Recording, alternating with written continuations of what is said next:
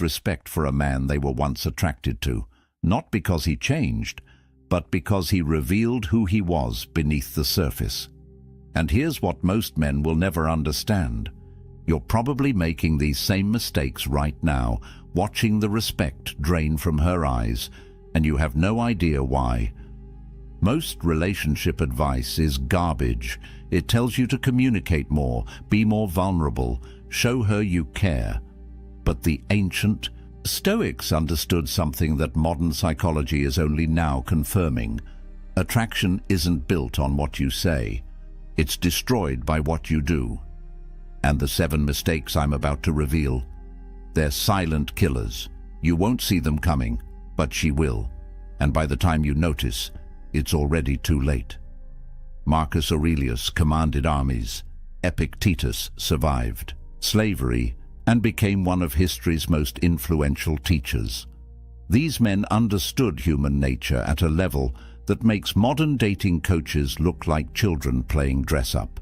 They knew that respect isn't given. It's commanded through your actions, your frame, and your absolute refusal to abandon yourself for anyone. Over the next 25 minutes, you're going to learn exactly why women lose respect for men. Not theories, not feel-good platitudes. Cold, hard truths backed by ancient philosophy and modern neuroscience. I'll be referencing statistics that will shock you, Stoic principles that have stood for 2 millennia, and the exact behavioral patterns that separate men who keep respect from men who lose it. But here's what you need to know before we go further. The 7th mistake on this list is so devastating, so completely fatal to attraction, that once you commit it, there's almost no coming back. It's the mistake that makes all the others inevitable, and I guarantee you're either doing it right now, or you're one decision away from falling into it. If you've ever felt her pull away and couldn't understand why, if you've watched attraction fade and blamed yourself without knowing what you actually did wrong, if you're tired of being the nice guy who finishes last while pretending you don't care, this video will change everything. Subscribe now, because 99% of men need this information, but most won't have the courage to watch until the end. Let's begin with the first mistake. It seems innocent. You probably think you're being reasonable when you do it, but it's already destroying how she sees you. The first mistake that kills respect is excessive explanation of your choices. And before you dismiss this as minor, understand that this single behavior signals something primal in her brain: uncertainty, weakness, a man seeking approval instead of living by conviction. Marcus Aurelius wrote extensively about self-justification. He observed that the moment you feel compelled to explain yourself beyond simple clarity, you've already surrendered your authority. Think about that.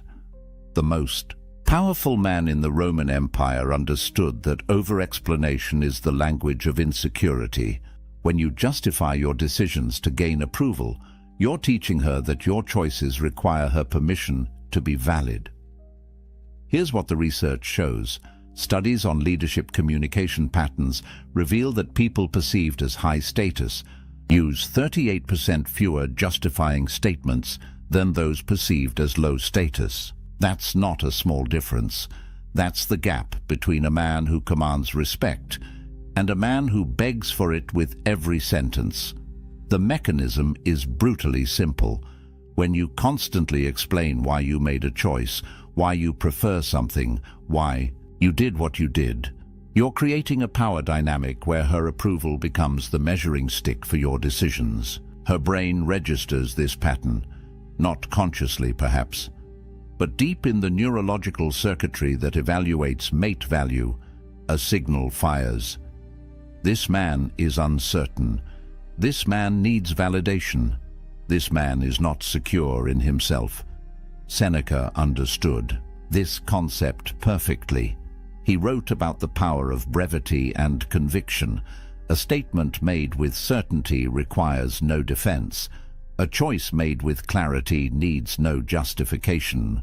When you speak your truth and move forward, you demonstrate something that triggers respect at a biological level. self-trust. And a man who trusts himself is a man worth following. But here's where men get confused. They think explaining is being considerate, thoughtful, communicative, and there's a difference between accountability and approval seeking that most men never learn. Accountability sounds like, I chose this because it aligns with my values. Approval seeking sounds like, I chose this because I thought you'd like it, and if you don't, I can change it. I just wanted to make sure you were okay with it. And see the difference. One is a statement. The other is a negotiation with reality itself. Epictetus taught his students about the dichotomy of control. Your judgments belong to you. Other people's opinions belong to them. When you explain yourself excessively, you're trying to control something that isn't yours to control. Her perception and that desperate reach for control reveals the exact opposite of what you want to project. Research in social psychology confirms this. People trust decisive communication. When you state your position without hedging, without qualifiers, without the endless parade of justifications, you activate trust responses in the listener's brain. But when you over-explain, you trigger suspicion. Because at a subconscious level, she's wondering, why does he need to convince me this much? What is he hiding? What is he uncertain about? The Stoics had a phrase for this, living according to nature. Not nature as in trees and rivers, but nature as in your essential character. A tree doesn't explain why it grows toward the sun. A river doesn't justify its path to the ocean. They simply are what they are. And when you live with that same unconflicted certainty, when you make choices and state them without the desperate need for approval, you embody something that respect cannot help but follow. So here's your first truth. Secure men state, insecure. Men explain. Which one are you? But this next mistake is worse, because you're doing it to be nice.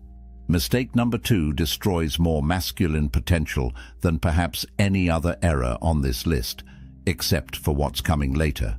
And it's this: abandoning your mission for validation, sacrificing your purpose, your goals, your direction in life, because you think it will make her respect you more. It does the exact opposite.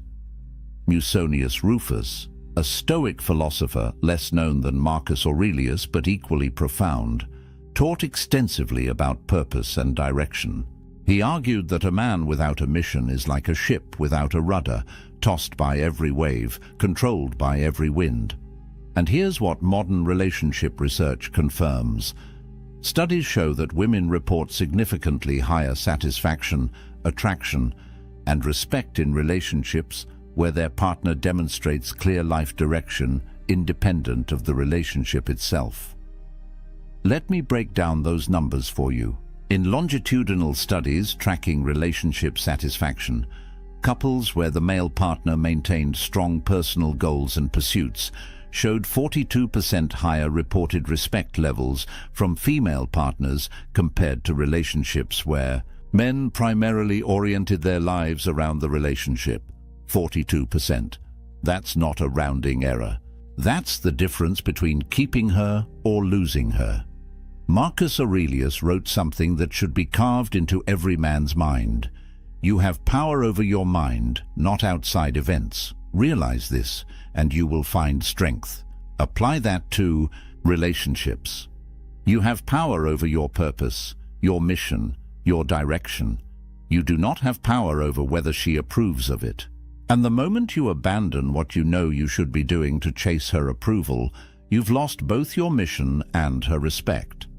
Here's the paradox that breaks most men. They believe availability equals value. They think, if I'm always there, always accessible, always putting her first, she'll see how much I care and respect me more. But the data reveals something completely different. Research on attraction patterns shows that women consistently report higher attraction to partners. who demonstrate what psychologists call high investment in personal goals. Not high investment in chasing her, high investment in building themselves. The Stoic framework explains why.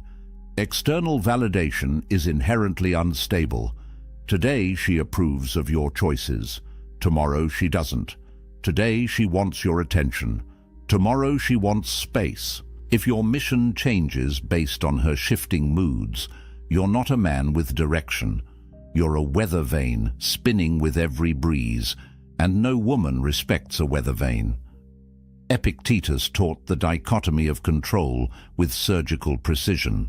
There are things within your control: your choices, your values, your effort, your discipline. There are things outside your control: her moods, her approval, her attraction, her respect.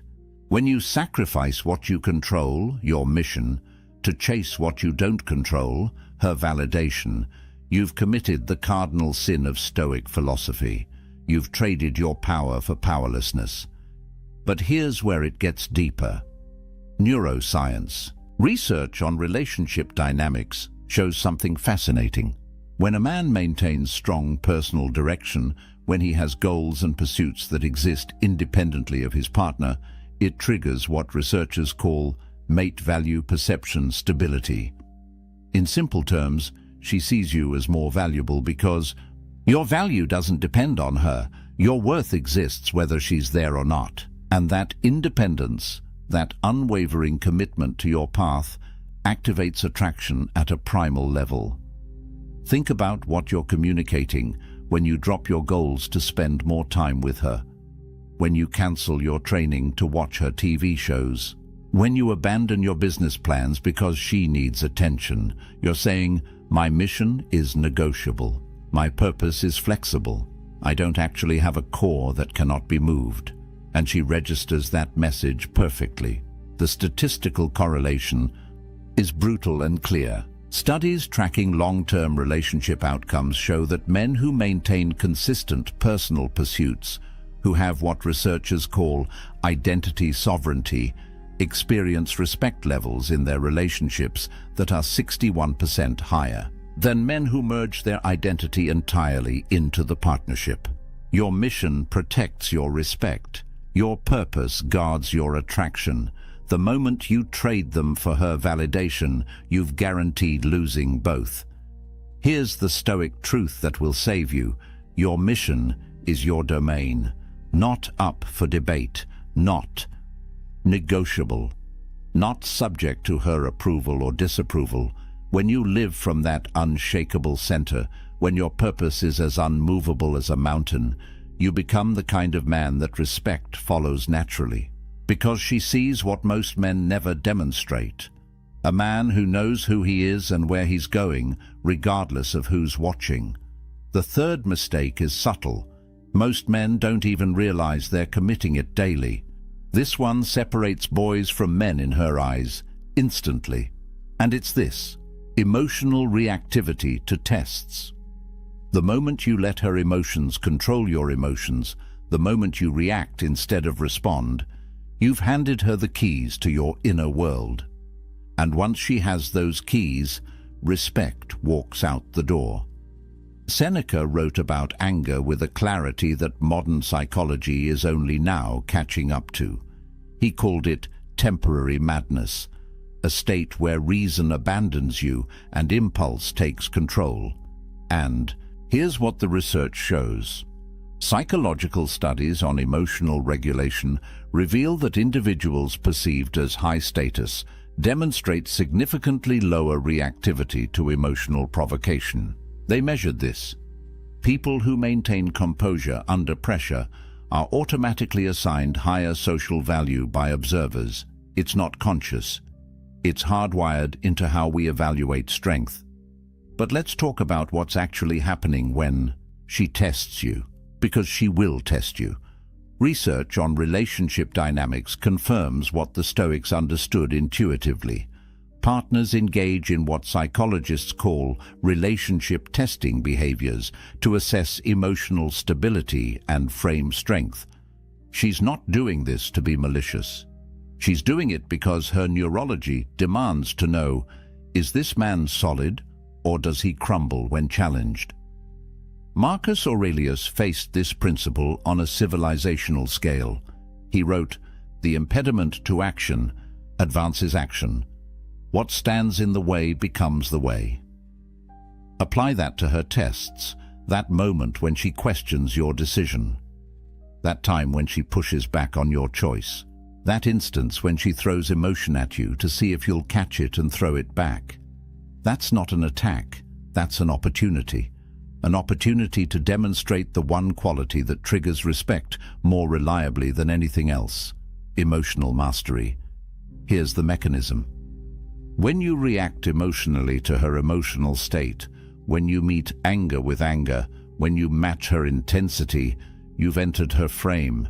You're now playing her game by her rules, and in that game, you've already lost, because the moment you needed to react, you proved you're not the rock she's looking for.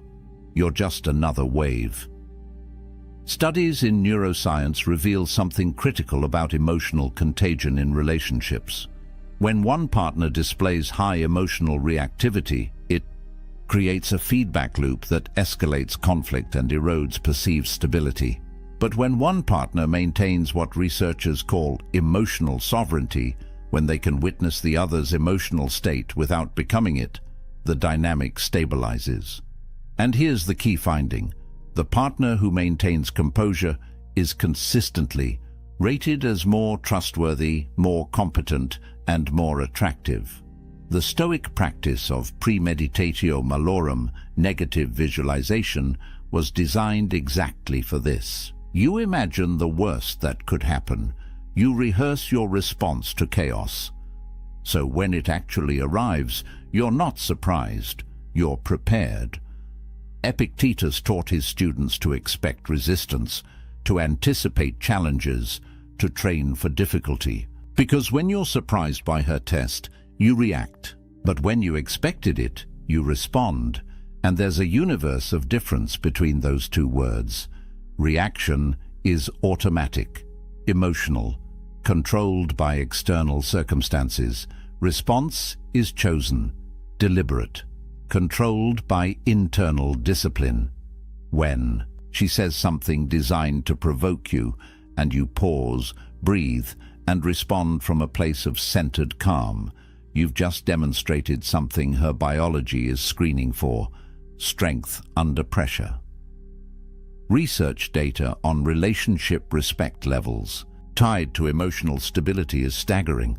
Partners who demonstrate consistent emotional regulation receive respect ratings that are 54% higher than partners with high reactivity patterns. That's more than half. Over half the difference between respect and contempt comes down to whether you can control your emotional state when tested. But here's what most men miss. They think emotional mastery means suppression, becoming stone, showing nothing. That's not stoicism, that's avoidance. Marcus Aurelius felt deeply. Seneca wrote about grief with profound emotion. The difference is they felt their emotions without being controlled by them. They experienced the wave without becoming the wave. And that's what she needs to see. Not that you don't feel, but that what you feel doesn't dictate what you do. The statistics on this are clear. Relationship studies show that emotional reactivity is one of the top 3 predictors of long-term respect loss. When you consistently react to her emotional state with your own emotional chaos, you're training her to see you as unstable, unreliable, not the foundation she thought you were.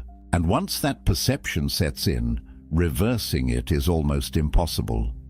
So here's your third truth. Your reaction reveals everything about your character.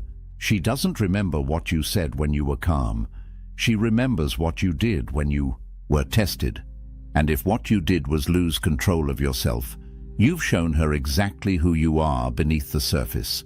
Mistake number 4 is where good men unknowingly sabotage themselves. Most relationship advice tells you to do this. But the Stoics knew it kills attraction, and it's this: seeking permission instead of leading. Asking, "Is this okay?" when you should be stating, "This is what we're doing." Turning every decision into a negotiation when leadership requires conviction. Heracles, a Stoic philosopher less celebrated than Marcus Aurelius, but deeply insightful, wrote about natural hierarchy and roles within partnerships. He understood something that modern egalitarian thinking tries to erase, but biology refuses to forget. Certain dynamics create attraction, and certain dynamics destroy it. And one of the fastest ways to destroy it is to transform yourself from a leader into a permission seeker. Statistical data on this is remarkably consistent. Relationship satisfaction studies show that partnerships where decision-making follows clear leadership patterns report 29% higher satisfaction ratings than relationships characterized by constant negotiation and approval seeking. 29%. That's the difference between a relationship that flows and one that stagnates in endless discussions about what to have for dinner. But let's be precise about what we mean. This isn't about domination. It's not about ignoring her input or steamrolling her preferences.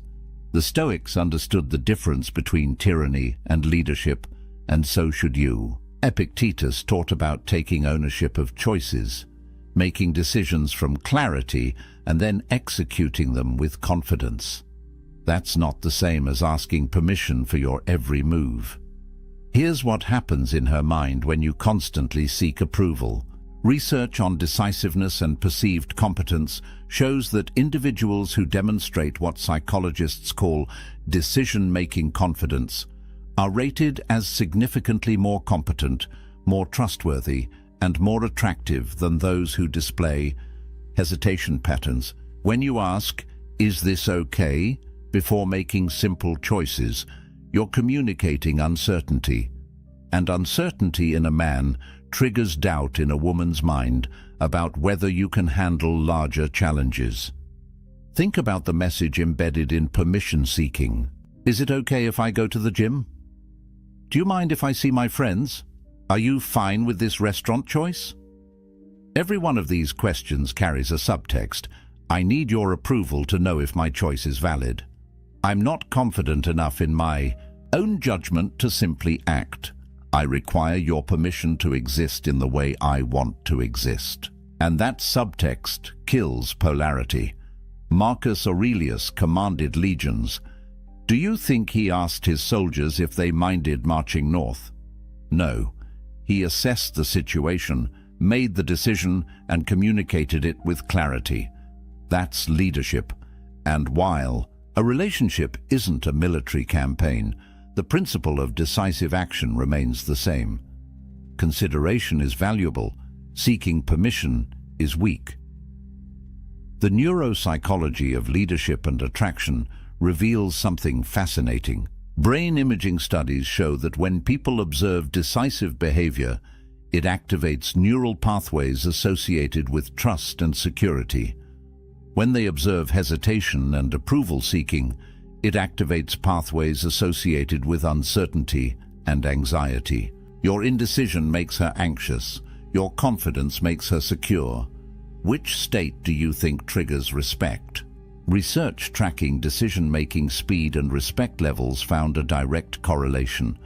Partners who make decisions efficiently, who assess options and commit without endless deliberation, receive respect ratings 33% higher than partners who agonize over every choice and seek constant validation, 1/3 higher. That's the tax you pay for weakness disguised as consideration. But here's where men get confused. They think asking her opinion is respectful, and it can be when done correctly. There's a difference between, "What do you think about this option?" and "Is it okay if I do this?" The first invites collaboration. The second surrenders authority. Epictetus wrote about the importance of maintaining your sphere of choice. you can consider input. You cannot outsource your decisions.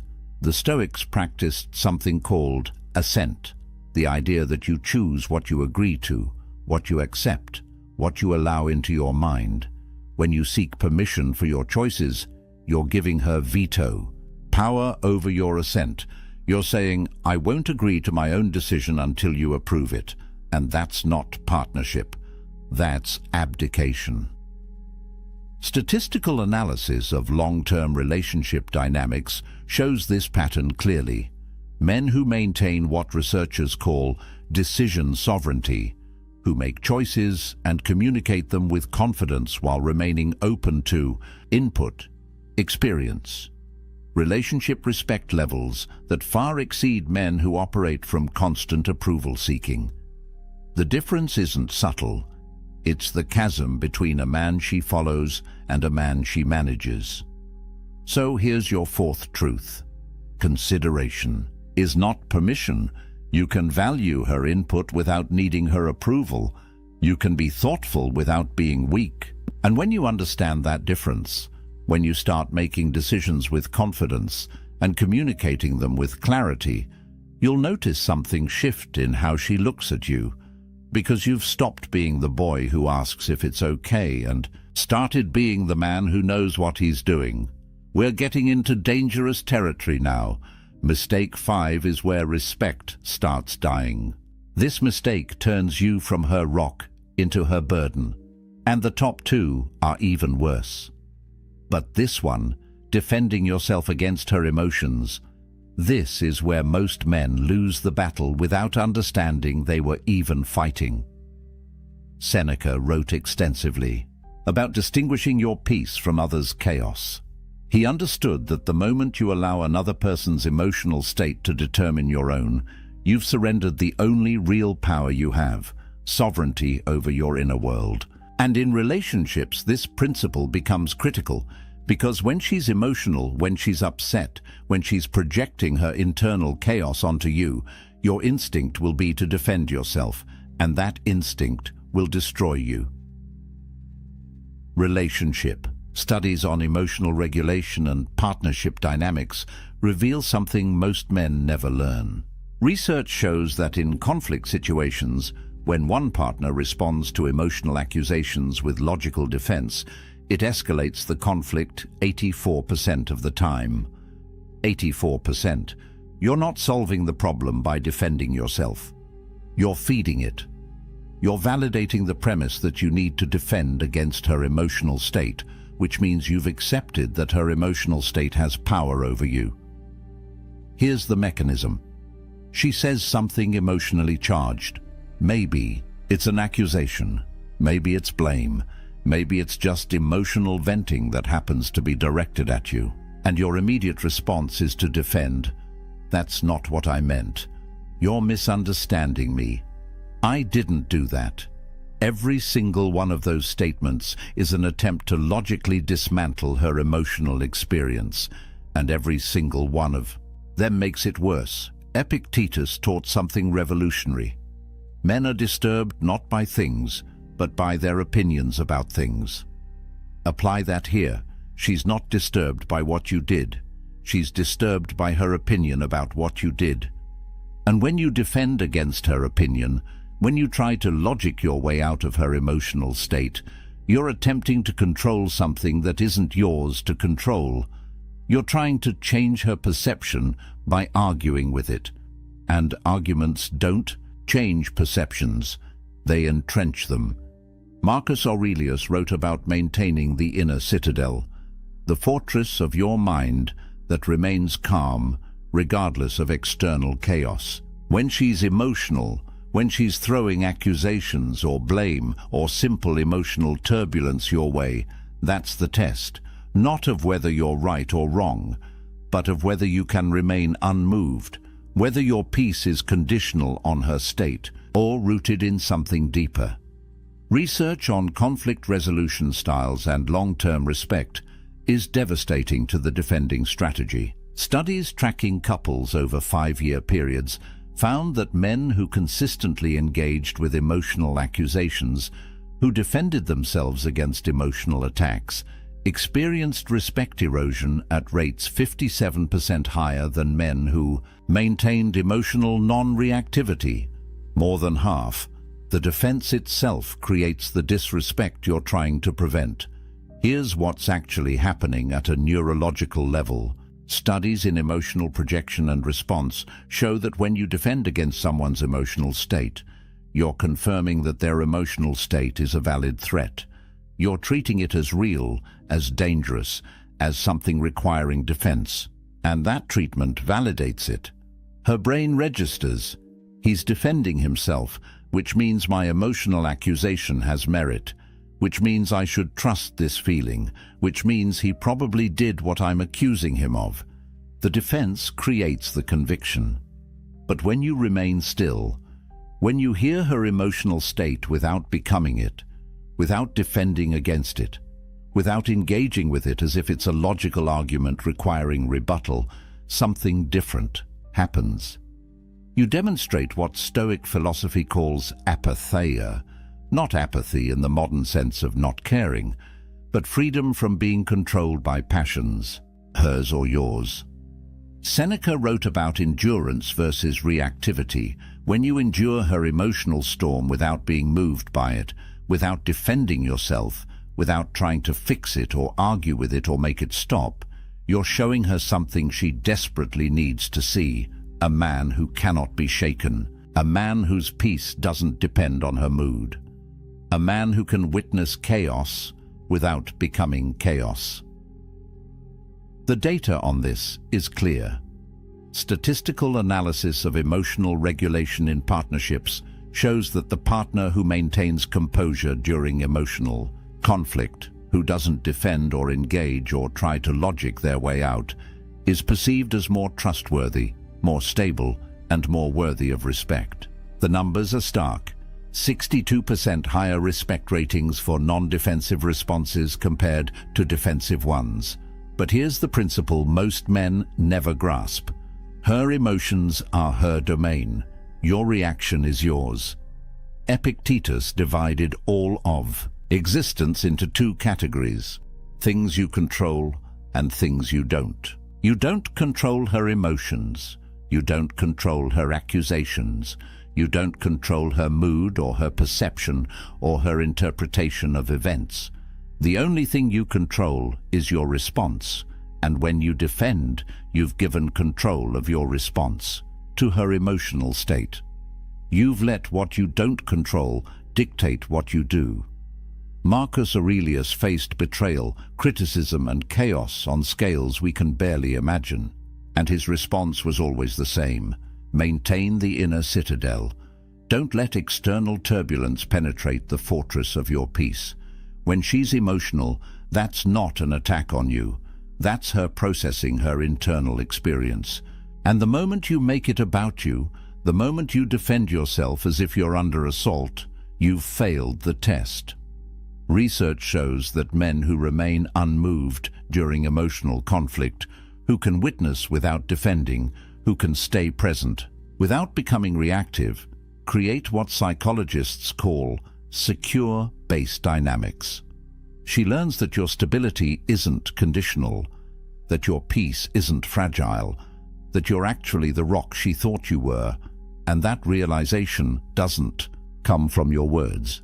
It comes from your stillness. So here's your fifth truth. Defending creates the problem you're trying to solve. Engagement with emotional accusations validates them. Your stillness is your strength. And when you understand that her emotions are her domain and your peace is yours, when you stop defending and start simply being unmoved, respect follows naturally. Because you've shown her what she's been testing for all along: a man who cannot be broken by her storms. The final two mistakes are fatal. They kill respect permanently. Number 6 happens when you think you're being strong.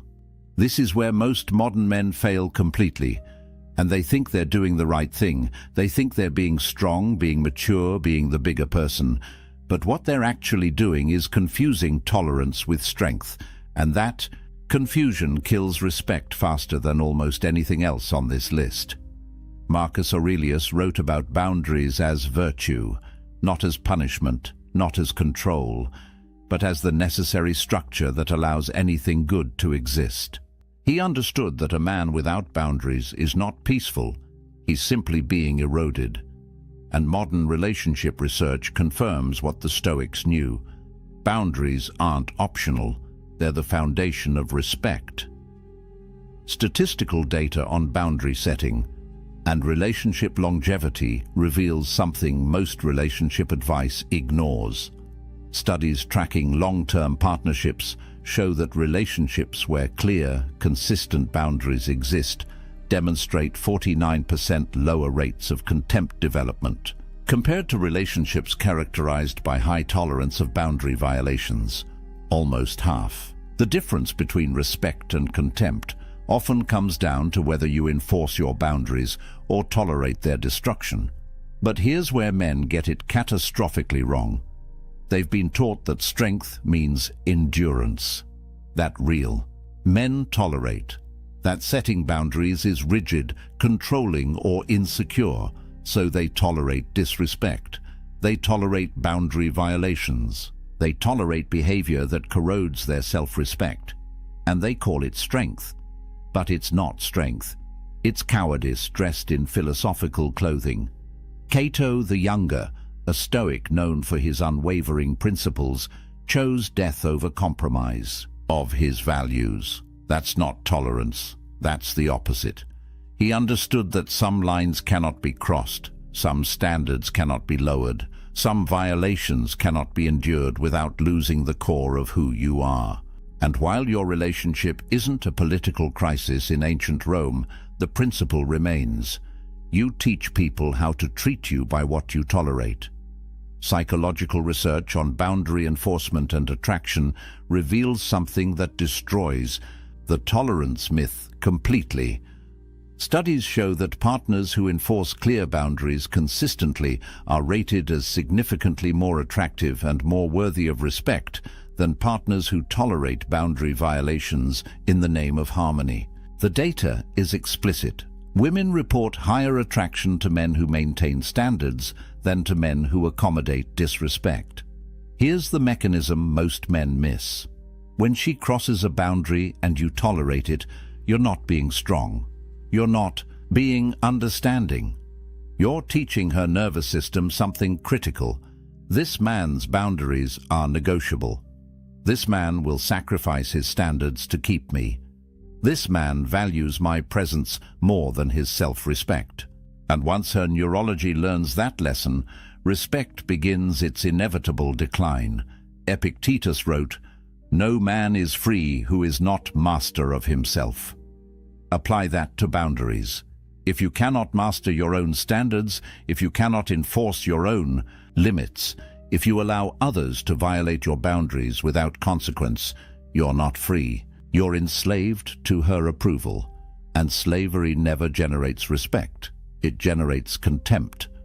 Neuroscience research on respect and boundary violations shows something brutal.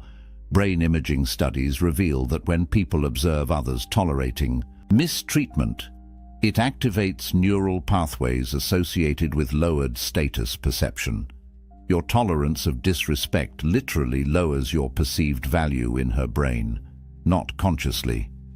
At the level of automatic neural processing, her biology is watching how you treat yourself, and it's downgrading your worth accordingly.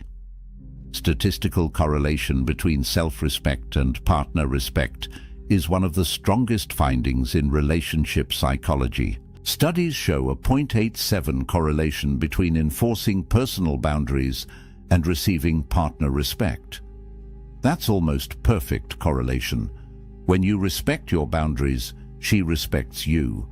When you tolerate violations of your boundaries, she loses respect. It's not complicated. It's not mysterious. It's mathematical.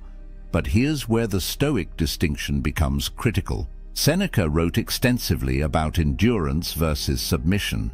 Endurance is choosing to bear difficulty for a purpose. Submission is allowing yourself to be degraded because you're afraid of the alternative. When you tolerate her disrespect because You're working toward a goal because you're strategically choosing your battles. That's endurance. When you tolerate her disrespect because you're afraid she'll leave if you don't, that's submission. And she can tell the difference. Research data on relationship power dynamics and satisfaction is unambiguous. Partnerships where one partner consistently violates boundaries without consequence show satisfaction decline rates of 68% over 3-year periods. 2/3 of satisfaction erodes when boundaries aren't enforced. Because without boundaries, there's no respect. Without respect, there's no attraction. Without attraction, there's no relationship worth keeping. Here's what most men don't understand about boundary testing. She doesn't cross your boundaries to see if you'll tolerate it. She crosses your boundaries to see if you'll enforce them. It's a test.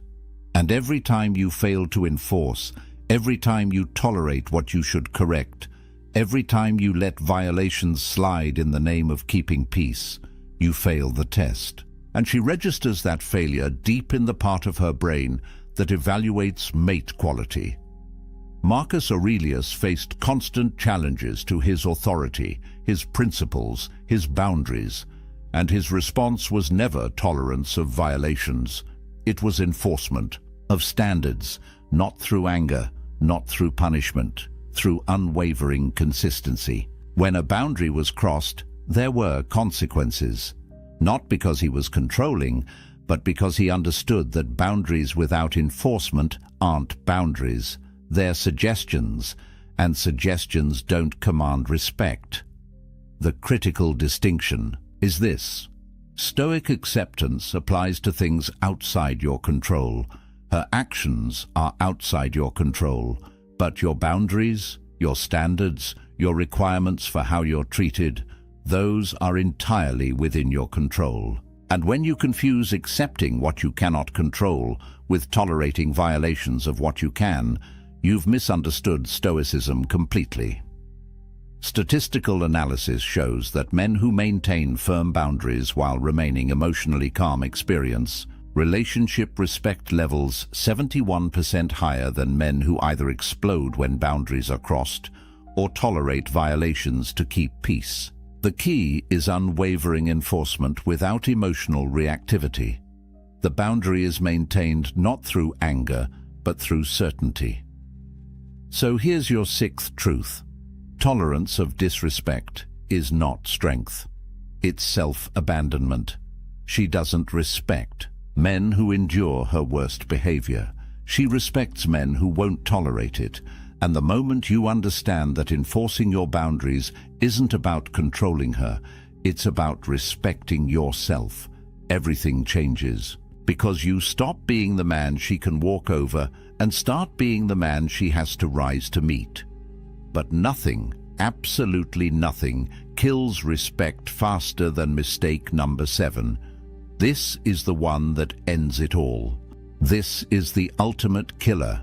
The mistake that makes all the others inevitable, the one that destroys not just her respect for you, but your respect for yourself.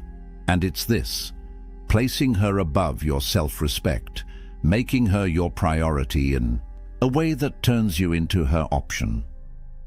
Marcus Aurelius, the most powerful man in the known world, wrote something that every man should memorize. The opinion of 10,000 men is of no value if you have no self-respect. Not the opinion of enemies, not the opinion of strangers. The opinion of 10,000 men means nothing if you don't respect yourself. Now apply that to one woman.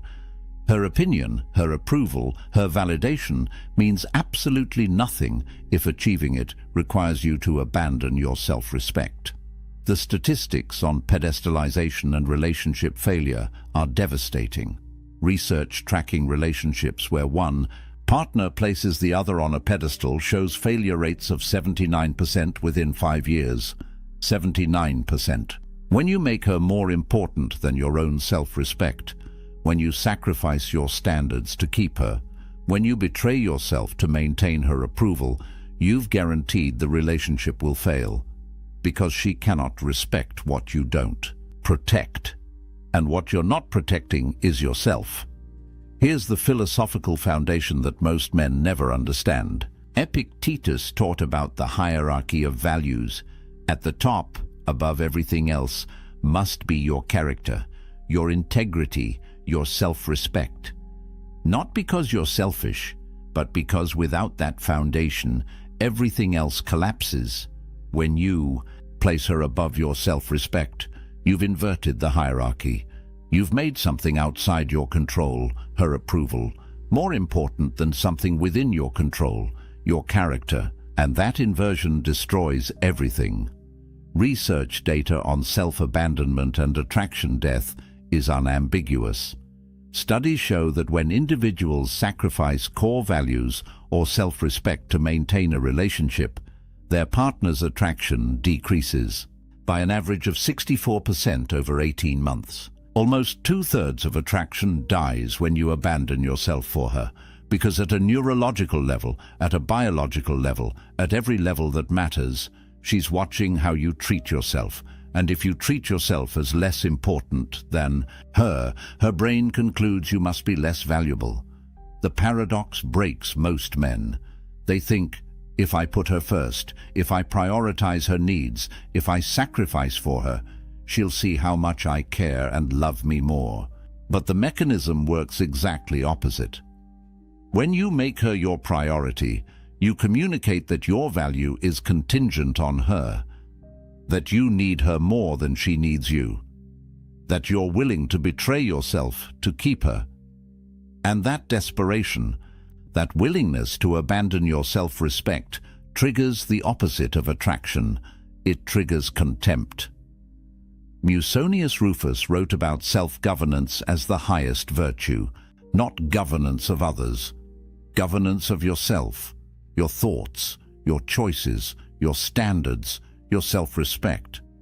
When you can govern yourself, when you maintain your standards regardless of external pressure, you demonstrate the only kind of strength that matters. But when you cannot govern yourself, when you let her desires override your self-respect, you've proven you're ungovernable, unreliable, a ship without an anchor. Neuroscience research on value perception and scarcity reveals why this mistake is fatal. Brain imaging studies show that we assign higher value to things that are scarce, that are not easily obtained, that maintain their standards regardless of our desire for them. When you abandon your self-respect to keep her, you've made yourself abundant, available, willing to compromise anything to maintain her approval. And abundance kills value. Scarcity creates it. Statistical analysis on self-respect levels and partner respect shows the strongest correlation in relationship psychology. The data is crystal clear. Men who maintain unwavering self-respect, who refuse to compromise their core values regardless of relationship pressure, receive respect ratings 93% higher than men who sacrifice self-respect for relationship maintenance. 93%. This isn't a minor factor. This is the entire game. But here's where it gets deeper. Seneca wrote, "A man who does not respect himself cannot respect others." Think about what that means. When you abandon your self-respect for her, you're not just harming yourself, you're harming your ability to genuinely respect her. Because if you'll betray yourself for approval, what won't you betray? If your self-respect is negotiable, what standards do you actually have? If you can't maintain boundaries with yourself, how can you maintain them with anyone? The mechanism is brutally simple. She watches how you treat yourself because that's the preview of how you'll eventually treat her. If you don't respect yourself enough to maintain your standards, why would she believe you'll respect her enough to maintain yours with her? If you'll abandon your values to keep her approval, what happens when keeping her approval requires abandoning her? Your self-abandonment doesn't make her feel special, it makes her feel unsafe, because she's with a man who has no core.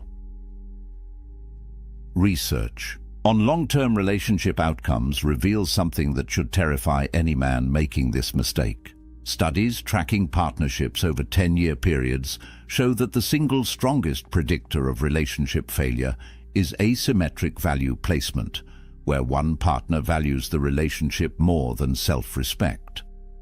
When you place her above yourself, you've created an asymmetry that guarantees collapse.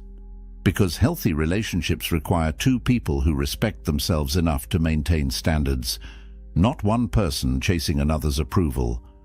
Marcus Aurelius faced unimaginable pressures: political intrigue, military threats, personal betrayals, and through all of it, he maintained one unwavering standard: self-respect above all else. Not because he was arrogant, but because he understood that the moment you sacrifice your self-respect for any external goal, no matter how valuable that goal seems, you've lost the only thing that makes achieving any goal meaningful. Here's the final truth about this mistake. When you place her above your self-respect, you're not showing her love. You're showing her fear. Fear that you're not enough. Fear that she'll leave. Fear that without her approval you have no value. And fear kills attraction at a cellular level. Research confirms this. Displays of fear-based behavior in relationships correlate with attraction decline rates of 86%. When she sees you afraid of losing her enough to abandon yourself, she's already gone. The Stoic principle is absolute. Your self-respect is non-negotiable, not because you're selfish, but because without it, you have nothing of value to offer anyone. When you maintain unwavering self-respect, when you refuse to place anyone above your own character and integrity, when you demonstrate that your standards are unmovable regardless of who's watching, you become the kind of man that respect follows. Naturally, she cannot respect what you don't protect. And if you won't protect your self-respect, if you'll sacrifice it to keep her, you've shown her exactly what you are: a man without a core, a man who can be moved, a man whose value is determined by her approval. And that man, no matter how nice, how caring, how available he is, will never command her respect. Because respect isn't given to men who abandon themselves, it's given to men who remain unmovable in who they are, regardless of the cost. So there they are. 7 fatal mistakes that kill respect: excessive explanation, abandoning your mission, emotional reactivity, seeking permission, defending against her emotions, tolerating disrespect, and the ultimate killer, placing her above your self-respect. But here's what you need to understand. All 7 of these mistakes stem from one source, one fundamental error that creates all the others. And it's this: seeking external validation instead of living from internal conviction. Every mistake on this list happens when you make her approval more important than your own standards, when you let her perception control your actions, when you abandon the Stoic principle that Marcus Aurelius lived and died by. You have power over your mind, not outside events. The ancient Stoics understood something that modern men have forgotten. Your value doesn't come from her approval. Your worth isn't determined by whether she respects you. Your strength isn't measured by whether she stays or leaves. All of that is outside your control. And when you chase what you cannot control, when you sacrifice what you can control to obtain it, you've guaranteed losing both. But here's the truth that will save you. These aren't quick fixes. This isn't a technique you apply tomorrow and everything changes. This is character reconstruction. This is rebuilding yourself from the foundation up, using principles that have stood for 2,000 years because they're based on human nature, not modern trends. Epictetus taught daily self-examination. Marcus Aurelius practiced constant reflection. Seneca wrote about measuring yourself against your own standards, not others' opinions. The statistics show that men who implement these principles, who commit to this path of self-respect and Stoic discipline experience relationship transformations that seem impossible to those still chasing approval. But it's not impossible, it's inevitable, because when you stop seeking respect and start embodying what commands it, when you stop chasing her validation and start validating yourself through your standards, respect follows naturally. The choice is before you right now. Continue the pattern. Keep making these mistakes. Keep wondering why attraction fades and respect dies. Or break the cycle today. Commit to the Stoic path. Prioritize self-respect above all else. Maintain your mission. Control your emotions. Lead with conviction. Enforce your boundaries. And watch how everything changes when you stop being the man who needs her approval and start being the man who doesn't. Subscribe to this channel for more Stoic wisdom that actually works in the real world. No feel-good platitudes, no modern relationship nonsense, just ancient truths backed by modern science, delivered directly. Comment below which mistake hit you hardest. Most men won't admit it, but the ones who do are the ones who actually change. And if you want to know what comes next, if you want to learn the 7 Stoic behaviors that make women pursue you instead of you chasing them, that video is coming next. The inverse of everything you just learned, the actions that create attraction instead of destroying it. But remember what Epictetus said about control.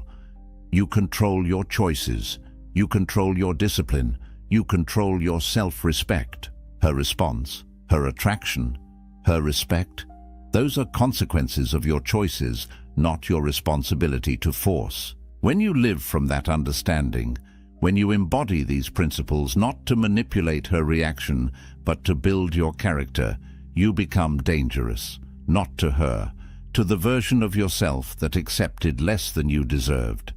The Stoics knew that the path to strength is simple but brutal. Stop seeking what others think. Start protecting what you know is right. Your self-respect isn't negotiable. Your mission isn't optional. Your boundaries aren't suggestions. And when you live from that unshakable foundation, respect doesn't need to be earned. It's commanded by who you are.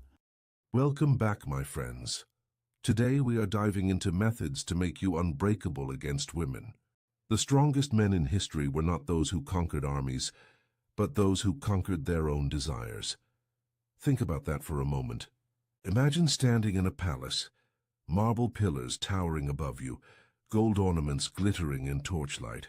The emperor's lover walks past, known for her beauty, for her cunning, for her ability to bend men to her will. And yet she cannot break his composure. His gaze does not falter. His breathing does not change. He remains unmoved, as if her presence were nothing more than smoke drifting through the hall. What did these men know that we've forgotten? What secret strength made them immune to the very temptations that brought others to ruin?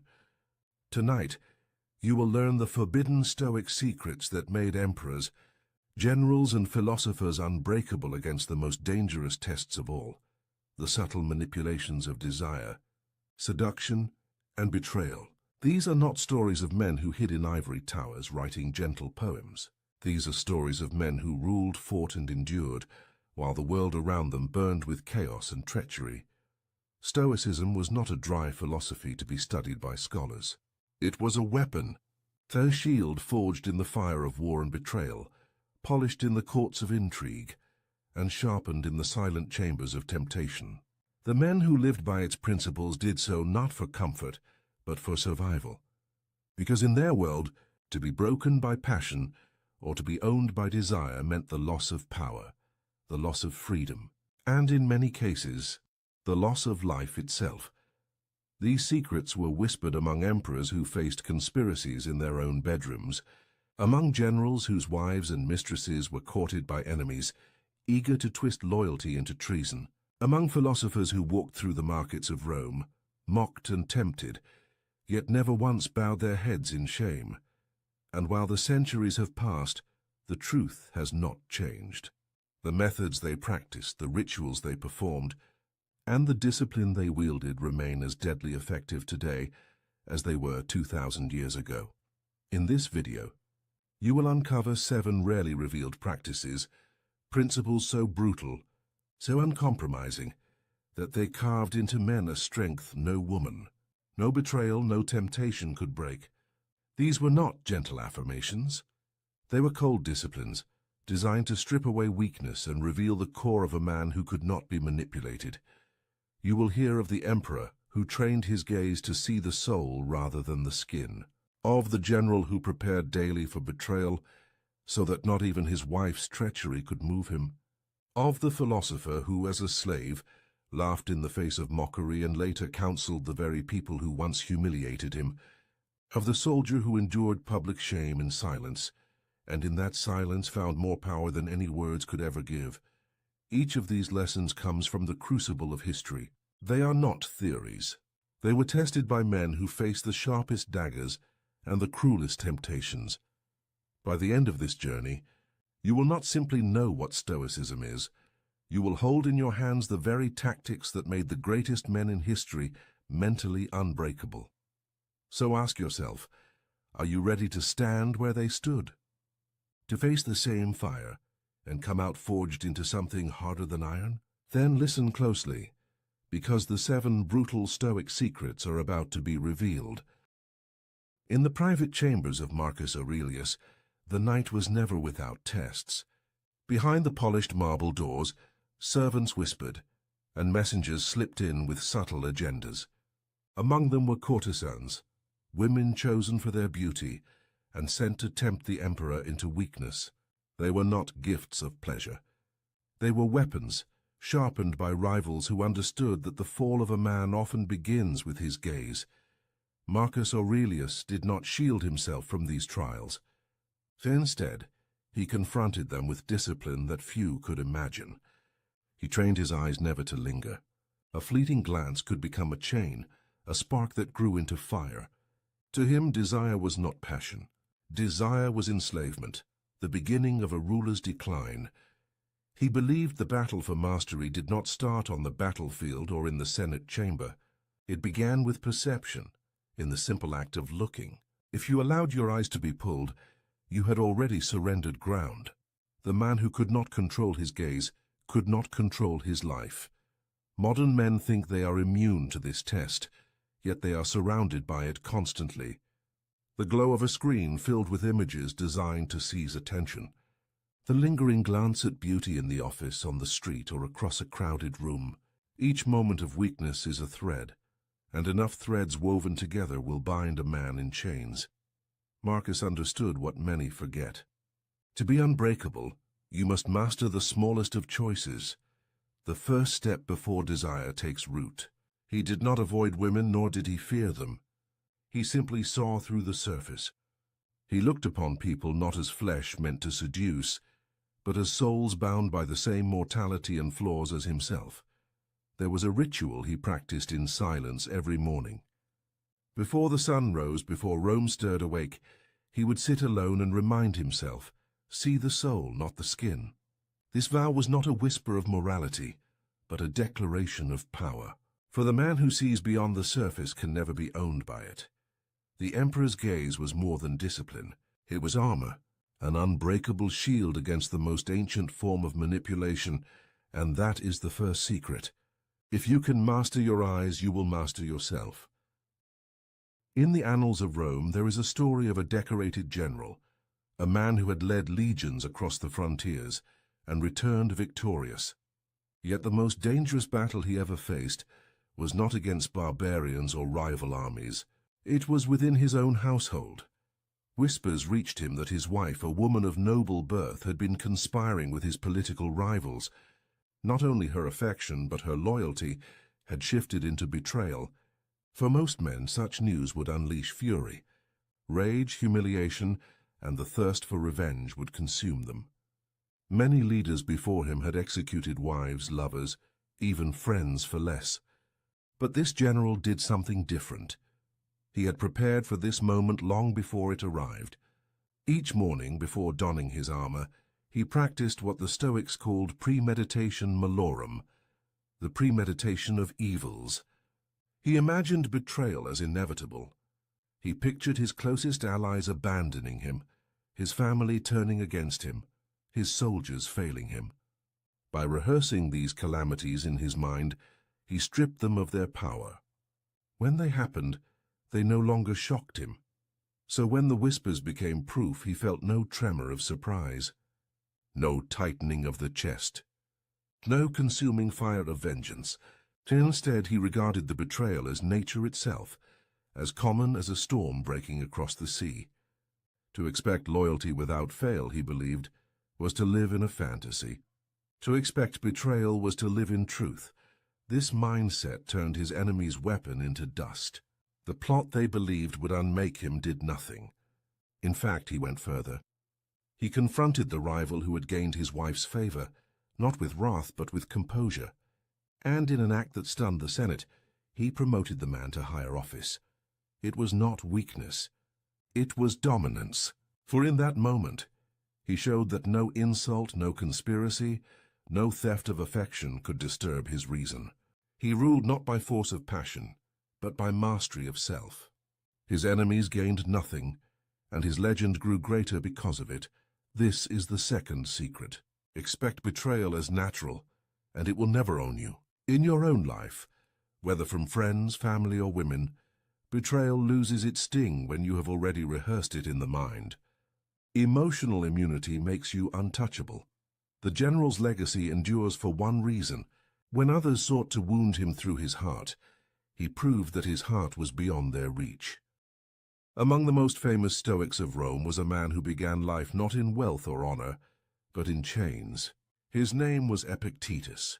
He was born a slave, treated as property, subjected to the cruelty of his master, and yet, from this lowly station, he rose to a level of authority that even free men envied.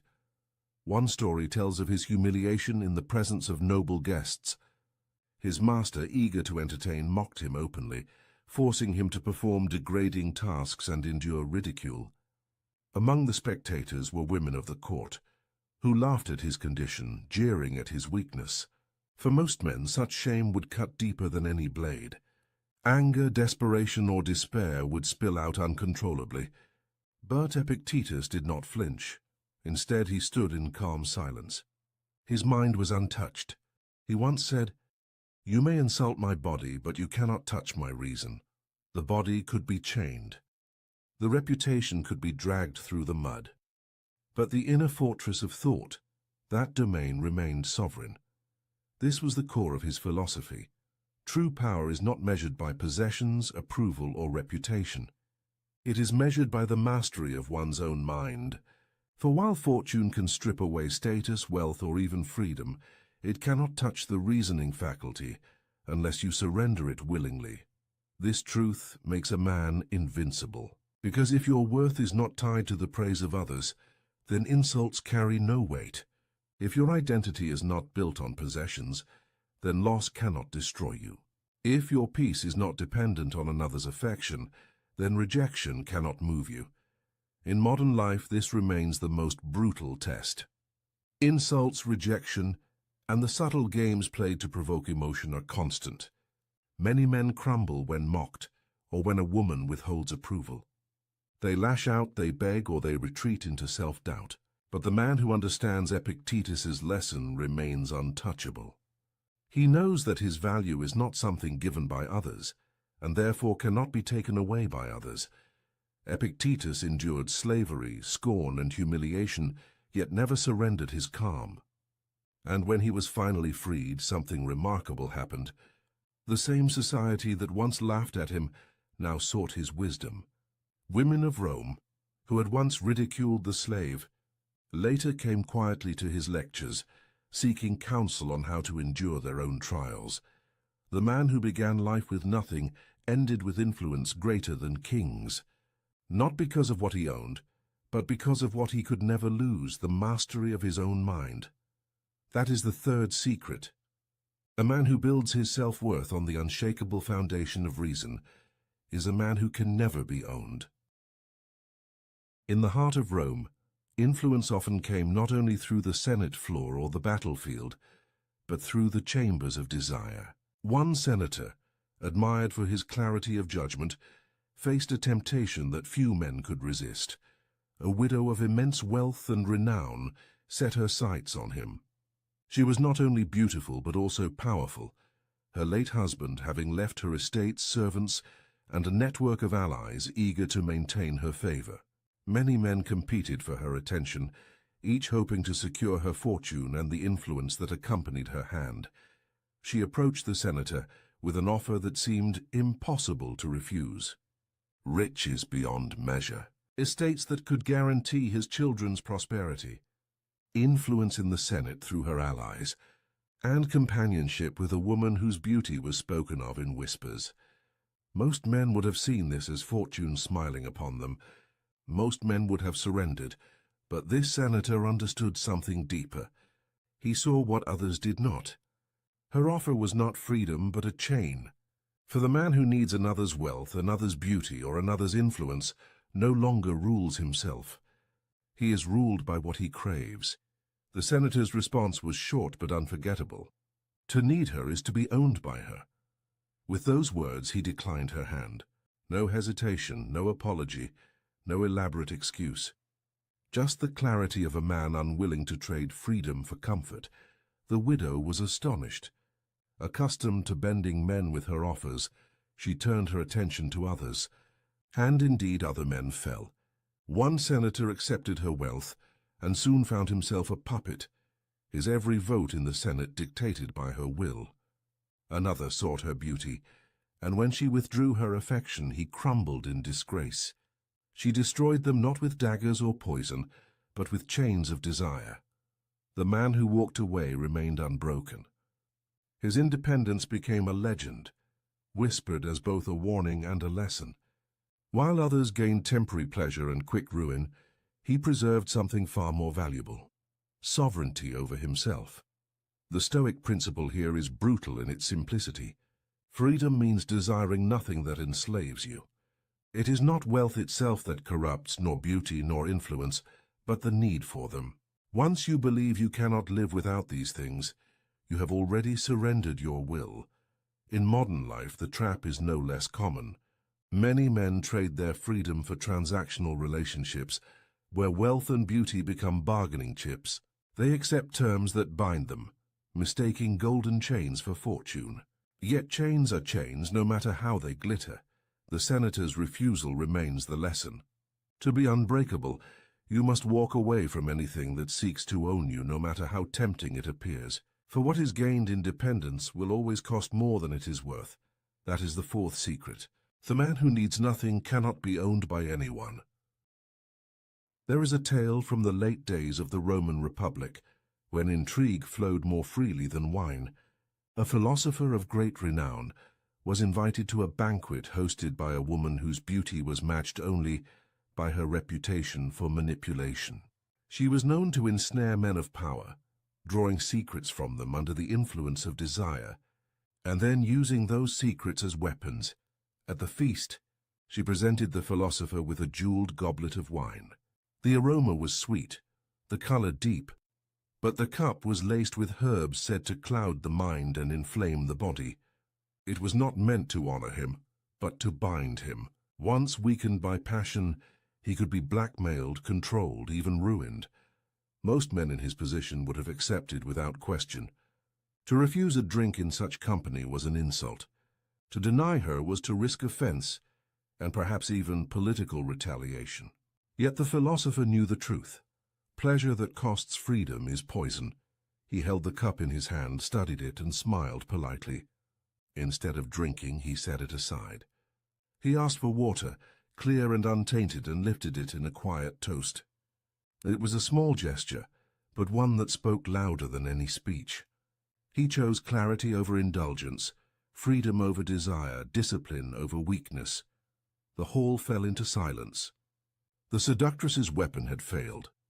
Her scheme collapsed, not because of confrontation, but because the man she sought to trap refused to play the game at all.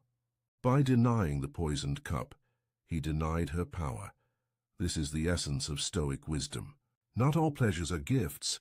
Many are traps, designed to enslave the will and bend the spirit.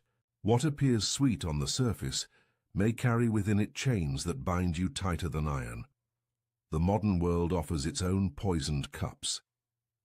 They come not only in the form of lust, but in endless digital distractions, hollow indulgences and fleeting pleasures that steal hours, weaken focus, and erode resolve.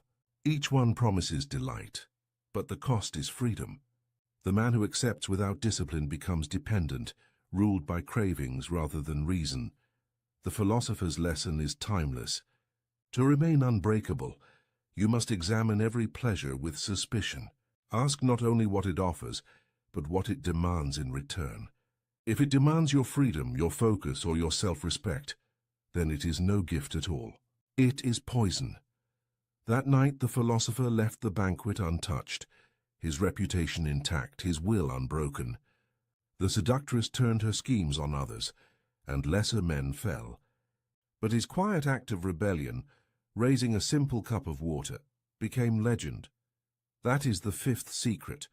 The man who refuses the poisoned cup can never be mastered. In the dusty camps along the Roman frontier, soldiers were tested not only by the sword, but by the eyes of those who watched them. Among these warriors was a centurion known for his iron discipline. He had marched through snow, fought through ambushes, and carried the scars of countless campaigns. Yet his greatest trial came not on the battlefield, but in the heart of Rome. Word spread quickly through the capital. His wife, a woman of high birth, was seen in the arms of another man. The whispers grew into open mockery. Rivals expected him to lash out with violence, to challenge the offender, to stain the streets with blood. Others expected him to crumble, humiliated before his men. A lesser soldier might have done both, but this centurion did neither. He showed no anger, no visible wound. He did not confront his wife in public, nor raise his voice in private. He spoke nothing of it at all. Instead, he carried on his duties with the same precision as before, drilling his soldiers, leading his marches, enforcing order. His silence unsettled everyone. The enemy could not provoke him. The gossipers could not shake him. The more they sought a reaction, the more his composure revealed their weakness. This was not passivity, it was strategy. He understood the Stoic principle that silence is a weapon. To rage, to argue, or to plead would have surrendered power to those who sought to break him. Indifference was stronger than confrontation, for it starved manipulation at its root. In modern life, the same truth holds. Many attempt to provoke men into emotional outbursts. Through insults, rejection, or public humiliation, the man who reacts gives away his strength, showing that his state of mind belongs to others. But the man who remains silent, who shows indifference, cannot be controlled. He starves the fire of attention until it dies on its own. The centurion's silence grew louder than any words could. His enemies could not twist his image into one of a jealous fool. His soldiers, seeing his unshaken demeanor, respected him more. Even the Senate, hearing of his restraint, elevated him further, for they trusted a man who could not be baited by scandal. And as for the accuser, the man who flaunted the affair, his name soon faded into shame. Without reaction to fuel his triumph, he became nothing more than a shadow of gossip, forgotten as quickly as he rose. The lesson is clear. Silence is not weakness, it is mastery. The unbreakable man does not need to defend his pride with words or violence. His composure speaks louder than any reply. That is the sixth secret. The man who governs his tongue and his temper rules not only himself but all who seek to provoke him. There is an account of a philosopher whose wife passed away after many years at his side. She was admired in the city, loved by her household, and her funeral was attended by crowds who came to mourn. The air was thick with incense, the sound of weeping echoed through the streets, and her body was carried with solemnity to its resting place. Among those gathered, all eyes turned to her husband. They expected him to collapse in grief, to weep as others wept, to show the same raw emotion that death forces upon even the strongest. But he did none of these things. He stood calm, his face composed, his gaze steady. He neither tore his garments in anguish, nor shed a single tear. His composure unsettled the mourners, who whispered that his heart must be made of stone. One man confronted him openly, mocking him before the crowd. "Do you feel nothing? Was she nothing to you, that you stand as if you have lost no one at all?" The philosopher's reply was simple, but it carried the weight of centuries. Death is not cruelty, but nature's order. To resist is to defy reason.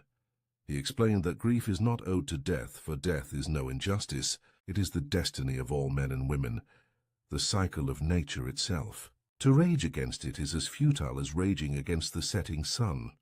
Tears do not change the order of the universe. Reason demands acceptance, for what cannot be altered must be embraced. The Stoic principle is clear. To accept nature is to master suffering. Even the loss of love is not tragedy but training. Each heartbreak is an opportunity to strengthen the mind against what is inevitable.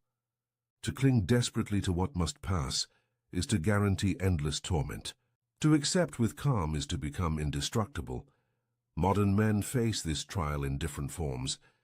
The end of a relationship, betrayal, abandonment, heartbreak. Each feels like death and each tempts men to collapse in grief. But the philosopher's example reveals the path of mastery. Do not curse nature for taking what was never yours to keep. Stand firm, let reason guide you, and move forward unbroken. When the final rites were finished, the philosopher did something that chilled those who witnessed it. As the mourners sobbed and the air was filled with lamentation, he turned from the graveside and walked away with head unbowed, steps steady and spirit unshaken. Where others dissolved into sorrow, he carried himself like stone, a living reminder that no power in the world, not even death, could bend his reason. That is the seventh secret. Acceptance is not indifference, it is power. The man who accepts all that nature brings cannot be destroyed by loss, for nothing can take away his mastery of himself. The lessons are now before you: the emperor's gaze, the betrayed general, the slave who owned his masters, the widow's trap, the poisoned cup, the soldier of silence, and the philosopher's funeral. 7 brutal secrets, each forged by men who refused to be broken. These were not abstract ideas or comfortable teachings. They were weapons sharpened by necessity, proven in the harshest trials of life. Men who ruled empires, commanded armies, and endured humiliation carried these principles as their shield. They stood unmovable, even when beauty, betrayal, temptation, and death itself tried to break them. And you too can carry them. Implementing even one will separate you from the ordinary. Because most men surrender their minds at the first test. They let their gaze be captured, their emotions be provoked, their desires be chained, their grief consume them. But the man who takes these secrets into himself walks another path. He is no longer ruled by what he cannot control. He rules himself, and that is the highest form of power. So let this be your final strike of the night. Start tomorrow. Do not let your eyes, your heart, or your silence be controlled by another. That is the first step to becoming unbreakable. Begin with the first secret. Tomorrow morning, practice the emperor's gaze.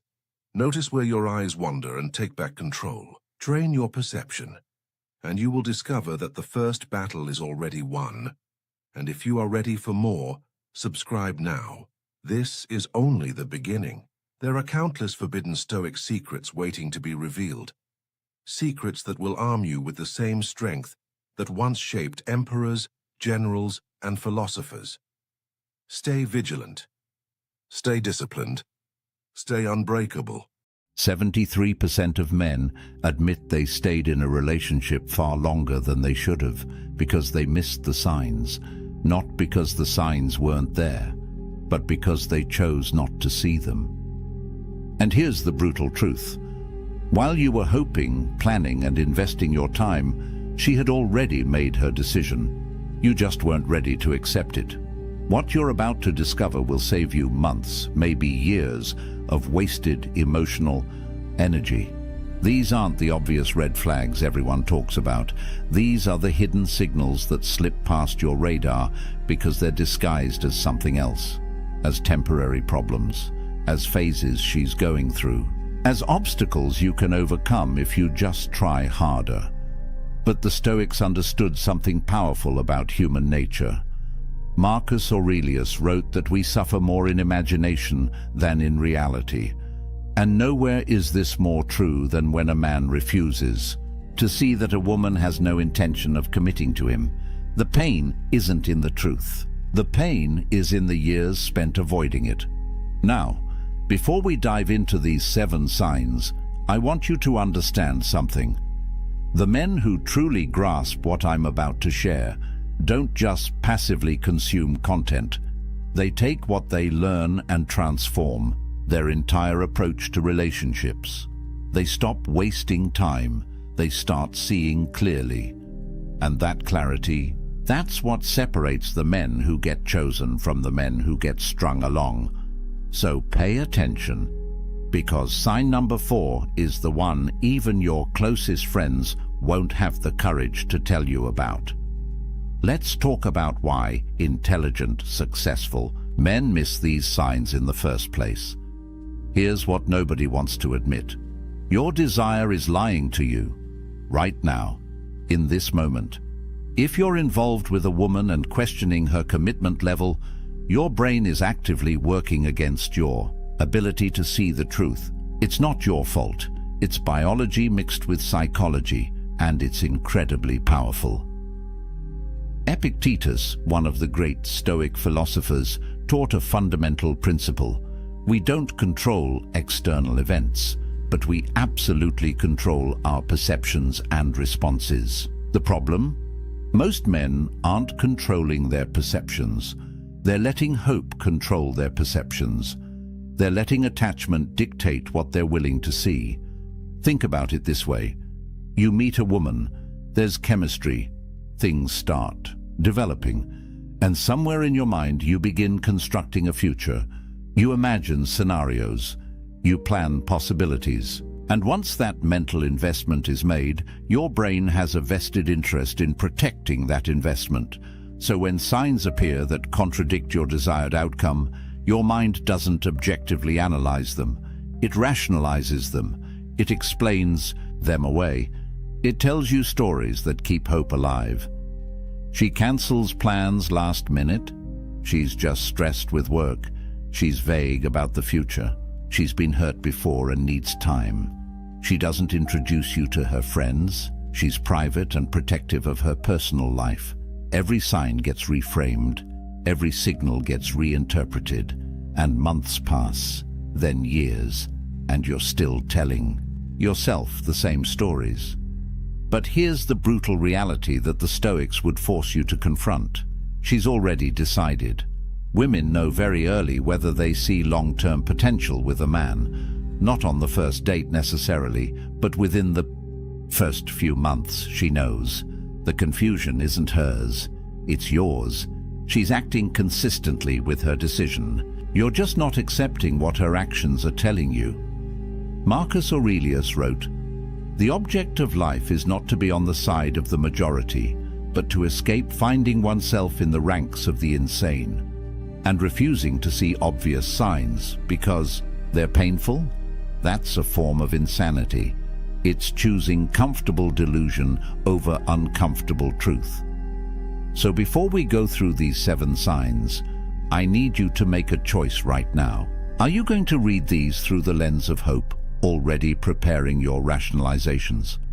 Or are you going to read them with Stoic clarity, willing to face what's real? Because the signs are always there.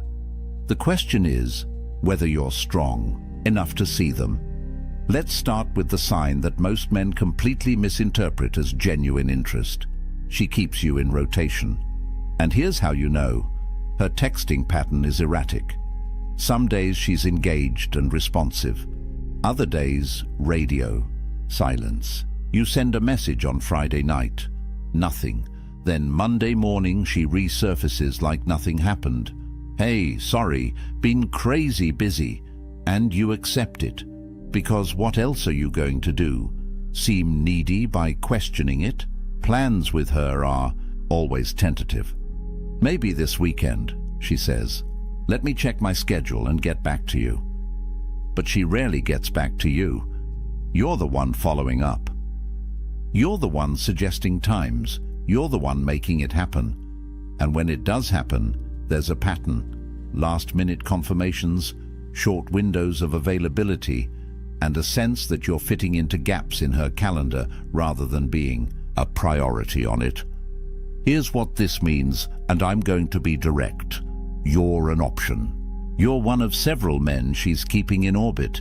Not because she's malicious, but because she's doing what anyone does when they haven't found what they're looking for, keeping their options open while continuing to search. Seneca wrote about self-respect and dignity as non-negotiable elements of a virtuous life. He would tell you that accepting scraps of attention is beneath you, that settling for sporadic interest is an insult to your own value. But most men don't see it this way. They see intermittent reinforcement and mistake it for a challenge to overcome. Let me paint you a clearer picture. You text her Wednesday suggesting weekend plans. She responds Thursday evening. This weekend is tough. Maybe next week.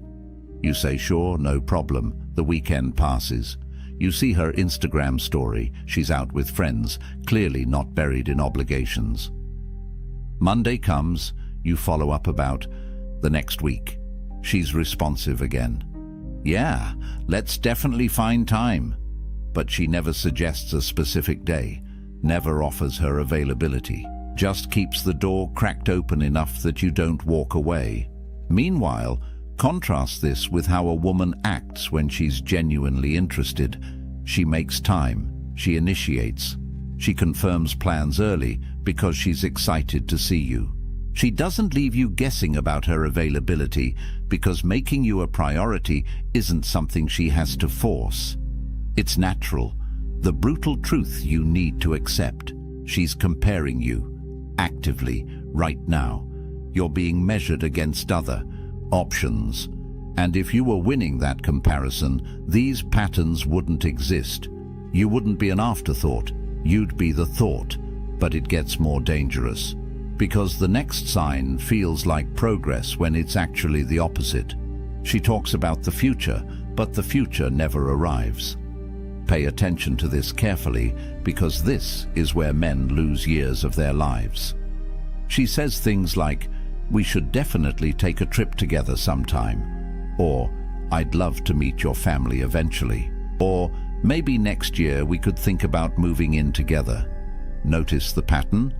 Sometime, eventually, maybe. These are fog words. They create the illusion of forward movement while committing to absolutely nothing. You bring up Thanksgiving, plans in October. "Oh, I don't know. My family situation is complicated." You mention a concert 3 months away. "Let's see how things are going then." You suggest planning a weekend away. "That sounds amazing, but work is crazy right now. Let's revisit it in a few weeks." Here's what's happening. She's keeping you invested without actually investing herself. She's discovered that vague future promises are enough to keep you around, so she deploys them strategically. And here's the insidious part. You interpret this as her wanting a future with you. Look, she's talking about trips. She mentioned meeting family. She's thinking long-term. No. She's thinking about how to manage your expectations without actually meeting them. Marcus Aurelius had a simple test for this. Judge people by their actions, not their words. Words are cheap. Words cost nothing. Anyone can paint verbal pictures of possible futures. But actions? Actions reveal true intentions, and when someone's actions consistently contradict their words, you don't have a communication problem. You have a truth problem. Let me show you the difference. A woman who genuinely sees a future with you doesn't speak in hypotheticals. She makes plans, real plans, with dates, with confirmations. Let's go to that concert. I'll buy tickets for December 15th. Does that work for you? Or I want you to meet my parents. They're having dinner next Sunday. Can you make it? See the difference? Specificity, commitment, action. Not someday we should, but here's when. Let's do it. But when you're getting vague future talk, what's really being communicated is this: I need to keep you emotionally invested enough that you don't leave, but I'm not ready to commit to you as my definite future. She's buying time. Time to keep looking. Time to keep her options open. Time to see if something better comes along. And the worst part, the longer you accept vague promises, the more you're training her that you'll settle for them. You're demonstrating that words without action are sufficient for you, that you don't require follow-through. That hope is enough. Epictetus taught that we should focus only on what's within our control. Her commitment isn't within your control, but your standards are. Your willingness to accept indefinite vagueness is entirely within your control, and every day you accept it, you're choosing it. Which brings us to the third sign. And this one is painful because it's so obvious once you see it. You're not part of her real life. You're separate, compartmentalized, isolated. How long have you been seeing her? 3 months? 6 months? A year? Now answer this. How many of her friends have you met? How many of her family members know you exist? When she posts on social media, are you ever in the frame? If the answer is none, and no, you're not in a relationship heading toward commitment. You're in a situationship that she's deliberately keeping isolated from her actual life. Here's what people don't understand about integration. When a woman sees you as her future, she naturally wants to integrate you into her present, not because she's following some relationship rulebook, but because humans naturally bring the people they value into their social circles. We want our friends to meet the person we're excited about. We want our family to know them. We want to share our joy with the people we love. So when she's actively preventing that integration, it's not because she's private or her friends are judgmental or the timing isn't right. It's because she doesn't see you as permanent. And she knows that integrating you would send a message to everyone in her life and to herself that she's not ready to send. Think about what integration actually signals. When she introduces you to her best friend, she's saying, "This person matters to me." When she brings you around family, she's saying, "I see this going somewhere serious." When she includes you in her social media, she's saying, "I'm proud to be associated with this person publicly." All of those statements require a level of commitment she hasn't made, so she keeps you separate. The relationship exists in a bubble, just the two of you. No external validation, no social proof, no permanent record. And when you bring it up, watch the excuses. "My friends are so judgmental, I don't want them to scare you off." Translation: I'm not ready to deal with their questions about where this is going. I don't really do social media with my relationships. Translation: I don't want to appear unavailable to other options. My family is complicated. I'm protecting you from drama. Translation: I'm not ready to signal to them that I'm off the market. Epictetus would tell you to observe what people do when they think no one is watching. But I'll modify that. Observe what people do with their real lives when you're not around. Because that's where the truth lives. A woman who's committed to you doesn't hide you. She showcases you. Not in some performative way, but naturally. Because you're part of her life. So of course you're around when she's with friends. Of course family knows about you. Of course there's evidence of your existence in her world. But when you're kept separate, when months go by and you're still her secret, you're not her future. You're her present convenience. And the longer you accept that role, the longer you'll stay in it. Now, this next sign is so subtle that even relationship experts miss it. But once you see it, you can't unsee it. She deflects every conversation about the relationship itself. You try to have the "what are we" conversation. She makes a joke. "Why do we need to label things? We're having fun, aren't we?" You try to discuss where things are heading. She gets slightly irritated. "Why are you being so serious? Can't we just enjoy what we have?" You express that you'd like more clarity about exclusivity. She deflects. "I thought we were on the same page. Do we really need to have this talk?" Notice what's happening here. She's not answering your questions. She's questioning why you're asking them. She's reframing your need for clarity as a problem, as pressure, as you being needy or insecure or rushing things. This is intentional avoidance, and it's incredibly effective because it makes you feel like you're the one creating an issue by wanting basic relationship clarity. Here's the psychology behind this. She knows that having an explicit conversation about commitment would force her to either commit or be honest that she doesn't want to. Both options are uncomfortable for her. If she commits, she's closing doors she wants to keep open. If she's honest that she doesn't want to commit, you might leave. So she chooses option 3. Avoid the conversation entirely and hope you stop asking. Marcus Aurelius wrote extensively about courage as one of the 4 cardinal virtues. And this situation requires courage from both people. It requires courage from you to ask difficult questions, but it also requires courage from her to answer them honestly. When she deflects instead of answers, she's revealing a lack of courage, a lack of respect for you, and a lack of genuine commitment to anything beyond the present moment. Let me show you what this looks like in practice. You say, "I really like you, and I'd love to know where you see this going." She responds with, "I like you too. Let's just see where things go naturally without overthinking it." That sounds reasonable, right? Except it's not an answer. You asked a direct question about her vision for the future. She responded with a pleasant-sounding non-answer that commits to nothing.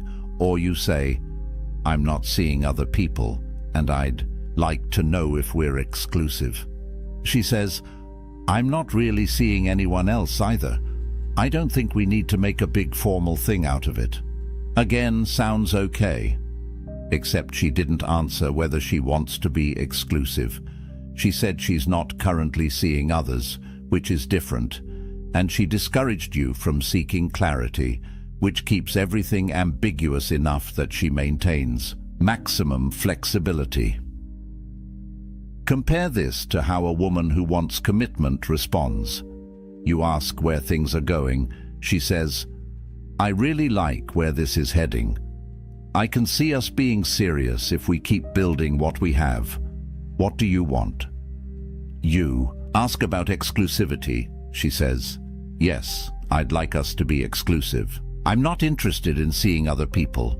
Direct, clear, no deflection, no irritation at your questions, because she wants the same thing you want, so your questions aren't threatening. They're welcome.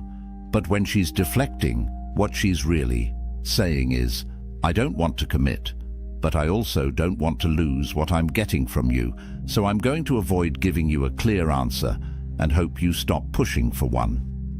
The Stoics would tell you that accepting ambiguity when you desire clarity is accepting suffering. You're choosing anxiety over peace. You're choosing to live in uncertainty when you could demand truth. And the only reason to do that is fear. Fear that the truth is something you don't want to hear, which connects directly to the 5th sign, and this one cuts deep. Her effort is minimal and declining, and you're doing all the work. Think about the beginning. How much effort did she put in? Probably quite a bit. She responded quickly to texts.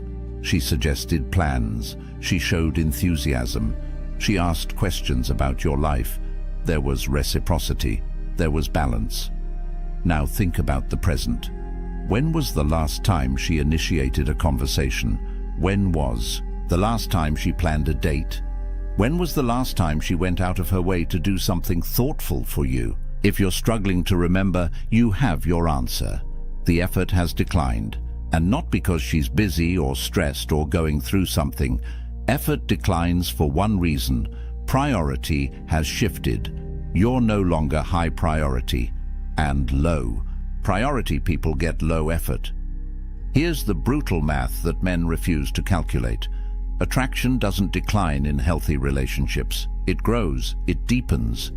The connection gets stronger, not weaker. So when effort is consistently declining, over time it's not a phase, it's a trend. And that trend is telling you exactly where her interest level is going: down.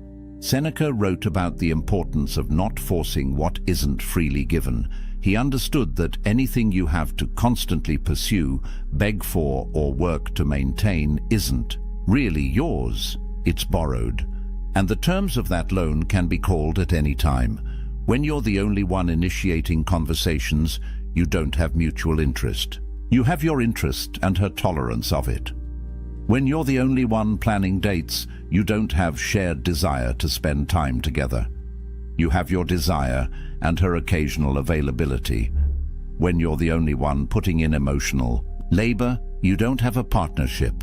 You have a one-man show with an audience of one. Let me paint you the scenario you're probably living right now. You text her good morning. She responds 3 hours later with something short. You ask how her day is going. She gives a brief answer and doesn't ask about yours. You suggest getting together this week. She says, maybe, depends on how work goes. You follow up 2 days later. She confirms last minute for something low effort. Throughout all of this, you're moving the relationship forward. You're creating momentum. You're generating energy. And she's just responding, minimally, when it's convenient, with the least amount of effort required to keep you engaged. Now imagine the opposite. Imagine a woman who's genuinely invested. She reaches out first sometimes. She makes plans. She goes out of her way. She thinks about you when you're not together and acts on those thoughts. She puts in effort because she wants to, not because you're extracting it from her through constant pursuit. That's what mutual interest looks like. That's what growing connection feels like. And if you're not experiencing that, no amount of effort on your part will create it. You can't effort your way into someone's genuine desire. You can't pursue someone into wanting you back. All you can do is exhaust yourself trying. The Stoics would ask you, why are you working so hard to maintain something she's not working to maintain? What are you getting from this exchange that justifies the imbalance?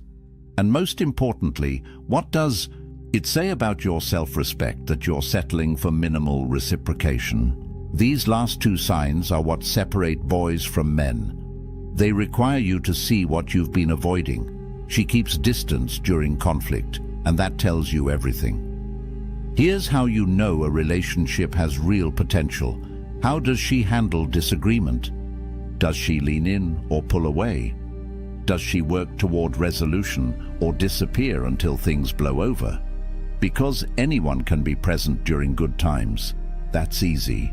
That's fun. The real test of commitment is what happens when things get difficult, when there's tension, when you disagree, when feelings are hurt.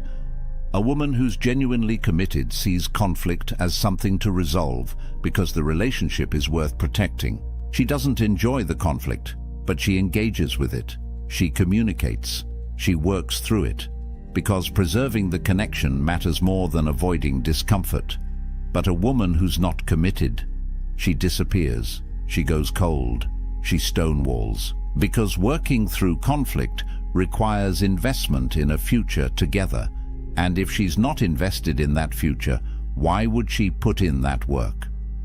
Marcus Aurelius wrote about relationships requiring mutual effort and shared values.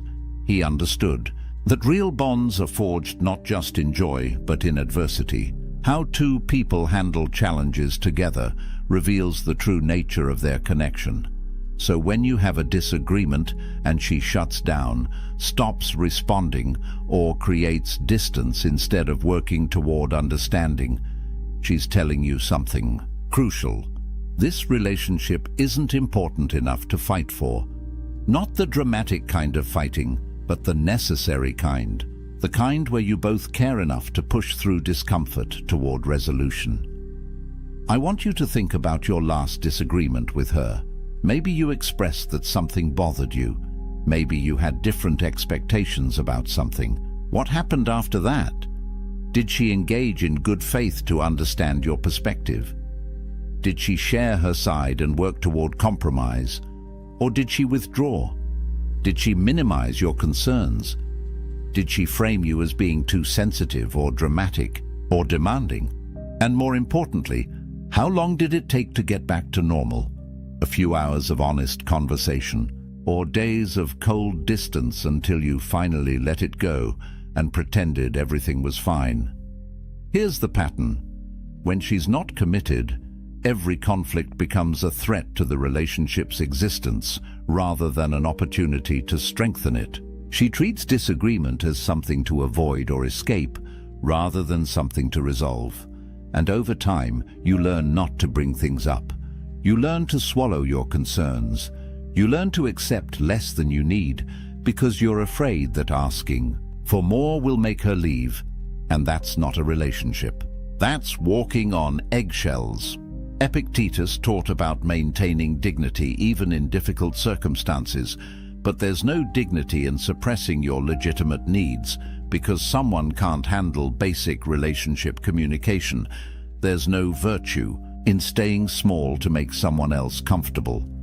A partner who can't or won't work through conflict with you isn't capable of long-term commitment, because long-term anything includes challenges, includes disagreements, includes moments where you both have to choose the relationship over your individual comfort. And if she's choosing distance over resolution now, she'll choose distance over commitment later. Actually, she already has, which brings us to the final sign, the one that encompasses all the others. She tells you, she's been telling you all along, just not with words. Here's what you need to understand. Everything we've covered, the sporadic availability, the vague future talk, the social isolation, the deflection, the declining effort, the conflict avoidance, these aren't separate issues. They're not individual problems to solve. They're coordinated messages forming one clear communication. I'm not committing to you. Her body language tells you. The way she creates physical distance. The way her energy shifts when you talk about the future. The way she's less affectionate than she was in the beginning. Her enthusiasm tells you. Or rather, the lack of it. The absence of excitement when you make plans. The muted response when you share good news. The sense that she's going through motions rather than genuinely engaging. Epictetus taught that people show you who they are through their actions, and your only job is to believe them. Not who you hope they'll become, not who they could be if circumstances were different. Who they're showing you they are right now, and right now, through every sign we've discussed, she's showing you that she's not choosing commitment with you. She might be choosing convenience. She might be choosing companionship until something better comes along. She might be choosing the ego boost of being desired, but she's not choosing permanent partnership. She's not choosing future building. She's not choosing you. This is the hardest truth to accept because it requires you to stop telling yourself stories, stop rationalizing, stop hoping, stop waiting for her to suddenly transform into someone ready to commit. She's not going to, not to you, not in this dynamic. Because the pattern is established and people don't break established patterns, they follow them. Marcus Aurelius wrote about accepting reality as it is, not as we wish it to be. And the reality is this: if a woman wants to commit to you, she makes it obvious. She removes doubt. She creates security. She builds toward a future. There's no confusion. There's no mixed signals. There's no wondering where you stand. If you're confused, you have your answer. Confusion exists when someone is deliberately keeping things unclear, and people keep things unclear when clarity would force them to admit something they don't want, to admit that they're not all in. So what's the lesson here? What did the Stoics know that modern men have forgotten? They knew that self-respect requires seeing truth, even when truth is painful. They knew that dignity means not accepting scraps of attention and calling it love. They knew that wisdom is being able to walk away from what doesn't serve you, even when walking away is hard. You can't negotiate desire. You can't logic someone into commitment. You can't earn your way into being chosen. Either she chooses you or she doesn't.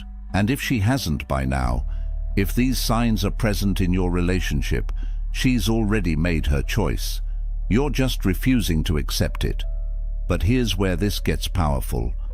The moment you accept reality, the moment you stop fighting against what is and start dealing with what is, you reclaim your power. You stop being a victim of hope. You stop being trapped by potential. You start making decisions based on reality. And reality-based decisions always lead to better outcomes than fantasy-based ones. So what do you do with this information? First, you get honest, brutally honest, about which of these signs you're experiencing, about how long you've been experiencing them, about what you've been telling yourself to avoid facing the truth. Second, you make a choice, not about her, because you can't control her, but about yourself, about your standards, about what you're willing to accept and what you're not, about whether you're going to continue investing time and emotion into someone who's not investing back. And third, you remember this: the men who understand these signs, who have the courage to see them and act on what they see, those men don't stay stuck in dead-end situations. They don't waste years hoping for change that never comes. They move forward. They find women who are excited to commit to them, women who make them a priority, women who integrate them into their lives without hesitation. Because here's what happens when you raise your standards and stop accepting non-commitment. You become the kind of man that committed women seek out. You stop settling, you stop chasing, you start attracting. And that shift changes everything.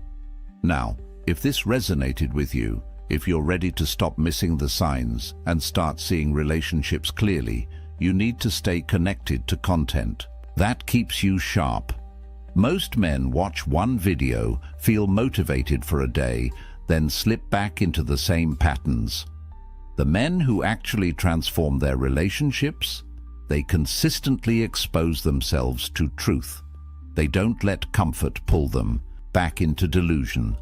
Next week, we're breaking down exactly how to walk away with dignity when you've recognized these signs, how to reclaim your power, how to detach without bitterness, how to use Stoic principles to turn this pain into growth. Because seeing the truth is step one. Acting on it with wisdom is step two. And most men never make it to step two. So here's what I need you to remember. A woman who wants to commit to you makes it obvious. She doesn't make you guess. She doesn't keep you uncertain. She doesn't give you mixed signals to decode. If you're analyzing, questioning, seeking clarity from a video like this, you already have your answer. You just needed permission to accept it. The Stoics taught that freedom comes from accepting what you cannot control and acting decisively on what you can. You can't control whether she commits, but you can control whether you continue accepting non-commitment. You can control your standards.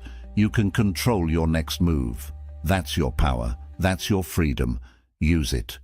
The more you chase her, the faster she runs. The less you care, the more she craves you. This isn't some modern dating hack. This is ancient wisdom discovered over 2,000 years ago by the most powerful men who ever lived. Men who had empires at their feet, yet understood attraction better than any pickup artist ever will. Marcus Aurelius, the most powerful man alive. Emperor of Rome. He could have had any woman he wanted with a snap of his fingers. But here's what's fascinating. He wrote obsessively about self-control, about mastering his own mind, about caring less about what others thought. And women were drawn to him like a force of nature. There's a secret here, a paradox that most men will never understand. By the end of this video, you'll know exactly why everything you've been doing to attract women has been pushing them away. And more importantly, you'll discover what to do instead. This isn't about tricks or manipulation. This is about becoming a different kind of man. The kind women can't help but obsess over. Most men will never learn this. They'll spend their entire lives confused, frustrated, wondering why nice guys finish last. You're about to become the exception. So let's dive into the ancient philosophy that changes everything. Right now, there's a crisis happening. Modern men are more confused about attraction than ever before. You see it everywhere. Guys constantly checking their phones, hoping she texted back. Overanalyzing every conversation. Trying desperately to say the right thing, wear the right clothes, impress her with the perfect date. You've probably been there. You meet someone you really like. The conversation flows. You think, there's a connection. Then you text her, and you wait. Minutes turn into hours. Hours turn into days.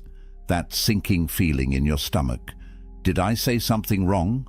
Should I text again? Maybe she didn't see it, so you send another message. Something casual, trying not to seem desperate. Still nothing. Now you're spiraling. You're checking Instagram to see if she's active. You're asking your friends what you should do. You're replaying every moment of your interaction, trying to find where it went wrong. Here's what's devastating. You did everything right according to modern dating advice. You were nice. You showed interest. You complimented her. You made your intentions clear. You were respectful, attentive, available.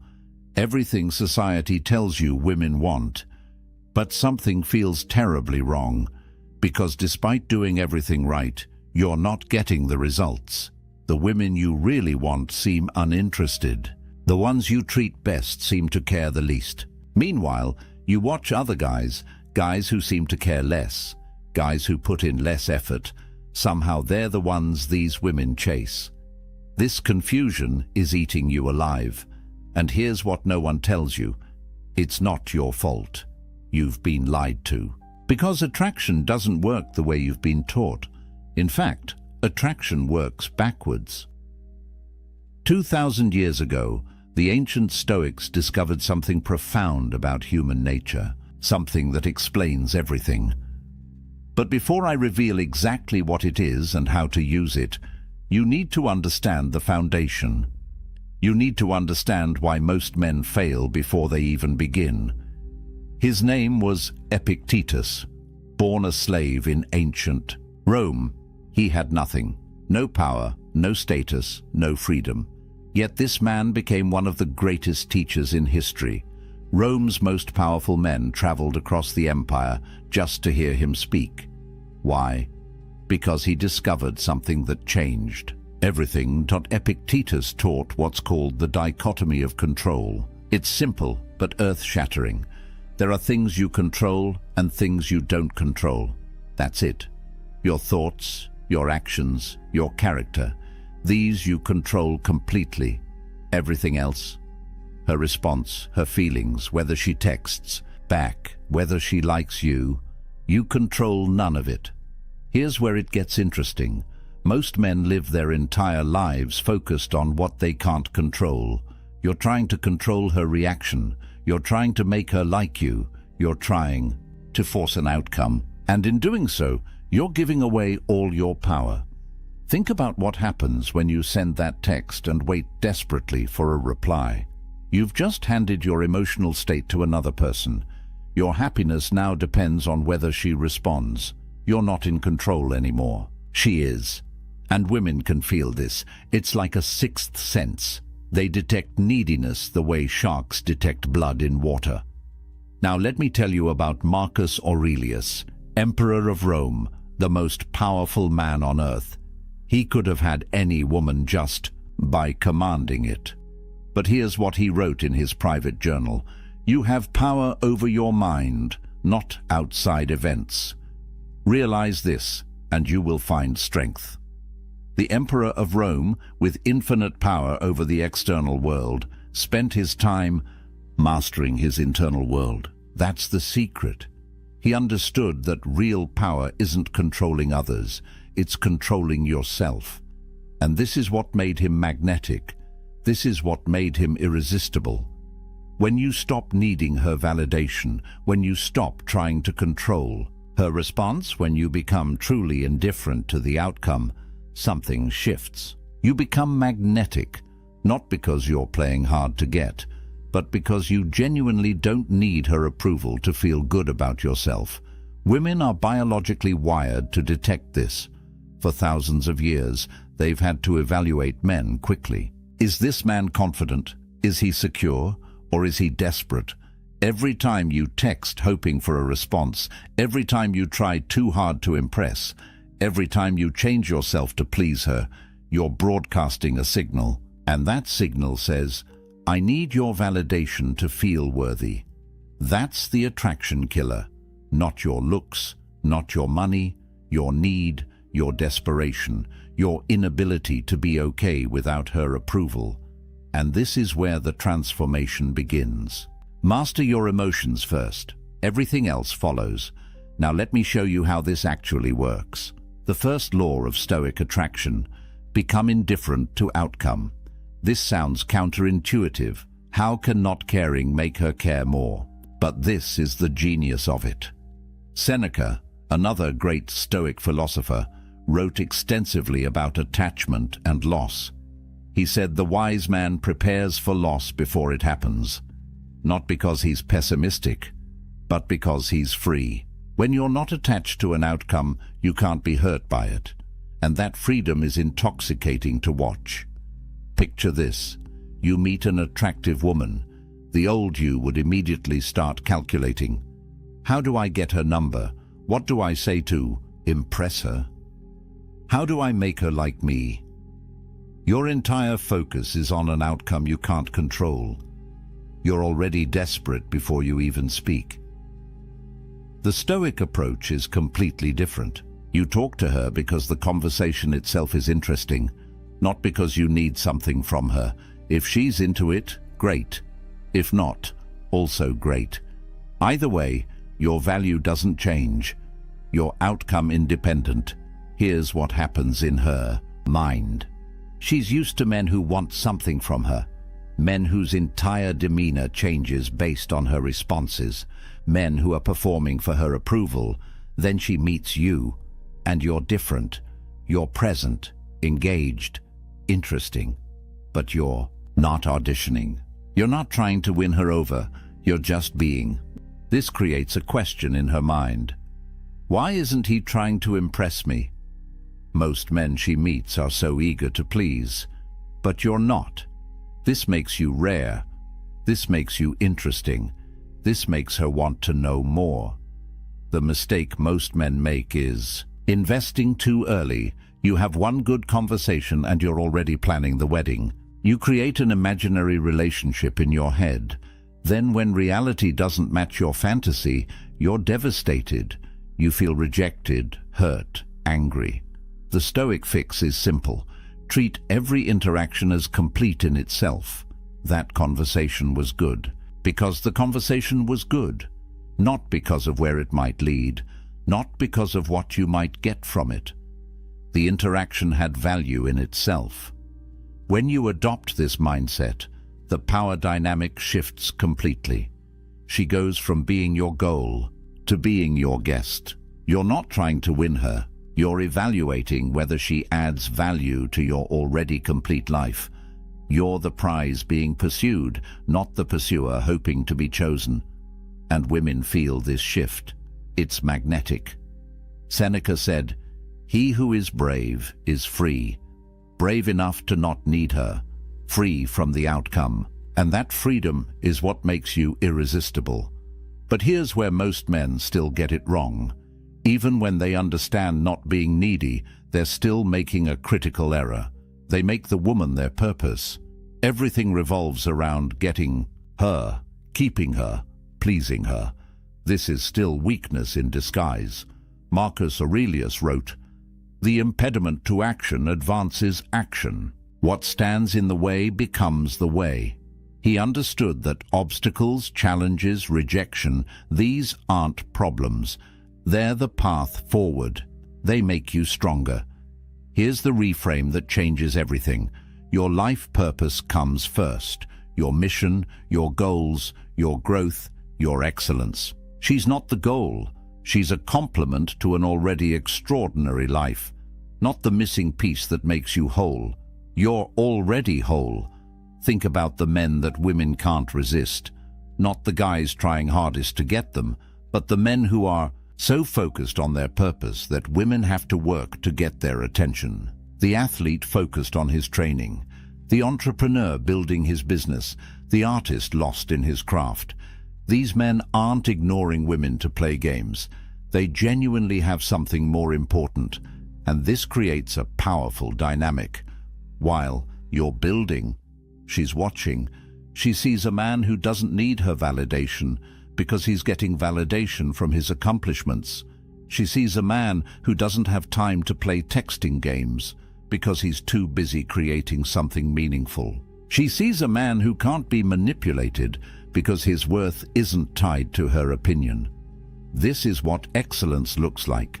Physical excellence. You're training your body not to impress her, but because you respect yourself. Mental excellence. You're reading, learning, growing because mediocrity is unacceptable to you. Spiritual excellence. You're developing your character because that's what defines a man. Professional excellence. You're building something meaningful because that's your contribution to the world. Stop performing for her. Start performing for yourself. The paradox is this. Self-focus creates other attraction.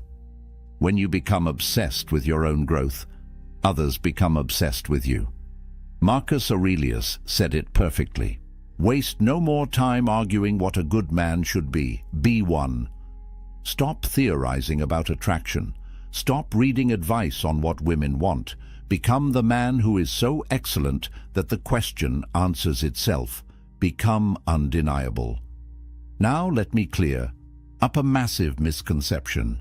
Stoic doesn't mean emotionless. This is where most men get confused and end up looking like robots. The Stoics weren't advocating for suppressing emotions. They were teaching controlled emotion. And there's a world of difference. Marcus Aurelius loved his wife deeply. Seneca wrote beautiful letters about affection and care. Epictetus taught his students about proper love and attachment. These weren't cold men. They were men who chose when and how to express emotion. They weren't controlled by their feelings. They controlled their feelings. Here's the distinction that matters. Reactive emotions versus intentional presence. Reactive is when she doesn't text back and you spiral into anxiety. When she talks to another guy and you become jealous. When things don't go your way and you become angry or bitter. These are emotions controlling you. Intentional presence is completely different. You feel emotions, you acknowledge them, but you choose your response. She doesn't text back. You notice disappointment, but you don't let it dictate your actions. You go back to your purpose. She talks to another guy. You feel a twinge of jealousy, but you recognize you don't own her. She's free to talk to whoever she wants. Things don't go your way. You feel frustration, but you see it as information, not catastrophe. This is what women crave.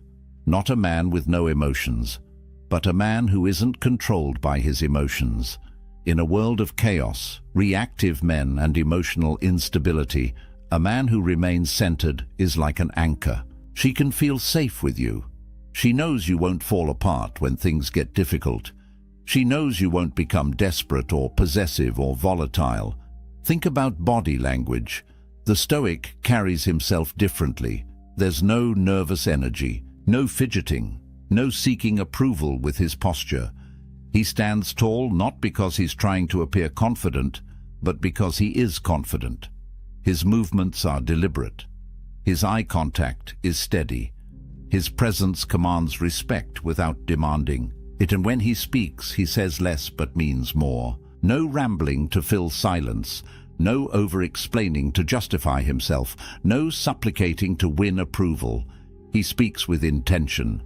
Every word carries weight. He doesn't need to convince you of anything. He's stating reality. Marcus Aurelius gave us the framework. The best revenge is not to be like your enemy. Applied to attraction, don't mirror desperate behavior. Don't become reactive because someone else is. Don't lose your center because the world around you is chaotic. Maintain your stoic presence. That's your power. Now comes the ultimate test, the moment that separates stoic men from everyone else. How you handle rejection. Because rejection will come. It comes for everyone. The question is, what do you do with it? Epictetus taught something profound. External events have no power over your character. Only your response has power. She can reject you. She can ignore you. She can choose someone else. None of that changes who you are. None of that diminishes your value. Only you can do that with your reaction. Here's where most men reveal their desperation. She says no, and they crumble, or they get angry, or they try to convince her, or they ask what's wrong with them. All of these responses communicate the same thing. My worth was dependent on your acceptance, and now I'm destroyed. The Stoic response is radically different. Complete indifference, not fake indifference, where you're seething inside, real indifference. She said no. Okay, that's information. That's her preference. It has nothing to do with your value.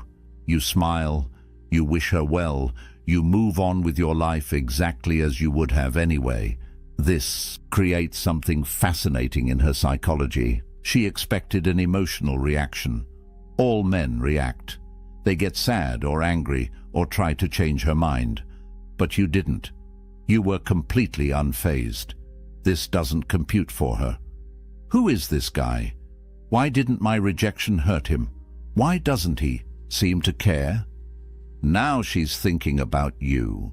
Not because you played a game, but because you revealed something rare. You're a man whose value isn't determined by her opinion. You're a man who can't be hurt by her choices. You're a man who is genuinely outcome independent, and this is magnetic. Epictetus said it perfectly. It's not what happens to you, but how you react to it that matters. She rejects you. That's what happened. How you react determines everything. React with neediness, you confirm her decision. React with anger, you prove you were never worthy. React with indifference, you make her question her decision.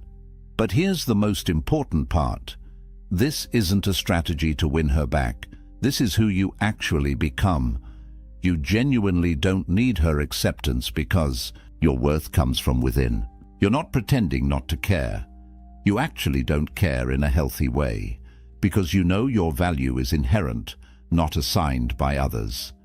This is Stoic confidence, unshakable, not because nothing bad can happen, but because you know you'll be fine regardless of what happens. This is the foundation of real attraction. So what does all this look like in real life? Let me paint you a picture. You meet a woman, you have a great conversation, you're present, engaged, genuinely interested in what she's saying. But you're not performing, you're not trying to impress her. You're just being the excellent man you've become. You get her number. You text her once. Something simple, direct, no games. If she responds, great. If not, also great. You don't check your phone every 5 minutes. You don't analyze her response. Time. You're too busy with your purpose to obsess. You ask her out. One time. Clear, confident, specific. Let's grab coffee Thursday at 7. If she says yes, perfect. If she says no or gives a maybe, you wish her well and move on. No convincing, no negotiating, no rescheduling 3 times. You made an offer. She can accept or decline. Her choice doesn't affect your life trajectory. On the date, you're not interviewing her for the position of girlfriend. You're evaluating if she adds value to your already complete life. You're not trying to win her over. She's trying to win you over. The power dynamic is reversed. If she likes you, excellent. If she doesn't, also excellent. Either way, you go back to your life, back to your purpose, back to your excellence. She's a potential addition, not the foundation. If a relationship develops, it's built on something solid, not neediness, not desperation, not fear of being alone, but genuine appreciation between 2 whole people. You don't need her. You choose her. And she doesn't need you. She chooses you. Partnership of equals. Not 2 incomplete halves trying to make a whole. This is what Stoic relationships look like. Built on virtue, not validation. Built on respect, not neediness. Built on choice, not desperation. The transformation is complete. You're not the chaser anymore. You're the chooser. You're not the man hoping to be picked. You're the man doing the picking. And women feel this shift. It's undeniable. You're not learning tricks. You're becoming the man she can't resist. Not because you're manipulating her, but because you've become genuinely excellent, genuinely centered, genuinely outcome independent. This is real attraction. This is Stoic attraction. Here's the truth. This isn't easy. Stoicism is practice, not perfection. Marcus Aurelius was the emperor of Rome, and he still struggled with these principles daily. That's why he wrote Meditations. It was his private journal to remind himself of these truths. You're not going to master this overnight, but starting today you can practice one principle, just one. Maybe it's outcome independence. Maybe it's focusing on your purpose. Maybe it's handling the next rejection with indifference. Pick one thing and practice it. In 30 days of genuine practice, your entire reality will change. Not because women suddenly find you more attractive, but because you'll become actually more attractive. You'll carry yourself differently, you'll speak differently, you'll respond to situations differently, and women will notice. Trust me, they'll notice. Remember what we covered. Emotional mastery through the dichotomy of control, indifference to outcome, self-excellence as your primary focus, rejection as fuel instead of failure. These aren't tricks. This is character development. This is becoming a man of value. Before you go, I want to hear from you. Drop a comment right now. Which law will you master first? Outcome independence, self-excellence, emotional control, or rejection resilience? Let me know, because I read every comment and I want to see your progress. If this resonated with you, if this changed how you think about attraction, hit that subscribe button and turn on notifications. Next week, I'm revealing the Stoic morning routine that amplifies everything we talked about today by 10 times. You don't want to miss that. Here's what I want you to remember. Marcus Aurelius ruled an empire. You're just mastering your own mind. If he could do it while managing Rome, you can do it while managing your life. You've got this. The principles are simple. The practice takes dedication, but the results are life-changing. Stop chasing. Start becoming. She'll find you. The excellent man is never alone for long. He's too valuable, too rare, too magnetic. Become that man. The ancient Stoics showed you how. Now it's your turn to walk the path. Stop chasing, start becoming. She'll find you. You're sitting across from someone you trusted, a business partner maybe, or someone you thought was close. The conversation feels off, like walking through fog where nothing is quite solid. They ask a question, something that sounds innocent enough, but the moment it leaves their lips, you feel it, a shift, a pressure. Your chest tightens. Your mind starts racing, trying to defend yourself against an accusation that was never actually made. And before you know it, you're the one explaining yourself, justifying your thoughts, questioning. Whether you're crazy for even noticing something was wrong in the first place, that's not an accident, that's manipulation. And it happens through the most dangerous weapon a liar can wield, the question. Here's what most people don't understand.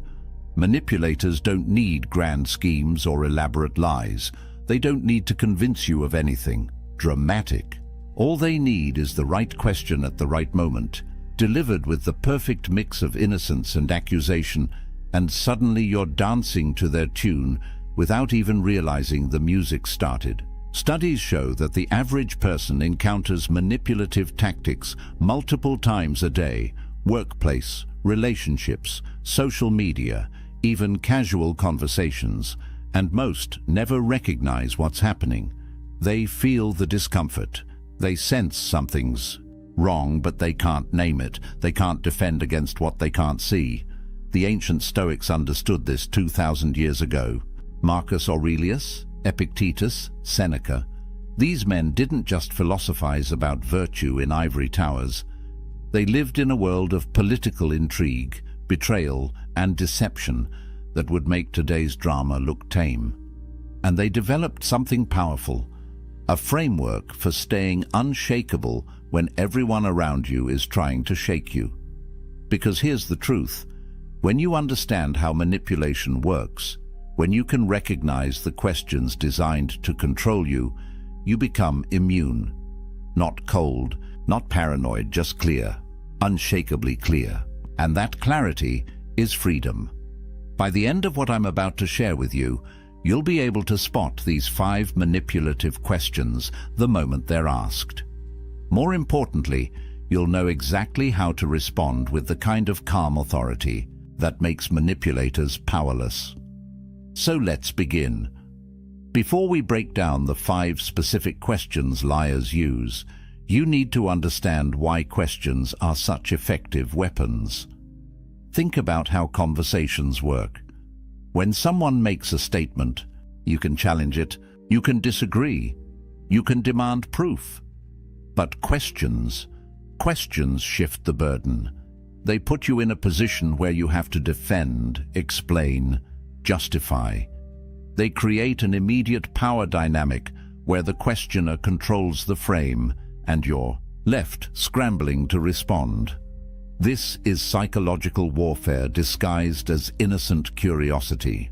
A liar knows that if they say you're too sensitive, you might push back. But if they ask, "Why are you so sensitive?" suddenly you're in defense mode, trying to prove you're not sensitive, which ironically makes you look more sensitive. The question itself becomes the trap. And here's the really insidious part.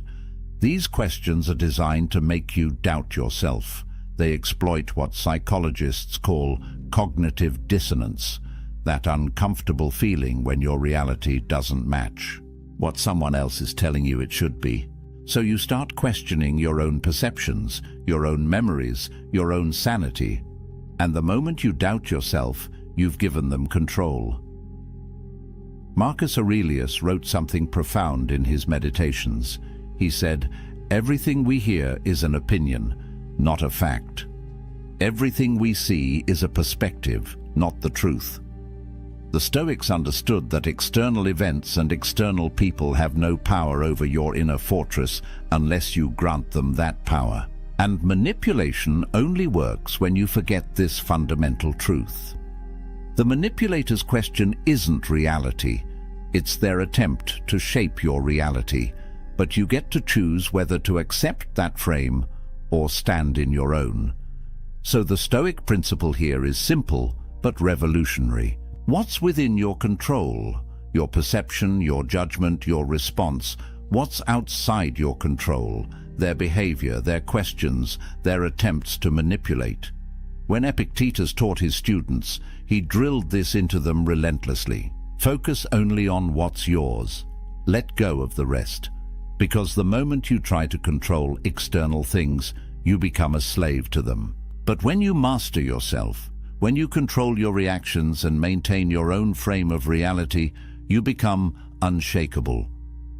Now, let's get into the 5 questions and how to defend against each one with Stoic precision. The first manipulative question liars use is devastatingly simple. Why are you so sensitive? Think about the last time someone said this to you, or something close to it. Maybe it was, you're overreacting, or why do you always take things personally? On the surface, it sounds like concern. It sounds like they're trying to help you see that you're getting worked up over nothing. But here's what's really happening. They're reframing your very valid observation or concern as a character flaw. You noticed something was off. Maybe they contradicted themselves. Maybe their story didn't add up. Maybe you felt that instinctive gut reaction that something wasn't right. And instead of addressing your concern, they flipped it. Now the problem isn't their behavior. The problem is your sensitivity. This is classic gaslighting, and it's one of the most effective manipulation tactics because it attacks your confidence in your own perception. Let me give you a real scenario. Imagine a business partnership where the numbers aren't adding up. You notice discrepancies in the accounts, small ones at first, then bigger. You bring it up casually saying, "Hey, I noticed these expenses don't match what we discussed." And instead of addressing it, your partner leans back, gives you that look and says, "Why are you so suspicious? Why can't you just trust the process? You're being paranoid." Now, if you're not careful, you'll spend the next 20 minutes defending yourself, proving you're not suspicious, explaining that you trust them but just want clarity. And while you're doing that, the actual issue, those discrepancies in the accounts, gets buried. The question itself derailed the entire conversation. That's the power of this manipulation. So what's really happening psychologically? The manipulator is making you responsible for their wrongdoing. They're shifting the emotional burden. You came with a legitimate concern about their behavior. They've now made it about your emotional state. And if you accept that frame, if you start explaining why you're not too sensitive, you've already lost. You've validated the premise of their question. But here's where the Stoics give us something powerful. Epictetus taught that we should be indifferent to external judgments, not cold but grounded. He said, if someone succeeds in provoking you, realize that your mind is complicit in the provocation. In other words, their question only has power if you give it power, if you accept their frame. So what's the Stoic response? Calm, direct, and anchored in your own perception. When someone asks, "Why are you so sensitive?" you don't defend, you don't explain. You simply respond with clarity. I notice what I notice. Should I not trust my own observations? See what that does? It doesn't accept their frame. It doesn't engage with whether you're sensitive or not. It redirects back to the actual issue, your observation, and it puts a question back to them. Are they suggesting you should ignore what you see? This works because it maintains your frame. You're not defensive. You're not emotional. You're simply stating a fact. You observed something. That observation stands. And now they have to deal with that, rather than you having to defend your emotional state. This is the power of Stoic composure. When you refuse to be moved by their attempts to shake you, when you stay centered in what you know to be true, the manipulation loses its grip. The second manipulative question is one you've definitely heard. Don't you trust me? This one's particularly insidious because it weaponizes relationship and emotional connection. Trust is sacred, right? It's the foundation of any meaningful relationship. So when someone demands trust, it feels like you're being the bad guy if you question them. But here's the critical distinction: earned trust versus demanded trust. Manipulators don't want to earn trust through consistent, honest behavior. That takes time and integrity. Instead, they demand trust as if it's owed to them, and they use guilt to shut down any healthy skepticism. Think about this dynamic. You notice something suspicious. Maybe they've been evasive about where they were. Maybe they've lied about small things before, and now you're starting to connect dots. So you ask a simple question, and their immediate response is, "Don't you trust me? After everything we've been through, you still doubt me." Now you're on the defensive. Because questioning them suddenly feels like betraying the relationship. And if you back down, if you say, no, of course I trust you," you've just given them permission to continue whatever they were doing without accountability. The question itself becomes a shield against scrutiny. Here's a real scenario that plays out all the time: financial deception in relationships. One partner handles the money, and the other starts noticing withdrawals that don't make sense. They ask about it, and instead of transparency, they get, "Don't you trust me to handle our finances? Have I ever let you down?" And the person asking, who has every right to understand where shared money is going, now feels guilty for even questioning it. That guilt is the goal, because guilt silences questions, and silence allows the deception to continue. What's happening psychologically is something called a false binary. The manipulator is presenting only two options. Either you trust them completely and blindly, or you don't trust them at all. But that's not how trust actually works in healthy relationships. Real trust isn't blind. Real trust is built on consistent, transparent behavior over time. And real trust allows for questions without feeling threatened. Seneca understood this perfectly. He wrote, "No one can be happy who has been thrust outside the pale of truth." And there are two ways that one can be removed from this realm: by lying or by being lied to. The Stoics knew that truth is the foundation of peace, not comfort, not avoiding hard questions. Truth. And trust without truth is just willful blindness. So what's the Stoic response to "Don't you trust me"? Again, you don't. Accept the frame. You don't get defensive about whether you trust them or not. You simply state a principle. Trust is built through consistent behavior over time. I'm asking because I care about clarity, not because I doubt you. See what that does? It reframes trust as something earned through actions, not demanded through guilt.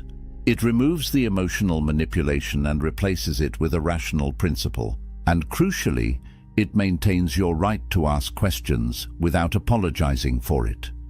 If they're honest, they'll appreciate that you value truth enough to ask. If they're manipulating, they'll likely get defensive, which tells you everything you need to know. Either way, you stayed grounded. You didn't let their question control your response. That's Stoic strength in action. The third manipulative question is maybe the most aggressive. Are you calling me a liar? This one goes straight for the throat. It's a defensive reversal that puts you on trial for daring to question them. And it's incredibly effective because most people are conflict averse. They don't want to be seen as accusatory or confrontational. So when someone flips the script and makes you the aggressor, your natural instinct is to backpedal. Let's break down what's happening here. You've noticed inconsistencies. Their story changed between yesterday and today. Details don't line up. So you gently point it out, maybe saying, "I'm confused because you said something different earlier." And their response isn't to clarify, it's to attack. Are you calling me a liar? Is that what you think of me? Suddenly, you're no longer talking about their inconsistent story. You're talking about whether you're accusing them of lying, and that's a much more uncomfortable conversation to have. This works because it creates instant fear. Fear of confrontation, fear of being wrong, fear of damaging the relationship. So you scramble to soften your position. No, I'm not saying you lied. I'm just confused. Maybe I misunderstood. And in that scramble, the actual issue, the inconsistency in their story, gets completely buried. They've successfully redirected the conversation away from their behavior and onto your character. Here's a real scenario. Imagine you have a family member who borrowed money and promised to pay it back by a certain date. That date comes and goes. You bring it up and they get immediately defensive. Are you calling me a liar? You think I'm trying to steal from you? I said I'd pay you back and I will. Why are you attacking me? Now, instead of discussing when you'll get your money back, you're defending yourself against accusations of being accusatory. That's the power of this manipulation. Psychologically, this is a false equivalence. They're equating asking questions with making accusations. But these are not the same thing. Honest people don't fear questions. Honest people welcome clarity. They'll address inconsistencies by explaining them, not by attacking the person who noticed them.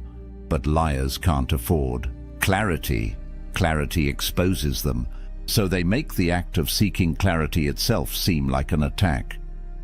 Marcus Aurelius offers us wisdom here.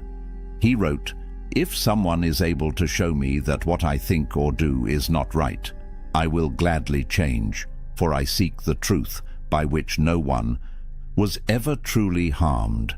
It is the person who continues in self-deception and ignorance who is harmed. The Stoics valued truth above comfort. They understood that being wrong and correcting course is strength, not weakness, and they modeled this by welcoming examination rather than fearing it. So what's the Stoic response to, "Are you calling me a liar"?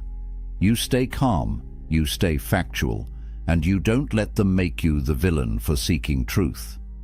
A powerful response is simply this: should I be? Because honest people don't fear questions.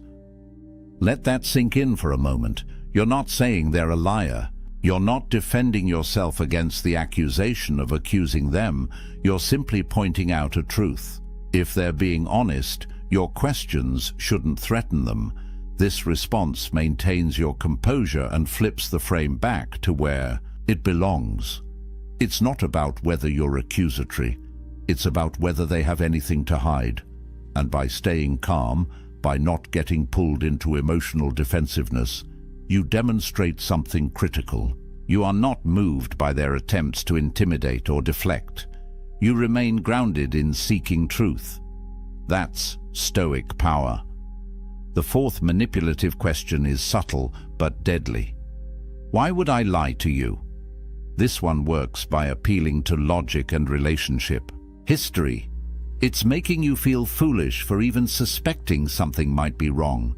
Because, right, why would they lie? They have no reason to. Except, of course, they do. But this question makes you second-guess your instincts by making deception seem illogical. Let's think about how this plays out. You've discovered something. Maybe a hidden expense. Maybe they were somewhere they said they wouldn't be. Maybe you found a message that contradicts what they told you. You bring it up, and instead of explaining, they look at you with confusion and hurt. Why would I lie to you? What would I possibly gain from that? After everything we've been through. Together, you really think I'd deceive you? And suddenly, you're in a position where your concern seems absurd. Why would they lie? You can't think of a good enough reason, so maybe you're just paranoid. Maybe you're seeing things that aren't there. This is manipulation through incredulity. They're making the idea of them lying seem so ridiculous that you start doubting your own perception. But here's the truth. People lie for all kinds of reasons: to avoid consequences, to maintain an image, to cover other lies, to get what they want without conflict. The question, "Why would I lie?" isn't actually asking for a reason. It's asserting that no good reason exists, which is a claim, not a question. Here's a real scenario. You start noticing your romantic partner has been distant, working late more often, less communicative. You see messages on their phone that seem suspicious. You bring it up, trying to have an honest conversation, and they respond with, "Why would I lie to you? I love you. If something was wrong, don't you think I'd tell you?" And in that moment, it's easy to feel foolish. Maybe you're being paranoid. Maybe you're creating problems where none exist. But psychologically, what's happening is a logical fallacy wrapped in emotional appeal. Just because you can't immediately articulate why someone would lie doesn't mean they're not lying. And more importantly, your observation, the thing that triggered your concern in the first place, doesn't disappear just because you can't explain their motive. The facts don't change based on whether you understand their reasoning. Epictetus taught his students to focus on what's actual, not on assumptions. About why, he said, "It is not things themselves that disturb us, but our judgments about those things." The Stoic approach is to separate what you know from what you assume. What do you know? You observed something that doesn't add up. That's a fact. What? You don't know their motivation, but you don't need to understand their motivation to trust your observation. So what's the Stoic response to, "Why would I lie to you"?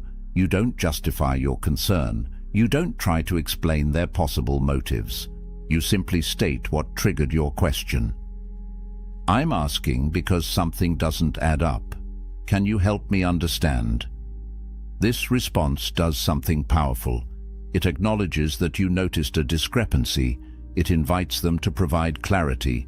And it doesn't accept the premise that your concern is baseless just because their motive isn't obvious. You're staying in the realm of facts, not getting lost in speculation about why. If they're being honest, they'll explain the discrepancy. If they're manipulating, they'll likely continue trying to make you feel foolish for asking. And that reaction, in itself, tells you what you need to know. The Stoic remains unmoved by attempts to confuse or shame. You stay anchored in what you observed. That's your power. The fifth and final manipulative question is perhaps the most frustrating. Can't we just move on? This is the escape hatch, the premature closure. The attempt to avoid accountability by making resolution seem like the mature thing to do. But here's the problem. You can't truly move on from something you haven't actually addressed. And that's exactly what the manipulator is counting on. This question usually comes after they've been caught in something they can't easily explain. You've confronted them. You've presented evidence. They've tried deflection, denial, maybe even some of the other questions we've already covered. And when none of that works, when you don't back down, they pivot to, "Can't we just move on? Why? Do we have to keep dwelling on this? I thought we were past this." What makes this so effective is it appeals to your desire for peace.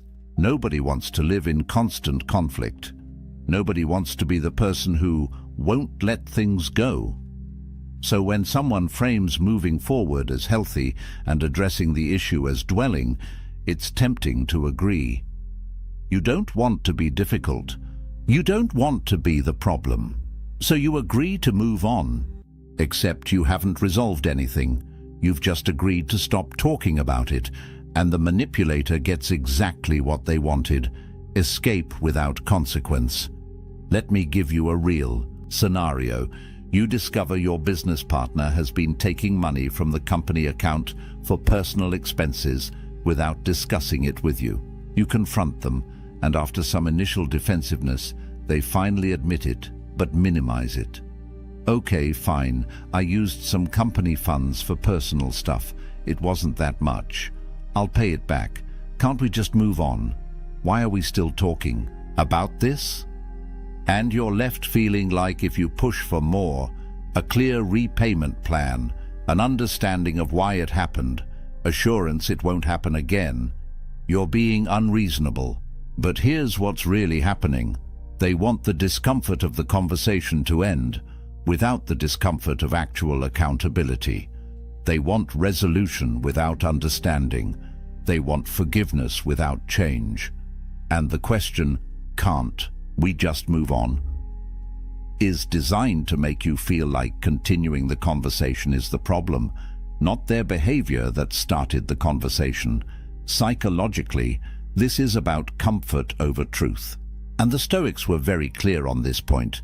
Seneca wrote, "No one can be happy who has been thrust outside the pale of truth." Moving on without truth isn't peace, it's avoidance. And avoidance breeds resentment, mistrust, and the conditions for the same behavior to happen again. Real resolution requires understanding. It requires acknowledgement. It requires often a plan for how things will be different moving forward. The Stoic perspective is that premature peace is no peace at all. Marcus Aurelius constantly reminded himself to stay committed to truth, even when it was uncomfortable, even when it would be easier to just accept things as they are and move on, because the price of false peace is living in a false reality. And eventually, that reality collapses. So what's the Stoic response to, "Can't we just move on?" You maintain your requirement for understanding. A powerful response is, "We can move forward once I understand what happened and how we'll prevent it in the future." See what that does? It's not refusing to move forward. It's clarifying what moving forward actually requires. It's insisting on truth as the foundation for peace. And it makes clear that you're not going to accept performative resolution that doesn't address the actual issue. If they're sincere about moving forward, they'll engage with that. They'll provide the understanding and assurance you're asking for. If they're manipulating, they'll get frustrated that you won't just drop it. They'll likely try to frame you as difficult or unforgiving.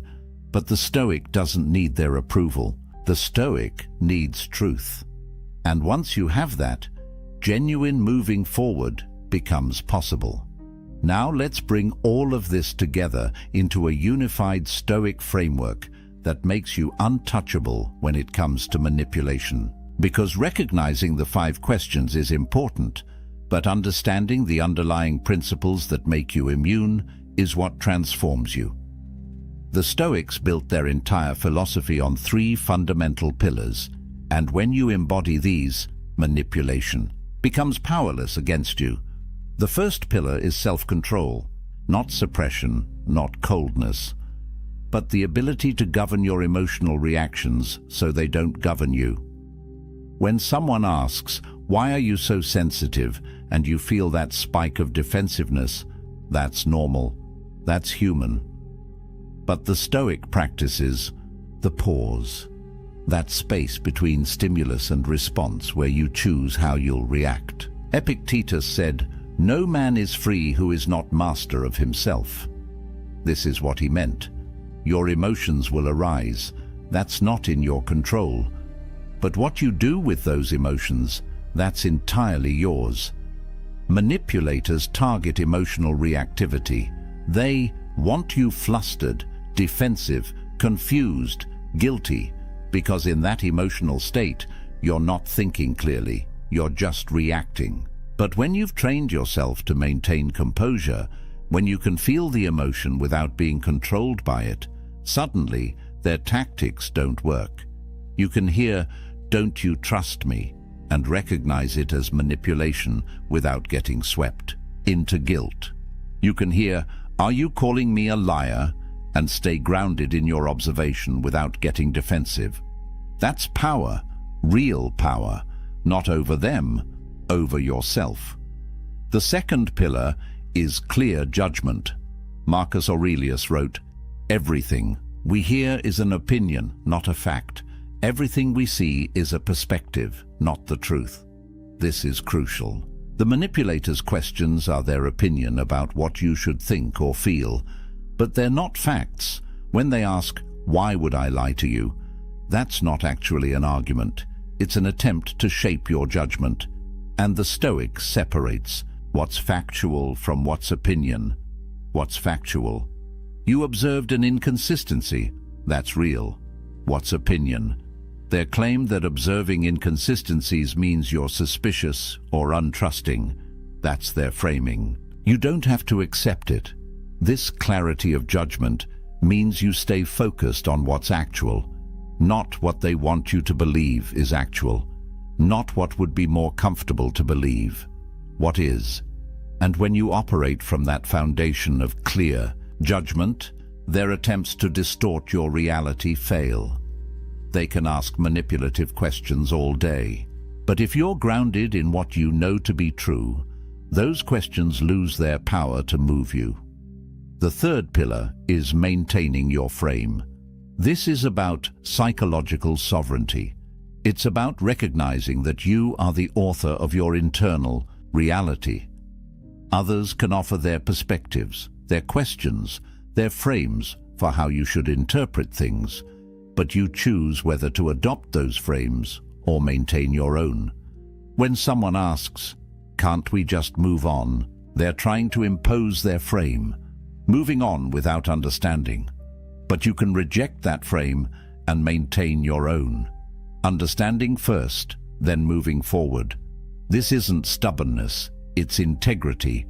It's refusing to let other people's manipulation of language and emotion pull you off center. Seneca understood this when he wrote, "A gem cannot be polished without friction, nor a man perfected without trials." These manipulative questions are tests, and every time you stay grounded, every time you refuse to be moved from your center, you become stronger, not harder, not more defensive. Stronger in your ability to remain yourself regardless of external pressure. Here's what this looks like in practice. You're not trying to win arguments. You're not trying to prove you're right. You're simply unmoved. When they ask their manipulative questions, you respond with calm clarity. You don't accept their frame. You don't get defensive. You simply stay anchored in what you know and maintain your requirements for truth and understanding. And that combination, self-control, clear judgment, maintaining your frame, that makes you essentially manipulation-proof. The manipulator relies on you getting emotional, accepting their distorted version of reality, and abandoning your own perception to accommodate theirs. But when you embody these Stoic principles, none of that works. You feel the emotion, but don't react from it. You see through their distortion and stay grounded in facts. You maintain your frame despite their attempts to impose theirs. And in that state, you're free. Not because they stop trying, but because their attempts no longer affect you. This is what Marcus Aurelius meant when he wrote, "You have power over your mind, not outside events. Realize this, and you will find strength." The manipulator is an outside event. Their questions are outside events. You can't control whether they ask, but you have absolute power over how you receive those questions, how you interpret them, and how you respond. That's your domain. That's your fortress. And when you build that fortress strong, nothing external can breach it. Let's be clear about something important. This isn't about being cold. It's not about being suspicious of everyone. It's not about turning into some emotionless robot who questions every interaction. The Stoics weren't advocating for isolation or cynicism. They were advocating for clear-sighted engagement with reality. Being unmanipulatable doesn't mean being unkind. It means being clear. It means trusting your observations. It means maintaining your standards for truth, even when it would be more comfortable not to. You can still be warm, open, trusting, vulnerable. In fact, the Stoics would argue you can only truly be those things when you're grounded in this kind of strength. Because vulnerability without discernment is just naivety. Trust without verification is just wishful thinking. The Stoic is both compassionate and clear, both open and discerning. It's not either or, it's both. You can love people deeply while also recognizing when they're trying to manipulate you. And recognizing it doesn't mean the relationship is over. It means you're addressing reality instead of pretending it doesn't exist. Here's the beautiful paradox. When you become unshakable in this way, when manipulative questions can't move you, you actually improve your relationships. Because you're no longer tolerating lies for the sake of peace. You're no longer accepting distorted versions of reality to avoid conflict. You're insisting on truth as the foundation, and relationships built on truth, even uncomfortable truth, are infinitely stronger than relationships built on comfortable lies. The people in your life who are honest will appreciate this about you. They'll value that you ask direct questions, that you don't accept manipulative deflection, that you maintain high standards for truth and accountability. And the people in your life who rely on manipulation, they'll either change how they interact with you, or they'll remove themselves. Either way, you win, because you're no longer carrying the weight of their deception. So where does this leave us? You now know the 5 manipulative questions liars use. Why are you so sensitive? Don't you trust me? Are you calling me a liar? Why would I lie to you? Can't we just move on? You understand what each question is designed to do, how it shifts power, how it creates doubt, how it deflects accountability, and more importantly, you have the Stoic framework for responding with unshakable clarity. You maintain self-control so you're not reactive. You exercise clear judgment so you're not confused. You hold your frame so you're not manipulated. And from that place of strength, you can engage with the world, with relationships, with difficult conversations, without losing yourself in the process. This is what the Stoics discovered 2,000 years ago, and what remains just as true today. Your power doesn't come from controlling others. It comes from mastering yourself. Marcus Aurelius ruled an empire. Epictetus was born a slave and became one of history's greatest teachers. Seneca advised emperors and wrote profound philosophy. These men lived through political intrigue, betrayal, war, loss, everything you can imagine. And what they all concluded was this: external circumstances cannot rob you of your internal fortress unless you let them. Lies cannot control you unless you accept them as truth. Manipulation cannot move you unless you abandon your center. So be unmoved, not unfeeling, not cold, just clear. Clear about what you observe, clear about what you know, clear about your standards and your boundaries. Let manipulative questions bounce off that clarity like waves against a rock, because that's what you are when you embody these principles. Immovable, not because you're stubborn, but because you're grounded in truth. And truth, unlike lies, never needs to manipulate. It simply is. If this resonated with you, if you recognized yourself in any of these scenarios, or you've dealt with these manipulative questions before, hit that like button. It tells me this content is serving you, and it helps more people find it. Subscribe to this channel for more Stoic wisdom that cuts through the noise and gives you practical tools for living with strength and clarity. These aren't just philosophical ideas. They're weapons you can use every single day to protect your peace, your truth, and your power. And drop a comment below. Which of these 5 questions have you encountered most? Which one hit closest to home? I read every comment, and I want to hear your experiences, because that's how we learn together. We share what we've been through. We recognize the patterns, and we support each other in standing firm. Remember this: a man who controls his mind cannot be controlled by lies. A man who knows his truth cannot be shaken by manipulation. And a man who embodies Stoic principles doesn't need to prove anything to anyone. He simply stands in his reality, clear-eyed and unshakable.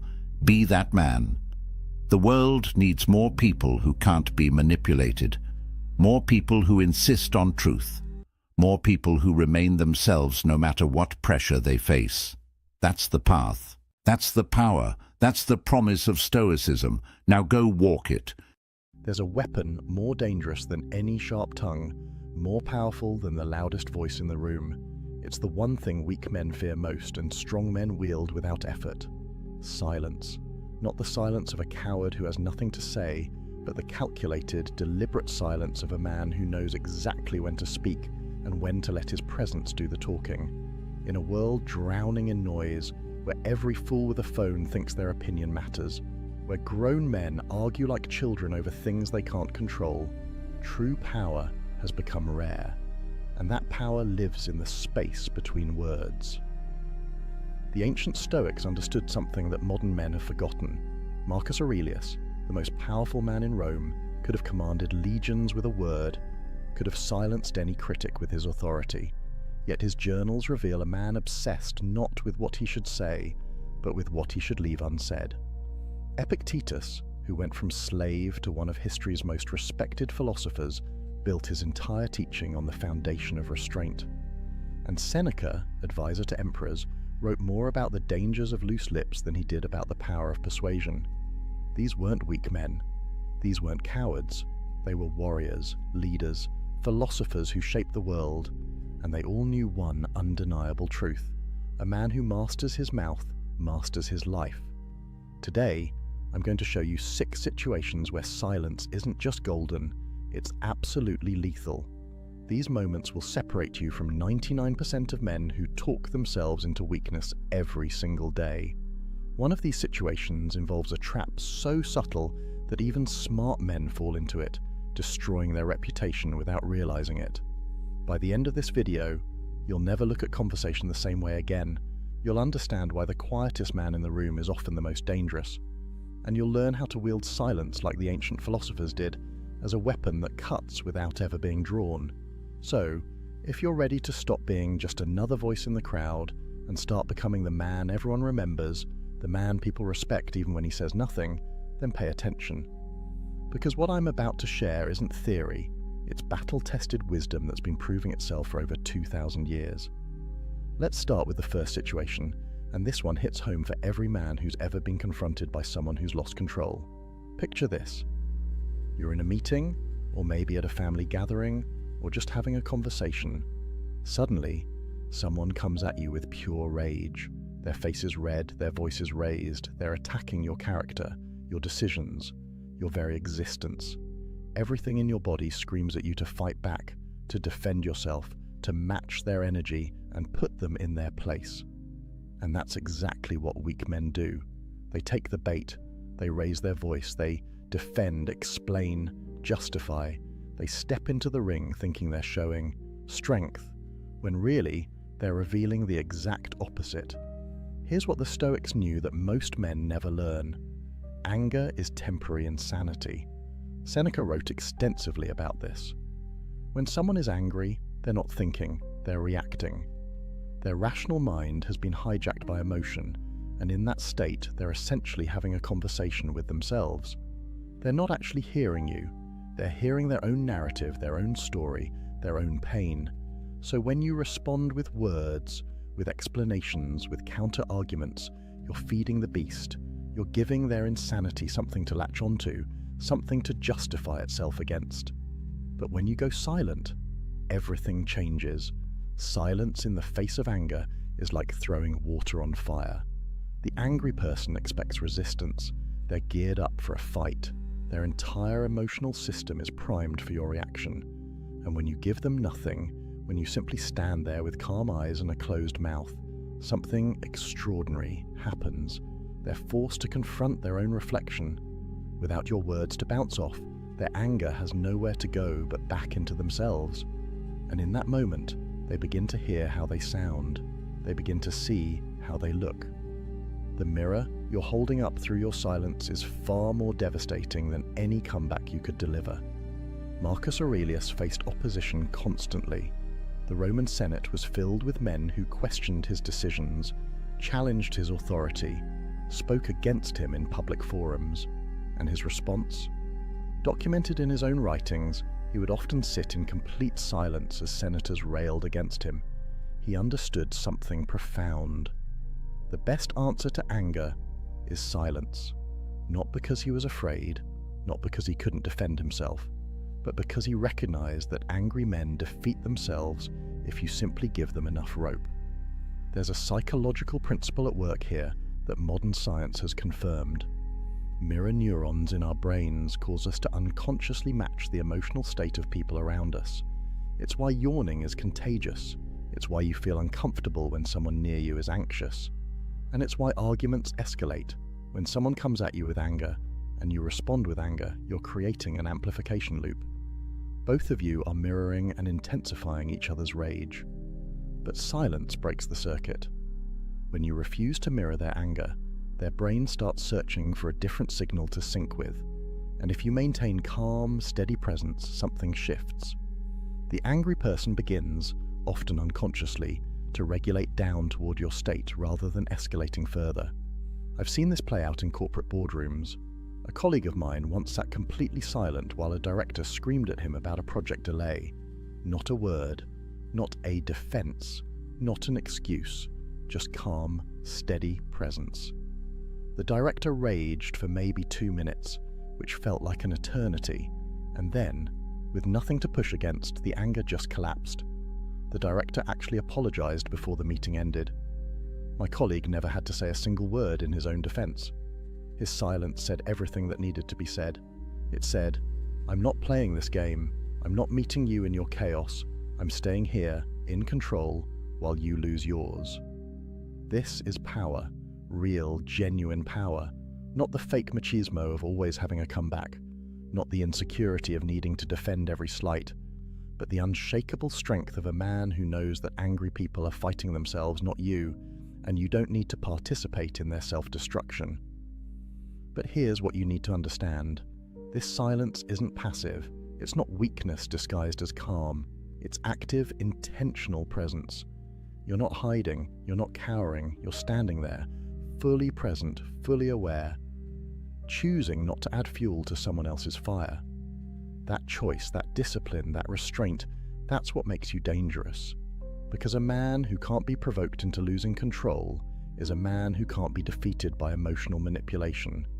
Now, there's a second situation that trips up even smart, capable men. And I guarantee it's happened to you more times than you realize. Someone criticizes you. Maybe it's at work, maybe it's in your social circle, maybe it's online. The criticism is unfair, maybe even baseless. They question your competence, your motives, your worth, and immediately your brain starts constructing a defense. You want to explain why they're wrong. You want to correct the record. You want everyone to know the truth. And that impulse, that need to defend yourself, that's the trap. Here's what weak men don't understand. The moment you defend yourself against criticism, you've already lost. Why? Because defense is an admission that the criticism has power over you. It reveals that you need others to see you correctly, that your sense of self depends on their approval. Every word of explanation you offer is proof that their opinion matters more to you than your own knowledge of who you are. The Stoics had a framework for this, and it's one of the most powerful concepts in their philosophy. The dichotomy of control. There are things within your control and things outside it. Your actions, your intentions, your effort, those are yours. But other people's opinions, judgments, perceptions, those are completely outside your control. You can influence them, maybe, but you cannot control them. And when you try, when you argue and defend and explain, you're spending your precious energy and attention on something you have no real power over. Galileo understood this at the deepest level. When he proposed that the Earth revolved around the sun, he faced persecution from the most powerful institutions of his time. The church, academic authorities, the entire establishment came against him. They called him a heretic, a fool, a danger to society, and while he did eventually recant under threat of execution, which is a reasonable response to literal torture, his approach to criticism in the years before was telling. He didn't spend his time arguing with every critic. He didn't write long defenses every time someone attacked his work.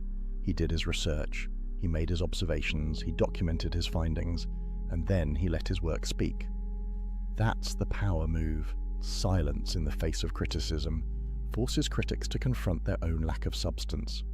When you don't engage, when you don't defend, their criticism has nothing to bounce off.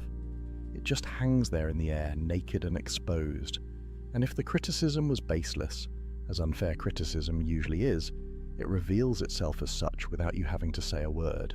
Think about the last time someone criticized you unfairly at work. Maybe they questioned a decision you made, or suggested you weren't pulling your weight, or implied you didn't know what you were doing. If you're like most people, you probably immediately started explaining, here's why I did it this way, here's all the work you didn't see, here's the context you're missing, and with every explanation, what were you really doing? You were trying to convince them, which means you were putting your sense of competence in their hands. You were saying, without realizing it, your opinion of me matters more than my own knowledge of my work. But imagine instead you had simply nodded, said, I hear you, and gone back to your work. No defense, no explanation, no justification, just acknowledgement and a return to producing results. What happens? The critic is left holding their criticism with nothing to do with it. And if your work is actually good, if your decisions were actually sound, the results will prove it. The criticism dissolves on its own. Your work becomes your defense, and work is always more convincing than words. There's a deeper truth here that goes beyond just protecting yourself from critics. When you develop the strength to let criticism exist without defending against it, you free yourself from the exhausting need for approval. You build an inner fortress that no outside opinion can penetrate. Marcus Aurelius wrote, "It never ceases to amaze me. We all love ourselves more than other people, but care more about their opinion than our own." Read that again. We claim to love ourselves, but we give other people's judgments more weight than our own self-knowledge. That's insanity, and defending yourself constantly is how you perpetuate that insanity. The man who stays silent in the face of criticism is telling himself a crucial truth. I know who I am, I know what I've done, I know my intentions, and I don't need you to see me correctly for any of that to remain true. That's freedom, that's power. That's the difference between a man who's controlled by others' opinions and a man who's governed by his own inner compass. Your work will speak, your results will speak, your character, demonstrated over time, will speak louder than any defense you could mount in a moment of criticism. So, save your energy, save your words, let the critics talk, let them question, let them judge. And you just keep building, keep improving, keep producing. Let them wonder why their criticism didn't get a reaction. Let them realize slowly that you're operating on a level they don't have access to, a level where their approval was never required in the first place. Now, the third situation is something that happens every single day, and it's one of the most tempting traps a man can fall into. Gossip, rumors, people talking about you behind your back, spreading stories that aren't true, questioning your character to others. And somewhere, somehow, you hear about it. Someone tells you what so-and-so said about you. Someone forwards you a message. Someone gives you the heads up that people are talking. And your immediate instinct is to set the record straight, to correct the narrative, to defend your name. Don't. Here's what you need to understand about gossip and rumors. They're like fire. They need fuel to survive. And every time you respond, every time you address them, every time you try to correct them, you're throwing fuel on the flames. You're giving the rumor legitimacy by treating it as something worth responding to. You're spreading it further by talking about it, and you're revealing that it got to you, which is exactly what gossip thrives on. Seneca wrote something profound about this. He said we suffer more in imagination than in reality. Think about what gossip is. It's other people's imagination. It's stories they're telling themselves, narratives they're creating, often to make themselves feel better about their own lives. And when you engage with those stories, when you try to correct them, You're stepping into their imagination and trying to rewrite it, but you can't control their imagination. You never could. That's not your domain.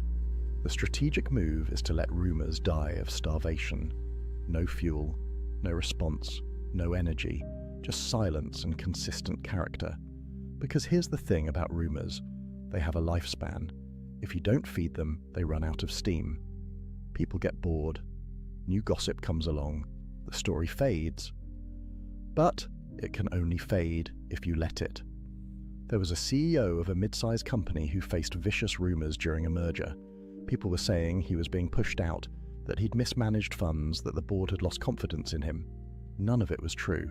His PR team wanted him to issue statements, do interviews, defend his reputation. He refused. He said, "I'll let the merger speak." And he went silent. For 3 months, he didn't address a single rumor. He just kept executing the merger, kept doing his job, kept showing up with the same steady leadership he'd always demonstrated. By the time the merger completed successfully, the rumors had died on their own, and the people who had spread them looked like fools. He never had to say a word. That's the power of silence combined with consistent character. Your reputation isn't built on what you say about yourself or what you say in response to others. It's built on what you do, day after day, week after week, year after year. Gossip is temporary, character is permanent, and the man who understands this can weather any rumor storm without breaking his stride. But there's something else at work here, something psychological that most people miss. When someone gossips about you, they're revealing far more about themselves than about you. They're showing their insecurities, their fears, their need to elevate themselves by diminishing others. And when you respond, when you engage, you're essentially saying you take their opinions seriously. You're validating their behavior by giving it attention. Silence, on the other hand, sends a different message.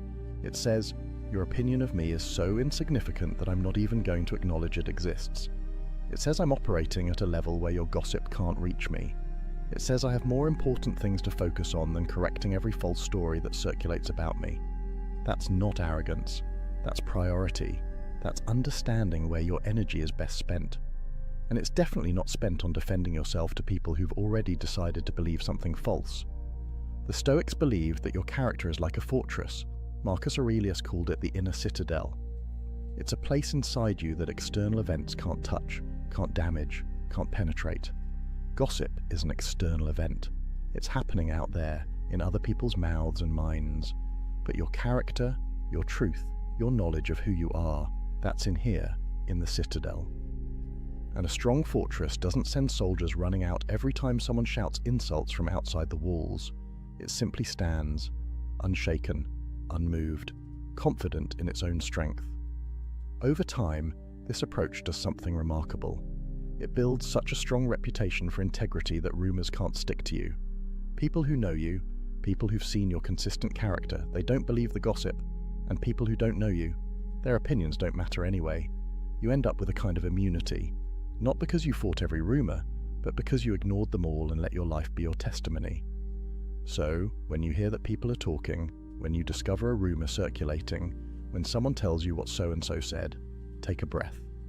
Recognize it for what it is, other people's imagination, other people's insecurity, other people's entertainment, and then go back to being who you are. Let them talk, let them wonder why you're not reacting. Let them eventually realize that while they were gossiping, you were building. While they were talking, you were doing. While they were imagining, you were living in reality. The fourth situation is subtle, but it's one of the most revealing tests of a man's character. And most men fail it without even realizing they're being tested. You're in a meeting, a social gathering, a group conversation. Someone else is getting praised. Maybe they accomplished something impressive. Maybe they're being recognized for their work. Maybe everyone's attention is on them, celebrating their success. And as you sit there listening, a thought creeps in. But I did something just as good. But I worked just as hard. But no one's acknowledging what I've done. And you feel this almost irresistible urge to interject, to mention your own accomplishments, to make sure people know you're successful too. Stop right there, because what you're feeling is your ego screaming for validation, and if you listen to it, if you speak up, you're About to reveal something you don't want to reveal, insecurity. Here's what weak men don't understand. When you feel the need to mention your own accomplishments while someone else is being praised, you're announcing to everyone in the room that your sense of worth depends on external recognition. You're showing that you're keeping score. You're revealing that you measure yourself against others. And all of that, every bit of it, is the opposite of strength. A truly confident man, a stoically grounded man, can sit in a room while someone else receives all the praise and feel nothing but genuine appreciation for that person's success. Why? Because his sense of worth isn't tied to who's getting attention. His identity isn't dependent on being recognized. He knows what he's accomplished, he knows his own value, and he doesn't need the room to validate it.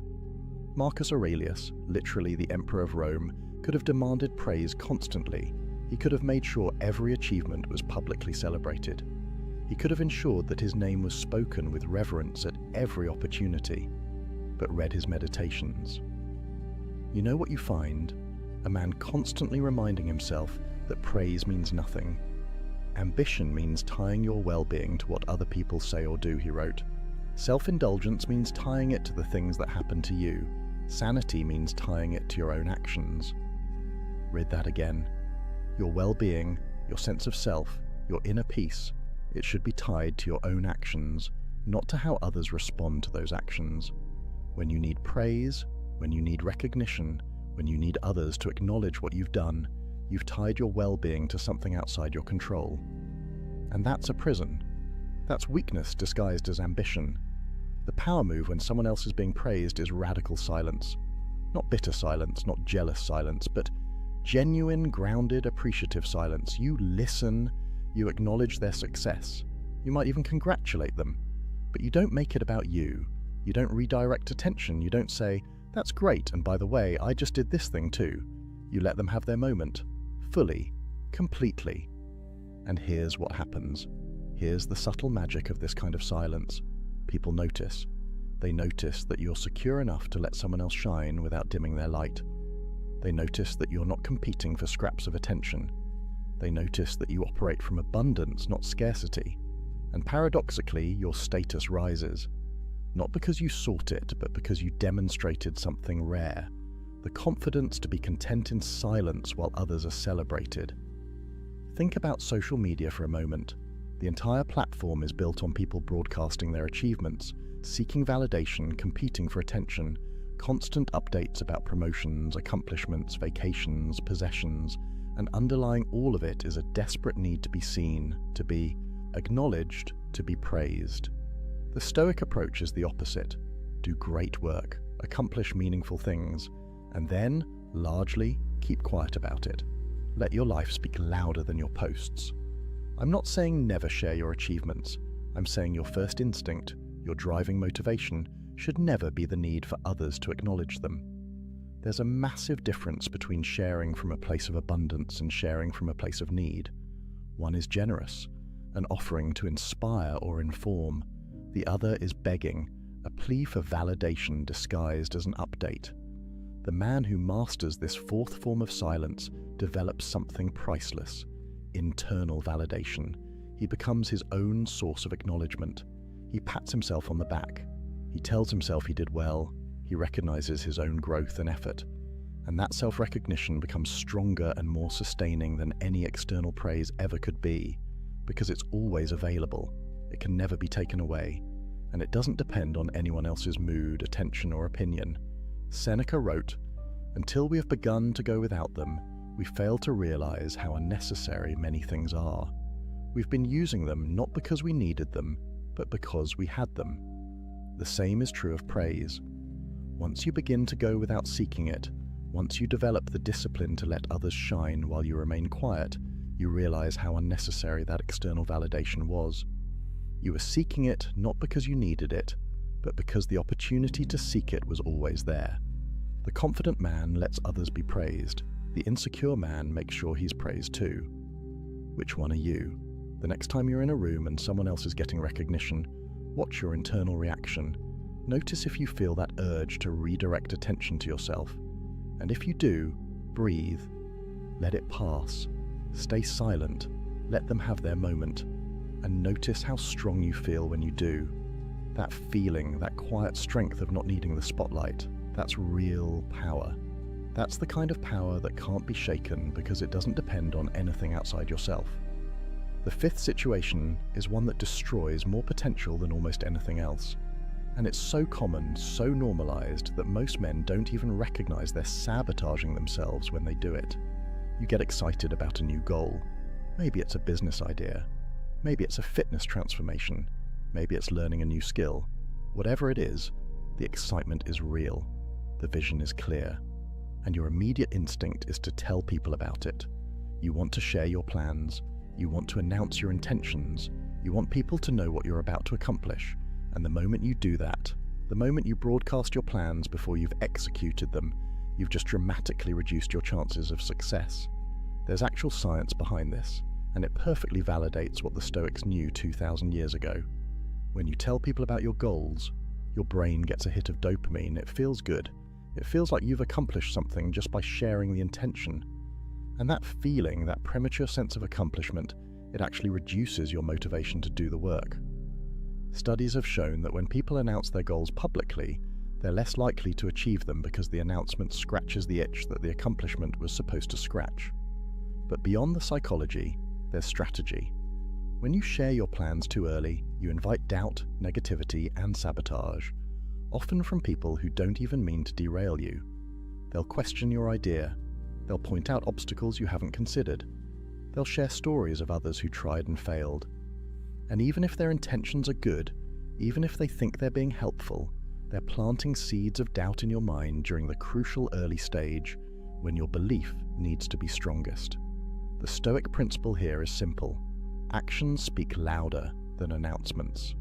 Marcus Aurelius wrote, "Waste no more time arguing what a good man should be one." The same applies to your goals. Waste no more time announcing what you're going to do it. Let your results announce themselves. Let your transformation be the reveal. Let your success be the notification. Think about the entrepreneurs who talk endlessly about the business they're going to start versus the ones who quietly build until they have something real to show. Think about the guys who announce they're getting in shape, post about their new gym membership, tell everyone about their meal prep, versus the guys who just start training and let their physical transformation do the talking 6 months later. Which approach commands more respect? Which one actually gets results? There's power in moving in silence. When you keep your plans to yourself, you maintain strategic advantage. Competitors don't know what you're working on.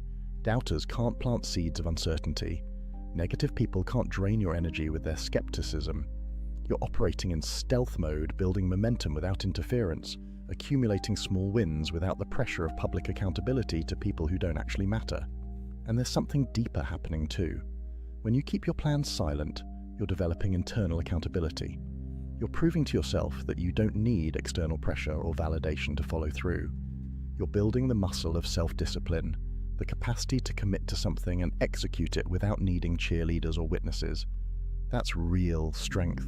That's the difference between someone who needs accountability partners to do anything and someone who's accountable to themselves. I know a guy who wanted to write a book. For 2 years, he told everyone he was working on it. He talked about the premise at parties. He discussed his progress on social media. He sent update emails to friends, and 2 years later, he had maybe 50 pages written. Then he met someone else who had published 3 books. When he asked this person how they did it, the answer was simple. I stopped talking about writing and started writing. I told no one. I just wrote every day. And when the first draft was done, then I mentioned it. That's the difference. One person needed the validation of others knowing he was a writer. The other just quietly became one. The man who announces his plans is creating accountability to the wrong people. He's making himself answerable to friends, family, social media followers, people who have no real stake in his success and no authority to judge his progress. The man who keeps his plans silent is accountable only to himself and to reality. Either he does the work or he doesn't. Either the results materialize or they don't. No one to make excuses to, no one to explain himself to, just him and his commitment. Seneca advised, "Let your progress become your proof. Not your promises, not your announcements, your actual, tangible, undeniable progress. That's what earns respect. That's what can't be argued with. Anyone can talk about what they're going to do. The man who keeps quiet and then shows up with results, that man is rare. That man is dangerous, because he's demonstrated that his word to himself is stronger than his need for external validation. So the next time you feel excited about a goal, about a plan, about a vision, feel that excitement fully. Let it fuel you, but keep it to yourself. Guard it like a secret. Protect it from the energy vampires, the doubters, the well-meaning but ultimately unhelpful opinions of people who aren't in the arena with you. Work in silence, build in private, and when the time comes, when you have something real to show, let your results do the announcing. Let people be surprised. Let them wonder when you found the time, how you developed the discipline, why they didn't see it coming. That surprise, that gap between their perception and your reality, that's the signature of a man who knows how to move with power. Talk less, do more. Let the world catch up to what you've already become. Now, the sixth and final situation is perhaps the most difficult. It requires a level of wisdom that most men spend their entire lives developing, and yet, it's one of the most common scenarios you'll face. You know you're right, you have the facts, you have the truth, you have the logical high ground, but the person you're talking to, they're not listening, they're not open, they're dug into their position, and no amount of evidence, reasoning, or explanation is going to change their mind, and you face a choice. Do you keep trying to convince them? Do you keep presenting your case? Do you keep fighting to be acknowledged as correct? Or do you let it go? This is where most men stumble, because there's something in us, something deep and primal that needs to be recognized as right when we know we are.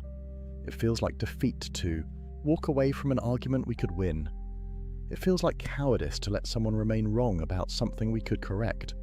And so we keep talking, keep explaining, keep arguing, even when we know it's futile, even when we can see that nothing we say will make a difference. The Stoic wisdom here is brutal in its clarity. Some battles aren't worth fighting, not because you'd lose, but because winning gains you nothing. Epictetus taught that some people simply aren't ready to hear truth. Their current understanding, their current level of consciousness, their current emotional state, it makes them incapable of receiving what you're offering, even if what you're offering is absolutely correct. And when you encounter someone like this, the wise response isn't to try harder, it's to save your energy. Marcus Aurelius wrote, "The object of life is not to be on the side of the majority, but to escape finding oneself in the ranks of the insane." Sometimes the sanity is in recognizing that you can't save everyone from their own ignorance. You can't force growth on someone who isn't ready. You can't argue someone into enlightenment, and trying to do so doesn't make you noble or persistent. It makes you a fool wasting resources on an unwinnable fight. Think about the last time you got into an argument online. You presented facts. They dismissed them. You provided sources. They questioned the sources. You broke down the logic. They moved the goalposts. And 3 hours later, you were exhausted, frustrated, and they hadn't changed their position 1 millimeter. What did you gain? Nothing. What did you lose? 3 hours of your life, a significant amount of mental energy, and probably some peace of mind. Was being right worth that cost? The man who masters this sixth form of silence understands something crucial. Being right doesn't require being heard. Your correctness doesn't depend on someone else acknowledging it. The truth is the truth, whether they accept it or not. And sometimes, probably more often than you'd like, the most powerful thing you can do is let someone be wrong. There's a concept in Stoicism about choosing your battles. Not every hill is worth dying on. Not every argument is worth having. Not every wrong idea is worth correcting. You have finite energy, finite time, finite attention.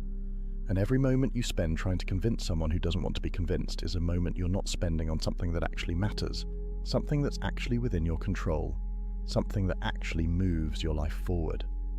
I watched a friend destroy a relationship with his father over politics. They had opposite views, both intelligent, both passionate, both convinced they were right. And every family gathering turned into a debate. Every phone call became an argument. My friend couldn't let it go. He had to make his father see reason. He had to win the argument. And eventually, they stopped speaking. Years of silence. All because my friend couldn't accept that some minds won't change and some arguments aren't worth the cost of winning them. Compare that to someone I know who has completely opposite political views from his entire family, and he simply doesn't engage. When conversations turn to politics, he stays quiet. When people ask his opinion, he gives vague answers and changes the subject. When someone tries to bait him into an argument, he smiles and says something like, "I'm sure you're right," and walks away. Is he a coward? No, he's wise. He's recognized that winning political arguments with his family gains him nothing and costs him relationships he values. So he chooses silence. He chooses peace. He chooses to let them be wrong about whatever they want to be wrong about because his relationship with them matters more than being acknowledged as correct. That's the mark of maturity. That's the difference between a man governed by ego and a man governed by wisdom. The ego says you must be right and you must be recognized as right. Wisdom says, sometimes being at peace is more valuable than being proven correct. Seneca wrote about this extensively. He talked about how the wise man is discerning about where he spends his attention. He doesn't engage with every fool who challenges him. He doesn't correct every error he encounters. He doesn't try to educate everyone who misunderstands. Instead, he focuses on what he can actually influence, what actually matters, what actually aligns with his values and goals. Everything else, he lets it be. This doesn't mean you become passive. This doesn't mean you never stand up for truth. There are absolutely times when speaking up is necessary, when silence would be complicity, when the stakes are high enough that you must engage regardless of whether you'll win. But those situations are rarer than you think. Most of the time, most of the arguments you're tempted to have, they're not about justice or truth or principle. They're about ego. They're about being seen as smart, as right, as superior, and that's not worth your energy. The liberation that comes from letting people be wrong is profound. You stop carrying the weight of other people's ignorance. You stop feeling responsible for educating everyone who doesn't get it. You stop exhausting yourself trying to change minds that don't want to change. Instead, you invest that energy in yourself, in your growth, in your goals, in the people who actually want to learn from you, in the battles that actually matter. Being right doesn't require being heard. Your truth doesn't need someone else's validation to remain true. And sometimes the most powerful statement you can make is complete silence in the face of determined ignorance. It says your opinion of reality doesn't change reality. It says I'm not going to waste my energy trying to convince you of what I already know.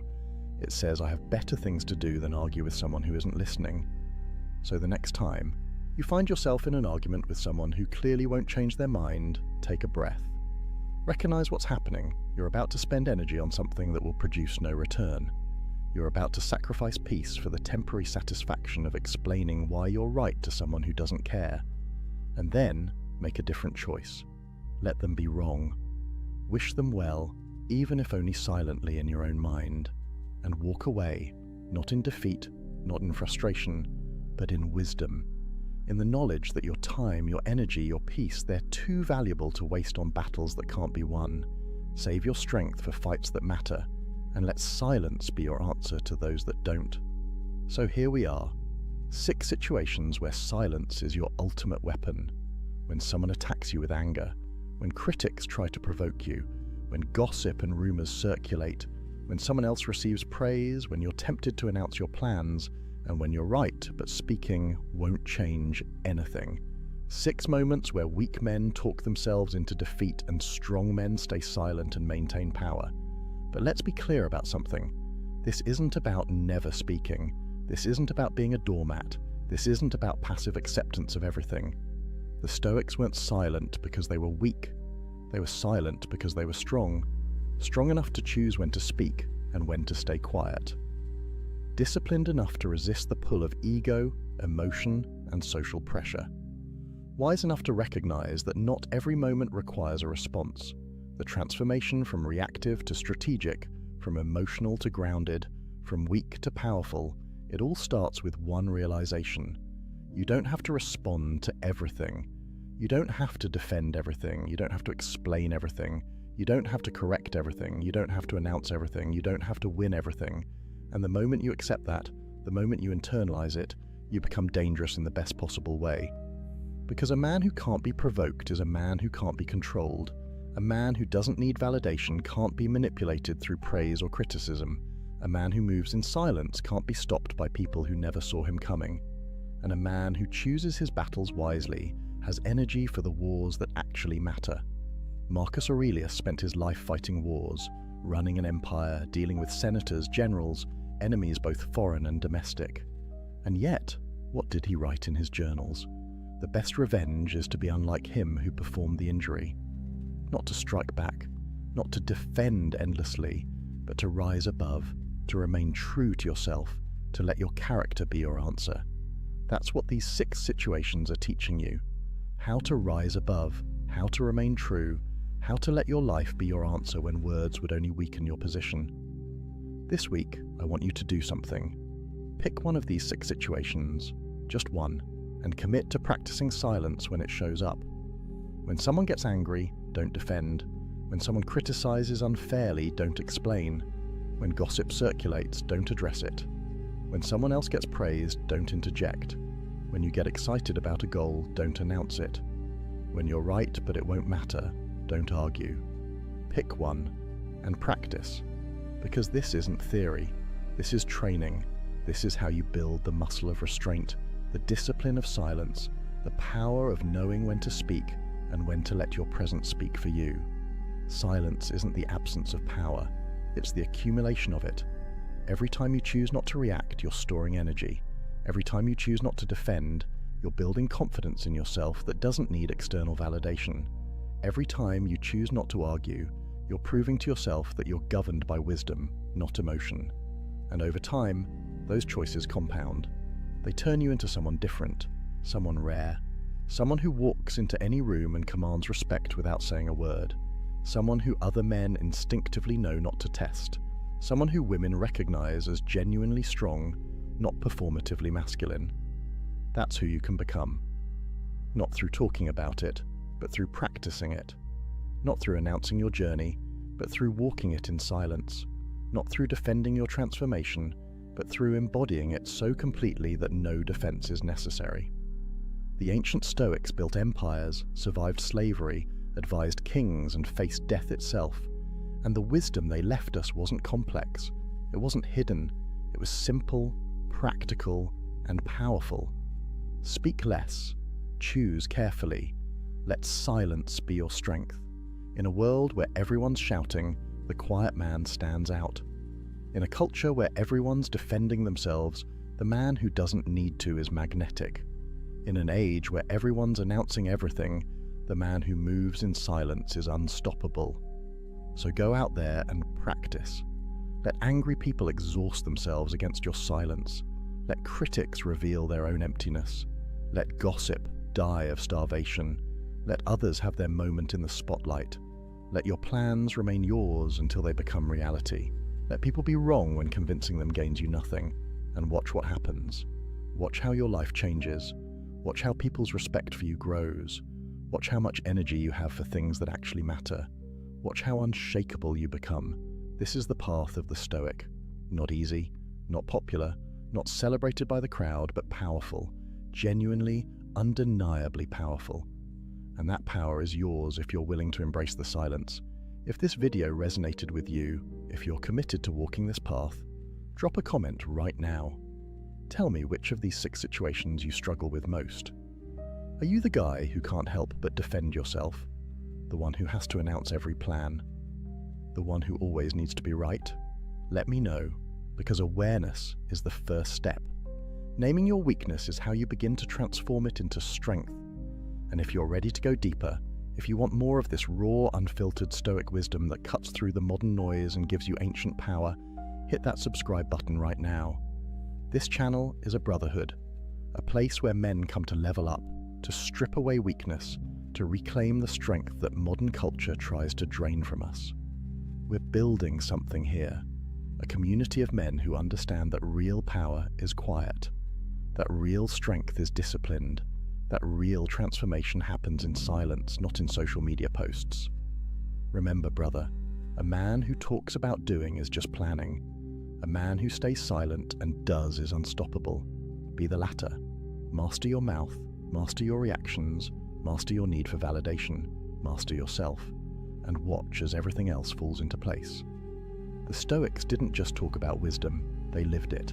And that's exactly what I'm challenging you to do. Not to watch another video about being better, but to be better. Starting right now, starting with silence, starting with the next time one of these 6 situations shows up in your life. And trust me, it will show up probably today. And when it does, you'll have a choice. React like most men, or respond like a Stoic. Choose wisely, your power depends on it. There's a man in every room who never raises his voice, never competes for attention, never performs. He stands still while others fidget. He speaks last while others rush to fill the silence. And somehow, without trying, without effort, without the desperate energy that radiates from men who are starving for validation, he becomes the center of gravity. The room bends toward him. Conversations pause when he speaks. Eyes find him when he moves. Women notice him not because he's chasing their attention, but because his presence whispers something most men have forgotten how to communicate. I don't need you to complete me.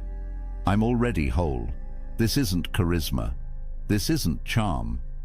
This is something deeper, something the ancient Stoics understood 23 centuries ago, and something modern men have traded for Instagram likes and desperate text messages at 2 in the morning. The truth is brutal and liberating in equal measure. The moment you stop trying to be attractive, you become it. The second you release your grip on outcomes, they fall into your hands. When you embrace the discipline of silence, stillness, and self-mastery, you don't just change how others see you, you transform who you actually are. And that transformation, brother, that's what makes you unforgettable. Most men are taught the opposite. They're told to be loud, to take up space, to dominate conversations, to prove their worth through constant performance. They talk about their achievements, their plans, their opinions.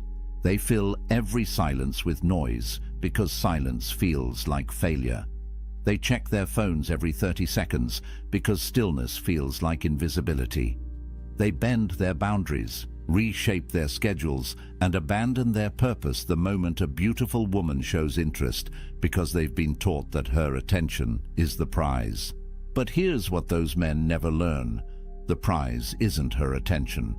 The prize is becoming the kind of man who doesn't need it. This isn't a game. This isn't manipulation. This is the ancient art of self-mastery applied to modern life. Marcus Aurelius didn't write his meditations to attract women. He wrote them at night, alone in his military tent, trying to become a better man. Epictetus didn't teach the dichotomy of control so his students could get dates. He taught it so they could build unshakable character. Seneca didn't practice voluntary discomfort to impress anyone. He did it to forge resilience. But here's the fascinating part. These men, these ancient philosophers who focused entirely on internal excellence, they possessed a magnetic quality that transcended their era. Not because they were trying to be attractive, but because they had become something rare. Men who had mastered themselves. Let me show you how this works in practice. Let me walk you through 9 habits, 9 disciplines, 9 ways of being that separate men who chase from men who attract. These aren't tricks you perform, they're transformations you embody. And once you integrate them, once they become part of who you are rather than things you do, everything changes. The first habit might surprise you because it goes against everything modern dating culture preaches. It's the discipline of strategic silence. Not the awkward silence of someone who doesn't know what to say. Not the cold silence of someone playing games.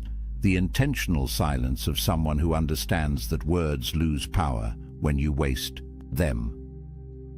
Most men are terrified of pauses. They fill every gap in conversation with nervous chatter, with jokes, with stories designed to prove how interesting they are. They think silence is failure, that if they're not talking, they're losing. But silence is a weapon, and most men have no idea how to wield it. When you ask a woman a question and she answers, "What do you do?" most men immediately respond, They're already thinking about what they'll say before she finishes talking. They're performing, not listening. But a man who understands strategic silence does something different. He waits. 2 seconds, 3 seconds. He holds her gaze. He processes what she actually said, and he lets that pause create weight. In those seconds, something profound happens. Her mind begins to work.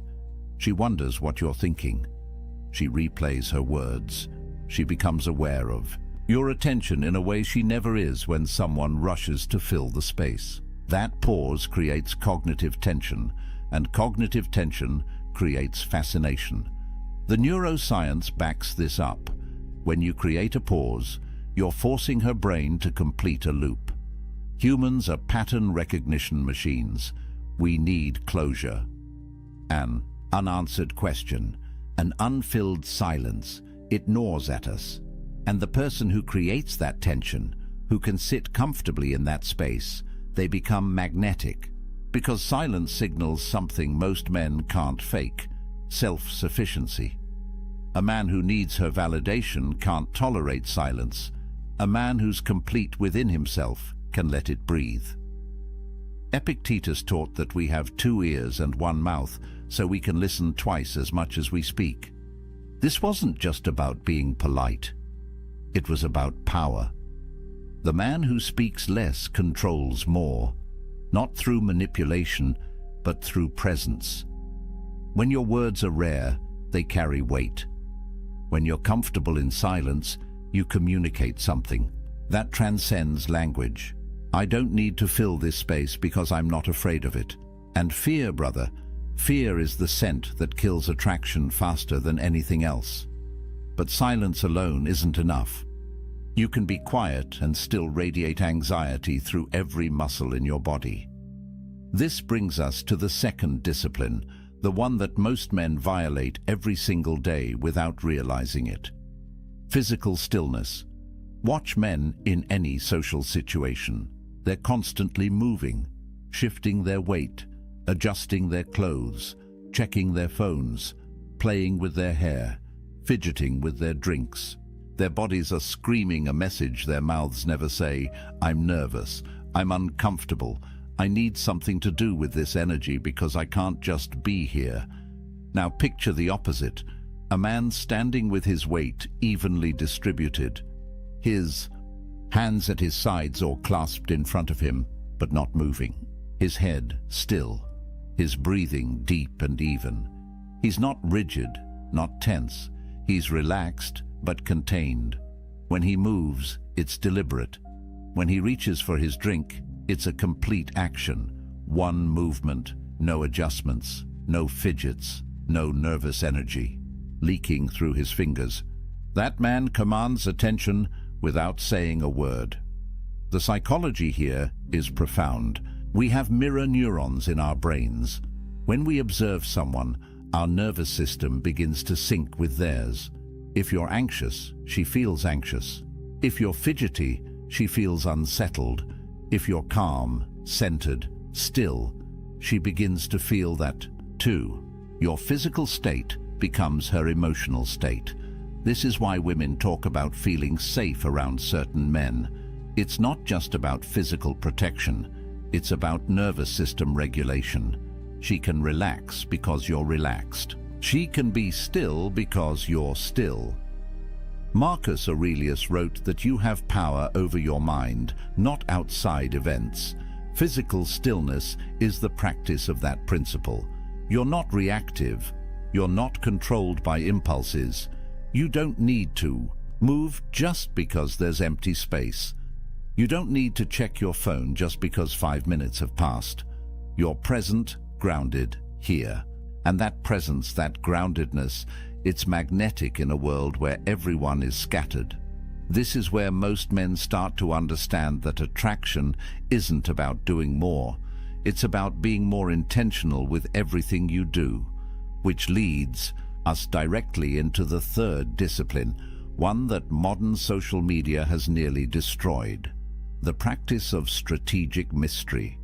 In an age where people broadcast their entire lives, where every thought becomes a tweet and every meal becomes a photo, where vulnerability has been weaponized into a performance, the man who guards his inner world becomes fascinating by default.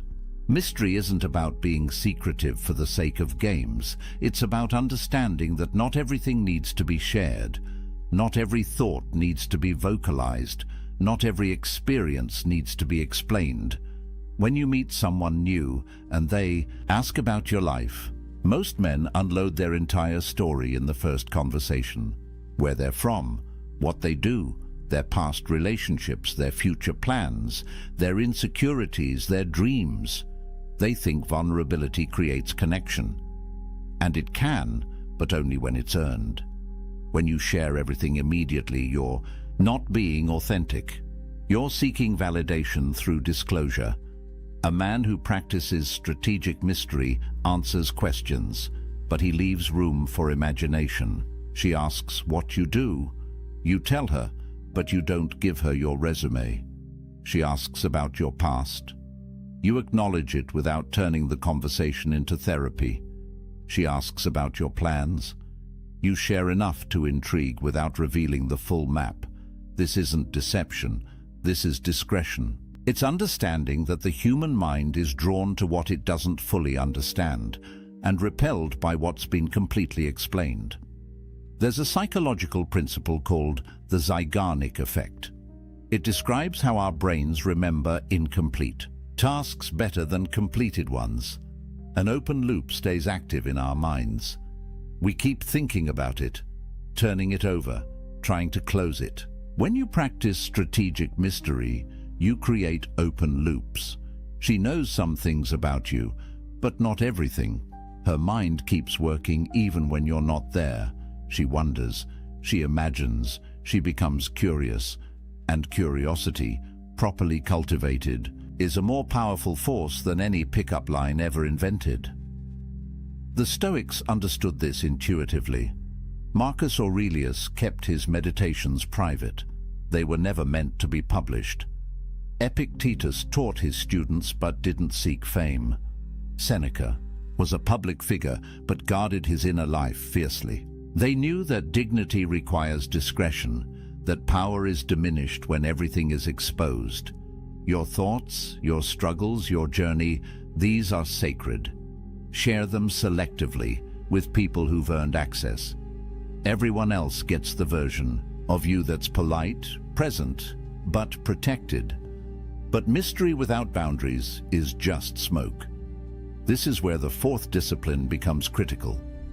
The practice of maintaining unwavering boundaries. This is where most men fail spectacularly. They meet a woman they're attracted to, and suddenly every boundary they claim to have dissolves. She texts at midnight. They respond immediately, abandoning their sleep schedule. She cancels plans last minute. They immediately offer alternatives, communicating that their time has no value. She disrespects them subtly. They laugh it off, afraid that standing up for themselves will cost them her attention. Here's the truth that will set you free. Boundaries aren't walls. They're not rejection. They're standards. They're the lines that define who you are and what you accept. When you hold boundaries, you're not being difficult. You're being self-respecting, and self-respect, properly embodied, is the foundation of every form of attraction that actually lasts. The ancient Stoics were obsessed with this principle.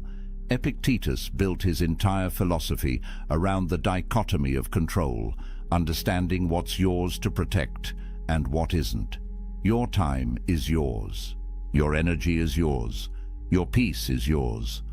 These things are within your control, and protecting them isn't selfish. It's essential. When you maintain boundaries, something shifts in how others perceive you. The scarcity principle kicks in. What's easily obtained is undervalued. What requires effort to access is treasured. When your time isn't available at any moment, it becomes valuable. When your attention isn't given freely to anyone who demands it, it becomes a gift. This isn't manipulation. This is natural human psychology. We respect what respects itself. Practically, this looks like simple but powerful actions. She texts you at midnight. You're asleep. You respond when you wake up naturally, not when your phone buzzes. She cancels plans with short notice. You acknowledge it, but you don't immediately rearrange your life to accommodate her. You had plans. You keep them. She tests your frame with a comment designed to make you defensive. You don't react. You stay centered. Your boundaries aren't negotiable, but they're also not aggressive. They're just there, quietly communicating, I value myself and I expect you to value me too. This discipline flows directly into the fifth habit, the one that underlies all the others. Outcome independence. This is the core Stoic principle applied to modern attraction, and it's the one that most men find impossible to embody because it requires you to genuinely not need the result, not pretend, not fake it, actually release your attachment to whether she likes you, whether she texts back, whether this interaction leads anywhere. You engage fully, you're present completely, but you're not invested in controlling the outcome. The paradox is brutal and beautiful. The less you need it to happen, the more likely it happens. The more you release your grip, the more naturally things flow to you. But you can't fake this. You can't perform outcome independence. She'll smell the neediness underneath whatever game you're playing. Outcome independence has to be real, which means you have to genuinely be fulfilled without her. Your life has to actually be complete. Your purpose has to actually sustain you. Your identity has to actually be stable. Otherwise, every interaction becomes a test of your worth, and tests create anxiety, and anxiety creates the desperate energy that repels everyone around you.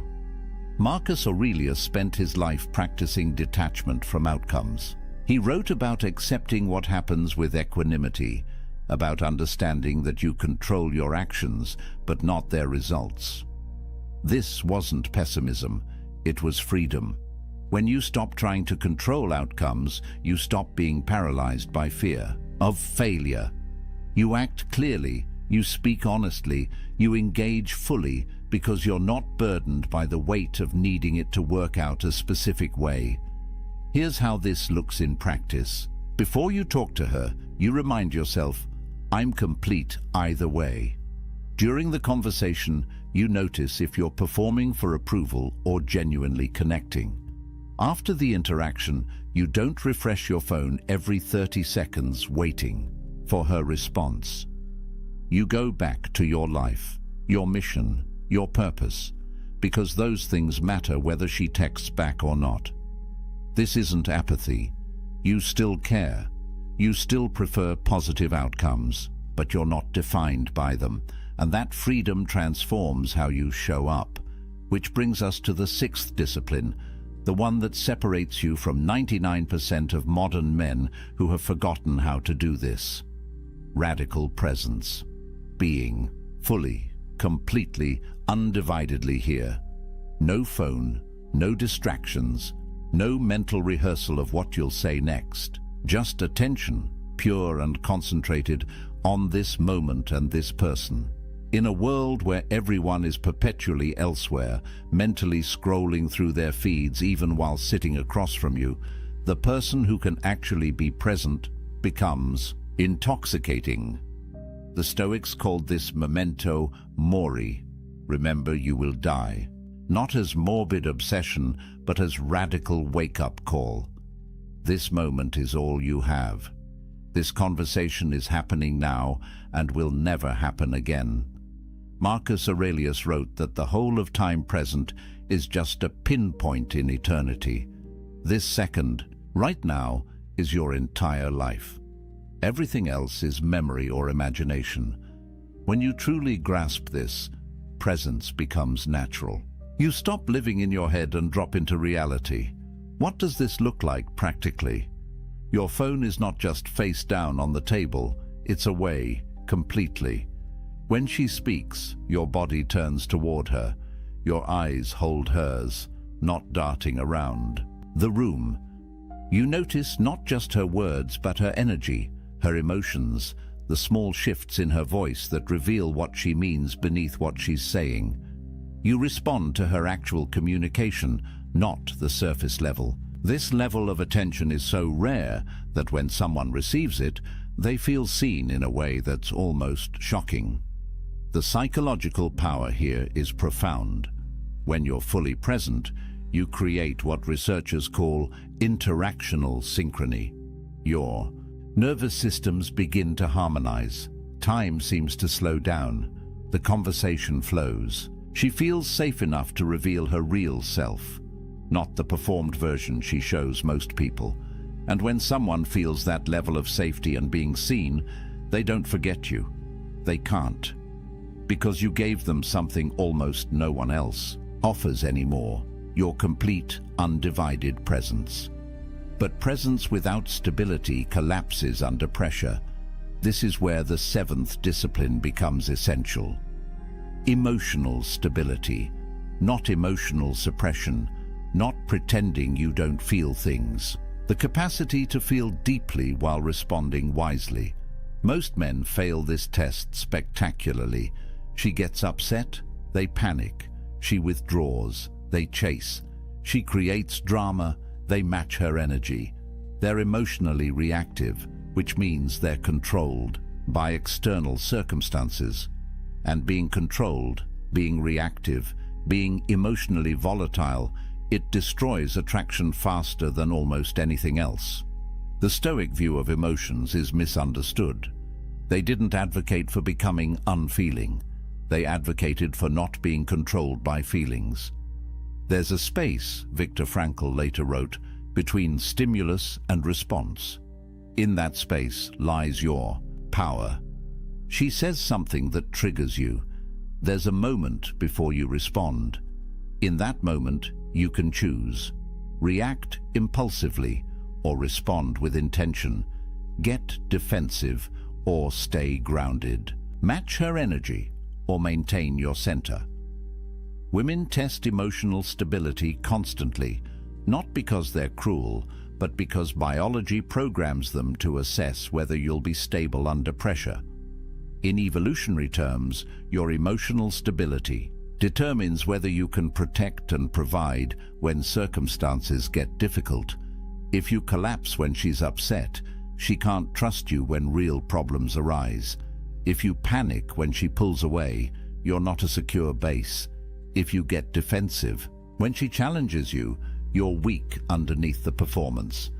This is practical, tangible, learnable. She's upset about something at work. You don't try to fix it. You don't make it about you.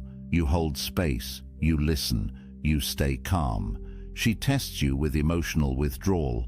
You don't panic. You don't chase. You give her space, remaining centered in yourself. Conflict arises in conversation. You don't escalate. You don't match her intensity. You speak calmly. You acknowledge her perspective. You hold your boundary without aggression. This is emotional mastery, not control over her emotions, but complete authority over your own.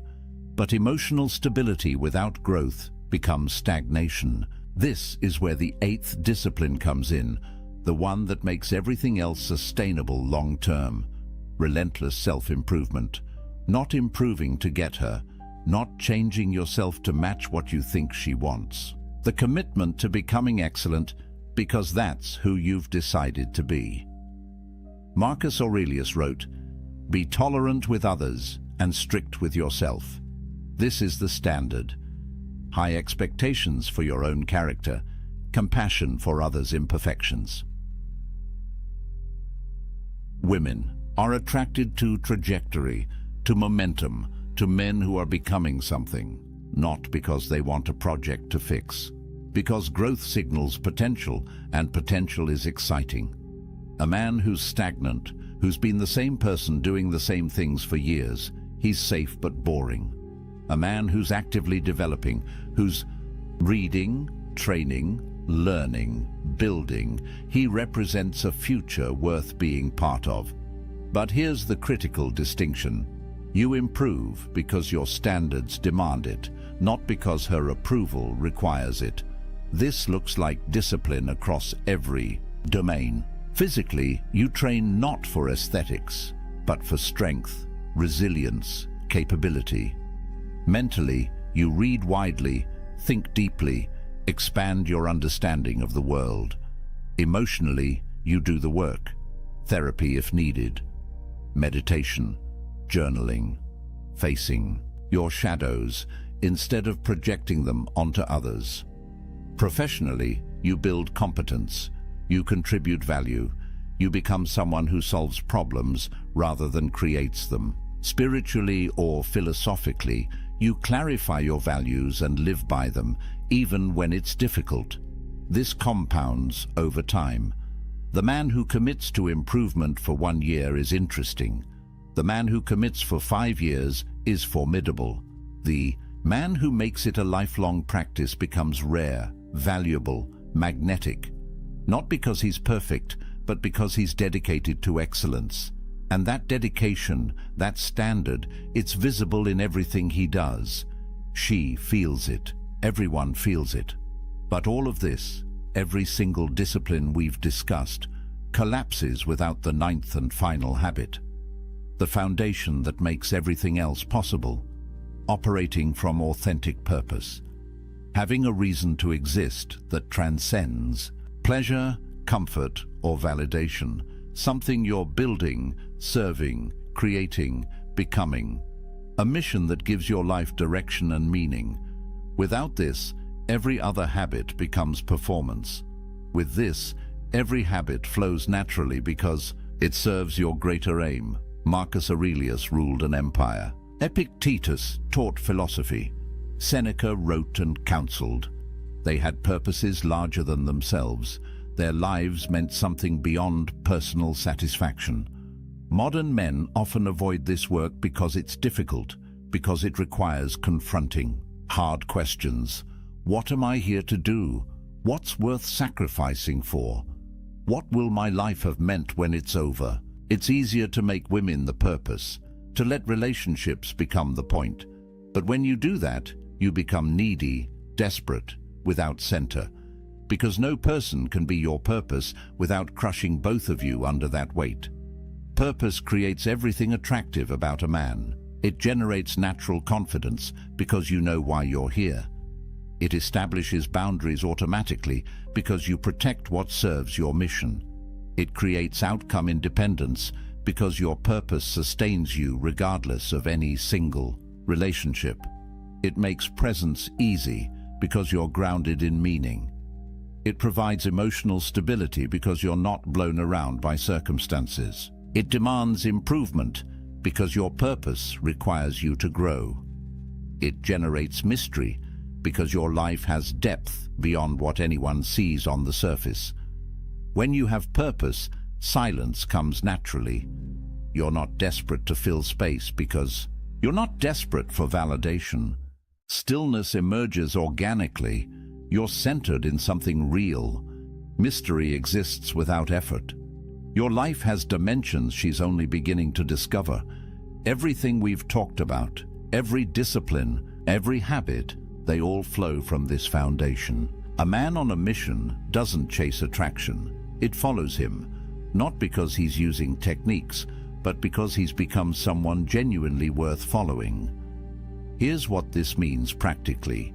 You wake up every day with something to do that matters. Not just a job, though work can be part of it. Something you're building, creating, serving.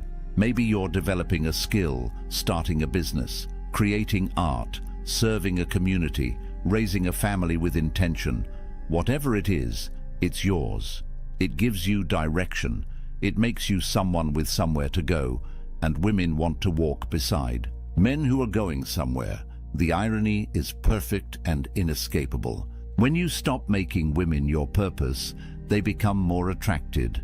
When you build your life around something meaningful, they want to be part of it. When you're not trying to be attractive, you become it.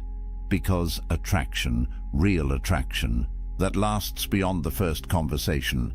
It's not about tactics. It's about substance. It's about becoming a man who has mastered himself, who has built something real, who stands for something beyond his own comfort. These 9 habits work together. Each reinforces the others. Practice strategic silence, and you naturally develop stillness. Cultivate mystery, and boundaries become obvious. Build outcome independence, and presence flows naturally. Master emotional stability, and improvement becomes inevitable.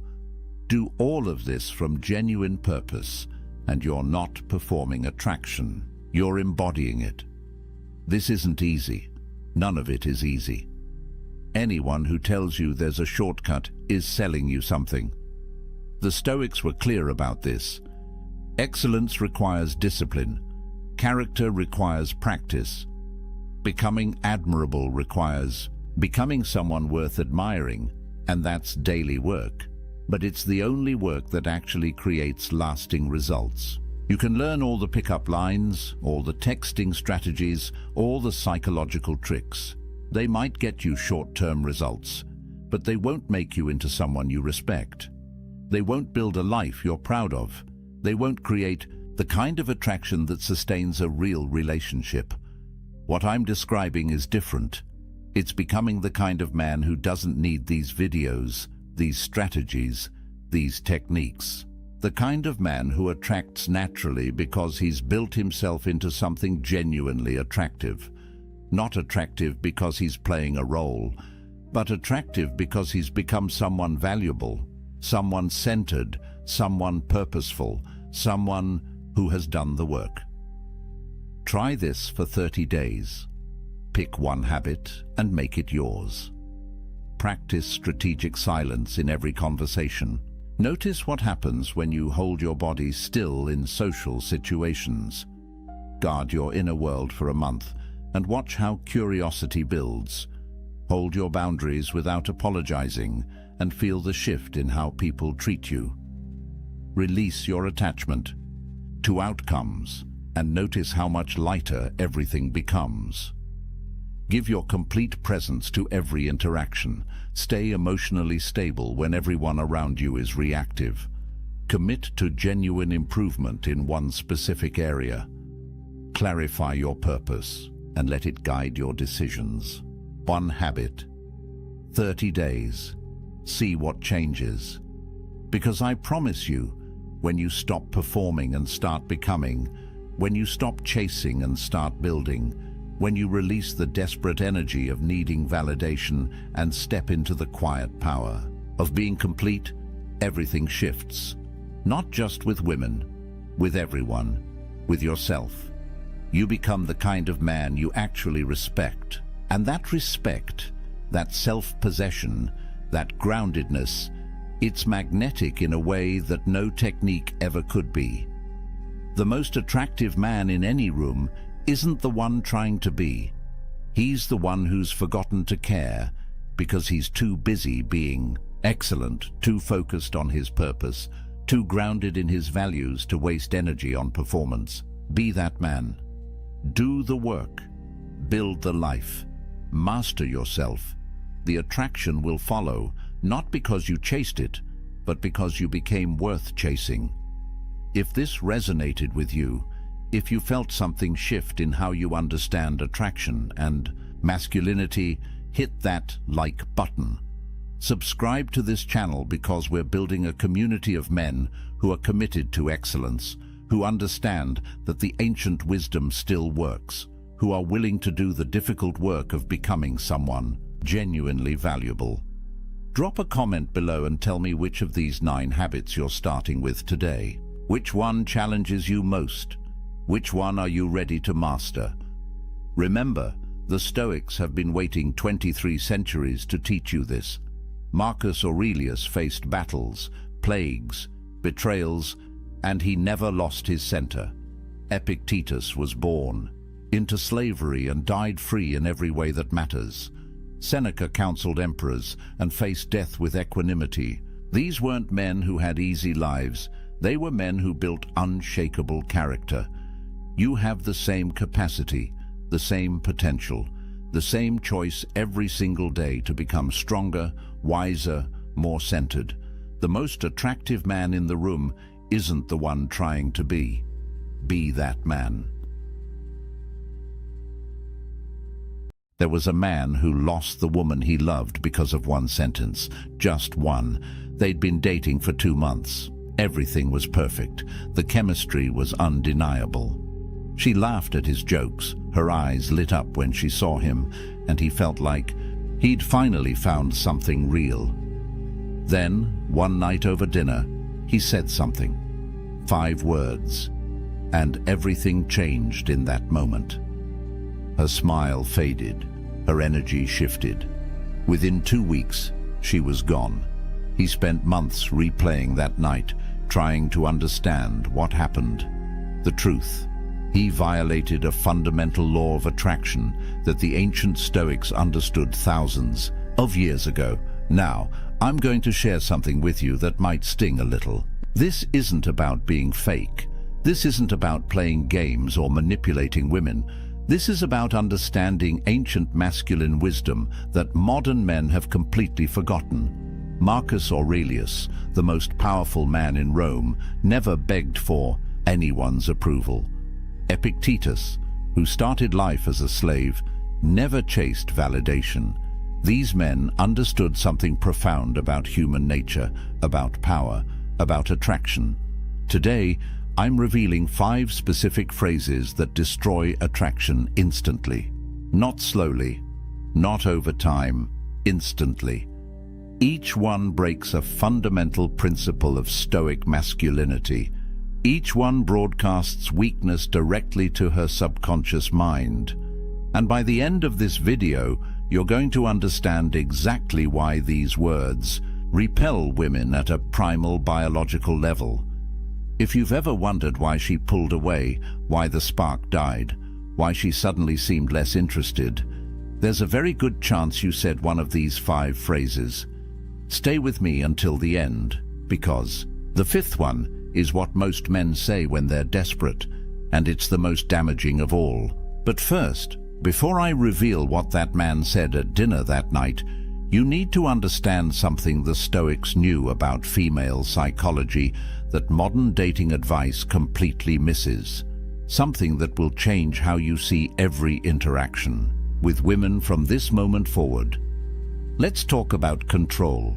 Epictetus, one of the greatest Stoic philosophers, taught something radical. He said, there are things within your control and things outside your control. That's it. That's the line.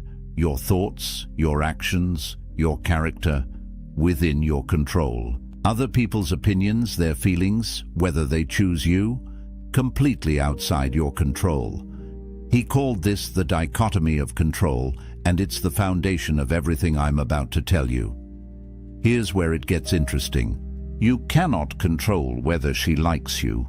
You cannot control whether she finds you attractive.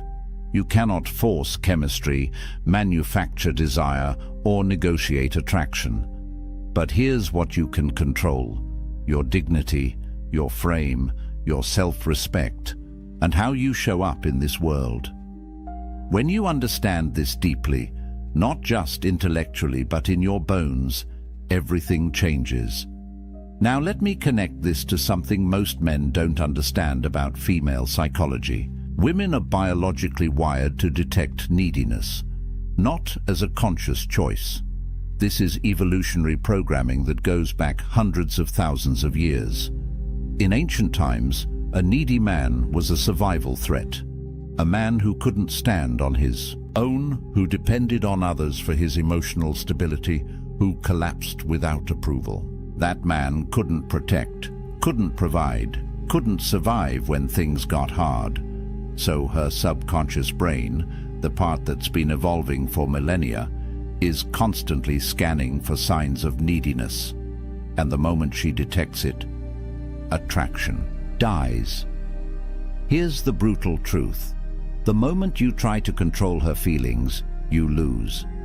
Every attempt to make her like you pushes her away. Every strategy to secure her approval broadcasts insecurity. It's a paradox that drives most men insane. The ancient Stoics had a concept called oikeiosis. It's not well known, even among people who study philosophy. It means natural affinity, the way things are drawn together when they're aligned with their true nature. The Stoics taught that genuine connection happens naturally when you're living in accordance with your own nature, when you're authentic, grounded, self-possessed. But the second you try to force that connection, the second you manipulate or chase or need it, you destroy it. Modern application: stop chasing, start embodying. Think about a magnet. A magnet doesn't chase metal. It doesn't beg, it doesn't convince. It simply is magnetic, and metal comes to it naturally. That's the energy of a man who understands Stoic principles, self-possessed, grounded, complete within himself. And here's the paradox that changes everything. The less you need her validation, the more powerfully she's drawn to you. Not because you're playing a game, because you're genuinely whole. So when a man says the first phrase I'm about to reveal, he's violating this ancient principle in the worst possible way. He's announcing to her subconscious mind that he doesn't understand the dichotomy of control, that he's placed his happiness outside himself, that he needs her approval to feel valuable. The first phrase seems harmless. Most men say it thinking they're being honest, being vulnerable, being real. But to her subconscious mind, it's a red flag that screams one thing: this man is not enough on his own. Let me tell you what it is. The first phrase that kills attraction: confessing your feelings too early. I really like you. I'm falling for you. I think about you all the time. Said too soon, these words are poison. Let me tell you about James. He met a woman at a coffee shop. They exchanged numbers, went on a first date, then a second. The chemistry was electric. She was texting him every day, laughing at his jokes, touching his arm when they talked. He felt something he hadn't felt in years. On their third date, sitting across from her at a restaurant, he couldn't hold it in anymore. He looked into her eyes and said, I just need you to know, I really like you. Like, I think you're amazing. I haven't felt this way in so long. He thought he was being honest, vulnerable, real. The moment those words left his mouth, he watched her face change. Her smile became polite, distant. She said something like, "Oh, that's sweet," but her energy had completely shifted. She didn't pull away immediately. She finished the date, but her texts became shorter. Plans became harder to make. Within 2 weeks, she was gone. He was confused, hurt, angry even. I was just being honest. What's wrong with telling someone how you feel? Everything. Everything is wrong with it when you do it too soon. Here's why. When you confess feelings prematurely, you're violating Epictetus's core teaching. You're placing your happiness, your emotional state, your sense of well-being in something external, in her response, in her validation. You're essentially saying, my emotional stability now depends on what you think of me. That's not love. That's dependency. And dependency repels. It shows outcome dependency. Your emotional state is controlled by whether she reciprocates.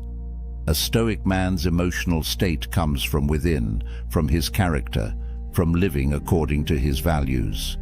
When you say, I really like you, after 3 dates, you're announcing, I've already decided you're the prize, before I even know who you are. Think about what that communicates.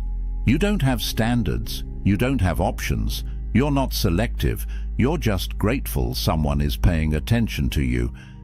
And here's something most men don't understand about female psychology.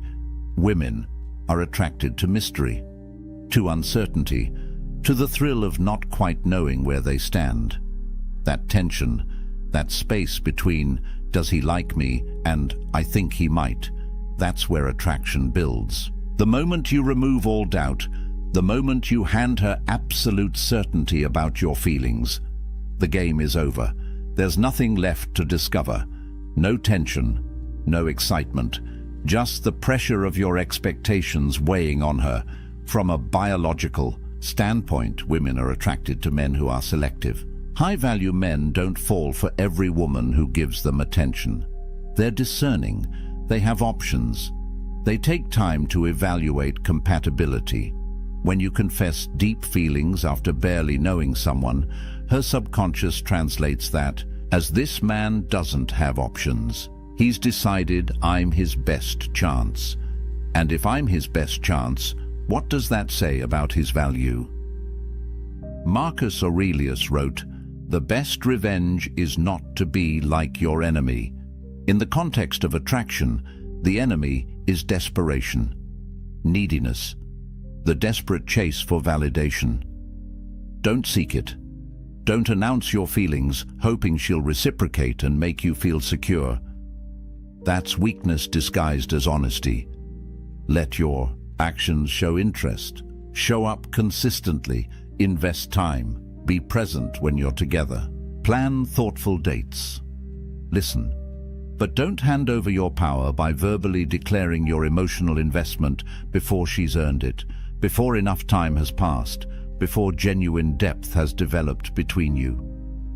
The Stoics had a practice called amor fati, love of fate. Love the process itself, not just the outcome. Enjoy getting to know her. Appreciate the uncertainty. Embrace the journey of discovering whether she's actually compatible with you, not just whether she'll validate your feelings. When you're outcome-focused, you're needy. When you're process-focused, you're grounded. One repels, one attracts. So if you're dating someone right now and you feel that urge to confess, to tell her how much you like her, to seek reassurance that she feels the same way, pause, breathe. Remember the dichotomy of control. You cannot control her feelings, but you can control your dignity. Keep it. But here's what's even worse than confessing too early. The second phrase actually makes you the problem in her eyes. It makes you a burden she has to carry. And that weight? It crushes whatever attraction existed. The second phrase that destroys attraction. You make me so happy. You complete me. I need you. Any variation of making her responsible for your emotional state. David had been with his girlfriend for 6 months. Things were good, really. Good. He was head over heels. Every morning he'd text her, "You make me so happy." During dates, he'd look into her eyes and say, "I don't know what I'd do without you. You're everything to me." He thought he was being romantic, thought he was showing her how much she meant to him. He'd seen it in movies, heard it in love songs. This is what you're supposed to say when you love someone, right? Wrong. She started pulling back around month 7, became less available, less affectionate. When he asked what was wrong, she'd say, "Nothing, I'm just tired." But he could feel her slipping away. Finally, she sat him down and said something that gutted him. "You're too much. I feel like I can't breathe. It's like your entire happiness depends on me, and that's not fair. I can't be responsible for that. I feel suffocated." He was devastated, confused. How could loving her too much be the problem? Here's what David didn't understand. Seneca, the Roman Stoic philosopher, wrote something profound. "The person who depends on another for happiness is a slave." Read that again. When you tell a woman, "You make me happy," you're not declaring love. You're announcing slavery. You're saying, "I'm incomplete without you. My emotional well-being is in your hands. If you leave, I collapse." That's not masculine energy. That's not strength. That's dependency. And dependency is the opposite of what creates attraction. Think about it from her perspective. Women are biologically attracted to the oak tree, not the ivy. The oak tree stands tall and strong on its own. Storms come, Seasons change, but the oak remains. The ivy, on the other hand, needs something to cling to. It can't stand alone. It wraps around the tree, dependent on it for structure, for support, for survival. When you make a woman responsible for your happiness, you become the ivy. And no woman wants to be the oak tree in the relationship. She wants to rest against your strength, not carry the weight of yours. Here's the psychology that most men miss. Being someone's everything is exhausting. It's not flattering. It's not romantic. It's a burden. When your happiness depends on her, every interaction becomes high stakes. If she's tired and wants space, she's not just taking care of herself anymore.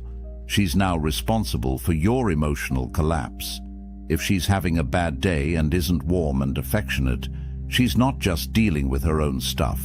She's also managing your need for reassurance. That pressure kills desire faster than almost anything else. She doesn't want to be your life. She wants to add to your life. She wants to enhance an already fulfilling existence, not be the only source of your joy. When you're complete within yourself, when your happiness comes from your purpose, your growth, your values, your friendships, your passions, then her presence becomes a beautiful addition, not a desperate necessity. The Stoics called this apatheia. It doesn't mean being emotionless or cold. It means freedom from destructive passions. It means emotional self-sufficiency.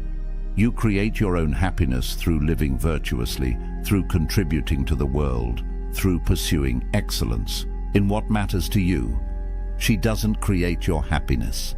She shares in it. Epictetus taught, don't seek to have events happen as you want them to, but instead want them to happen as they do happen, and your life will go well.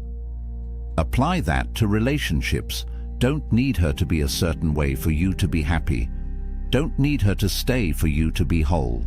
Your happiness is your responsibility, always. When you're emotionally self-sufficient, something interesting happens. She feels free. Free to be herself. Free to have bad days without managing your emotions. Free to be imperfect without you falling apart. And in that freedom, attraction thrives. She's drawn to your strength, to your groundedness, to the fact that you'd be fine without her, but you choose her anyway. That's love from a position of power, not neediness. Now, the third phrase is sneaky. Most men don't even realize they're saying it. They think they're being considerate, being a gentleman. But she hears something completely different. She hears manipulation disguised as niceness, and it repels her at a deep level. The third phrase, whatever you want. I don't care, you decide. It's up to you.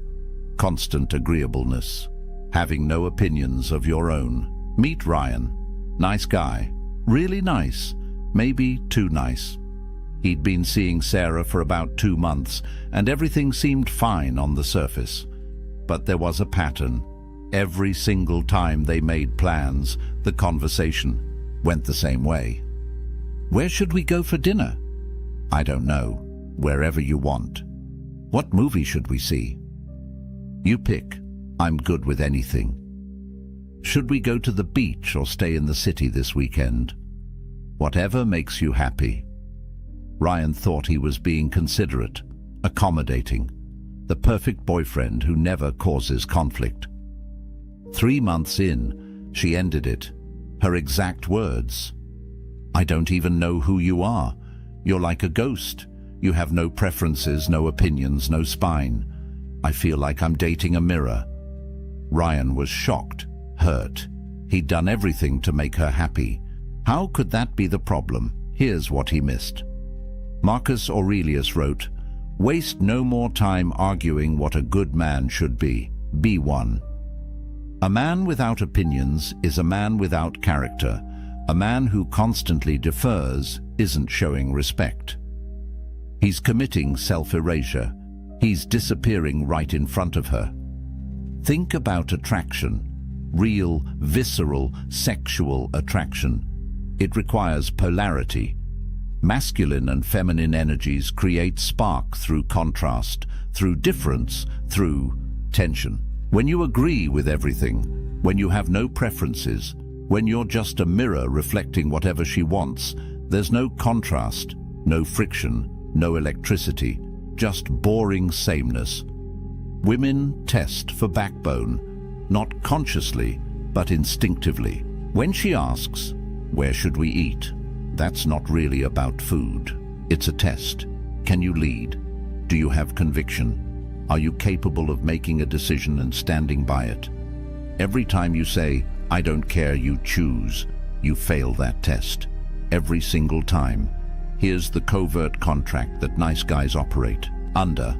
They think, if I agree with everything she wants, if I never challenge her, if I'm always accommodating, she'll like me more. She'll see how easy I am to be with. But the opposite happens. She loses respect with every "whatever you want," because deep down, she knows what you're doing. You're not being agreeable because you genuinely don't have preferences. You're being agreeable because you're afraid. Afraid of conflict, afraid she'll disagree, afraid she'll leave if you're not perfect. That fear, she can smell it. The Stoics practiced something called premeditatio malorum, negative visualization. They'd imagine the worst outcomes to prepare themselves mentally. Apply that here. Imagine what happens if you please everyone. The answer, you please no one, especially not yourself. When you have no opinions, no preferences, no boundaries, you become invisible, forgettable, replaceable. Epictetus taught, if you wish to be good, first believe that you are bad. In this context, it means acknowledge the people-pleasing tendency. Recognize that your constant agreeableness isn't kindness, it's avoidance. It's fear-based behavior disguised as consideration. Here's what women actually want. They want to feel your presence, your direction, your masculine certainty, not arrogance, not domination. Just the simple confidence to say, "I'd prefer Italian tonight," or "I'm not really into action movies, let's do the thriller instead," or "I want to go to the mountains this weekend." Simple preferences, stated calmly. That's it. That's all it takes to show you're a real person with real opinions. And here's the secret. She doesn't even need to agree with your preferences. She just needs to know they exist. Disagreement is fine, healthy even. What kills attraction is the void where your personality should be. Be willing to have opinions. State them without apology. And be equally willing to hear hers and find compromise when it matters. That's partnership. That's polarity. That's attractive. The fourth phrase is what men say when they're losing her. And instead of slowing the decline, it accelerates it. If you've said this next one, you know exactly how she responded, and it wasn't good. The fourth phrase that kills attraction, seeking constant reassurance. Are we okay? Do you still like me? Are you mad at me? Did I do something wrong? Michael couldn't handle silence, couldn't handle space, couldn't handle uncertainty. He'd been dating Lisa for about 4 months when the pattern started. Anytime she seemed quiet, anytime she didn't respond to a text within an hour, anytime her tone seemed even slightly different, he'd panic. "Hey, are we good? You seem distant. Is everything okay? I feel like something's off. Did I do something?" At first, Lisa would reassure him. "No, babe, we're fine. I'm just tired. Everything's good, I promise. You didn't do anything wrong. I'm just busy at work." But the questions kept coming. Every week. Sometimes multiple times a week. Eventually, her reassurances became shorter, less convincing, until finally she stopped responding to his "Are we okay?" text altogether. 2 days later, she sent him a long message. "I can't be your therapist. This constant need for reassurance is exhausting. I feel like I'm managing your anxiety instead of being in a relationship. I'm done." Michael was crushed. He thought he was just communicating.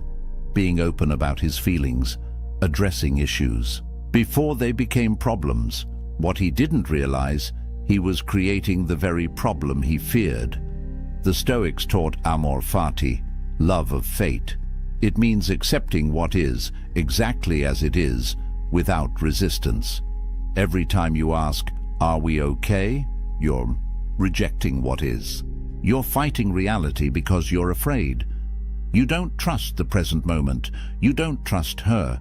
You don't trust yourself. You're essentially saying, "I don't believe this is stable. I don't believe I'm enough. Please convince me otherwise." And here's the brutal psychology. Every time you seek reassurance, you plant a seed of doubt in her mind.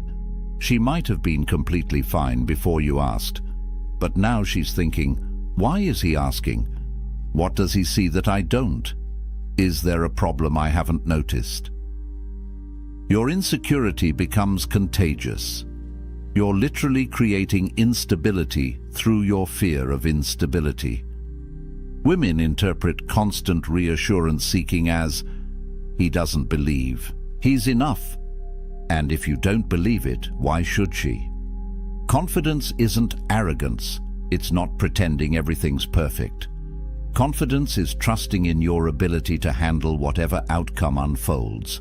A confident man doesn't need constant validation because he knows something fundamental. If she leaves, he'll survive. He'll be okay. He'll rebuild. That certainty makes him unshakable, and that's deeply attractive. Marcus Aurelius wrote, "Today I escaped anxiety, or no, I discarded it because it was within me, in my own perceptions, not outside."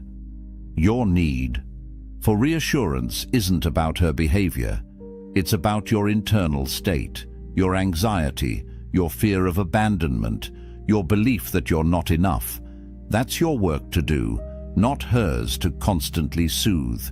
Here's what happens when you keep seeking reassurance. You create a death spiral.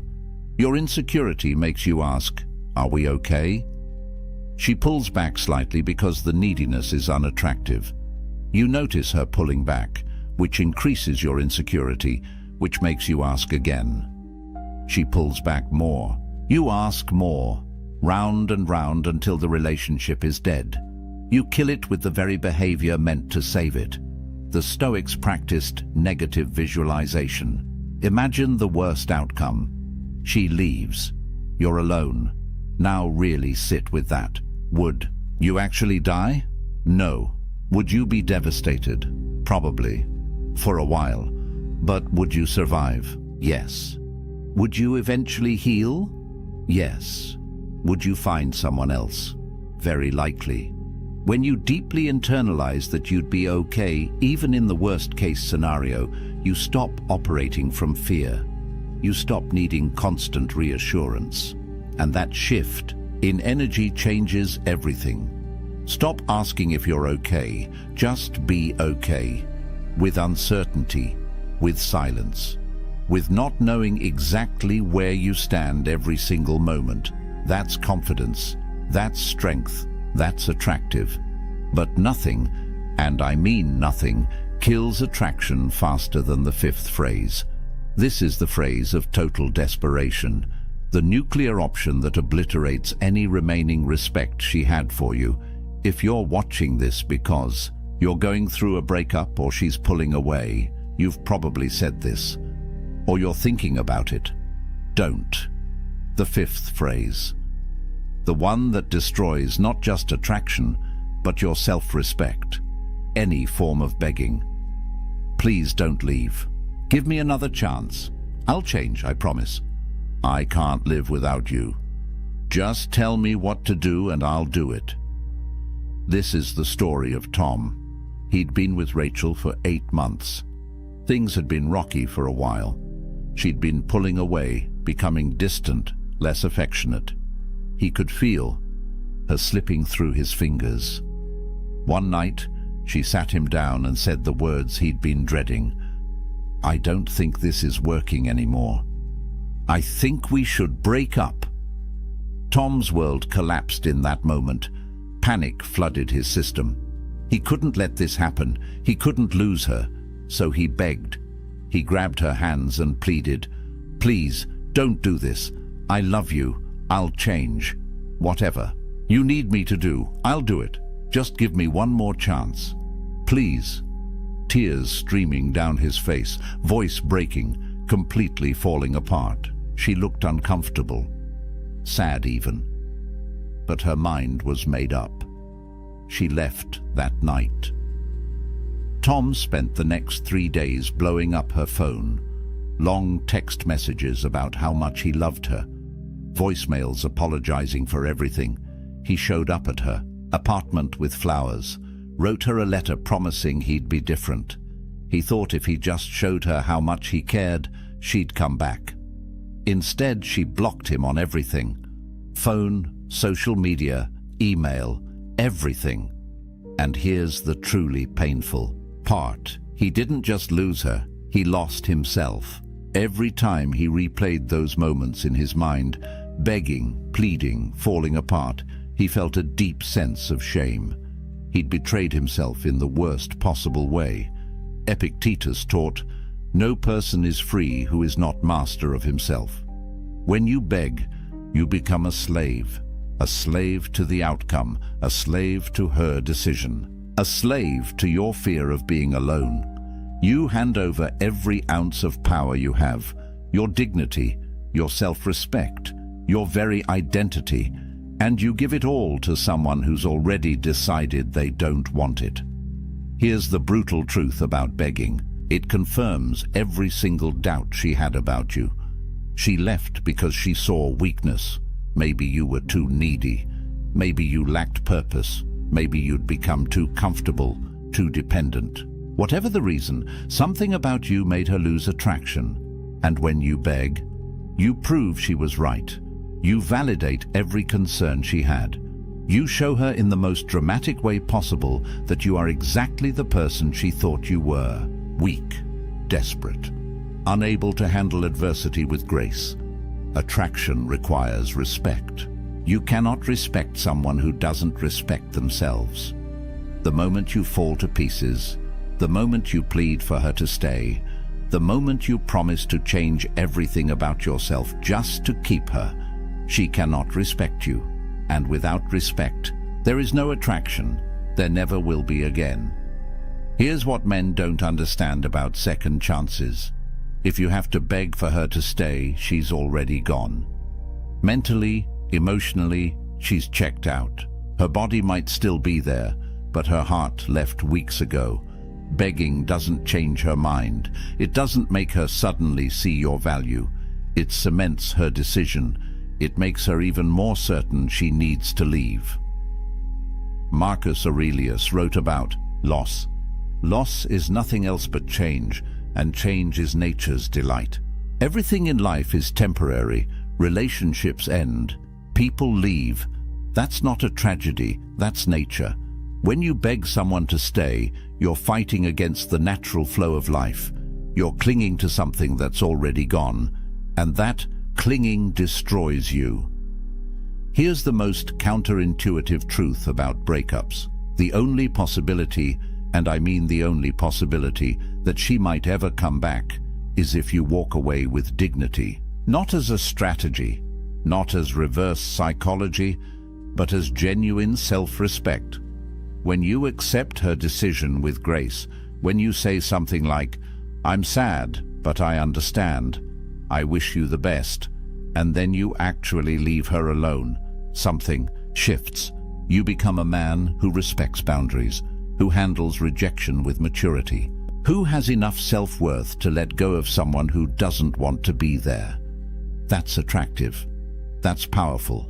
That's the man she might, maybe, possibly reconsider weeks or months down the line. But begging kills any microscopic chance of reconciliation forever. The Stoics had a practice called Pre-Socratic, mindfulness, attention to your values in every moment, especially difficult ones. When you're facing loss, when she's walking away, when everything in you wants to collapse and beg, that's when your character is tested. Stay present to your values, Your dignity matters more than any relationship. Your self-respect is not negotiable, not for her, not for anyone. If you've already begged, if you've already fallen apart, stop right now. Stop texting, stop calling, stop showing up. Reclaim whatever dignity you have left through silence. Begin the hard work of rebuilding yourself, not for her, for you. Seneca wrote, "A gem cannot be polished without friction, nor a man perfected without trials." This pain you're feeling, it's the friction. It's polishing you into someone stronger, someone who will never beg again, someone who understands that his value doesn't come from her staying, it comes from within. So what happens when you stop? Saying these 5 phrases, what does life look like on the other side? Let's bring this together. 5 phrases that kill attraction. Confessing feelings too early, making her responsible for your happiness, having no opinions or preferences, constantly seeking reassurance, and begging when she pulls away. 5 phrases. One common thread running through all of them. They all violate Stoic self-possession. Every single one places your power outside yourself. They broadcast neediness directly to her subconscious mind, and they kill attraction at a biological level because they signal one thing: this man cannot stand on his own. But here's what gives me hope about all of this. These aren't personality flaws. They're not permanent character defects. They're learned behaviors, and anything learned can be unlearned. You can change this, starting today. Let me tell you about Marcus. Not Marcus Aurelius, just Marcus, a regular guy who made every mistake in this video. He'd confessed feelings too early and watched women pull away. He'd made his girlfriend responsible for his happiness until she felt suffocated. He had no opinions because he was terrified of conflict. He sought constant reassurance until she called him exhausting. And yes, when she finally left, he begged. He fell apart completely, hit rock bottom, felt like he'd never recover. But then, something shifted. He started reading Stoic philosophy, started understanding the dichotomy of control, started building a life that didn't revolve around female validation. He focused on his purpose, his career, his friendships, his physical health, his personal growth. He stopped chasing, stopped trying to convince anyone of his value, started simply being valuable, living according to his principles, building genuine self-respect. 6 months later, he barely recognized himself. He'd become selective with who he spent time with. He had strong opinions and wasn't afraid to express them. He could sit in uncertainty without panicking, and women noticed, not because he was playing games, because he'd genuinely transformed into a man who didn't need external validation to feel whole. Here's your path forward. 4 Stoic principles to live by. First, cultivate internal validation. Your worth is not determined by whether she likes you, whether she texts back, whether she stays. Your worth comes from living according to your values, from being a man of character. That's it. Second, practice amor fati.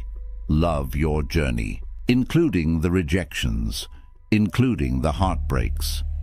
Every failure is teaching you something essential about yourself.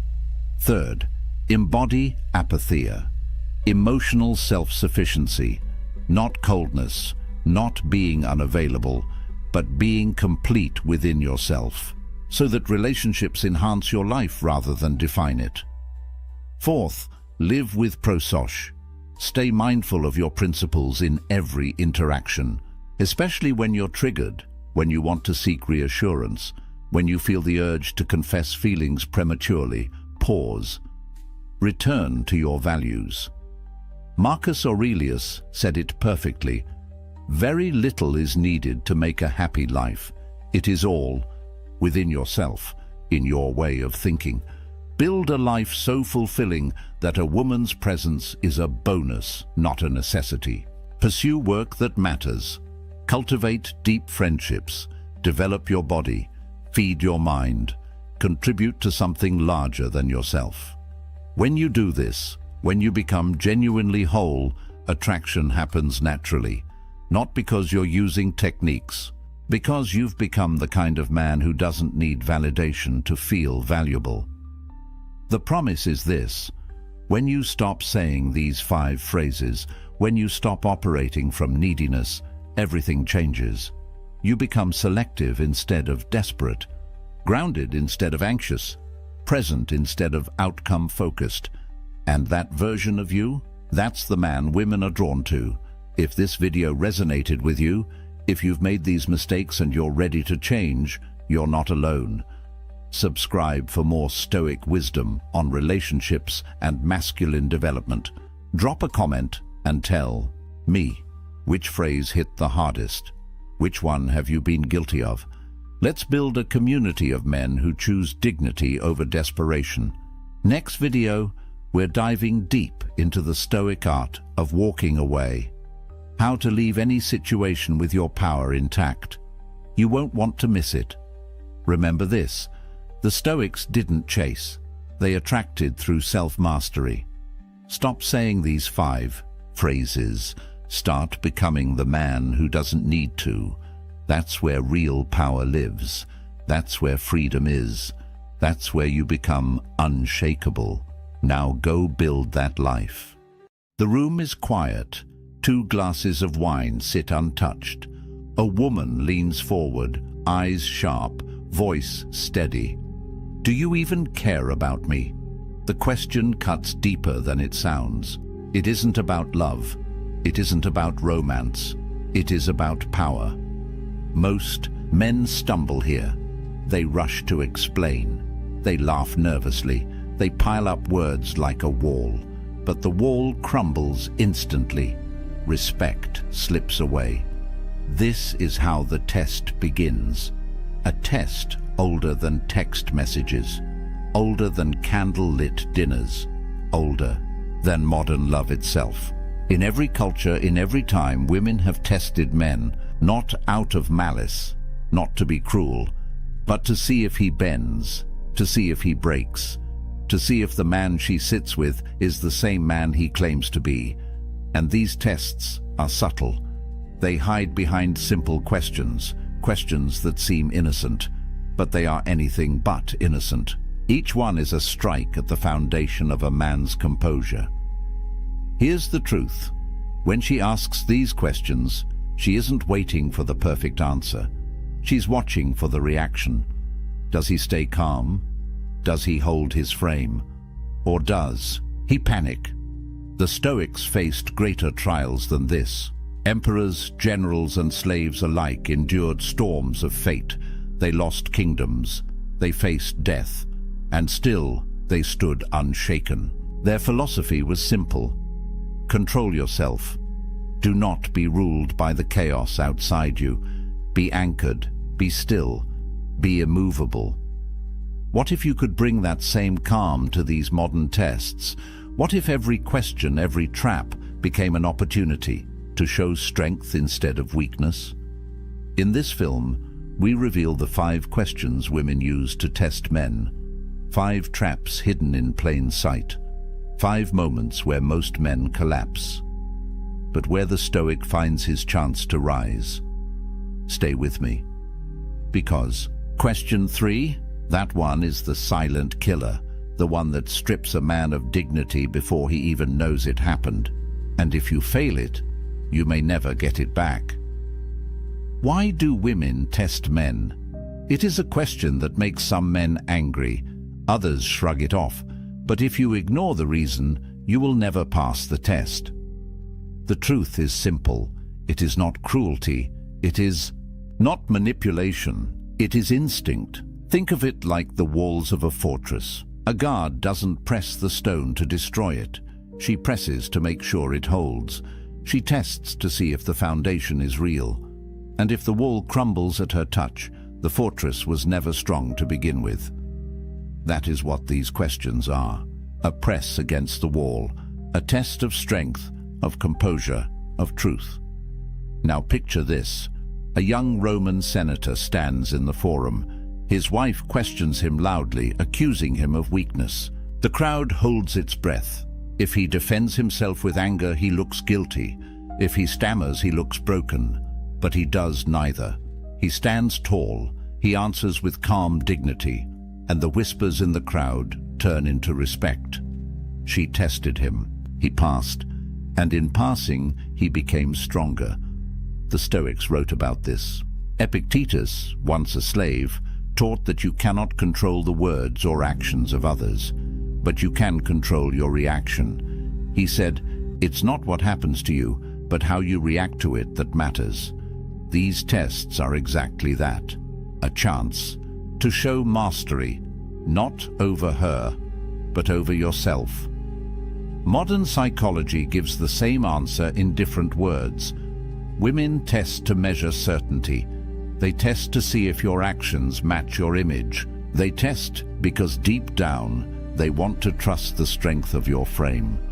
Not the mask, not the words, but the man himself. And here's the trap. Most men believe they can talk their way through.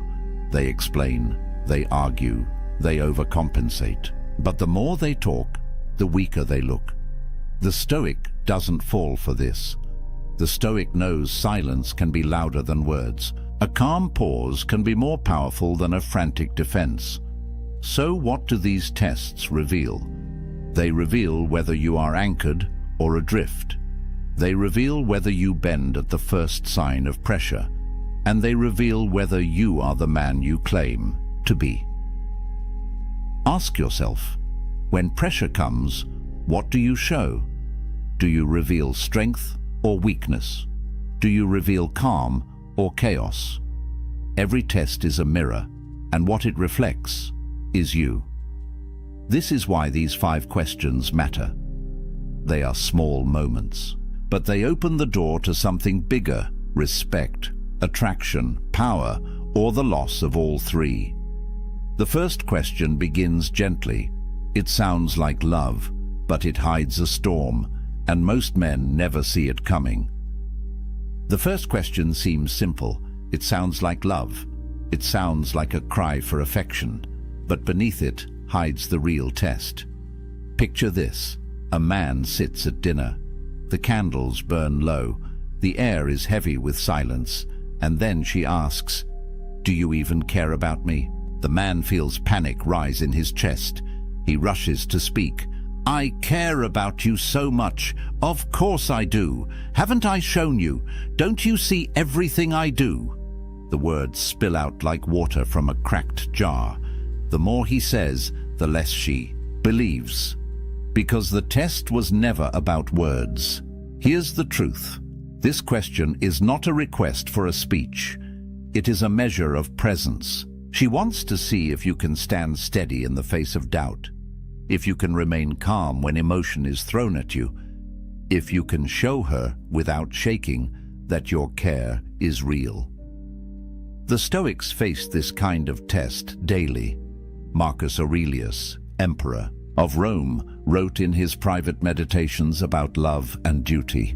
He reminded himself that affection is not proven by noise or by grand gestures.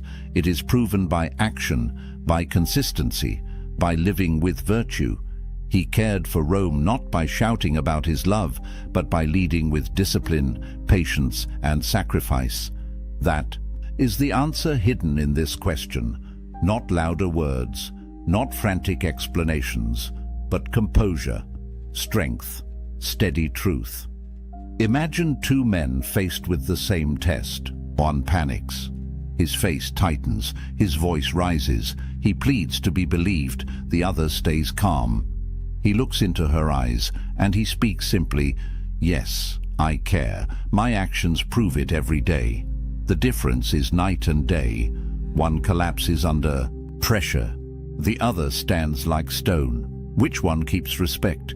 Which one flips the power dynamic? Modern psychology explains it this way. When a woman asks if you care, she isn't only testing affection, she's testing congruence. Do your words and your actions align? Are you the same man in stress as you are in calm? If your response betrays desperation, she feels the fracture. But if your response carries steadiness, she feels safety. Here's where Stoicism shines. The Stoic doesn't need to convince. He doesn't need to perform. He lives in alignment with his principles. He knows his care is real because his actions prove it. And so, when the question comes, he has nothing to fear, nothing to prove, only the calm truth. But there is a deeper layer still. When she asks, "Do you even care about me?" she is really asking, "Will you stay steady if I push? Will you remain anchored if I doubt you?" If your frame breaks, she learns she cannot lean on you. But if you remain unshaken, she learns you are safe to trust. So what is the Stoic response? Not a script to memorize, not a trick line to copy, but a way of being, composed, grounded, aligned. Because care is not in the shouting, it is in the silence, it is in the calm, it is in the daily proof of action. This is why the first question matters so much. It seems harmless, but it is the opening move in a much larger game. And if you fail here, the next test only grows sharper. The second question does not sound emotional. It sounds logical, practical. But in truth, it is even heavier because it forces you to face the future. The second question arrives like a whisper, but it lands like a hammer. Where is this going? At first, it sounds simple, a question about direction, about future plans. But underneath, it is a test of certainty. Picture this. A couple sits in a quiet cafe. She stirs her coffee. Her eyes never leave his. And then she asks. Her tone is casual, almost soft. But he feels his chest tighten. He knows this is not casual. The man who fears this question reacts in two ways. Some rush forward. They make promises. They map out a future they aren't ready for. Others retreat. They avoid. They fumble their words and leave her more uncertain than before. Both fail. Both reveal weakness. Because both let fear dictate the answer. Here's the truth. This test isn't about the future. It's about your frame in the present. She doesn't need every detail.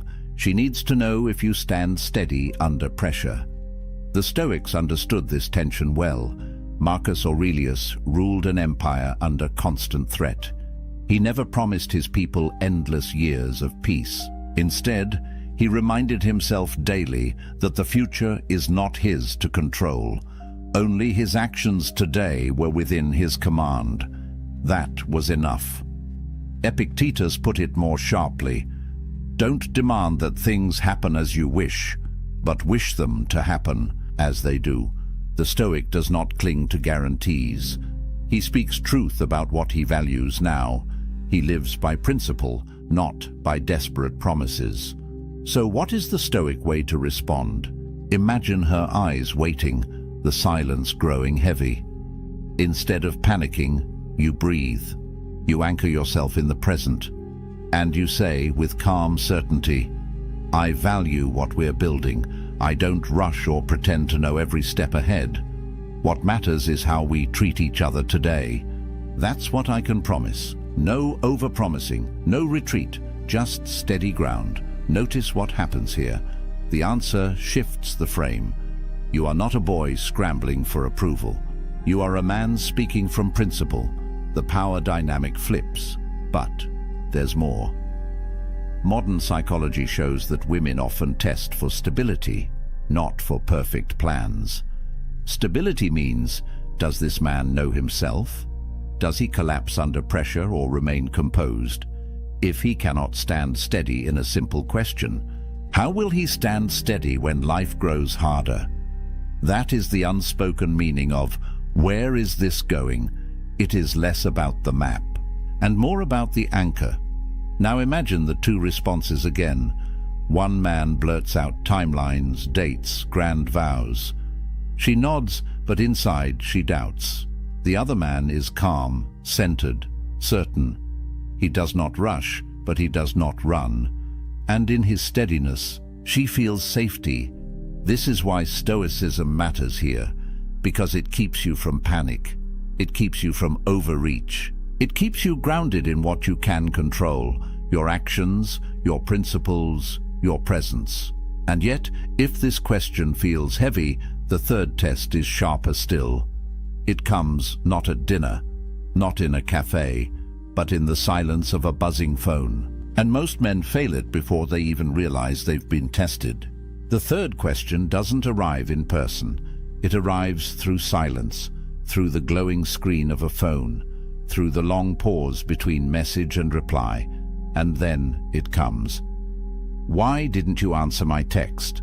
It sounds harmless, it sounds small, but don't be fooled. This is one of the sharpest tests of all. Picture it. The phone buzzes on the table. You see the message. You are in a meeting, or at the gym, or simply taking a moment for yourself. You don't respond instantly. Hours pass. When you finally open your phone again, there it is. The follow-up message, the test. Why didn't you answer my text? Most men stumble here. Some rush to apologize. I'm sorry. I was busy. I didn't mean to ignore you. Their words overflow with guilt. Others swing the other way. They become defensive. Why do you always need an answer right away? Can't you relax? Both responses fail. One shows weakness. The other shows anger. The Stoic sees something different. He sees that this question is not about the phone. It is about control. It is about composure. It is about whether you can remain steady when accused of neglect. The ancients faced their own version of this. Imagine a soldier in the Roman army. He marches for days without sending word home. When he returns, his lover asks why he did not write. His answer is not panic. It is calm. My duty demanded my focus. I was where I needed to be. The message is clear. His actions spoke louder than the absence of words. Modern psychology confirms this. The instant response culture we live in creates anxiety. People expect immediate replies as if constant attention equals care. But the truth is the opposite. A man who jumps at every ping of his phone shows that his focus is owned by others.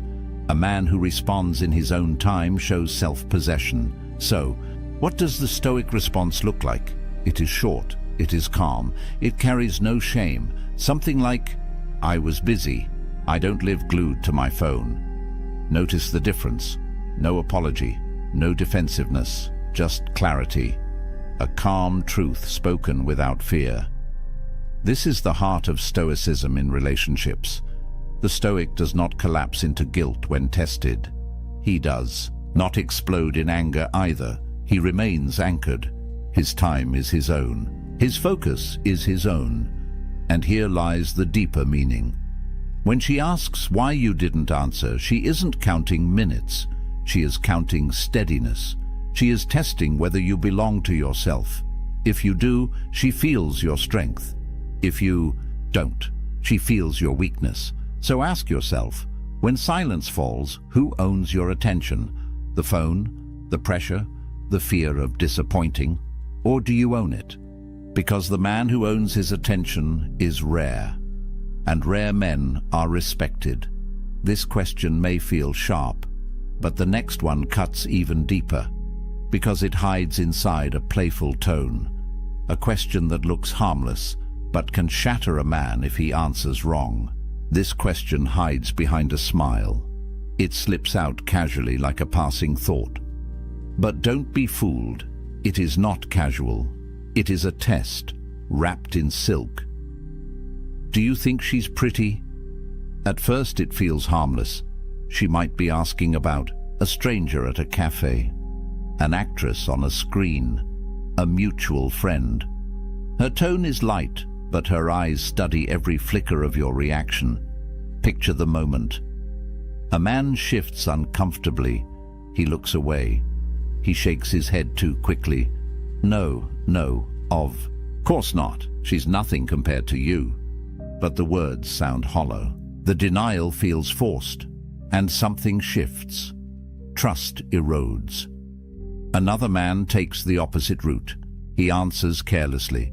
Yes, she's gorgeous, way more attractive than most. The room grows cold. Her smile fades, and in that instant, the damage is done. Both men failed, one out of fear, the other out of thoughtlessness. Here's the truth. This question isn't about beauty. It's about honesty. It's about loyalty. It's about whether you can hold balance in a trap.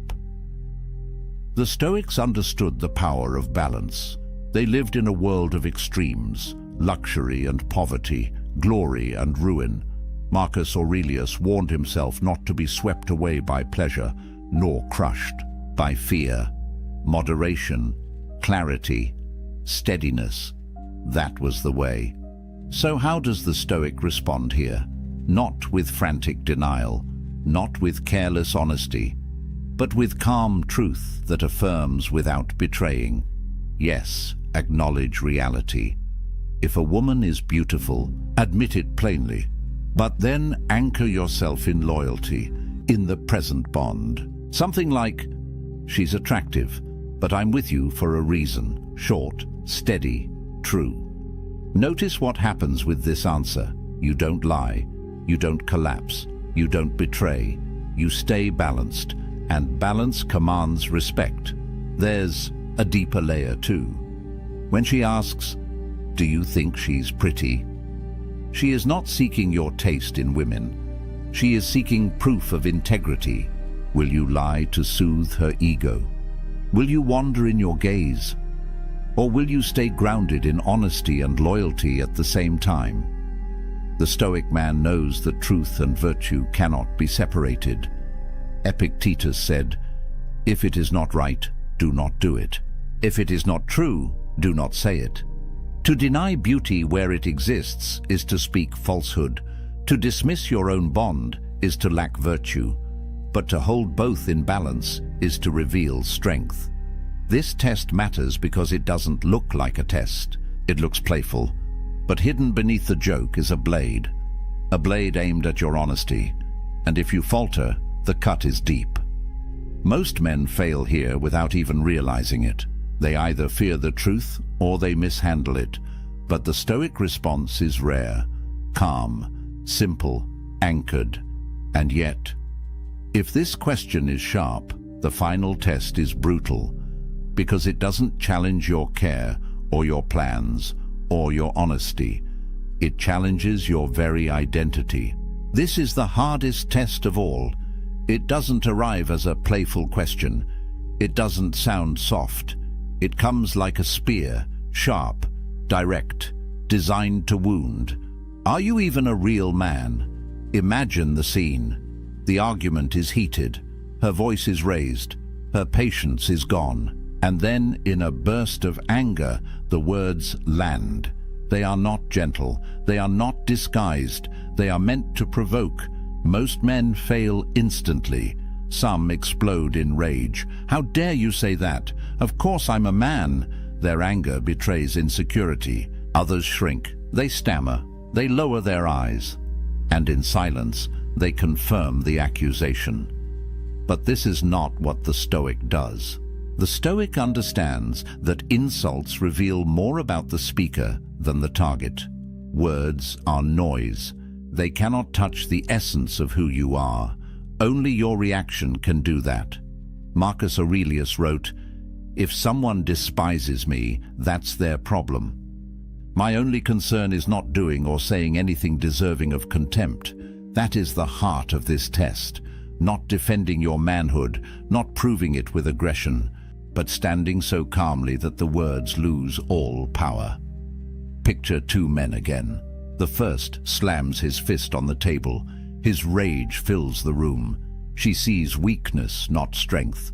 The second holds her gaze. He doesn't flinch, and he says quietly, "I don't need to prove it with words." My actions speak. The silence that follows is heavier than a shout, because in that moment, the power shifts. The test is passed. Respect is earned. Psychology confirms this dynamic. Challenges to masculinity trigger deep instincts. Many men feel they must defend or attack, but true strength is self-possession. A man who knows himself doesn't need to fight for his identity. He already owns it. The Stoics lived this way. They were warriors, emperors, slaves, philosophers. Their manhood was not measured in titles or bravado. It was measured in courage, in justice, in steadiness. A real man in their eyes was not the loudest in the room. He was the calmest, the one who did what was right, even when mocked or insulted. So, when the words strike, "Are you even a real man?" the Stoic does not break. He does not rage. He does not beg. He simply remains, unshaken, anchored. This is the true test. Not of romance, not of loyalty, but of identity. And if you fail here, you lose far more than respect. You lose yourself. But if you pass, if you stand calm in the storm, you become rare. Rare men are remembered. Rare men are trusted. Rare men are respected. And that is the ultimate power flip. The test meant to shatter you becomes the proof of your strength. We've walked through the 5 questions, 5 tests that seem ordinary, 5 moments that look small, but each one hides something much larger. Think back. Do you even care about me? Not about words, but about presence, a chance to show that your care is steady, not frantic. Where is this going? Not about maps of the future, but about your anchor in the present. A chance to prove that you don't panic under pressure. Why didn't you answer my text? Not about the phone, but about attention. A chance to show that you own your time, that you are not ruled by constant demands. Do you think she's pretty? Not about beauty, but about honesty and loyalty. A chance to reveal balance, truth without betrayal. And finally, are you even a real man? Not about insult, but about identity. A chance to stand calm when provoked, to show strength without noise. 5 questions, 5 mirrors, 5 opportunities to either collapse or rise. Why does this matter? Because life will test you in the same way, not always with these exact words. Sometimes with silence, sometimes with rejection, sometimes with pressure from the world itself, your boss, your family, your friends. The storms of life will ask you in 1,000 ways the same thing. Are you steady, or will you break? The Stoics prepared for this every day. They didn't wait for the test to arrive. They trained their minds like soldiers sharpen their swords. They practiced negative visualization. They embraced voluntary discomfort. They built strength so that when the questions came, they were ready. This is what you must do, because if you fail these tests, the cost is heavy, respect is lost, trust evaporates, attraction fades. But when you pass, when you stay calm, you gain something far greater. You gain respect, you gain peace, you gain power that cannot be taken from you. This isn't about manipulating women. It isn't about clever lines. It is about living with principle. It is about embodying what the Stoics called arete, excellence of character. Because the man who lives by virtue cannot be shaken by a question. He cannot be trapped by words. He remains who he is, always. And here is the final truth. These 5 questions are spoken, but there are others, unspoken, silent tests. The ones you don't see. The moments when she watches your actions, not your answers. When life itself throws challenges that no one names aloud. And those silent tests, they are even more dangerous because you don't know when they will strike. You don't hear them coming, and you only realize you've been tested when it's already over. That is what we'll explore next.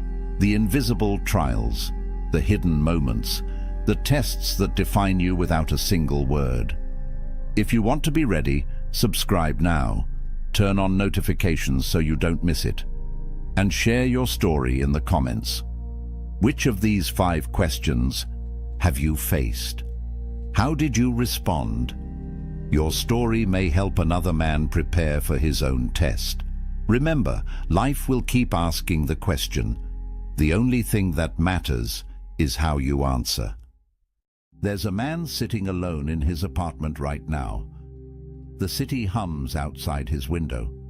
His phone buzzes with notifications, dating app matches, messages from people wanting his attention, his time, his energy.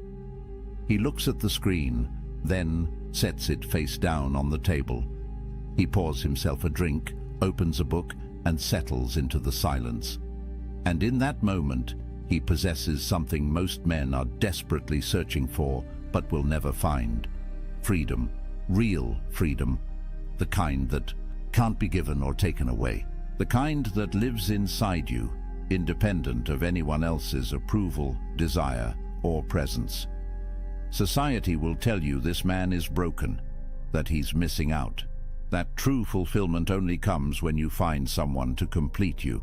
But what if I told you that the ancient Stoics, men who built empires and weathered exile, who faced death with calm eyes and lived through chaos with unshaken minds, understood a truth that modern culture has forgotten? What if the greatest power a man can possess isn't the ability to attract someone, but the ability to be whole without anyone at all? This isn't about bitterness. This isn't about fear or avoidance. This is about sovereignty, about building an inner fortress so strong that you don't need external validation to feel alive. Marcus Aurelius ruled the Roman Empire, commanded armies, held the fate of millions in his hands. Yet he wrote in his private journal that the most peaceful place a man can retreat to isn't a mansion in the countryside or a vacation by the sea. It's his own mind, his own soul, the space within that no one else can touch. The Stoics called this autarkia, self-sufficiency, the ultimate virtue. And they understood that until a man learns to be complete in his solitude, he'll spend his entire life as a beggar, seeking scraps of worth from others. So, let me ask you something. When was the last time you sat in silence with yourself and felt at peace? When was the last time you made a decision purely for you, without considering what someone else might think? When was the last time you felt truly free? Because what I'm about to share with you isn't just philosophy, it's liberation. And once you see it, you can't unsee it. The world has sold you a script.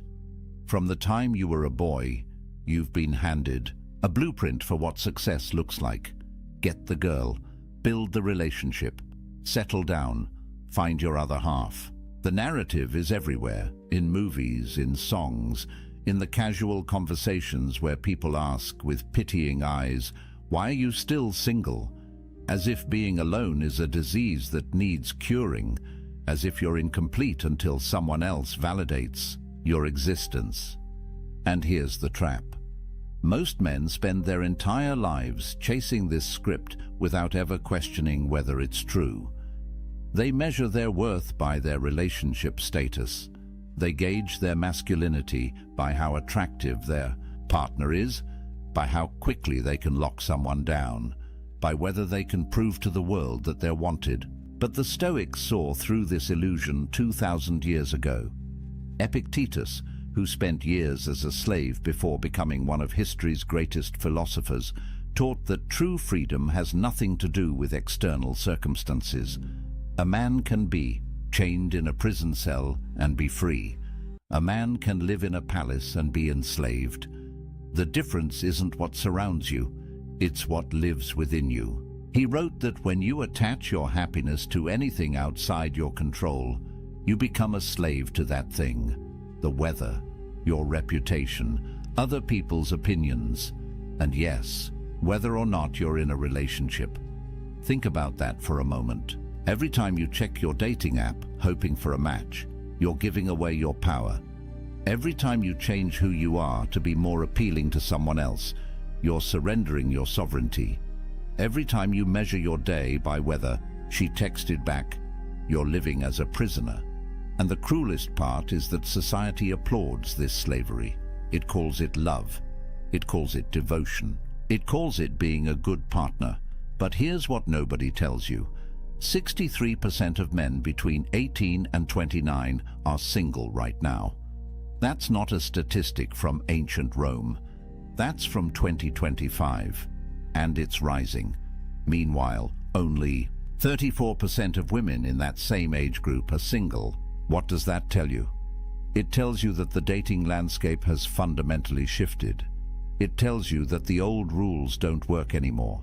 And it tells you something even more important. You're not alone in feeling like the game is rigged. But here's where most men make their fatal mistake. They look at these numbers and feel inadequate. They internalize the message that something is wrong with them, that they're not good enough, attractive enough, successful enough. They double down on the chase, working harder to prove their value in a marketplace that treats them as disposable.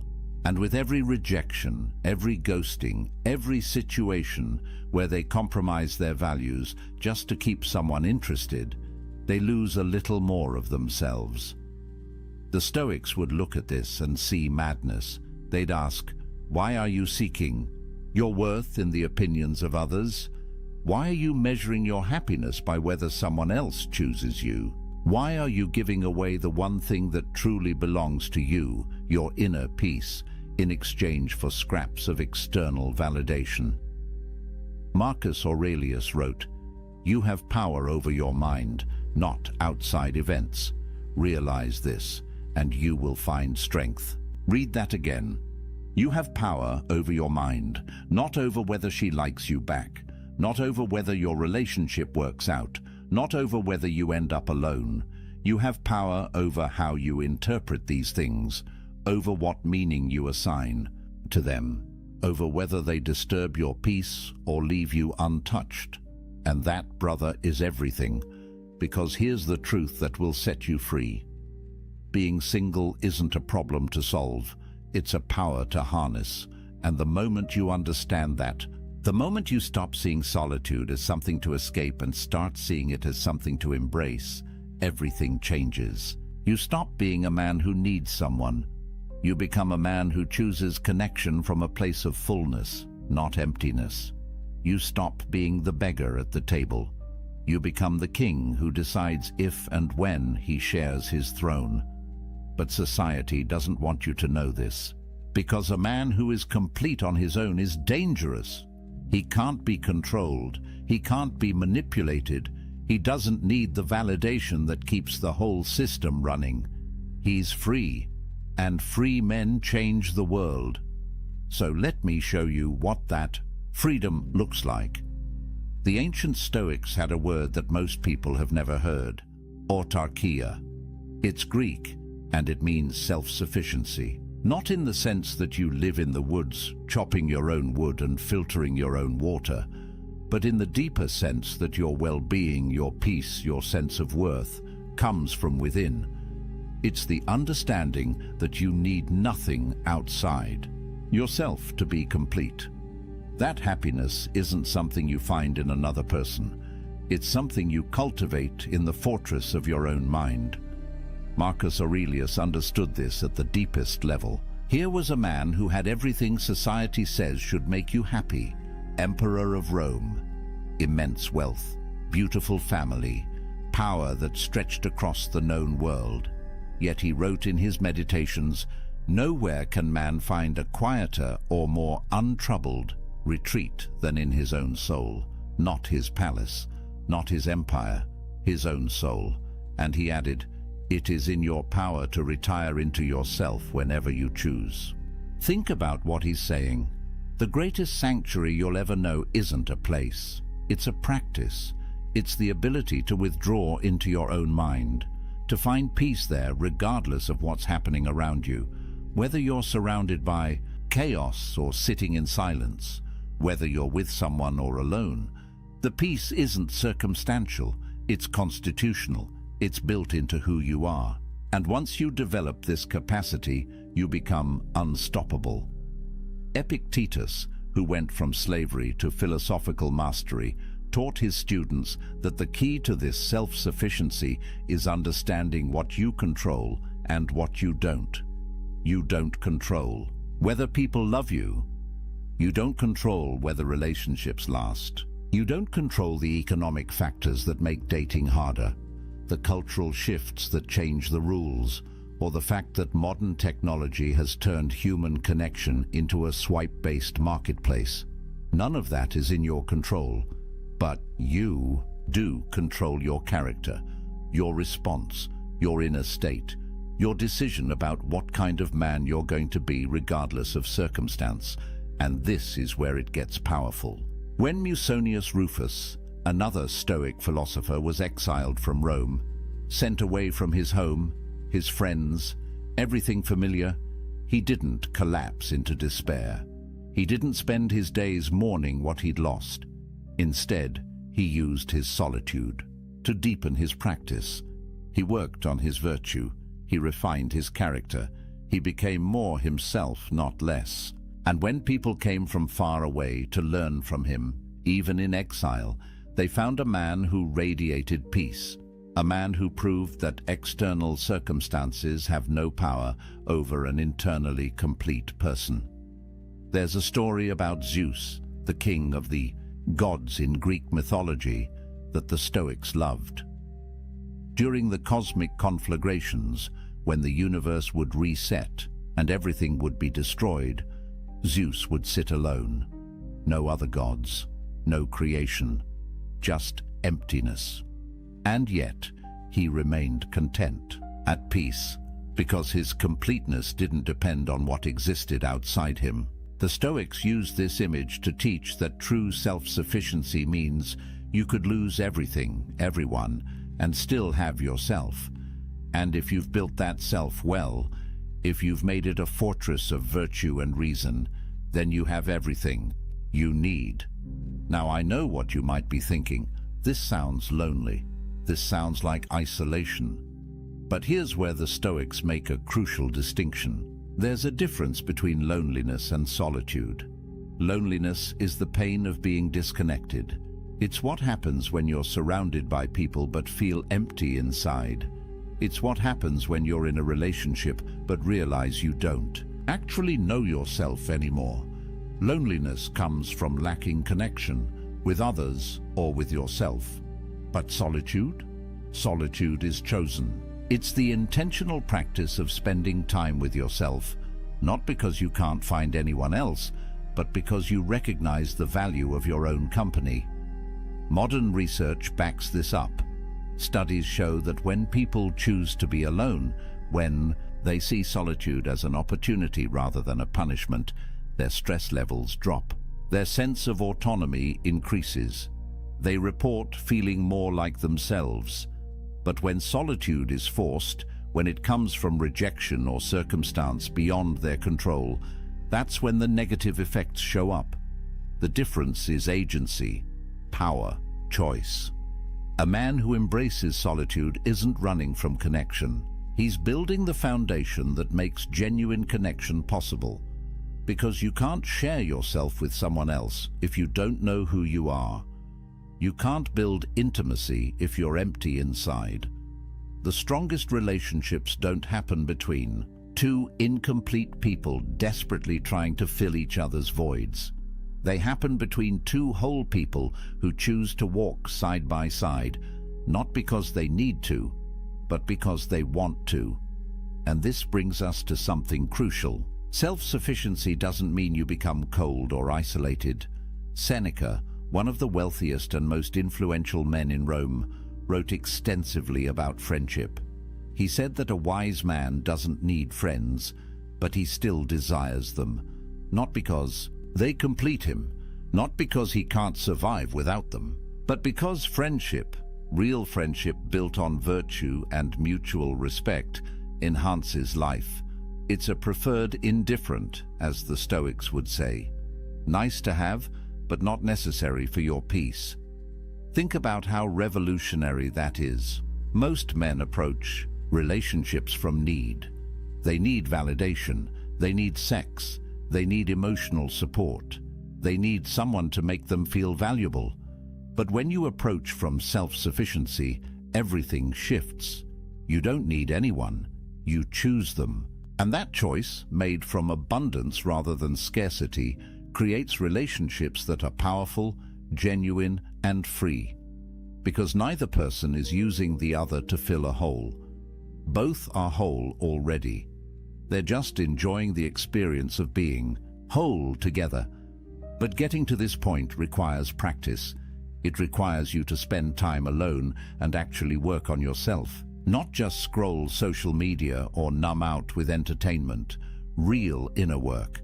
And that's uncomfortable, because when you sit in silence with yourself, when you remove all the distractions and external validations, you're forced to confront who you actually are. The thoughts you've been avoiding, the patterns you've been running from, the ways you've been living someone else's script instead of your own. Marcus Aurelius faced this daily. In his journal, he wrote reminders to himself. Wake up in the morning and remember who you are. Remember your principles. Don't let the chaos of the day pull you away from yourself. He understood that the greatest battle isn't against external enemies. It's against the internal tendency to lose yourself in the noise, to give away your power piece by piece until you wake up one day and realize you don't recognize the person you've become. But when you build self-sufficiency, when you develop autarkia, something remarkable happens. You stop being reactive. You stop living at the mercy of circumstance. Whether someone texts you back or doesn't, whether people approve of your choices or judge them, whether you spend Friday night with someone or alone with a good book, none of it disturbs your peace. You're grounded, centered, free. And that freedom, brother, is more valuable than any relationship could ever be. Because here's the paradox. The man who needs no one is the man everyone wants to be around. Strength attracts. Completeness attracts. When you're not grasping, not needy, not performing for validation, people feel it. They sense that you're different, that you operate from a different place. And the connections you do form, when you're ready, if you choose them, will be deeper and more real than anything you could build from a place of need. So what does this actually give you? What changes when you embrace solitude instead of running from it? The Stoics believed that external goods come in two categories: things that are genuinely good, like virtue and wisdom and character, and things that are preferred indifference, wealth, health, relationships. Nice to have, but not essential to your well-being, not determinative of your worth. The moment you internalize this distinction, a weight lifts, because you stop attaching your happiness to things you can't control. Let's get practical. When you're single and you embrace it, you have financial sovereignty. No expensive dates where you're performing, trying to impress someone. No shared expenses where you have to negotiate every purchase. No compromise on how you spend your money. Every dollar you earn is yours to allocate as you see fit. You can invest in yourself, build your skills, travel, save, create, and you don't have to justify these choices to anyone. Modern research shows that single men, particularly those who embrace their status rather than fighting it, report lower financial stress. They have more control over their economic futures. They're not tied to another person's spending habits, debt, or financial crises. And in a world where economic pressure is one of the leading causes of relationship breakdown, that's not a small thing. You eliminate an entire category of stress simply by being financially sovereign. Then there's time sovereignty. Think about the hours you get back when you're not texting constantly, planning dates, negotiating weekend plans, attending social functions for someone else's sake. Time is the only truly non-renewable resource. Once it's gone, it's gone. And most men give away enormous chunks of their time without even realizing it, not because they want to, but because they feel obligated, because they're afraid of what will happen if they don't, because they're trying to keep someone happy, keep the relationship going, prove they're committed. But when you're single, every hour belongs to you. Want to wake up early and work on that business idea? Do it. Want to spend Saturday learning a new skill? You can. Want to sit in complete silence for an afternoon and just think? Nobody's going to text you asking where you are or why you're being distant. This isn't selfishness, it's self-ownership. And the Stoics believed that a man who doesn't own his time doesn't own his life. Marcus Aurelius, again, the busiest man in the empire, wrote about guarding his time like a fortress. He knew that every hour given to someone else's priorities was an hour stolen from his own development, his own contemplation, his own practice of virtue. He wasn't antisocial, he fulfilled his duties, but he was ruthless about protecting the time he needed to be alone with his own mind, because he understood that without that time, he'd lose himself in the chaos of external demands. Then there's mental sovereignty. This might be the most important one. When you're in a relationship, especially one built on neediness rather than choice, you carry enormous emotional labor. You're managing someone else's feelings, anticipating their needs, walking on eggshells to avoid conflict, constantly adjusting yourself to maintain harmony. And over time, this erodes you. You start to forget what you actually think, what you actually want, because you've spent so much energy managing the relational dynamics. But when you're alone, your mind is your own. You can think clearly, process your own emotions, develop your own worldview. Make decisions based on your values, not on what will keep the peace. There's a reason why great thinkers throughout history, from philosophers to scientists to artists, often did their best work in solitude. Because the mind needs space to wander, to connect ideas, to see things from new angles, and you can't do that when you're constantly reactive, constantly managing relationship dynamics, constantly split between your own needs and someone else's. Research in neuroscience shows that solitude activates what's called the default mode network in your brain. This is the network responsible for self-reflection, for integrating experiences, for creative thinking.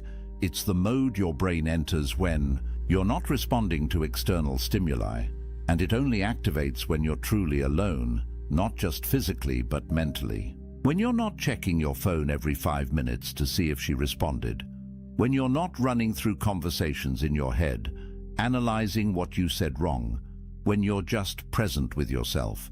And this is where creativity and insight emerge.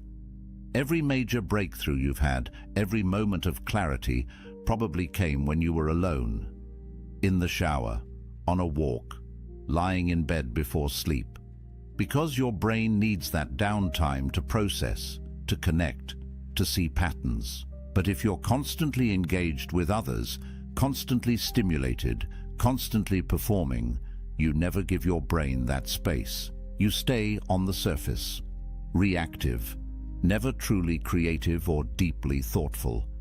The Stoics understood this intuitively. They practiced morning and evening reflection, time alone to examine their day, their choices, their progress toward virtue. Seneca wrote about the importance of setting aside time each day to commune with yourself. Not to judge yourself harshly, but to observe, to understand, to refine your character away from the eyes and opinions of others. Because real growth happens in private. The person you become in solitude is the person you actually are. Everything else is performance. Then there's creative sovereignty. How many men have buried their dreams because a relationship demanded their time and energy elsewhere? How many businesses never started, books never written, skills never mastered, because there was always someone else's needs taking priority? This isn't about blaming relationships. It's about recognizing that everything has a cost, and the cost of relationship, especially one you're not fully choosing, is often paid in abandoned potential.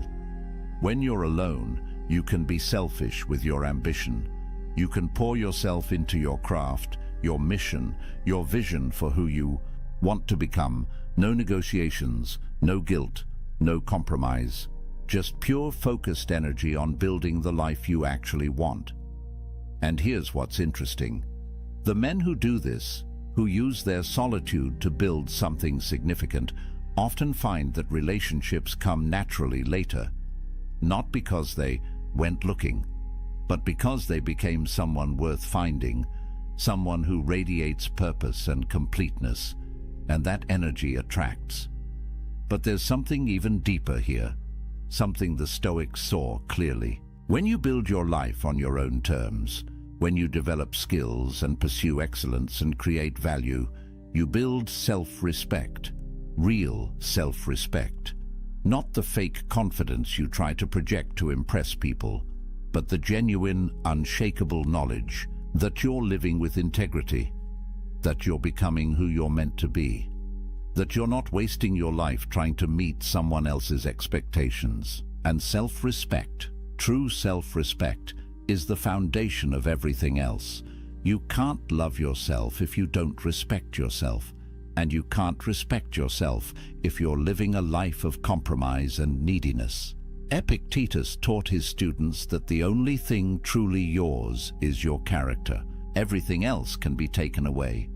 Your possessions, your relationships, your reputation, your health. But your character, the quality of your inner life, belongs only to you. And it's built in solitude, in the choices you make when nobody's watching, in the discipline you maintain when there's no external reward, in the integrity you hold when it would be easier to compromise. This is why the Stoics saw self-sufficiency as the ultimate virtue, not because they were antisocial, but because they understood that a man who can't be happy alone will never be truly happy with anyone else. He'll always be grasping, always be insecure, always be dependent on external validation to feel okay. And that's not freedom. That's slavery with extra steps. So when you hear that 63% of young men are single, don't see it as a crisis. See it as an opportunity to build yourself without distraction, to develop the kind of inner strength that most men never discover because they jump from relationship to relationship, never spending time alone, never doing the deep work. You have time, you have space, you have sovereignty. Use it, but let me be clear about something. This isn't about avoiding relationships forever. This isn't about becoming some isolated hermit who thinks he's better than everyone. The Stoics didn't advocate for that. Seneca had a wife and family. Marcus Aurelius had a wife and children. They participated fully in social life, but they did it from a place of inner completeness. They engaged with others not because they needed to, but because they chose to. And there's all the difference in the world between those two positions. The goal isn't to stay single forever. The goal is to become the kind of man who doesn't need to be in a relationship to feel complete. And once you're that man, if you choose to be with someone, it will be from a place of strength, not weakness, from abundance, not scarcity, from sovereignty, not desperation. And those kinds of relationships, rare as they are the only ones worth having. But here's what most men miss. They think being single means they're incomplete. They've internalized the message that they're only half a person until they find their other half. And this belief, more than anything else, keeps them trapped. Because when you believe you're incomplete, you'll do anything to feel whole. You'll compromise your values. You'll tolerate disrespect. you'll lose yourself piece by piece trying to hold on to someone, anyone, who makes you feel less empty. But the Stoics would tell you this is backward. You're not empty. You never were. You've just been taught to see yourself that way. Society profits from your insecurity. The entire dating industry, the relationship advice industry, the self-help industry depends on you believing you're broken and need fixing, that you're incomplete and need completing. But what if none of that is true? What if you're already whole, you've just forgotten how to feel it? Marcus Aurelius wrote about this constantly, the idea that we already possess everything we need. That virtue, the only true good, is already within our capacity. We don't need to acquire it from outside. We need to cultivate it from within. And the best place to do that cultivation is in solitude, away from the noise, away from the opinions, away from the endless pressure to be something other than what you are.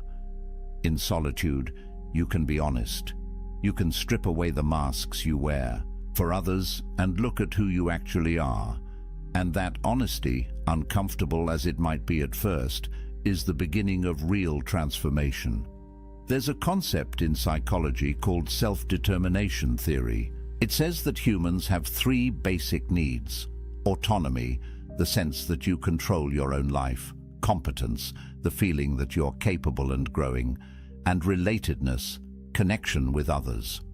Most people think relatedness is the most important, but research shows that autonomy is actually the foundation. Without it, without the sense that you're living your own life on your own terms, the other needs can't be truly satisfied. You might have relationships, but you'll feel trapped in them. You might be skilled, but you'll never feel like it's enough because you're measuring yourself by external standards. But when you build autonomy, when you develop true self-sufficiency, everything else flows naturally. You pursue competence for its own sake, not to impress anyone. And when you do connect with others, it's genuine, because you're not performing, you're not pretending, you're just being yourself, and you're okay if people accept that or don't. That's the power position, that's freedom. And here's something crucial. The Stoics believed that you had to be careful about who you spent time with. They weren't elitist about it, but they understood that you become like the people you surround yourself with. Spend time with complainers, you become a complainer. Spend time with people who lack integrity, your own integrity erodes. Spend time with people who see relationships as transactions, who manipulate and play games, and you start to see the world that way too. But when you're selective, when you use your solitude to clarify your values and then only engage with people who align with those values, your life transforms. You're no longer tolerating relationships out of loneliness. You're cultivating connections based on mutual respect and shared virtue. And those connections, even if they're fewer, are infinitely more valuable than 100 shallow relationships. Built on convenience or need, Seneca wrote extensively about this. He said that you should associate with people who will improve you and avoid people who will corrupt you. And he added that you should also be someone worth associating with, someone who adds value, someone who embodies the virtues you want to see in the world. That's the work of solitude. Becoming that person, not for anyone else, for yourself, because you want to look in the mirror and respect who you see. And this brings us to perhaps the most important point, the validation trap. Traditional masculinity, at least the toxic version of it, measures a man's worth by his romantic and sexual success. Can he get girls? Is he a player? Is his girlfriend hot? These are the metrics by which many men, consciously or unconsciously, judge themselves and each other. And it's poison, because it makes your self-worth dependent on factors largely outside your control. Physical attractiveness, which is mostly genetic; social status, which is often circumstantial; the approval of others, which is fickle and unpredictable. But the Stoics would say this is insane. Why would you tie your sense of value to things you can't control? Why would you give others that much power over your inner state? Epictetus taught that the only thing you truly control is your will, your capacity to choose your response, your commitment to virtue. That's it. Everything else is fortune, and fortune is unreliable. So when you measure yourself by relationship status, you're basically saying that your worth depends on luck, on being born with certain features, on meeting the right person at the right time, on 1,000 variables you have no control over. And that's a recipe for lifelong insecurity, because even if you do get into a relationship, you'll never feel secure. You'll always wonder if you're good enough. You'll always fear losing what you've tied your identity to. You'll be jealous, controlling, needy, because deep down, you know your worth isn't real. It's contingent on her staying. But when you build your worth on virtue, on character, on the man you're becoming, nobody can take that from you. Relationships come and go, circumstances change, but who you are, the integrity you've built, the self-respect you've earned through right action, that's permanent. That's unshakable. And paradoxically, when you stop seeking validation from relationships, when you develop genuine self-worth, you become more attractive. Because people can sense desperation, they can feel neediness, and it repels them, but they can also sense strength, completeness, self-possession, and that draws them in. The Stoics weren't advocating for pride or arrogance. Marcus Aurelius constantly reminded himself that he was just a human, fallible and temporary. But he also knew that his worth came from his character, not from his circumstances. He could be emperor or exile, and his value as a person wouldn't change. Because value, true value, is internal. It's the quality of your thoughts, your choices, your virtue. And that's entirely within your control to develop. So here's what I want you to hear. If you're single right now, you're not broken, you're not incomplete, you're not less than. You have something precious: time, space, sovereignty. Use it.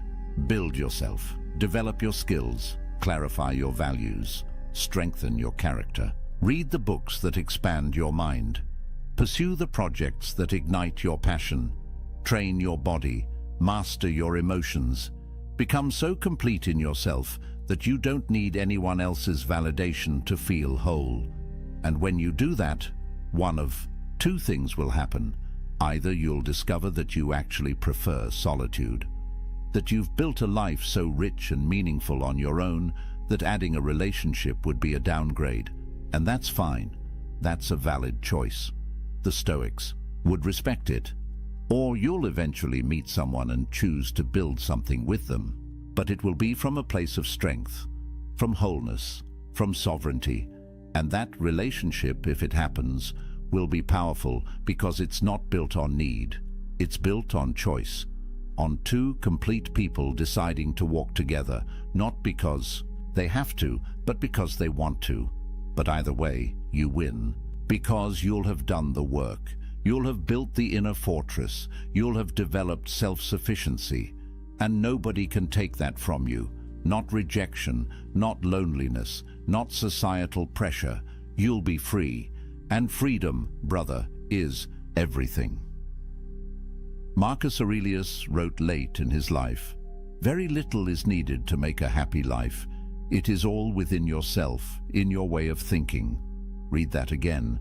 Very little is needed. It's all within yourself, not in finding the right person, not in changing your circumstances, not in achieving some external milestone.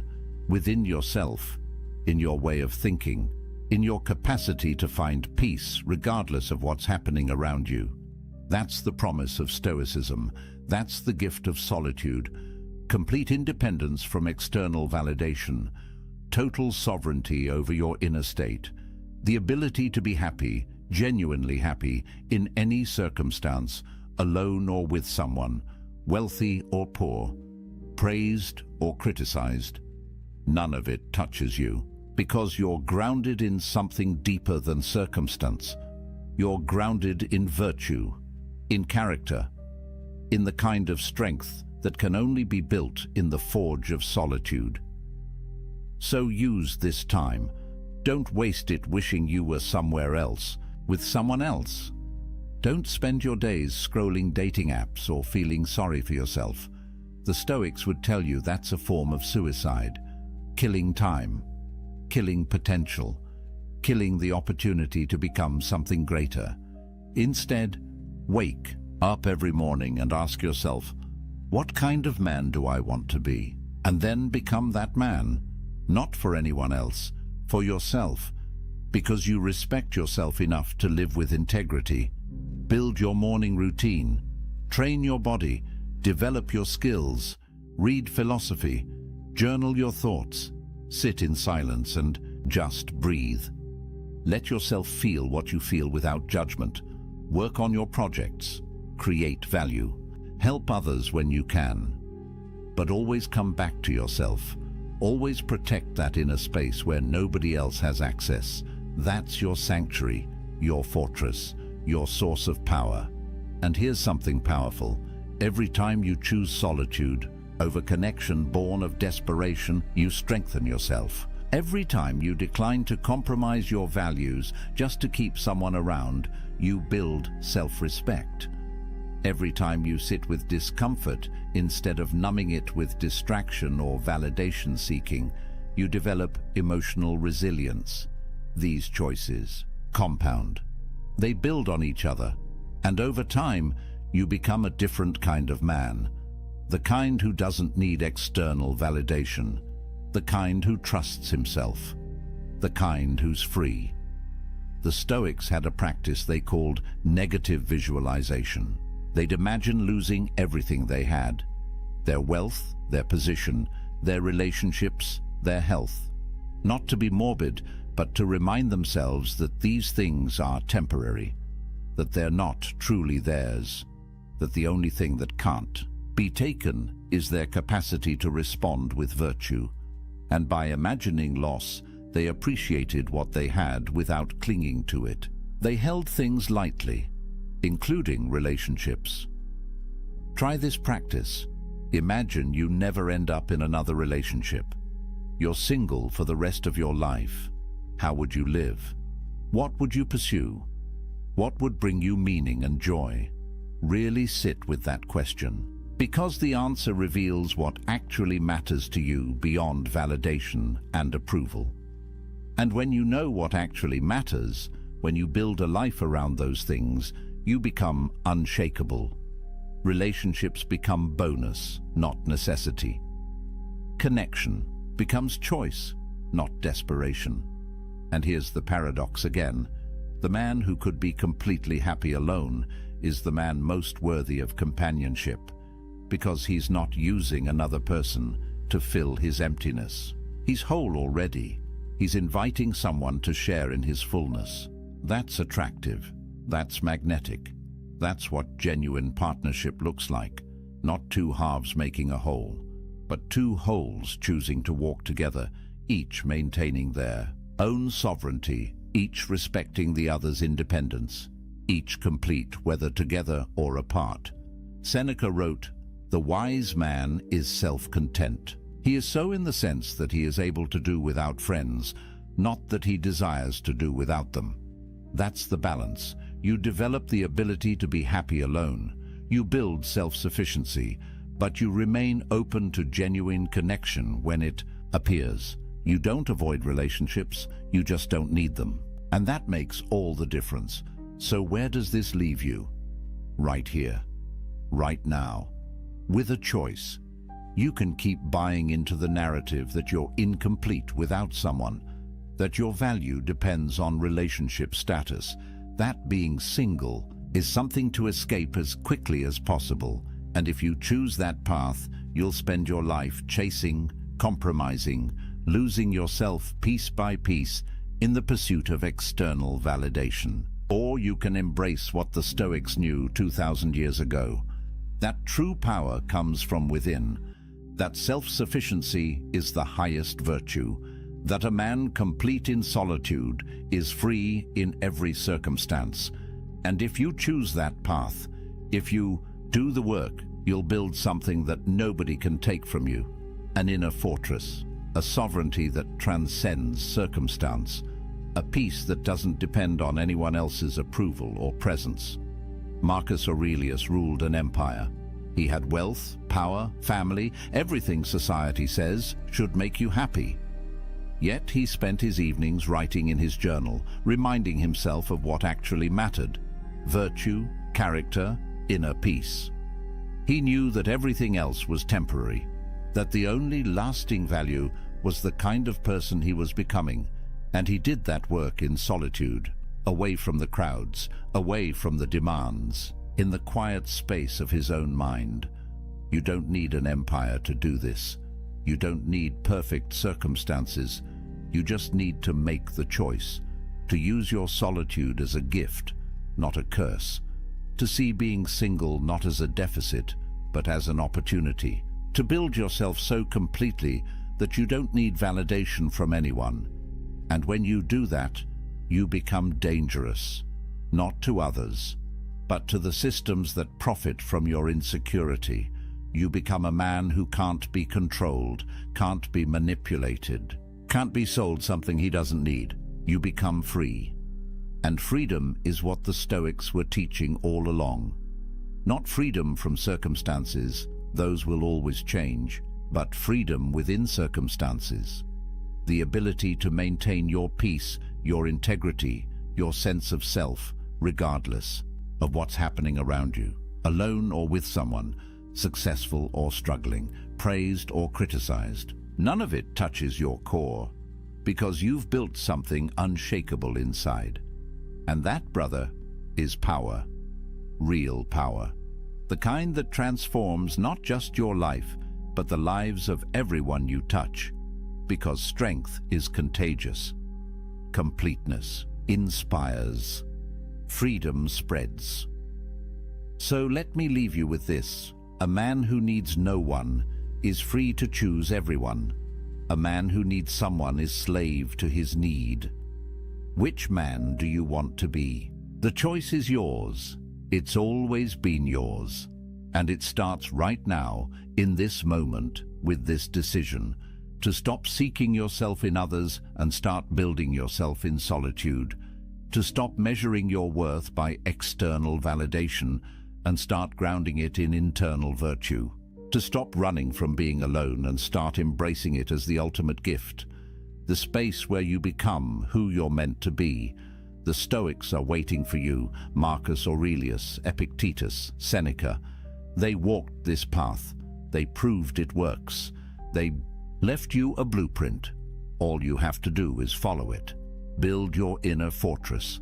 Cultivate self-sufficiency. Embrace solitude not as a punishment, but as a privilege. And watch what happens. Watch how your life transforms when you stop living for others and start living for yourself. Not in a selfish way, but in the way that honors your potential, your values, your unique path. That's what the Stoics called living according to nature, being fully yourself, and there's nothing more powerful than that. So if you found value in this, if these ideas resonate with something deep inside you, if you feel that pull toward building a different kind of life, do me a favor. Hit that like button. It tells me this message matters. It helps this reach other men who need to hear it. Subscribe to the channel because we're building something here. A community of men who refuse to live by society's script, who are doing the work, who understand that real strength comes from within. Drop a comment and tell me, what's one thing you're going to do this week to build your inner empire? One practice, one choice, one step towards self-sufficiency. And remember, this isn't the end, it's the beginning. Every journey toward freedom starts with a single step, a single decision. The decision to stop seeking worth in external validation and start building it through internal virtue. You've taken that step by being here, by listening, by opening your mind to a different way. Now keep walking, keep building, keep becoming. The man you're meant to be is waiting in the silence. Go find him. Until next time, stay strong, stay sovereign, stay free. The ancients believed that one question could set a person free or drive them into despair. It was not asked in the open squares of Rome, nor carved into the laws of Athens. It lived quietly in the minds of philosophers, whispered in private, written in fragile lines that survived only because someone dared to copy them again and again. The question is simple, and yet it is dangerous. What if the worst thing that could happen to you has already happened in your mind? To the Stoics, this was no game. They believed that fear feeds on surprise, that pain grows sharper when it catches us unprepared. So they trained themselves to walk willingly into imagined ruin, to see their fortunes lost, their loved ones gone, their own lives ended. Not because they were morbid, but because they believed freedom begins where fear ends. Consider the emperor Marcus Aurelius. He ruled the greatest empire of his age, commanded vast armies, and held the power of life and death. Yet at night, by candlelight, he wrote words not of conquest, but of surrender. You may leave this life at any moment. Let that determine what you do, say, and think. Why would the most powerful man alive remind himself of his own fragility? Because he knew that power means nothing if the soul is ruled by terror. Think also of Epictetus, born into slavery, his body broken, his freedom denied. He had nothing, and yet he claimed to be freer than his masters. His secret was not wealth or status, but the practice of imagining loss until it no longer frightened him. He learned that when you accept the worst in thought, you cannot be enslaved by it in reality. This thought experiment, called premeditatio malorum, the premeditation of evils, was their weapon. It stripped misfortune of its surprise. It turned tragedy into training, but it was also dangerous. Used wrongly, it could lead to cold detachment or reckless despair. Used rightly, it gave men the courage to face storms that would break others. Tonight, we enter that world. We walk alongside emperors and exiles, soldiers and slaves. We step into the experiment that promised unshakable calm, if one dared to face it.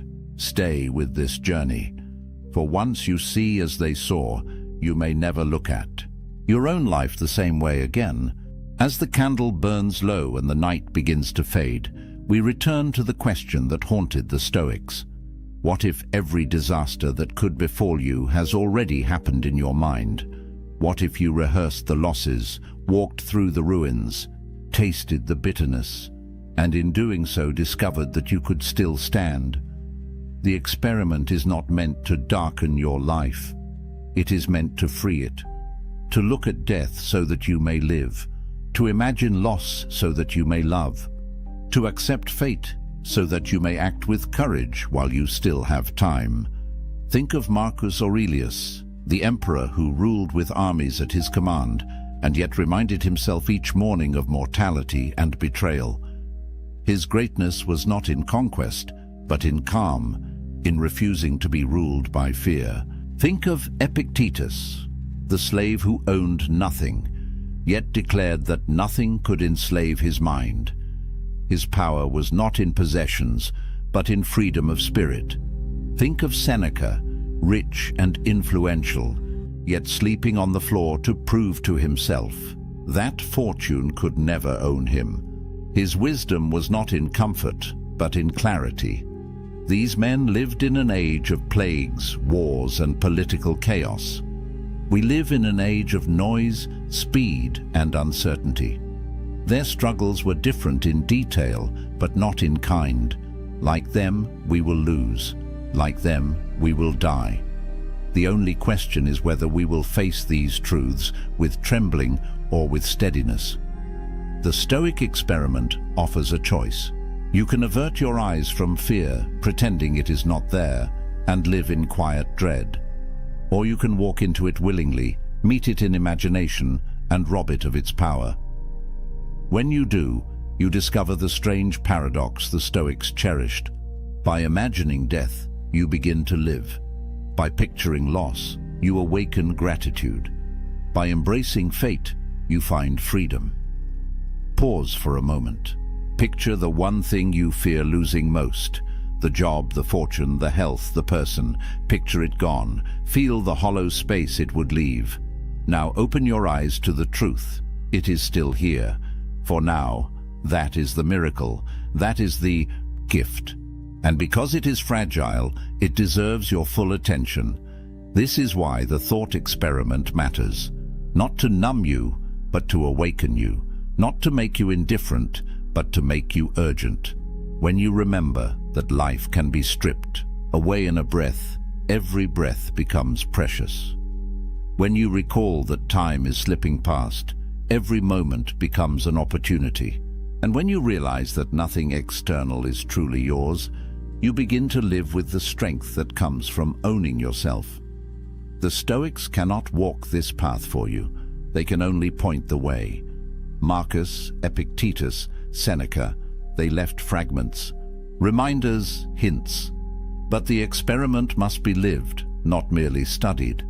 It must be practiced quietly in the solitude of your own mind until the fear loosens and the gratitude deepens. So let this be your invitation. Tonight, before sleep, close your eyes and step into the exercise. Imagine the loss. Imagine the end. Let yourself feel it. And then awaken tomorrow with new eyes, seeing what remains not as ordinary, but as extraordinary. This is the gift the Stoics preserved, the ability to live unafraid, to love more deeply, to meet fate with an open heart. And so I leave you with one question, the same question that echoes across centuries, whispered in marble halls and desert cells, whispered now into your ear.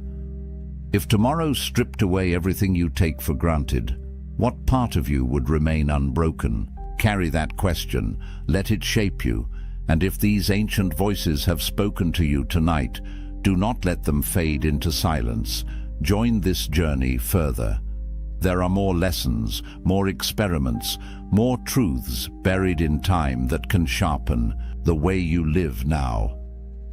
Subscribe, stay with this channel, and together we will walk deeper into the wisdom of those who faced storms and discovered peace. For their stories are not finished until we live them, and your life is not finished until you dare to begin living it fully. In the language of the ancients, it was called premeditatio malorum, the premeditation of evils. The phrase sounds grim, even unsettling, yet to the Stoics, it was a practice of liberation, not despair. At its heart, the exercise was deceptively simple. Imagine the misfortunes that might strike you tomorrow and face them before they arrive. Not only the small inconveniences, a delay, an insult, a coin lost, but the great disasters as well. The death of a friend, the loss of your wealth, the collapse of your health, the end of your own life. Why would anyone do this? Why deliberately walk through horrors in the safety of your own mind? To the modern ear, it seems backwards. We are told to visualize success, to think positively, to build castles in our imagination. But the Stoics believed the opposite strategy brought greater strength.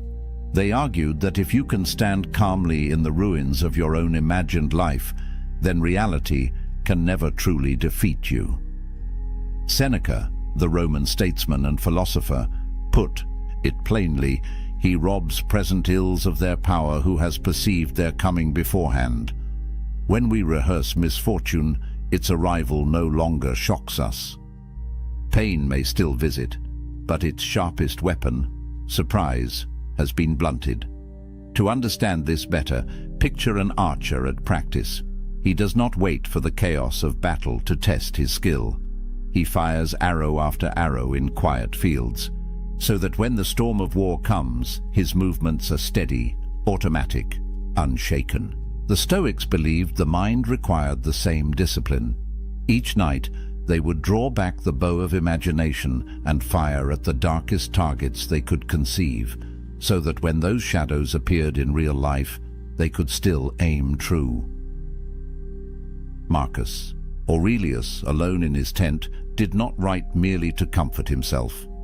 His private notes, the Meditations, are filled with reminders that the world can break us at any time. Yet his tone is not fearful. Instead, it is steady, almost tender. When you kiss your child good night, he warns himself, whisper that he may not be here tomorrow. Harsh words to our ears, but to Marcus, this was not cruelty. It was clarity. Only by facing the fragile nature of life could he love more deeply in the present moment. Epictetus, born into slavery, offered the same lesson in different clothing. When you embrace your wife or child, he said, say to yourself, one day they will die. Not to make the heart cold, but to warm it. For when you remember that nothing is guaranteed, every ordinary moment becomes extraordinary. A simple meal, a shared laugh, even the act of waking to another sunrise becomes precious beyond measure. The thought experiment, then, had two purposes. First, it armed the soul against fear. By imagining loss, you stripped it of its terror. Second, it sharpened gratitude. By rehearsing absence, you learned to love presence more fiercely. This was not daydreaming, it was training. The Stoics approached it as soldiers approach drills, as athletes approach discipline. Night after night, they entered the arena of the Eua, mined and faced the worst fates they could imagine. Some whispered these visions aloud, others scratched them into wax tablets or murmured them in prayer. It was not about predicting the future, but about preparing for it. Yet even here the Stoics were cautious. They warned against letting this practice harden into despair. If you fixate only on loss, you can become bitter, withdrawn, fatalistic. The true Stoic path walked a thin line, to imagine ruin without becoming ruined by the imagination itself. The exercise was meant to polish the soul, not poison it. Think of it like walking into a cold river. At first, the shock makes you gasp. But after a moment, you adjust, you breathe, you find your strength within the chill. The water has not grown warmer, you have grown steadier. So too with premeditatio malorum. Life would not grow kinder, but you would grow stronger. This is the experiment, to step willingly into suffering before it comes, to live through loss in the theater of the mind, so that when the curtain rises on reality, you are ready. To many, it sounded bleak. To the Stoics, it was the most hopeful act of all. For when you have rehearsed the worst, you discover a strange secret. Nothing can truly take your freedom, for you have already faced the cost. At first glance, the Stoic experiment seems like madness. Why summon images of death, poverty, betrayal, exile? Why taste bitterness before it is poured? To most people, this sounds like opening the door to misery. Yet to the Stoics, it was the doorway to strength. The logic begins with a simple truth. Fear feeds on surprise. When something strikes us out of nowhere, it multiplies our suffering. The event itself wounds us once, but the shock, the disbelief, the frantic resistance, these wound us many times over. We suffer more often in imagination than in reality, Seneca wrote. It was his warning, but also his solution. If imagination can magnify our pain, then imagination can also train us to endure it. Consider the man who never thinks of loss. He convinces himself the roof will never leak, the market will never fall, the friends he loves will always remain. When life proves otherwise, he collapses under the weight of broken illusions. Compare him with the man who each night rehearses these possibilities. He wakes each day already at peace with their chance of arrival. To him, a cracked roof or lost coin is no ambush. It is familiar terrain. The Stoics believed this was the essence of philosophy, not endless speculation, but preparation for the blows of fate. Epictetus, whose leg was shattered by his master, said plainly, "When you are going to undertake anything, remind yourself what kind of thing it is." He meant, if you go to bathe, expect to be splashed, jostled, insulted. If you go to war, expect blood and loss. If you live, expect death. Nothing that arrives will then feel foreign to you. This practice also served a deeper function. By imagining misfortune, the Stoic learned to separate what was truly his from what was only lent. Wealth, health, reputation, even the love of others, all of these could vanish. What remained? Only the ruling center of the soul, judgment, intention, choice. In rehearsing the loss of externals, the Stoic discovered the core that no power could strip away. Modern people might call this pessimism, but to the Stoics, it was the opposite. It was optimism at the deepest level, the faith that even when stripped of everything, a person could still stand upright. To them, practicing disaster was like inoculating the mind, a small taste of poison to prevent the full sickness of despair. Imagine two sailors caught in a sudden storm. One has only sailed on calm waters, imagining endless sunshine. The other has trained in foul weather, has studied the stars in darkness, has prepared for broken masts and torn sails. Which sailor panics? Which one acts? The storm is the same, but the soul inside the storm is different, and there was more. Premeditatio malorum was not only a shield against fear, but also a lens-sharpening gratitude. For when you spend a moment imagining your child gone, your fortune stolen, your health declined, and then open your eyes to see them still present, you taste joy more vividly than before. Seneca urged his readers, "He who has anticipated the coming of troubles takes away their power when they arrive, and he who has learned to look upon what he has as if it might be lost, has learned to enjoy it truly." This dual power, resilience and gratitude, made the practice irresistible to the Stoics. By rehearsing loss, they not only grew unafraid of tomorrow, but more alive to today. Marcus Aurelius captured it when he reminded himself, "Do not act as if you were going to live 10,000 years. Death hangs over you. While you live, while it is in your power, be good." The awareness of mortality did not paralyze him. It pushed him toward kindness, urgency, presence. So why imagine the worst? Because the worst will come sooner or later in some form. To pretend otherwise is to live in fragile denial. To face it in thought is to live with a steady heart. The Stoics believed that only those who walk through the valley of loss in their minds can walk through life itself without chains. If the Stoics asked their students to imagine misfortune, it was not to dwell in gloom. The exercise was meant to unlock a set of hidden treasures, the kind of treasures that cannot be stolen by thieves or burned by fire. What then were the fruits of this strange discipline? 3 stand above the rest: freedom from fear, gratitude for the present, and resilience in the storms of life. The first and most immediate benefit was liberation. Fear has always been one of humanity's fiercest chains. It bends kings, humbles warriors, and leaves ordinary people trembling at shadows.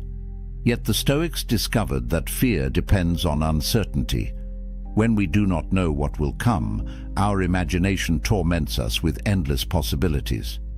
By rehearsing disaster, the Stoics removed the sting of surprise. They learned to say, "Yes, this too may happen, and if it does, I am prepared." Seneca observed that misfortune becomes lighter when anticipated.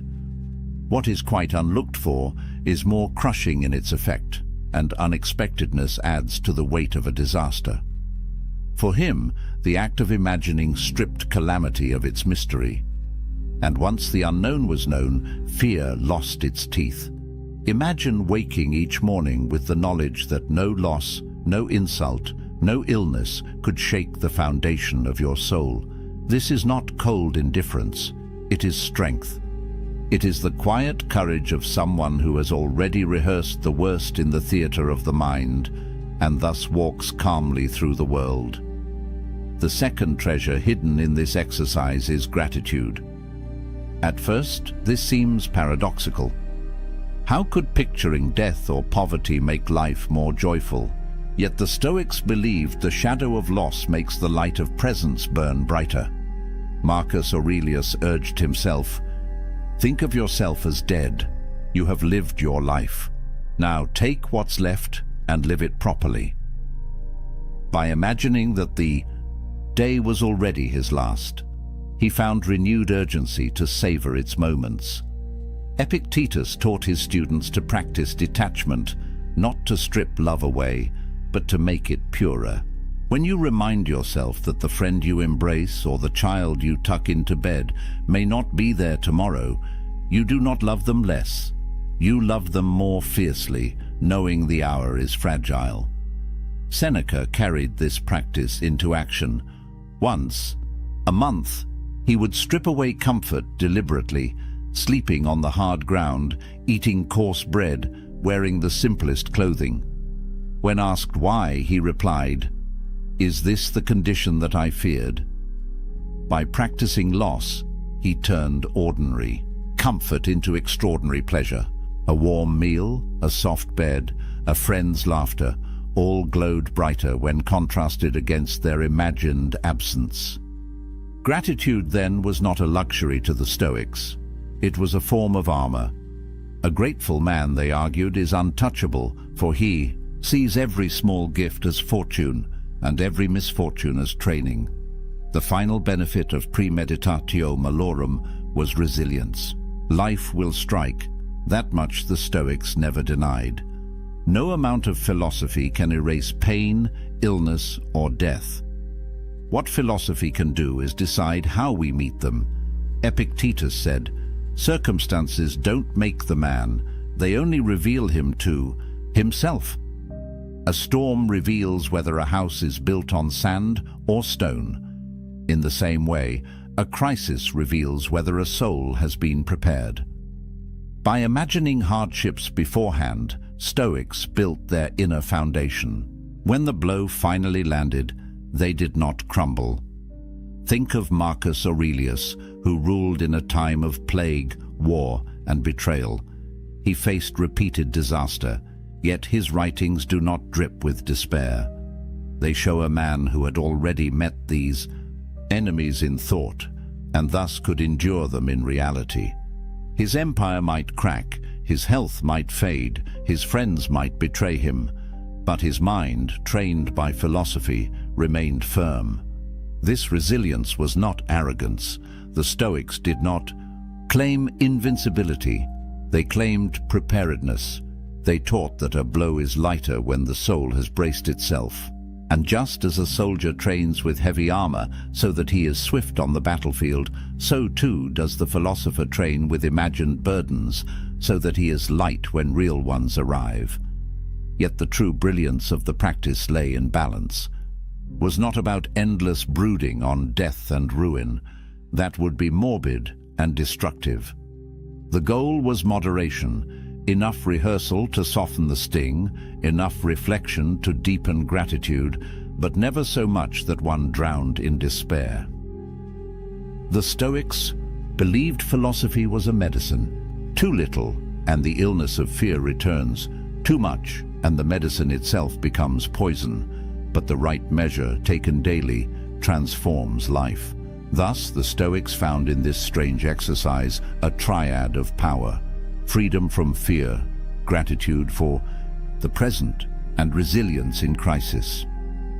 They believed that any man or woman who practiced it would stand differently in the world, not as someone immune to loss, but as someone no longer enslaved by it. This was the reward of imagining the worst. Not darkness, but light, not despair, but a soul sharpened into strength. Every powerful practice carries its shadow. The Stoics knew this well. A thought experiment capable of freeing the soul could also twist into something harmful if misunderstood. The same exercise that sharpened resilience could harden into coldness or slide into despair. This is why the Stoics insisted that premeditatio malorum, the rehearsal of misfortune, must be approached with wisdom and balance. The first danger is mistaking preparation for pessimism. Some people, hearing the Stoics speak of imagining death, ruin, or betrayal, believed the philosophers were advocating endless worry. To live in constant dread of loss is not Stoic strength, but weakness in disguise. Seneca warned against this confusion. He urged his students not to shackle themselves with anxiety masquerading as foresight. He who suffers before it is necessary suffers more than is necessary. If you imagine disasters without purpose, you bleed twice, once in fear and once in reality. Stoic practice is not about drowning in scenarios, but about tasting them briefly to build immunity. The second danger lies at the other extreme, nihilism.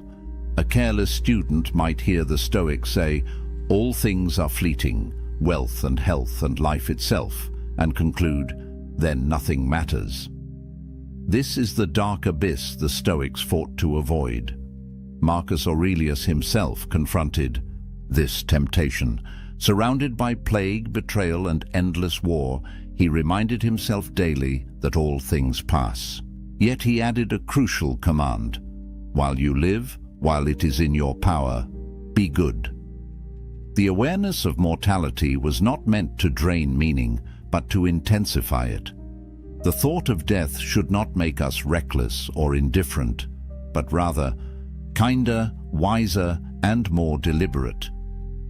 Another danger is the loss of warmth. Practicing detachment, some grew rigid, mistaking numbness for strength. Epictetus warned his followers not to become statues.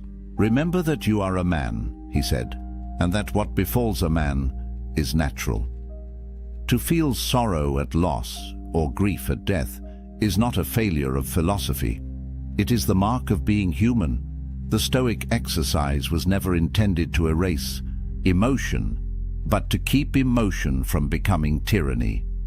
Imagine a father who, rehearsing his child's death, convinces himself never to feel attachment. He tells himself, "This is Stoic wisdom." But when the child laughs or reaches for his hand, the father feels nothing. This is not strength, it is a distortion. True Stoicism teaches us to love more fiercely because we know the bond is fragile, not to withhold love in the hope of avoiding pain. Finally, there is the danger of false courage. A soldier might say, "Since death is nothing, I will rush headlong into danger," careless of consequence. But this too betrays the philosophy. Stoic training was meant to produce calm judgment, not reckless abandon. To imagine death is to prepare for it, not to seek it without reason. Courage, in the Stoic sense, is rational endurance of hardship, not blind pursuit of destruction.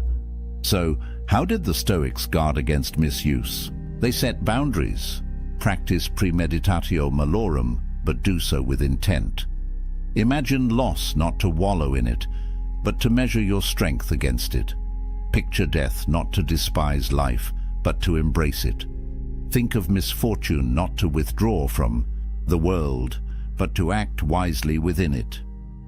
Seneca gave his students a rhythm, a few days each month spent in poverty, eating coarse food, wearing rough clothes. Not every day, lest life become joyless, but enough to remind the soul of its power.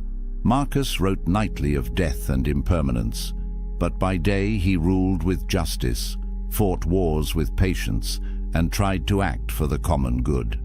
Epictetus trained his mind against loss, but also urged compassion, laughter, and friendship. In other words, Stoic foresight was never meant to extinguish humanity. It was meant to free it. Misfortune rehearsed in thought should make us more grateful, not less. It should make us calmer, not colder. The Stoics knew the temptation to misuse their philosophy would always remain. It is easier to become numb than to remain balanced, easier to collapse into dread than to face hardship calmly. But the true Stoic way demands vigilance. The practice is a knife. In skilled hands, it carves strength. In careless hands, it wounds the one who wields it, and so they left us this warning. Do not let the experiment become your prison. Let it be your training ground. Walk through imagined ruin, not to despair of life, but to return to it with greater clarity, gratitude, and resolve. The Stoic exercise of rehearsing misfortune did not appear in isolation. It was part of a much older current of thought, flowing through many cultures, carried in different words but shaped by the same recognition. Life is fragile, uncertain, and brief. And only by facing this truth can we learn to live with strength. Long before the Stoics, the Greek philosopher Heraclitus declared, "All things flow." To him, the universe was not fixed but ever-changing, like a river in constant motion. He reminded his listeners, "You cannot step into the same river twice. The waters have moved on, and so have you." This vision of ceaseless change influenced the Stoics deeply. If all things are in flux, then clinging to stability is an illusion. Loss is not a possibility, it is a certainty. To imagine loss, then, is simply to imagine reality unfolding as it must. In this way, premeditatio malorum was not pessimism, but alignment with the nature of the cosmos. By practicing misfortune, one harmonizes with the river instead of fighting against its current. Across the world in India, Buddhist monks were practicing something strikingly similar. They meditated on impermanence and death, often contemplating their own bodies as subject to decay. Far from being morbid, this awareness produced compassion and detachment. One well-known Buddhist reflection instructs, "Of all the footprints, that of the elephant is supreme. Of all contemplations, that on death is supreme." By facing mortality daily, monks stripped away illusion and attachment, finding peace in the fleeting nature of life. The Stoic reminder to whisper to yourself, "You may die tomorrow," is a cousin to the Buddhist practice of maranasati, mindfulness of death. Both traditions sought not despair, but clarity. When death is no longer hidden, life becomes luminous. Even in early Christianity, echoes of this practice resound. The phrase memento mori, remember that you will die, became a spiritual discipline. Monks carried skulls into their cells, not to frighten themselves, but to recall the brevity of earthly existence. The goal was not coldness, but urgency, a reminder that every act mattered, every choice carried eternal weight. Like the Stoics, these Christians saw death not as an end to dread, but as a teacher to revere. Marcus Aurelius would have recognized their spirit, even if their theology diverged. For both, mortality was a compass, orienting the soul toward what truly matters. What made Stoicism unique was its ability to weave these threads, flux, impermanence, mortality, into a practical daily exercise. While Heraclitus spoke of cosmic change and Buddhists practiced renunciation, the Stoics asked, how can an ordinary citizen, a senator, a soldier, or a slave use this wisdom to live today? Their answer was premeditatio malorum. Unlike abstract speculation, this was a tool for daily life. Marcus used it before ruling the empire. Epictetus taught it to students struggling with anger or grief. Seneca recommended it to friends navigating wealth, power, and exile. It was not confined to monasteries or ivory towers. It was a philosophy for kitchens, marketplaces, and battlefields. The fact that so many traditions converged on this practice reveals something timeless. Wherever humans have lived, they have wrestled with uncertainty, loss, and the inevitability of death. The Stoics, Buddhists, and monks each reached the same conclusion. Only by bringing misfortune into the light can we remove its tyranny. Different words, same insight. Heraclitus, all things change. Buddha, all conditioned things are. Impermanent. Marcus Aurelius, you could leave life right now. To each the thought of loss was not poison, but medicine. To deny it was to live in fear. To face it was to live in freedom. Tracing these roots shows that premeditatio malorum is not just a Stoic curiosity. It is part of the wider human project of learning how to live when nothing is guaranteed. It links us to the ancients across cultures, reminding us that our struggles are not new. The fears that haunt us today, losing our jobs, our health, our loved ones, are simply modern faces of the same ancient truth. And so, when we practice the Stoic experiment, we are not alone. We stand in a long line of seekers, Greeks, watching rivers, Buddhists meditating on death, monks whispering memento mori. Together they tell us, the way out of fear is not denial, but courage. And courage begins with the imagination of loss. It is easy to relegate Stoic practices to the dusty world of scrolls and emperors. Marcus Aurelius writing in a candlelit tent, Epictetus teaching in a small courtyard, Seneca writing letters to distant friends. But the power of premeditatio malorum is not confined to marble statues and Latin phrases. It is meant for us, for the modern world, with all its noise, pressures, and fragile certainties. Consider the fear of losing a job. In a culture that ties identity to career, the thought of dismissal can feel like death itself. Most people avoid even imagining it. They live in quiet dread of the unexpected email, the sudden meeting, the words, "We have to let you go." The Stoic experiment asks you to imagine this happening tonight. Picture the email, the conversation, the walk out of the building with a box in hand. Let yourself feel the sting in advance. At first, it seems unbearable. But after the storm of panic, something surprising happens. You see that life goes on. Friends remain, skills remain, the capacity to rebuild remains. You discover that while the event may be painful, it cannot take everything from you. By imagining loss, you make the prospect survivable, or think of health. We live as though the body will serve us endlessly, forgetting how fragile it is. But the Stoics urged us to remember its frailty daily. Imagine the diagnosis. Imagine the sudden weakness, the test results, the bed you cannot rise from. Again, the first wave is grief. But then comes clarity. If this body can fail, then today's walk matters more. The meal with a friend matters more. Every moment unbroken by pain becomes a treasure. This was Seneca's point in practicing poverty. By imagining the worst, he discovered how much he could live without and how rich the ordinary actually was. For us, rehearsing frailty makes each day of strength a victory. The practice also reshapes how we love. Epictetus urged parents to remember that children, like all of us, are mortal. This was not meant to strip affection, but to deepen it. When we remind ourselves that those we love will not always be here, we hold them closer.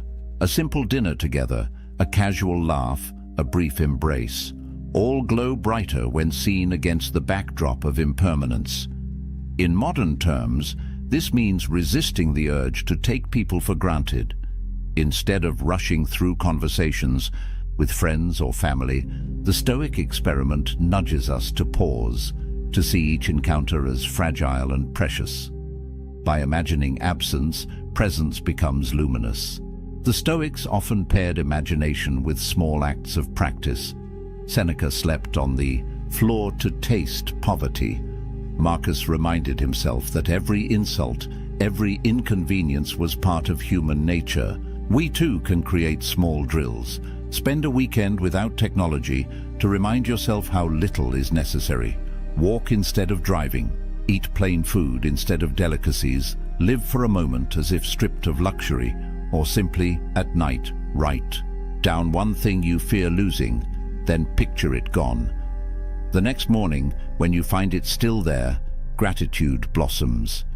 Still, we must be careful not to misuse the exercise. The Stoics did not recommend endless brooding on catastrophe. The purpose is not to flood yourself with dread, but to inoculate yourself against it. Like a vaccine, a small dose strengthens, too much overwhelms. The rhythm of practice is key, a few moments of contemplation, then a return to action with renewed clarity. Our own age is not so different from the Roman world. They lived with plagues, so do we. They faced political instability, so do we. They feared betrayal, loss, decline, death. The costumes change, but the human condition remains. This is why premeditatio malorum still matters. It is not about dwelling in ruins, but about discovering that ruins cannot touch the core of who you are. It is about remembering, in a world of constant distraction, what is truly yours, the power to meet life with steadiness, even when everything else slips away. The greatest evidence of its power is how life looks after you practice it. The small annoyances, traffic, insults, delays, lose their bite. The larger fears, illness, financial strain, rejection, lose their grip. You still feel them, but they do not rule you. You carry within you a kind of invisible armor, forged not by denial, but by rehearsal. And in that space where fear once lived, something else enters. Joy. Not shallow joy, dependent on luck or comfort, but deep joy born of clarity. The joy of realizing that today, in this fragile moment, you are alive, you are breathing, and nothing else is guaranteed. The Stoics did not stop at merely imagining misfortune. To them, endurance alone was not enough. A soldier can grit his teeth through pain. A prisoner can resign himself to chains. But philosophy sought something higher, not only to accept what fate delivered, but to love it. This deeper transformation was called amor fati, the love of fate. To love fate means more than bearing it without complaint. It means seeing even the hardest blows as threads in a larger tapestry. What others call tragedy, the Stoic calls instruction. What others call accident, the Stoic calls design. Life ceases to be a sequence of random disruptions and becomes a coherent whole, stitched together by necessity. Marcus Aurelius wrote often of this. In his private meditations he urged himself, accept the things to which fate binds you, and love the people with whom fate brings you together, but do so with all your heart. These words are not the tone of resignation. They are the words of a man who believed that the very shape of his hardships was part of a greater order, one he might not see, but one he could honor. Epictetus too pressed this lesson. He had no illusions about life's cruelty. He had known slavery, injury, ridicule. Yet his counsel was not to curse what happened, but to align himself with it. Do not seek for things to happen the way you want them to, he said. Rather, wish that what happens happen the way it happens, and you will be happy. The freedom he taught was not freedom from suffering, but freedom from resistance. This subtle shift marks the difference between Stoic endurance and Stoic joy. To endure is to carry a burden. To love is to transform the burden into meaning. When you love fate, even disaster becomes a teacher, even pain becomes a sculptor of the soul. The image is of a craftsman's hand. The hammer that strikes the iron may feel like violence, but in truth it is shaping the blade. So too with fate. Each blow that falls is part of the forging of character. To curse the hammer is to misunderstand the art. To accept it is wisdom. To love it is greatness. Yet the Stoics were careful not to fall into sentimentality. They did not preach blind optimism. To love fate is not to say that every event is pleasant. It is to say that every event belongs. A plague that kills thousands is not good in itself, but it belongs to the order of nature, and from its presence, new strength, new compassion, or new clarity may emerge. The death of a friend is not sweet, but it is woven into the same fabric that gave the joy of knowing them. To love fate is to love the whole cloth, not only its brightest threads. In this way, amor fati becomes the natural extension of premeditatio, malorum. At first, you imagine loss to prepare yourself against fear. In time, you see that loss itself is not alien, but part of the same universe that gave you life. You begin with resistance, move to acceptance, and end in embrace. This attitude changes how one lives daily life. An insult from another no longer provokes outrage. It is simply one of the sounds of the world. A delay on the road no longer feels like theft of time. It becomes time offered for reflection. Even personal failure loses its sting, because it too is part of the process of growth. What once seemed hostile now appears as part of the curriculum of existence. Nietzsche, centuries later, would seize upon this Stoic seed and turn it into a central principle of his own philosophy. He declared, "My formula for greatness in a human being is amor fati, that one wants nothing to be different, not forward, not backward, not in all eternity, not merely to bear what is necessary, but to love it." Though Nietzsche's voice was not Stoic in every sense, he grasped the same fire. That freedom is not only to endure fate, but to delight in its unfolding. For the Stoics, this delight was not a hollow smile forced in tragedy. It was a deep current of harmony flowing beneath every event. If all is nature, and if we ourselves are part of nature, then what happens to us is not an invasion, but an unfolding. To reject it is to reject reality. To embrace it is to be at one with it. Here lies the highest lesson of their thought experiment. To imagine the worst is only the beginning. To accept it is the next step. But the final step, the hardest and most transformative, is to love it. For when you can love even misfortune, you are untouchable. No exile can banish you. No poverty can degrade you. No death can frighten you. You have become aligned with the order of all things. This is amor fati. To meet each day not as a threat, but as a gift, even when wrapped in pain. To see fate not as enemy, but as companion. To say to whatever comes, yes, this too I will love. Why does this ancient thought experiment still matter? Why should the words of men long buried beneath marble ruins concern us in a world of satellites, skyscrapers, and digital noise? It matters because the human condition has not changed. We still fear loss. We still recoil from death. We still tremble when the future is uncertain. The Stoics remind us that these fears, left unchecked, shape the course of our lives more than any external chain. Fear makes us cautious when boldness is needed. It silences us when truth must be spoken. It binds us to comforts that rot us slowly, because we cannot imagine life without them. To live in fear is to live half a life. And so the Stoics taught that to free oneself from fear is to recover one's humanity. Imagine what it means to walk into each day knowing that nothing can truly take away the essence of who you are. Jobs may vanish, reputations crumble, fortunes evaporate, but your mind, your choices, your capacity to meet events with dignity, these remain untouched. That knowledge is not abstract. It changes how one breathes, how one speaks, how one acts. It replaces panic with clarity and hesitation with calm resolve. This is why Marcus Aurelius, even as emperor, did not surround himself only with soldiers and senators.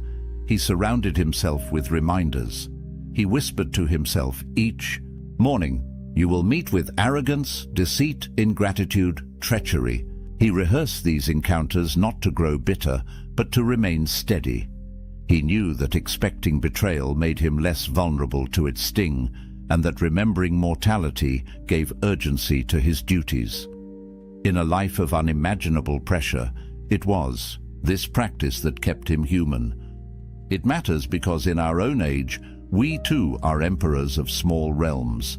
We govern households, careers, friendships, the fragile empire of our own days. And like Rome itself, our empires are temporary. The Stoics teach us not to cling to their permanence, but to govern them with justice while we can, and to release them when they pass. It also matters because premeditatio malorum sharpens gratitude in a world drowning in abundance. We have more possessions, more food, more comfort than the ancients could dream of, yet we often feel restless and unsatisfied. Why? Because we mistake more for enough. By imagining loss, the Stoic experiment corrects the eye. Suddenly, the meal before us is precious. The roof above us is wealth. The laugh of a friend is treasure. Gratitude, born of imagined absence, turns the ordinary into the extraordinary. But perhaps most of all, it matters because this experiment teaches us how to face the one certainty that shadows every life: death. We do not speak of it. We push it to the margins, bury it beneath entertainment and distraction. Yet it waits, patient, inevitable. The Stoics refused to avert their eyes. They taught that the man who rehearses death lives differently. He wastes less time. He forgives more quickly. He chooses his words carefully because he knows they may be his last. This is not about morbidity. It is about intensity. When you accept death, life becomes urgent. Each sunrise is no longer routine, but a miracle. Each breath is no longer unnoticed, but a gift. By facing the end, the Stoic finds the beginning of true living. The experiment also matters for how it reshapes our relationships. To remember that everyone we love is mortal is to see them more clearly. The anger that felt urgent softens. The grievance we clung to dissolves. What remains is tenderness, because we know the hour is brief. Epictetus urged parents not to avoid this truth, but to embrace it, so that their love would be fiercer, not weaker. We too can let this practice remind us that the people in our lives are temporary companions, and that each moment with them is sacred. And finally, it matters because it returns us to ourselves. In rehearsing the loss of all externals, we discover what cannot be lost. Wealth, health, reputation, family, even life itself, all may fall away. But the ability to judge wisely, to choose with integrity, to act with courage, remains until the final breath. This is the core of the Stoic creed, that no one can steal your soul's freedom unless you surrender it. So why does it matter? Because the world will continue to change, but our hearts will continue to wrestle with fear, attachment, and the fragility of time. The Stoic experiment is not an artifact. It is a compass. It points us back to what is essential: courage in the face of loss, gratitude in the presence of life, clarity in the shadow of death. And once you have walked through that experiment, once you have looked into the darkness and discovered that it does not own you, something fundamental shifts. You no longer cling so tightly. You no longer panic so quickly. You no longer waste so much time. You begin, perhaps for the first time, to live. 3 in the morning. Your eyes snap open, and immediately it starts. The replay. That conversation from yesterday. What you said. What you should have said. What they might be thinking about you right now. Then your mind jumps to tomorrow. The presentation. The email you haven't sent. The decision you can't make. Round and round it goes. This endless, exhausting loop of thoughts that won't stop, won't slow down, won't give you a single moment of peace. You're not alone in this. Research shows that 85% of the things we worry about never actually happen. 85%. Think about that. Your mind is torturing you over futures that will never exist, conversations that will never happen, catastrophes that will never come. But here's what makes this even more painful. While you're lying there, trapped in your racing thoughts, somewhere out there is a man sleeping soundly, not because his life is easier than yours, not because he has fewer problems, but because he discovered something that emperors and slaves, warriors and philosophers have known for 2,000 years. A set of ancient techniques so powerful that they can silence the loudest mind, calm the most chaotic thoughts, and transform overthinking from your greatest weakness into your greatest strength. In the next 20 minutes, you're going to learn 12 paths that the Stoics used to master their minds. These aren't motivational speeches or empty affirmations. These are battle-tested techniques that Marcus Aurelius used while commanding armies, that Epictetus used while enslaved, that Seneca used while advising emperors. And I'm going to show you exactly how to use them, starting today, starting right now. Because by the time we're done, you'll never look at your racing thoughts the same way again. But first, you need to understand why your mind won't shut up. And why everything you've tried so far hasn't worked. Your brain was designed to keep you alive. 10,000 years ago, that meant constantly scanning for threats, the rustling in the bushes, the stranger from the rival tribe, the food that might be poisoned. Overthinking wasn't a problem back then. It was survival. Your ancestors who worried the most, who thought through every possibility, who stayed up at night mentally preparing for danger, they were the ones who lived long enough to pass on their genes to you. But here's what changed. The threats your brain evolved to protect you from, they're mostly gone. No saber-toothed tigers, no warring tribes, no immediate danger lurking around every corner.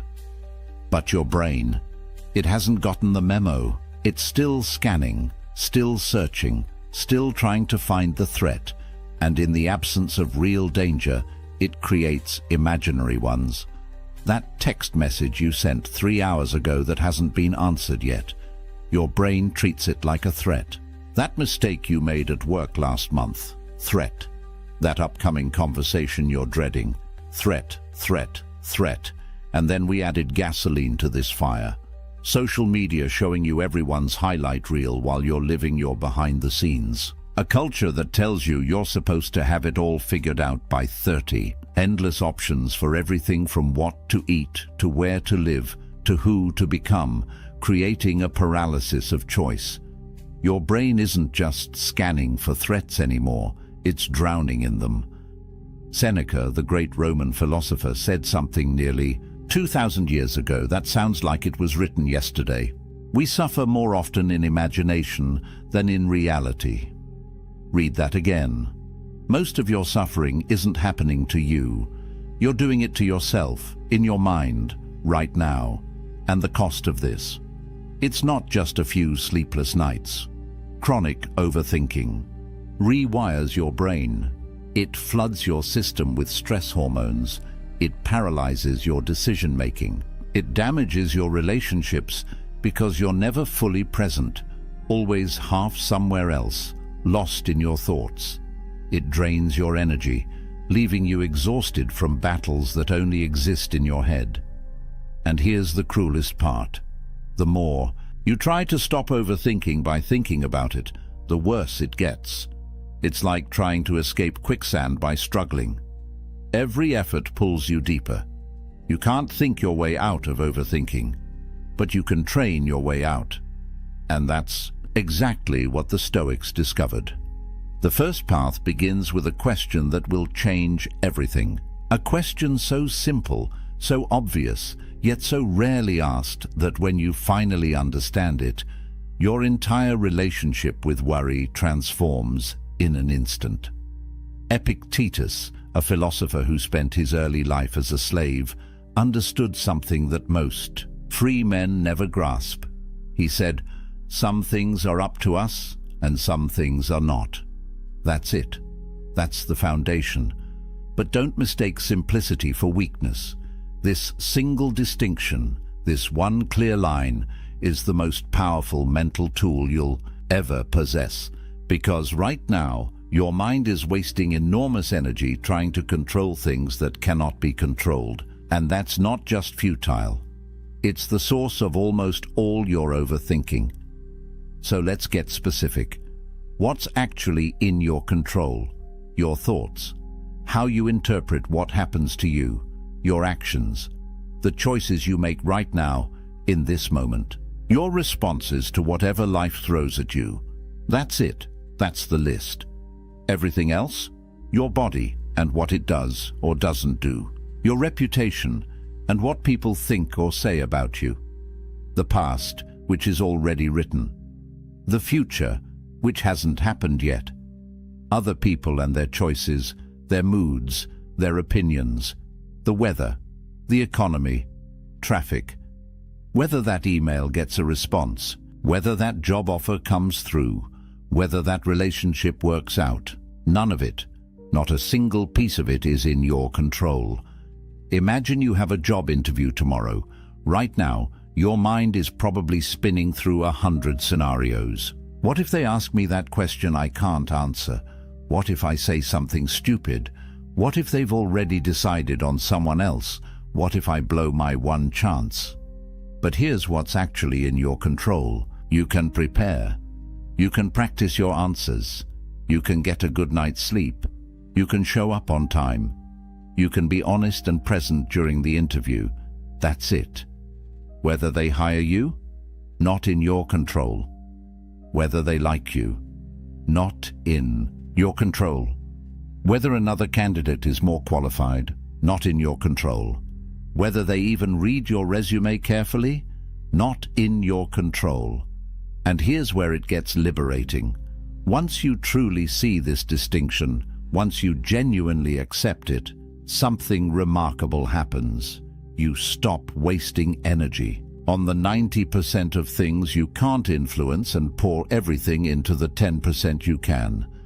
Your overthinking doesn't just decrease, it targets correctly. Because real thinking, productive thinking, strategic thinking, it only works on things you can actually affect. Try this right now. Take whatever's been keeping you up at night, whatever worry has been looping through your mind, and ask yourself honestly, is this within my control? Not partially. Not maybe if I try hard enough. Actually, truly, in my control.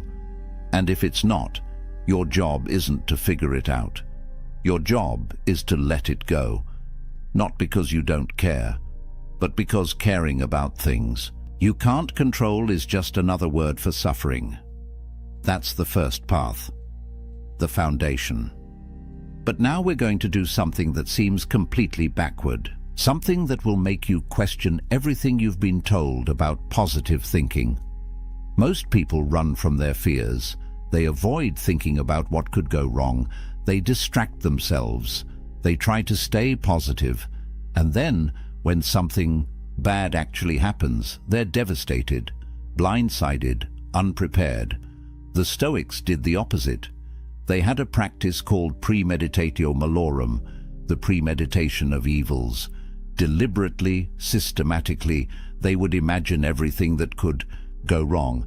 And this wasn't pessimism. This was preparation. Marcus Aurelius, the most powerful man in the world, would sit each morning and imagine his empire crumbling, his armies defeated, his loved ones dead, not to torture himself, but to prepare his mind so that if these things happened, he wouldn't be destroyed by surprise.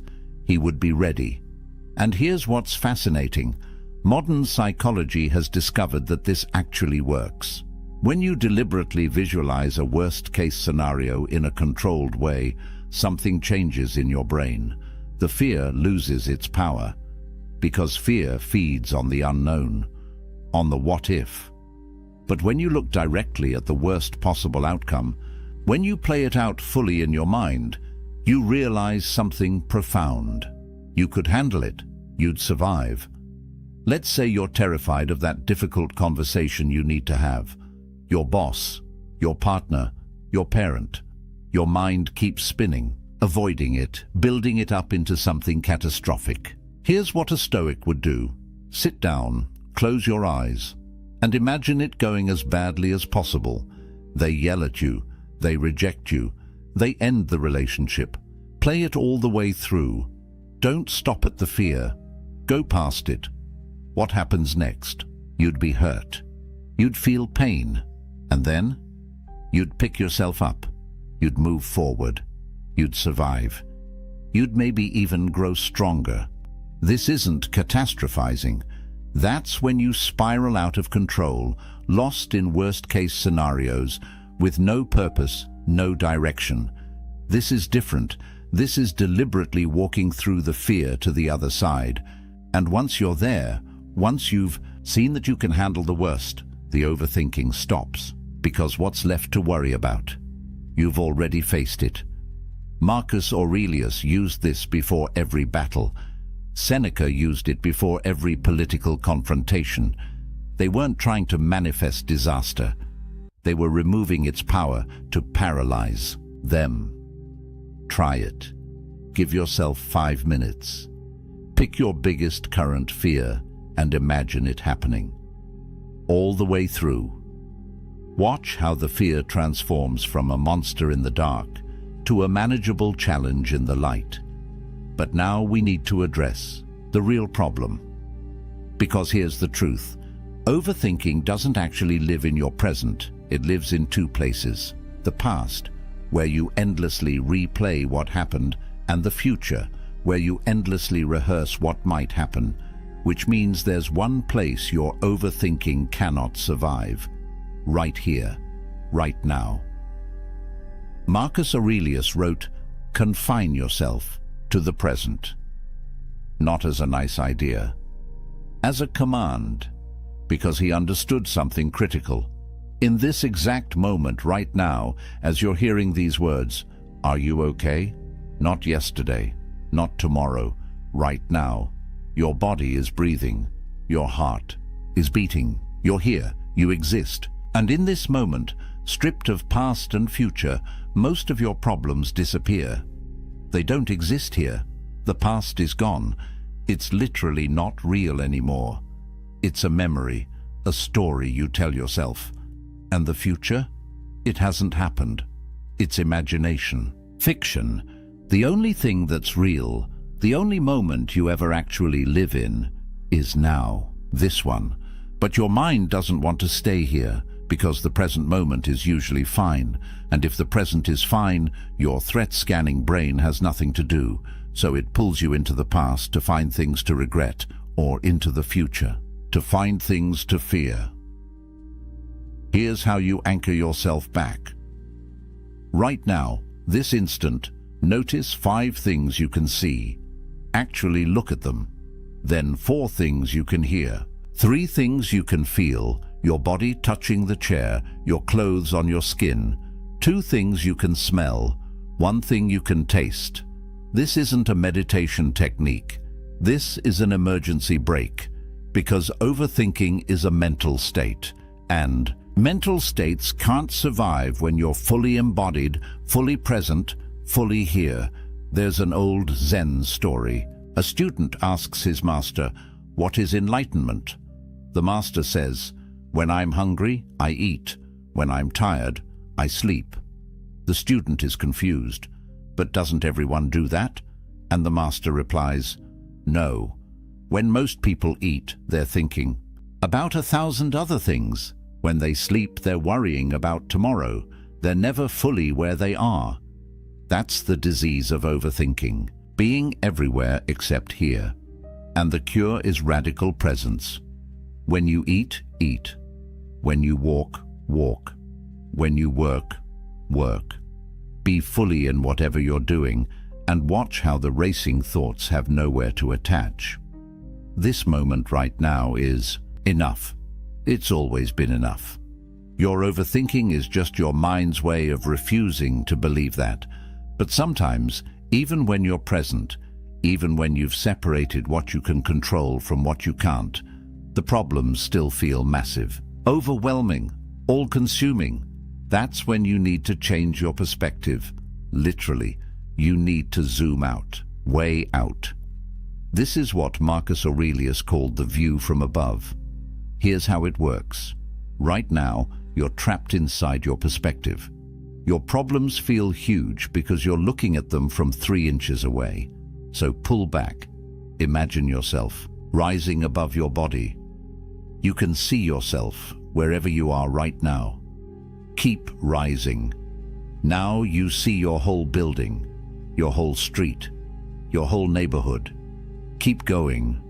Your city, your state, your country, the whole planet spinning in space. Millions of people, all dealing with their own problems, all convinced their worries are the most important thing in the universe. Keep rising. The solar system, the galaxy, billions of stars, each with their own worlds. Keep going until the Earth is a speck, until our sun is just one light among countless lights. Now from up here, from this cosmic perspective, find your problem. Where is it? Can you even see it? And here's the question that breaks everything open. In 100 years, will anyone remember this thing you're overthinking? In 1,000 years? In 1,000,000? From this view, your problem doesn't disappear, but it becomes right-sized, manageable, appropriately small. This isn't about making you feel insignificant. It's about freeing you from the tyranny of ego, because ego is what makes you think you're the center of the universe, that your problems are cosmic events, that everyone is thinking about you, judging you, watching you. They're not. They're too busy thinking about themselves, and that's liberating.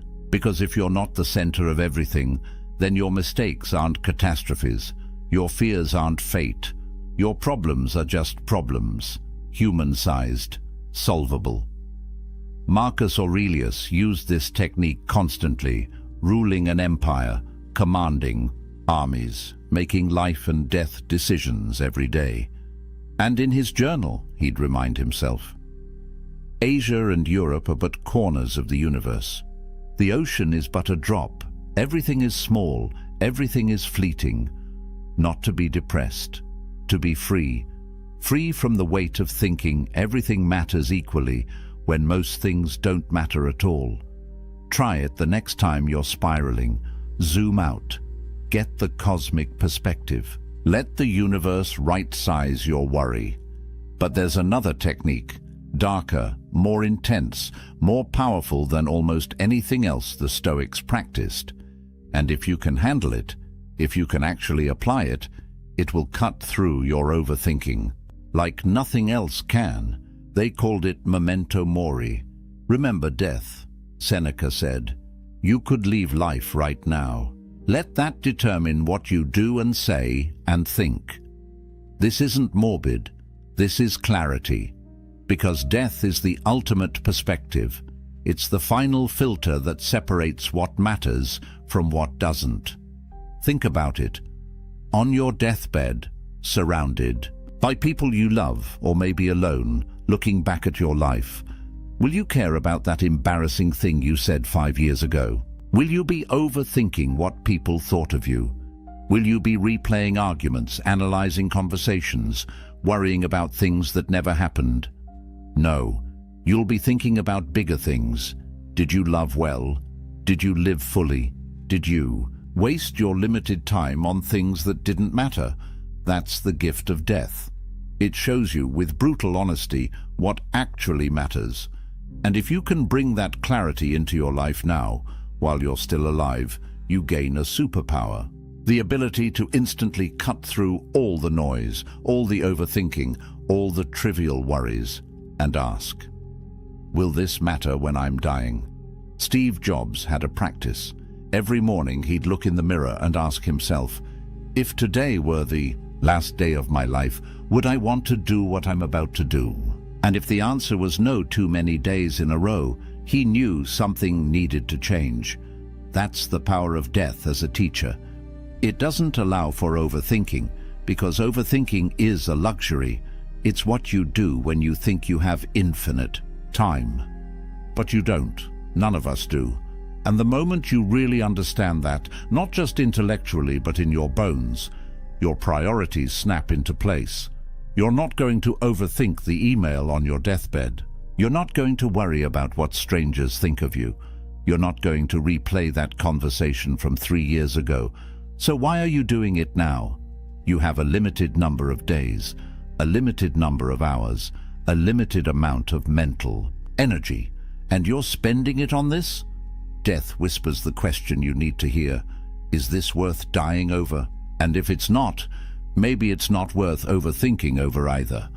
The Stoics kept skulls on their desks. They meditated in graveyards, not because they were depressed, because they refused to forget.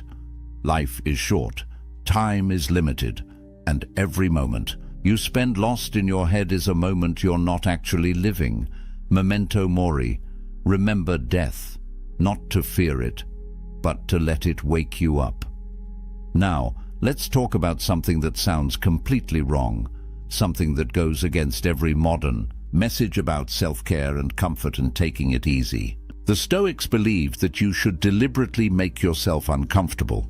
They called it voluntary discomfort, and it might be the most misunderstood practice they taught. Seneca was rich, unbelievably wealthy. He could have had every luxury. Instead, he would deliberately sleep on a hard floor, eat simple bread and water, wear rough clothes, go without heat in winter. Why? Because he was training, not his body, his mind. He was teaching himself a critical lesson.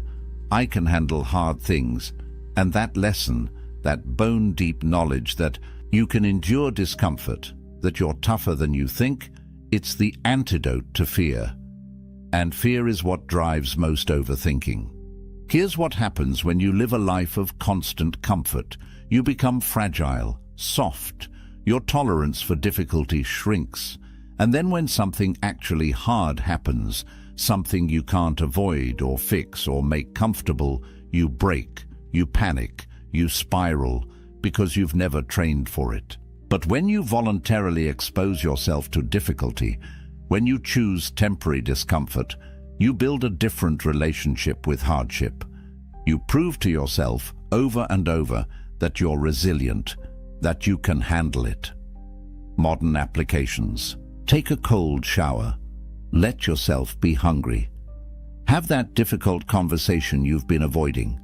Do the hard workout. Sit with boredom instead of reaching for your phone. Each time you choose discomfort, each time you lean into something hard, you're sending your brain a message. I'm not fragile. I'm not weak. I can do difficult things. And that message, repeated enough times, changes everything. Because now, when your mind starts to spiral about some future difficulty, you have evidence. You've been uncomfortable before. You survived. You even grew stronger. This is the opposite of how most people live. They avoid discomfort at all costs. They optimize for ease. And then they wonder why every little challenge feels overwhelming, why they overthink every decision, every risk, every potential difficulty. It's because they've never proven to themselves that they can handle hard things. But you can. And voluntary discomfort is how you prove it. Start small. Tomorrow morning, end your shower with 30 seconds of cold water. Just 30 seconds. Watch what it does to your mind. Watch how you feel afterward. Stronger, more alert, more capable. That's not just physical, that's psychological. You did something hard, on purpose. And you're fine. Better than fine. The Stoics knew this. They knew that comfort is a trap, that ease makes you weak, that the path to mental strength runs directly through voluntary difficulty. So stop running from discomfort. Start running toward it, and watch your overthinking lose its grip. But here's something you can do that almost no one does anymore. Something so simple, so accessible, yet so powerful that when you actually do it consistently, your entire inner world transforms. The Stoics wrote every day, not blog posts, not social media, private journals, personal reflections. Marcus Aurelius's Meditations wasn't a book he intended to publish. It was his private journal, his way of working through his thoughts, of talking to himself, of gaining clarity. And you need to do the same thing. Here's why journaling is different from just thinking. When thoughts stay in your head, they loop, they repeat, they get tangled with other thoughts, they spiral endlessly with no resolution. But when you write them down, when you force them out of your mind and onto paper, something shifts. They become external. You can see them, examine them, challenge them, complete them. There's a psychological phenomenon called the Zeigarnik effect. It means your brain obsesses over unfinished tasks. And overthinking, it's your brain trying to complete thoughts that never get completed. They just loop and loop and loop. Journaling completes them. It gives them closure. Here's a simple practice. Every evening before bed, answer 3 questions. What worried me today? What was actually within my control about those worries?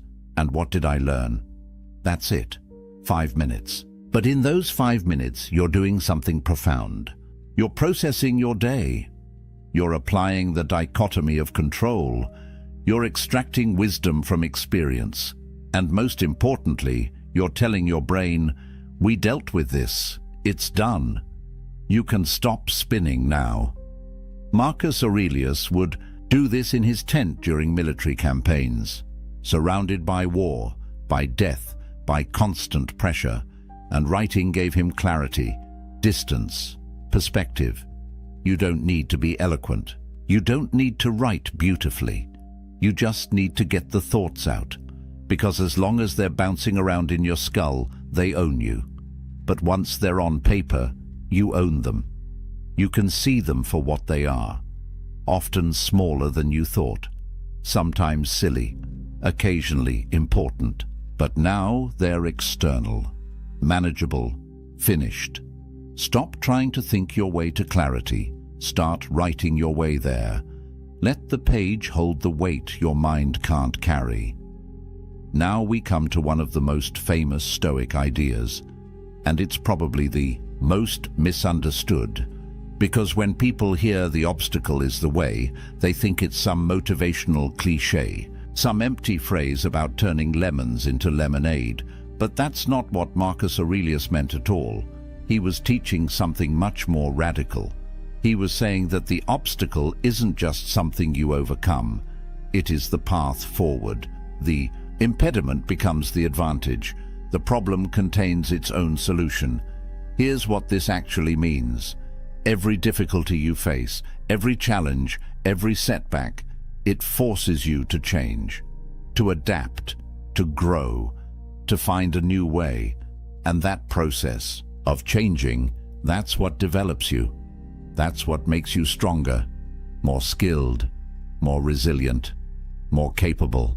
Without the obstacle, you stay the same, comfortable, weak. The obstacle is what shapes you. It's not blocking your path. It is your path. Think about it. That job you didn't get, the one you were sure would destroy you, it forced you to find something better. That relationship that ended badly, it taught you what you actually need in a partner. That business that failed, it gave you the lessons you needed to succeed the next time. At the time, they felt like disasters, but looking back, you can see how they redirected you towards something better, something you wouldn't have found without them. But here's the key. This only works if you change your orientation. If you see obstacles as enemies, as things to be avoided, as evidence that the universe is against you, then you'll just be miserable. But if you can train yourself to see every obstacle as a teacher, as a challenge that will make you stronger, as an opportunity to prove what you're made of, then everything changes. The obstacle stops being a problem and becomes a project. And projects are solvable. They're interesting. They give you direction. You're overthinking about problems. It's because you're treating them as catastrophes. But what if they're just data, just information about where you need to grow, what you need to learn, how you need to change? That job stress. Maybe it's telling you that you've outgrown that position, that relationship conflict. Maybe it's showing you a boundary you need to set. That financial pressure. Maybe it's teaching you skills you'll need for the next level. The obstacle is the way. It's not poetic, it's practical. The thing in your path is your path. Stop trying to avoid it and start trying to use it. But even deeper than this is a concept that sounds insane at first. A concept so radical that when you first hear it, you'll probably reject it. But if you can actually embody it, if you can make it real in your life, it will end overthinking forever. The Romans called it amor fati, love of fate, not acceptance of fate, love. Most people spend their lives fighting reality. This shouldn't have happened. That person shouldn't have done that. I should be further along by now. My life should look different. And all that resistance, all that shoulding, it's exhausting. It's the source of endless suffering. Because you're at war with what is. And what is always wins. But amor fati offers a different path. What if instead of accepting what happens, you loved it? What if you looked at everything that occurred, the good, the bad, the beautiful, the painful, and said, this is exactly what needed to happen for me to become who I'm meant to be. This isn't toxic positivity. This isn't pretending bad things are good. This is understanding that your life, exactly as it has unfolded, with every twist and turn and setback and surprise, has made you who you are. And who you are right now is exactly who you need to be to handle what comes next. Could things have been different? Sure. But they weren't. This is what happened. And fighting it, resenting it, overthinking how it could have been better, that's just pain you're adding to pain. Suffering you're adding to difficulty. Think about Nelson Mandela. 27 years in prison. Most people would have been destroyed by that. Bitter, broken, angry. But Mandela said those years were necessary. They made him the leader he needed to be. They taught him patience, forgiveness, strategy. Without that suffering, he wouldn't have had the wisdom to unite a nation. He didn't just accept his fate, he loved it, because he understood that it was shaping him for something greater. Now, your challenges probably aren't that extreme, but the principle is the same. That betrayal, that failure, that loss, that disappointment you keep overthinking. What if it had to happen exactly as it did? What if the universe, or fate, or God, or whatever you want to call the force that shapes things, what if it knew something you didn't? What if this thing that feels like a curse is actually preparing you for something you can't even see yet? Amor fati doesn't mean becoming passive. It means becoming powerful. Because once you stop resisting what is, once you stop wasting energy on should have, all that energy becomes available for what now? You're not fighting the current anymore. You're swimming with it. And suddenly you're moving twice as fast with half the effort. The overthinking stops because there's nothing to overthink. What happened, happened. What is. And you love it all because it's yours. Your life, your story, your path. And it's perfect. Not because nothing bad happened, but because everything that happened made you who you are. And who you are is exactly enough. There's another practice the Stoics used that connects to this. They would imagine losing everything they loved: their family, their health, their possessions, their reputation. This sounds dark, maybe even cruel. But here's what it actually does. It generates gratitude, intense, profound, life-changing gratitude. Because when you imagine losing something, when you really play out what life would be like without it, you suddenly see what you have. Really see it. Not take it for granted, not overlook it. See it with clear eyes. Seneca said, "If you want to be rich, don't add to your money. Subtract from your desires." And imagining loss does exactly that. It shows you that what you have right now, this moment, this life, these people, this body, even with all its flaws and problems, it's enough. It's more than enough.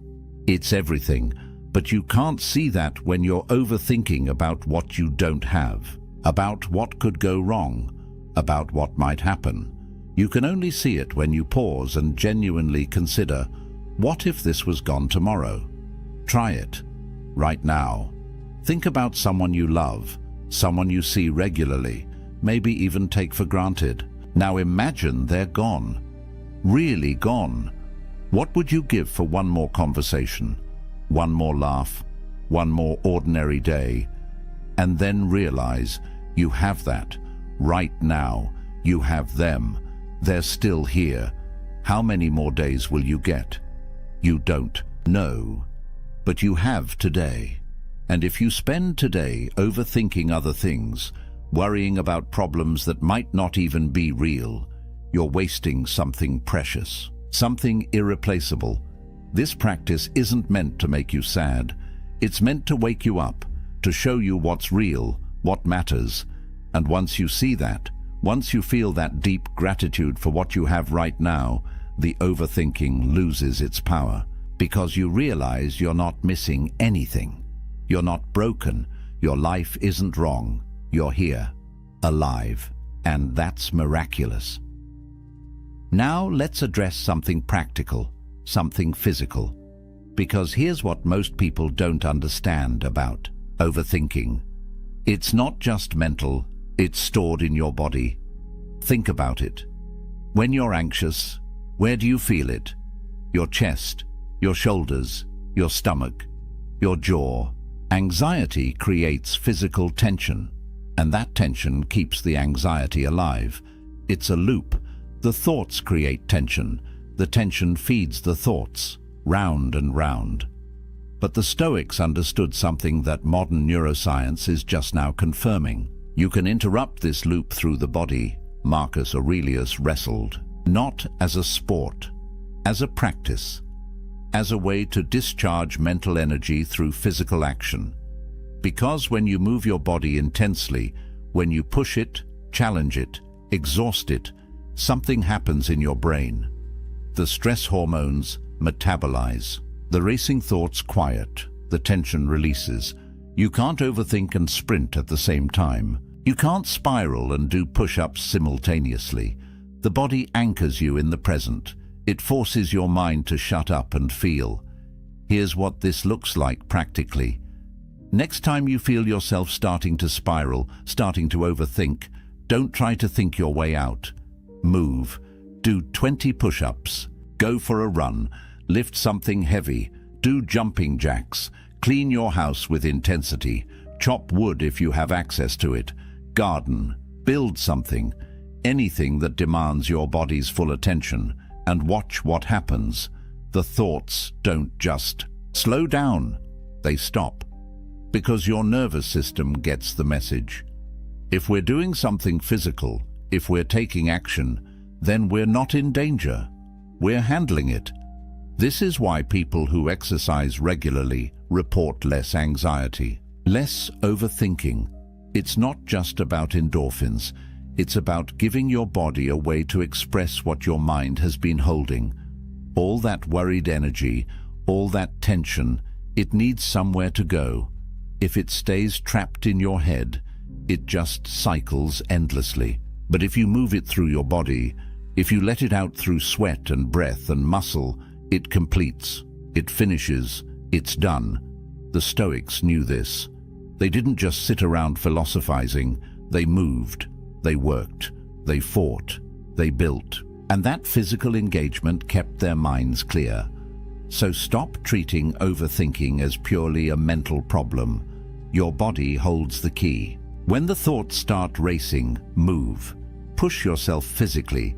Let your body do what your mind can't, and watch the silence return.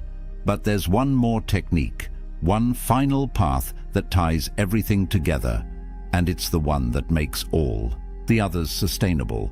Because knowing these practices is one thing. Actually using them when your mind is racing, when you're stressed, when you're triggered, that's different.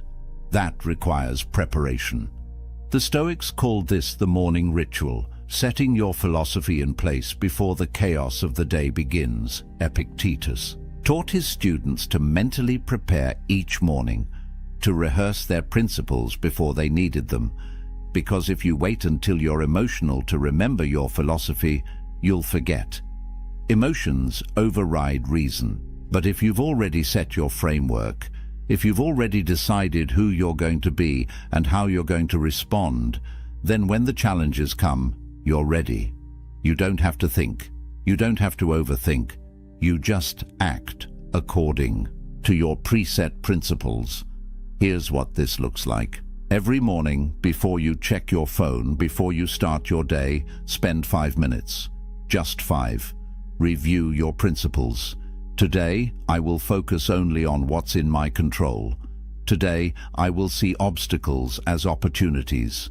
Today, I will be present. Today, I will remember that I'm mortal and will act accordingly. Today, I will be grateful for what I have.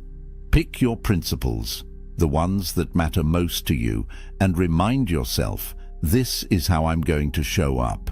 This is who I'm going to be. This is my standard. And when something goes wrong, when someone disappoints you, when you're tempted to spiral, you won't. Because you already decided this morning, before it happened, you set your philosophy in place. Cato was famous for this. No matter what happened, no matter the pressure, the temptation, the threat, he responded according to his principles. People said you always knew what Cato would do, because he'd already decided years before. He didn't need to think about it in the moment. He'd already thought about it. He'd already chosen. And that's the power of the morning ritual. It removes the need to overthink. You're not making 100 small decisions throughout the day. You made one big decision this morning, and you're just following it. Try it tomorrow. Wake up. Don't grab your phone. Just sit for 5 minutes. Set your mind. Decide who you're going to be. And then watch how much easier the day becomes. Because you're not overthinking anymore. You're just executing a plan you already made. Now, let's bring this all together. These 12 paths, they're not separate techniques you use, one at a time. They're a system. They reinforce each other. They build on each other. They create a complete transformation in how you relate to your mind. Start with the dichotomy of control. That's the foundation. Separate what you can control from what you can't. Then use premeditatio malorum to prepare for difficulties without being paralyzed by them. Anchor yourself in the present moment, because that's where overthinking dies. Take the view from above when problems feel overwhelming. Remember death to clarify what actually matters. Embrace voluntary discomfort to prove your resilience. Journal to complete your thoughts. See obstacles as the path. Love your fate. Practice imagining loss to generate gratitude. Move your body to discharge mental energy. And set your philosophy each morning so you're prepared before challenges arise. This isn't theory. This is practice. And if you practice, if you actually do these things, not just once but consistently, you'll notice something. The racing thoughts slow down, the anxiety lessens, the paralysis breaks, You start to feel like you're in control of your mind instead of your mind controlling you. And that feeling, that sense of internal mastery, it changes everything. Because a man who masters his mind can master his life. Let me give you a real example. There's a guy named James, 32 years old, spent most of his 20s crippled by overthinking, couldn't make decisions, couldn't sleep, constantly worried about what people thought of him, what could go wrong, what he should do. It affected his career, his relationships, his health. Then he discovered Stoicism, and he started with just one practice: the dichotomy of control. Every time he caught himself worrying, he'd ask, "Is this in my control?" If it wasn't, he'd consciously let it go. Just that one practice, repeated daily, started to change things. Then he added journaling, then the morning ritual, then voluntary discomfort, one practice at a time. And over the course of a year, he completely transformed. Not because his life got easier, it didn't, but because he learned to respond differently. His mind quieted. He stopped overthinking. He started living. And now, 3 years later, he describes himself as unrecognizable from who he was. Same life challenges, different mental state, all because he trained his mind using Stoic principles.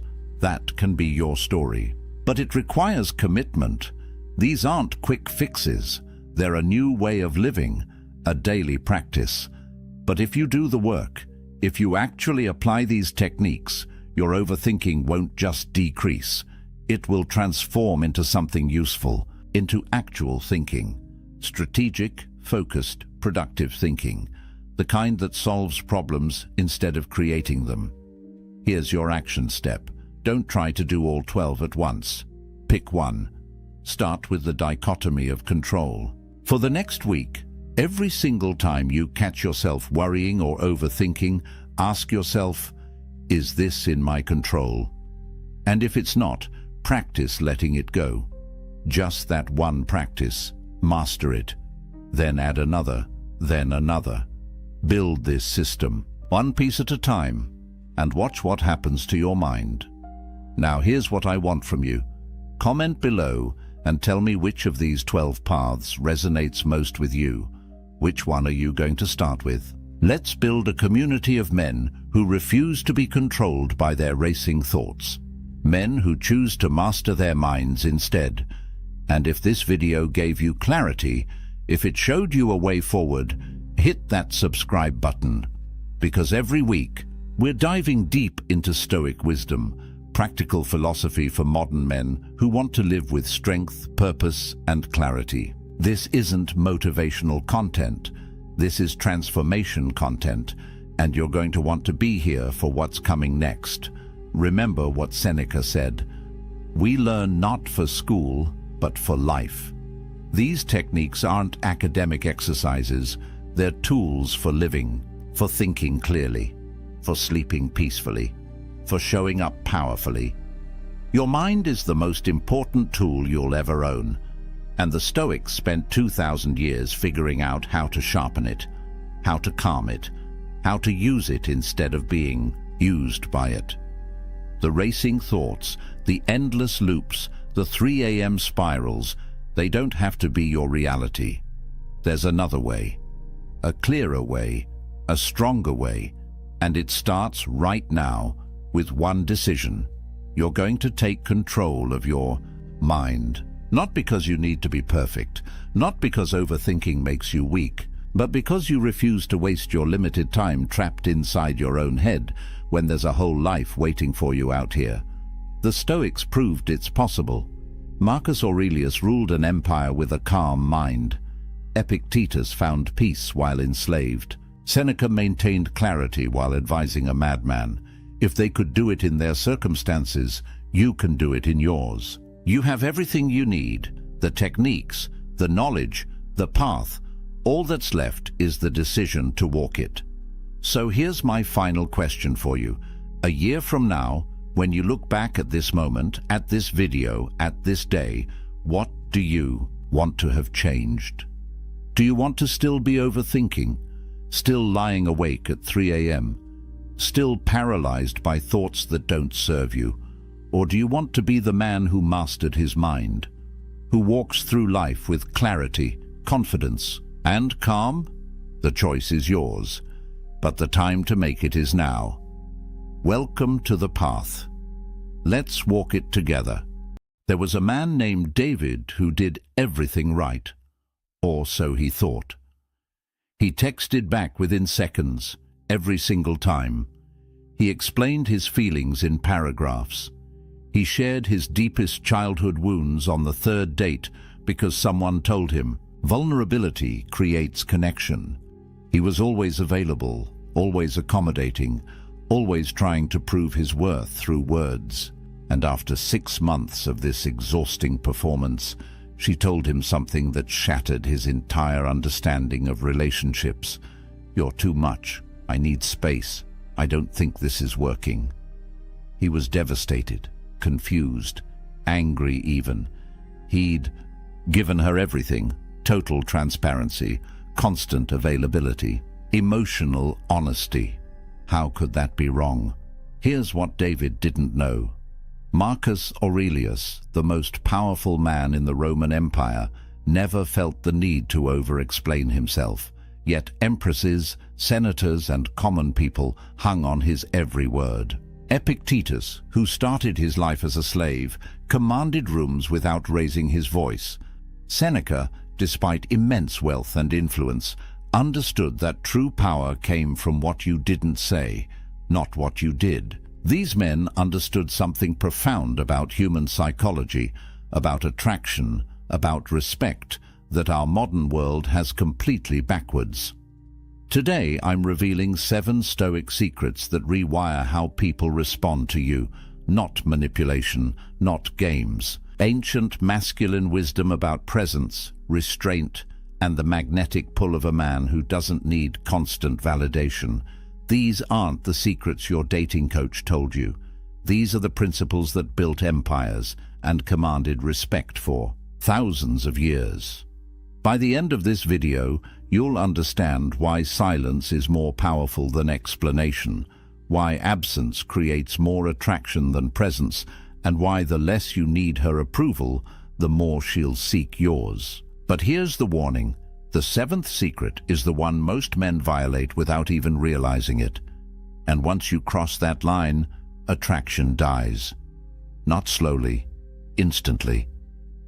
If you've ever wondered why she pulled away after you opened up, why your honesty seemed to backfire, why the more you tried, the less she cared, stay with me. Because what the Stoics understood about women, about power, about human nature, is about to change everything. Let's start with the first secret. Jake made a simple mistake that cost him everything. He was 20 minutes late to dinner. Traffic was insane, his boss had kept him late, and his phone had died, so he couldn't text ahead. When he finally arrived, breathless and apologetic, she asked one question: "Where were you?" And then Jake did what most men do. He explained in detail. He described the traffic pattern on the freeway. He mentioned his boss's last-minute request. He showed her his dead phone. He provided timestamps, locations, a complete reconstruction of his evening like he was testifying in court. He thought he was being honest, transparent, proving he had nothing to hide. What he didn't see was her face change, not with anger, with something worse: disinterest. By the time he finished his 5-minute explanation, she'd already checked out mentally. 3 weeks later, she ended it. Her reason: "You're exhausting. I feel like you're always trying to prove something." Here's the first secret the Stoics understood. The best men don't defend themselves. They don't need to. Marcus Aurelius wrote, "The best revenge is to be unlike your enemy." In modern terms, when chaos comes at you in the form of a question, an accusation, a test, matching it with frantic explanation drags you into her frame. You become the defendant, she becomes the judge, and you've already lost. The Stoic path is calibrated brevity. When she asked where he was, Jake could have said 7 words. Traffic was terrible. I apologize for being late. Then stop. Complete stop. No elaboration, no justification, no desperate attempt to be understood. That silence after his statement isn't weakness. It's a declaration of self-possession. Here's what happens in her brain when you do this. Humans are wired for narrative. That intentional gap, that unexplained space, creates mystery. And mystery creates engagement. Her mind begins working, filling in blanks, wondering about your calm confidence. You transform from the man seeking her approval into the puzzle she wants to solve. This isn't about being evasive or dishonest. It's about understanding that over-explanation broadcasts insecurity. It screams, I need you to believe me. I need your validation. I'm afraid of your judgment. That fear? She can smell it from across the table. The Stoics called this handing your peace to fortune. You're surrendering your internal calm to the opinion of another person. Epictetus taught that we should control what's within our power and accept what isn't. Your conscience is within your power. You know you didn't do anything wrong. Her interpretation, that's outside your control. The moment you start performing for her approval, you've given away your power. Strong men answer with precision, and then stop. They don't fill silence with nervous chatter. They don't justify, defend, or plead their case. They state the truth calmly and let it stand on its own merit. That restraint, that refusal to seek validation, is what separates men who command respect from men who beg for it. Think about the people in your life who truly command your attention. Do they explain themselves constantly? Do they justify every decision? Or do they speak with such quiet conviction that you simply believe them? That's the energy of the unexplained. It's not arrogance, it's self-contained strength. Jake lost. Her, because he didn't understand this principle. He thought honesty meant total transparency, complete explanation, a detailed account of every movement. What he didn't realize is that attraction isn't built on information. It's built on presence. And you cannot be present when you're drowning someone in explanations. So here's your first Stoic practice. Cut your explanations by half. When someone asks you a question, answer it in 1 sentence, then stop. Feel the discomfort of that silence. Resist the urge to fill it with more words, more justification, more proof. That discomfort you're feeling, that's your ego dying. Let it die. What emerges on the other side is something far more powerful. But if over-explaining pushes women away, what Jake did on their 3rd date was even worse. The second secret is about a specific type of honesty that destroys attraction faster than anything else. And most men think they're being vulnerable when they do it. It was a simple comment, almost throwaway. They were at a party, talking with friends, when Sarah mentioned another guy. Oh, Jake from work. Yeah, he's hilarious. We went to lunch yesterday. Nothing scandalous, nothing inappropriate, just a casual mention. And Brian's world tilted. His chest tightened. Within seconds, he was asking questions. Who's Jake? Why didn't you mention lunch? Is he someone I should be worried about? His voice had that edge, that defensive, slightly accusatory tone that he tried to mask as casual curiosity. Sarah looked at him, and something in her eyes changed. Not guilt, disappointment. 2 months later, she ended it. Her reason: "You're insecure. I can't constantly reassure you that I'm not interested in other men." Brian didn't understand what happened. He thought he was protecting the relationship, setting boundaries, communicating his feelings. What he actually did was fail a test he didn't even know he was taking. Here's the third secret the Stoics understood. When a woman tests you, defending yourself is losing. These tests aren't conscious. She's not sitting there plotting ways to mess with your head, but her psychology, shaped by thousands of years of evolution, is constantly scanning for one thing.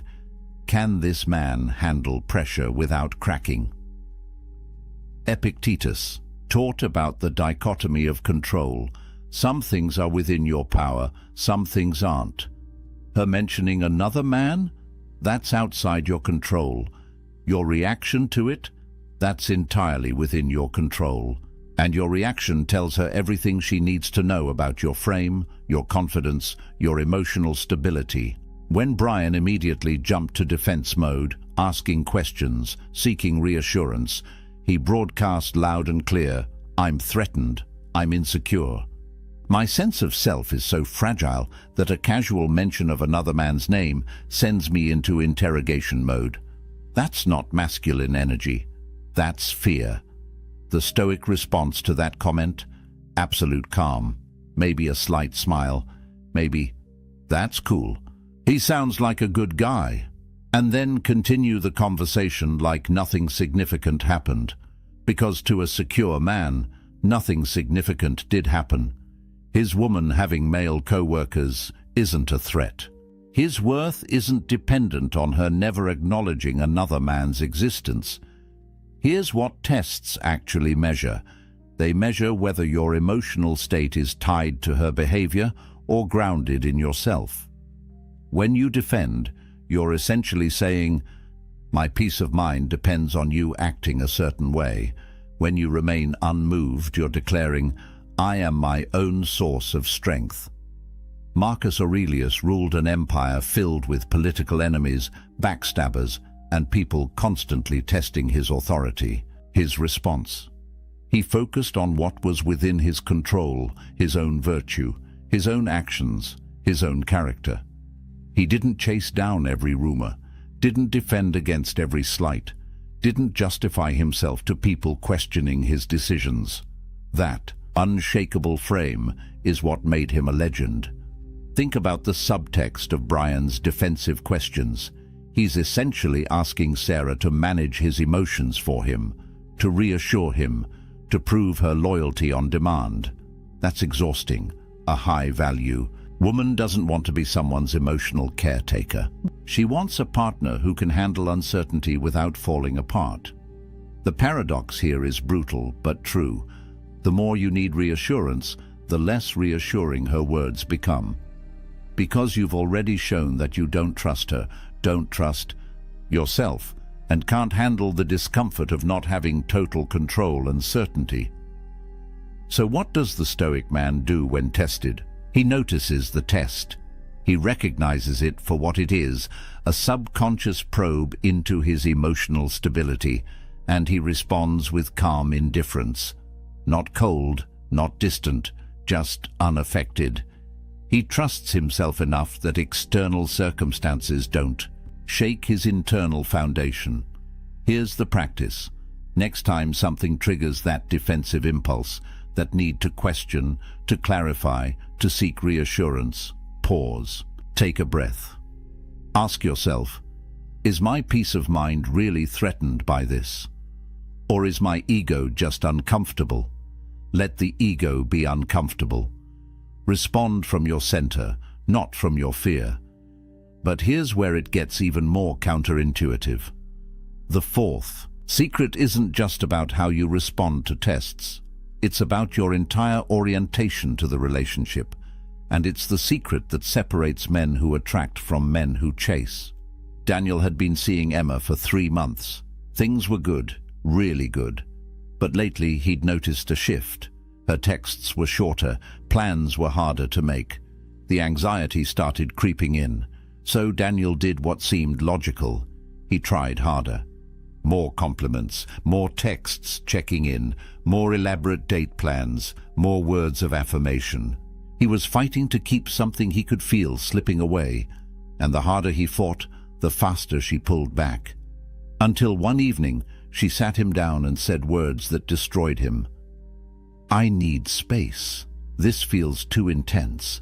I think we should take a break." Daniel spent the next week in agony.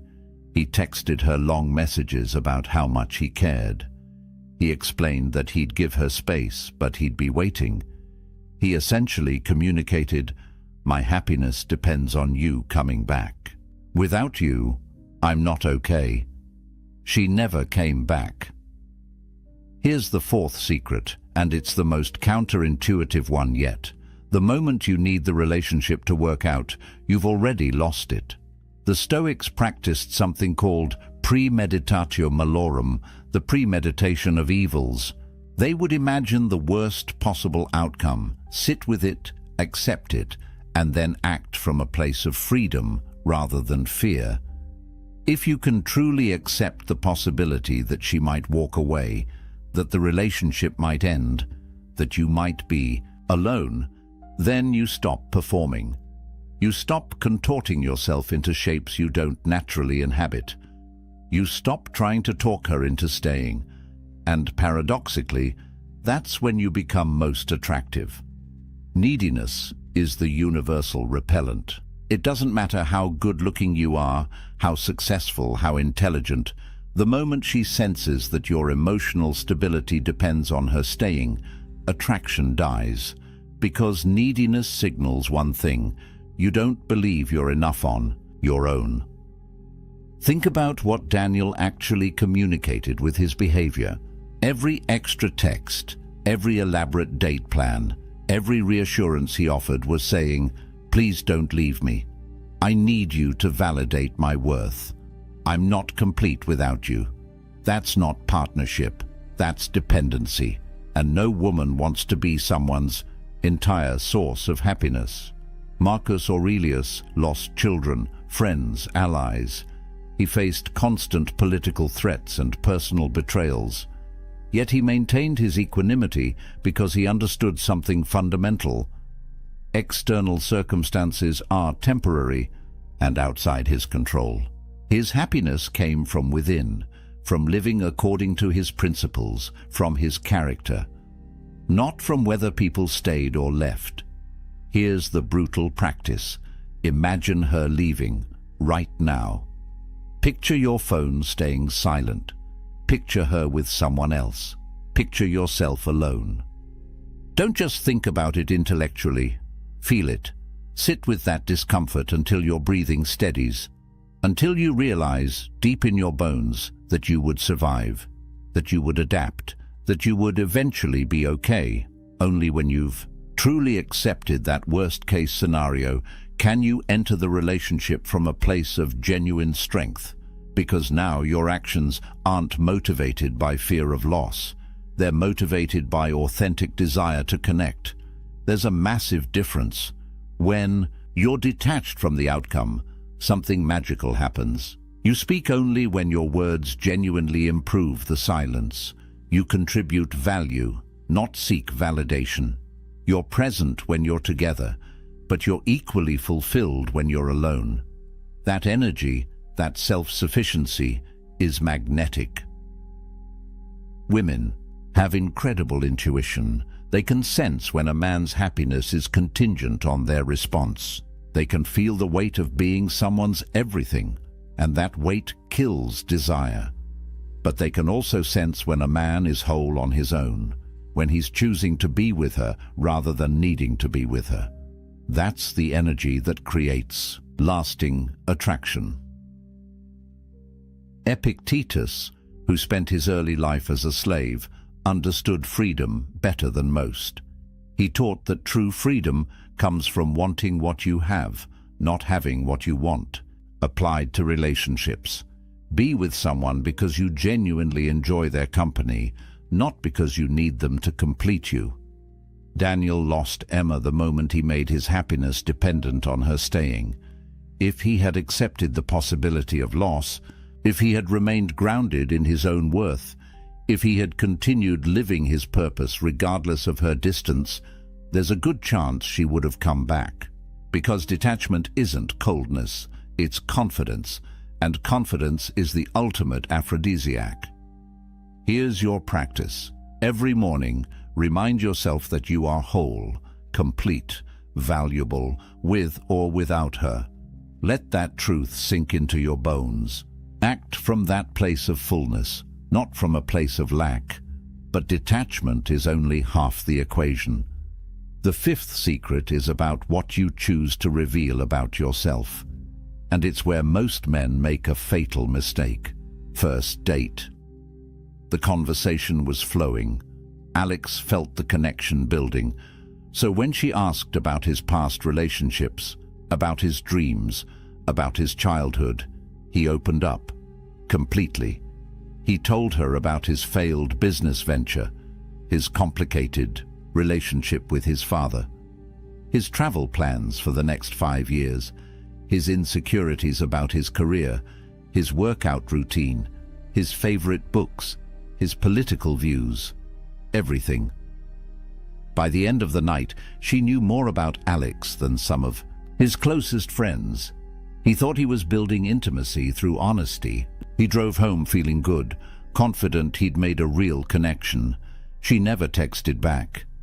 Alex couldn't understand it. The conversation had been great. They'd talked for hours. He'd been totally authentic, holding nothing back. What went wrong? Here's the fifth secret the Stoics understood. Scarcity creates value.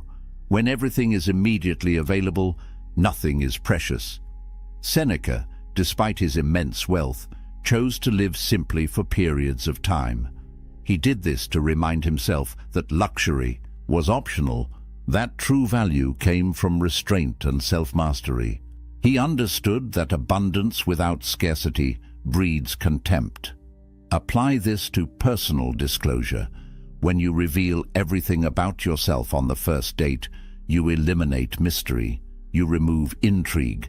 You give her brain nothing to work with, nothing to imagine, nothing to wonder about. The story is complete.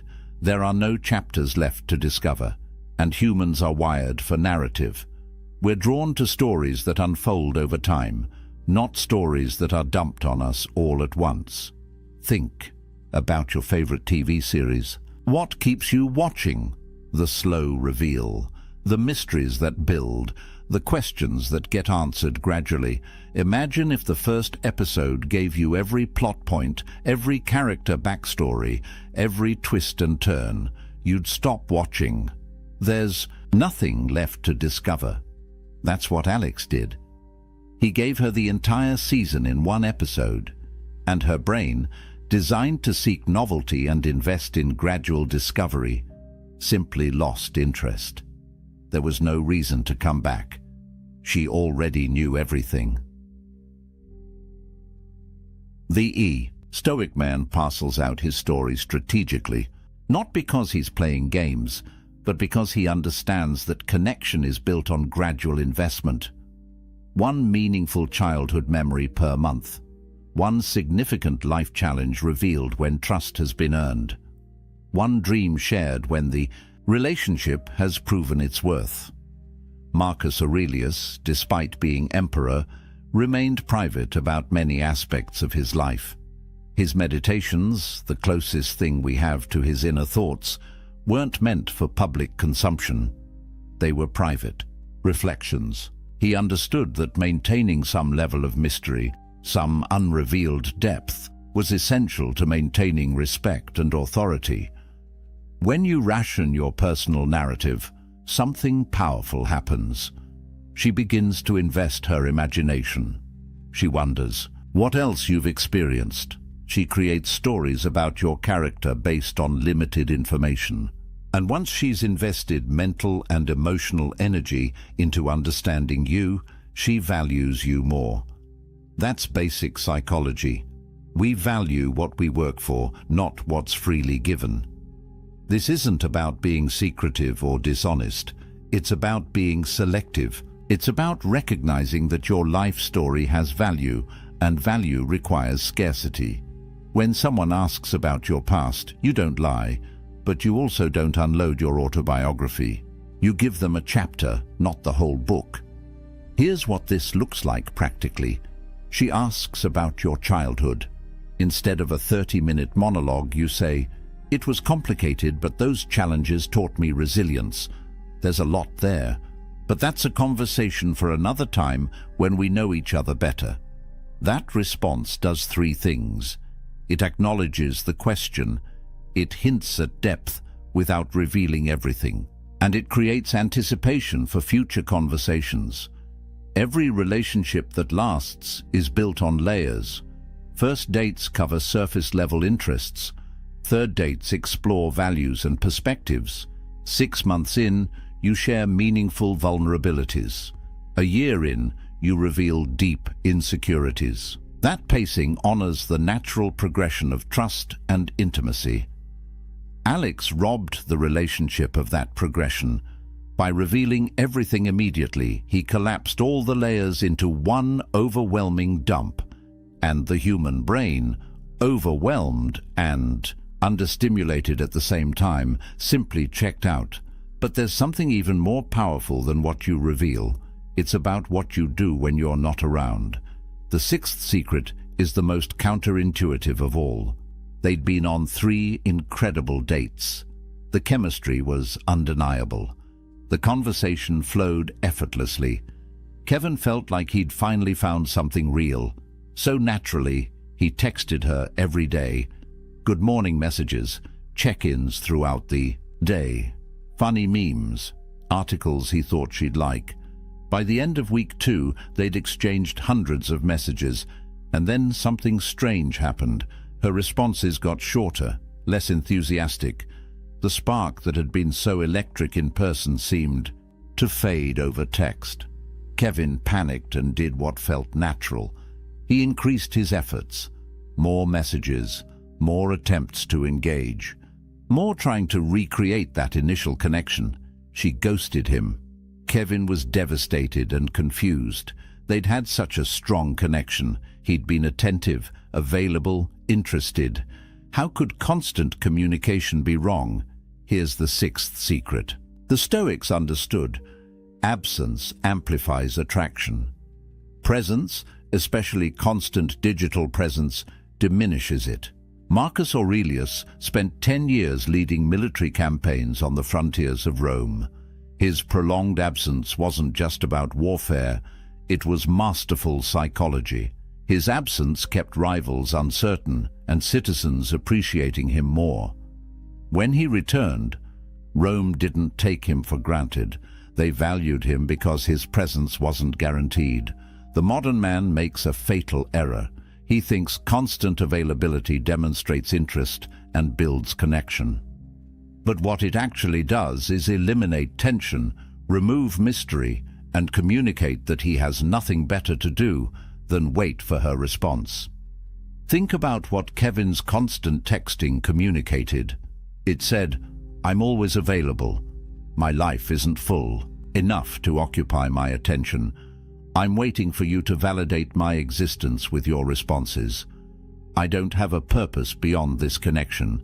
That's not attractive. That's suffocating." Contrast that with strategic absence. After those 3 great dates, imagine if Kevin had sent one text. "Had a great time. I'm heading out of town this weekend with friends. Talk to you next week." Then complete radio silence. No breadcrumb texts, no social media updates, just absence. What happens in her mind during that vacuum? She replays the dates. She wonders what he's doing. She notices the space where his attention used to be. She might even miss him. Her imagination fills the void, often with narratives more compelling than reality. And when he returns on Monday, calm and grounded, not explaining or justifying, just genuinely glad to reconnect, his value has increased. But here's the critical distinction. Strategic absence only works when you leave on a high note. If you disappear after an argument or a negative interaction, your absence reads as sulking or punishment. The Stoic understands that every action must be rooted in self-possession, not manipulation. Seneca practiced voluntary discomfort. He would periodically remove himself from luxury to remind himself it was optional. He understood that absence, and scarcity breed appreciation. What's always available becomes background noise. What's occasionally absent becomes valued. This isn't about playing hard to get. That's manipulation rooted in insecurity. This is about having a life so full, so purposeful, so engaging that constant communication isn't possible or necessary. When you disappear to train for something, to work on a project, to spend quality time with friends, that absence is authentic. It's not a tactic, it's a byproduct of a rich, multifaceted life. Women are perceptive. They know the difference between a man who's strategically unavailable and a man who's genuinely busy building something meaningful. The first feels manipulative, the second feels magnetic. Here's the practice. After meaningful in-person time, together take intentional breaks from digital communication, not as punishment, not as a game, but because you have other priorities, other pursuits, other aspects of life that deserve your attention. When you do reconnect, be fully present. Quality over quantity. Kevin's mistake was making himself a constant, presence without substance. Every text was an attempt to maintain connection, but connection without tension is just noise. The Stoic creates natural ebb and flow, presence, then absence, engagement, then space, intensity, then calm. That rhythm keeps attraction alive. It prevents the relationship from becoming stale or taken for granted, and it communicates something powerful. I value you, but my life doesn't revolve around you. But all of this, all 6 secrets, collapse without the 7th. This is the secret that ties everything together, and it's the one most men violate without even realizing it. The 7th secret isn't just about women, it's about your entire existence.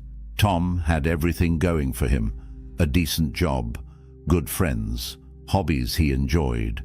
Then he met Rachel, and slowly, imperceptibly, everything else faded into the background. He stopped going to the gym because she didn't work out. He cancelled plans with friends to be available for her. His side business project sat untouched because evenings were for her. His dreams, his goals, his identity, all of it gradually dissolved until his entire world revolved around one person.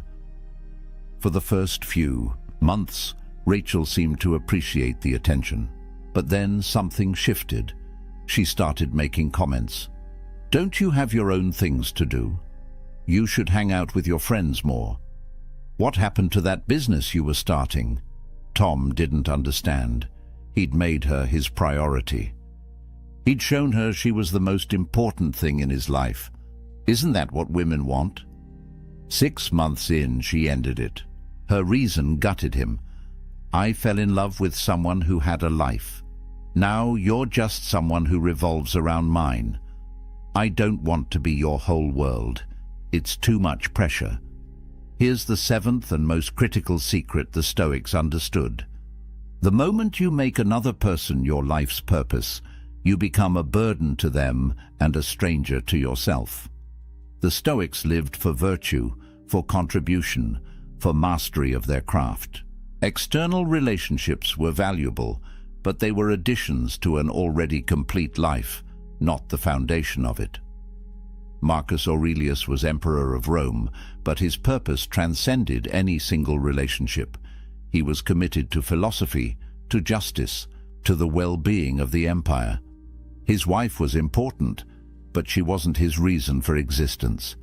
That independence, that self-sufficiency, that internal purpose is what made him worthy of respect and attraction. Think about what Tom communicated when he abandoned everything for Rachel. He essentially said, "I don't have anything meaningful in my life beyond you. My dreams aren't compelling enough to pursue. My friendships aren't valuable enough to maintain. My purpose isn't strong enough to command my attention. You are all I have." That's not love. That's dependency. And dependency is suffocating. When you make someone your entire world, you place an impossible burden on them. They become responsible not just for their own happiness, but for yours as well. Every time they want space, they're denying you your sole source of fulfillment. Every time they prioritize something else, they're essentially destroying your world. No person can carry that weight, and more importantly, no person wants to. Women are drawn to men who are building something. Men who have a mission that transcends the relationship. Men whose days are structured around compelling goals and meaningful pursuits. Not because these men are emotionally unavailable, but because they're fundamentally engaged with life itself. When Rachel met Tom, he was working on a business. He had friends he valued. He had a gym routine that grounded him. He was a complete person inviting her into an already vibrant life. That version of Tom was attractive because he had substance, direction, purpose. He wasn't looking for someone to complete him. He was looking for someone to complement an already fulfilling existence. But the Tom who emerged 6 months later was hollow, an empty vessel waiting to be filled by her presence, and that transformation from self-possessed to dependent killed her attraction faster than any other mistake he could have made. Epictetus taught that we should focus on what's within our control. Your purpose, your growth, your contribution to the world, these are within your control. Her feelings, her decisions, her level of investment, these are not. When you make her your purpose, you've oriented your entire life around something you cannot control. That's not just unattractive, it's psychologically devastating. Here's the brutal truth. The version of you she fell for had a life, passions, goals, friends, commitments. That version was attractive because he was already whole. The moment you abandon all of that to focus solely on her, you become someone else, someone needier, someone smaller, someone less interesting, and she didn't sign up for that person. The Stoic path is to build your life around virtue and purpose. Relationships are beautiful additions, but they're not the foundation. You train your body not to impress her, but because physical excellence is a virtue. You build your business not to provide for her, but because creation and contribution are meaningful. You maintain friendships not to show her you're social, but because deep connections with other humans enrich your life. When your life is structured this way, something powerful happens. You're not inviting her to be your everything. You're inviting her to be part of something already extraordinary. The pressure is off. She's not responsible for your happiness. She gets to add to it, not create it from nothing. And paradoxically, that's when relationships thrive, when both people are complete on their own, choosing to share their lives rather than needing to merge them. When you have a silent purpose, a mission that commands your attention and energy, her presence becomes a beautiful bonus, not a desperate necessity. Tom lost Rachel the day he made her his world. If he had maintained his business, his friendships, his gym routine, his identity, she would have felt drawn to be part of that world, not burdened by being all of it. Here's your practice. Identify your mission. What are you building? What are you mastering? What legacy are you creating? If the honest answer is nothing beyond this relationship, then you've already lost. Start today. Pick one thing that matters to you beyond any romantic connection. Commit to it. Build it. Let it occupy your time and attention.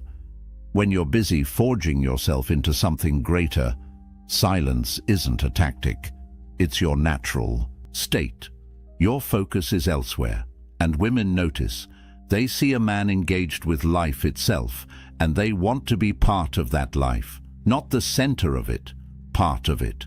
The seventh secret is the foundation for all the others, because when you have purpose, you don't over-explain, you don't trauma dump seeking validation, you don't defend yourself against tests, you're detached from outcomes, you naturally reveal yourself slowly, your absence is genuine. All of it flows from this one truth: your life has meaning beyond any single relationship. Now let me show you what happens when you combine all 7 secrets. Now imagine this version of yourself. She asks why you were late. You answer in 7 words and stop. No defense, no justification, just calm statement and silence. She mentions another man's name. You smile slightly, completely unmoved, because your worth isn't threatened by her acknowledging other humans exist. She hasn't texted back in 6 hours. You don't panic because your emotional state isn't tied to her response time. You're busy with your purpose. When you do see her, you're fully present, engaged, interested, but you're not performing. You're not trying to prove anything. You're not seeking validation. You're simply there, grounded in yourself, offering your presence without neediness. When she asks about your past, you share one meaningful story, not your autobiography, one chapter. And then you redirect the conversation, asking about her experience, her perspective. She leaves that date wanting to know more, not overwhelmed by knowing everything. After 3 intense dates, you disappear for a weekend, not because you're playing games, but because you have friends to see, a project to work on, a life that existed before her and will continue regardless of her. You return Monday, calm and refreshed, with no over-explanation. This is what the integrated Stoic looks like. A man who answers but doesn't defend, who shares but doesn't dump, who's present but not dependent, who creates space naturally, who has purpose beyond any relationship, every secret working in harmony. What does she experience? A man who is simultaneously engaged and independent, open yet mysterious, available yet not needy, present yet self-contained. That polarity, that balance, is magnetic. It's what Marcus Aurelius embodied, what Epictetus taught, what Seneca practiced. This isn't about manipulation or tactics. It's about genuine self-mastery. It's about being so grounded in your own worth, so committed to your own purpose, so comfortable with uncertainty, that external validation becomes optional rather than necessary. The Stoics understood something profound. Attraction isn't created through effort. It's created through presence combined with self-possession. When you stop trying to make her like you and start simply being someone worth liking, everything changes. Think about the people who command your respect and attention. Do they chase your approval? Do they explain themselves constantly? Do they make you the center of their world? Or do they have such quiet conviction, such clear purpose, such internal strength that you naturally gravitate toward them? That's the energy you're cultivating, not through external techniques, but through internal transformation. Every secret we've covered is ultimately about the same thing: mastering yourself so that external circumstances, including her response, don't control your internal state. When you operate from this place, relationships transform. They're no longer sources of anxiety and neediness. They become spaces of genuine connection between 2 complete people. She's not completing you, she's complementing you. And that's the only foundation for lasting attraction. The man who loses women through over-explaining, trauma dumping, defensive reactions, neediness, oversharing, constant presence, and lack of purpose. That's a man who hasn't done the internal work, who's looking outward for validation that can only come from within. The man who naturally embodies these 7 secrets. That's a man who's done the work, who knows his worth, who has purpose, who doesn't need external validation because his internal foundation is solid. That transformation doesn't happen overnight. It requires practice, awareness, and commitment.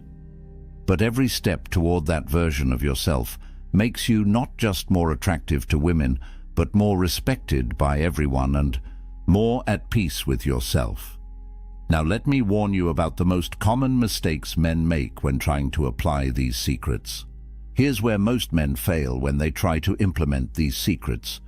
They turn wisdom into weaponry.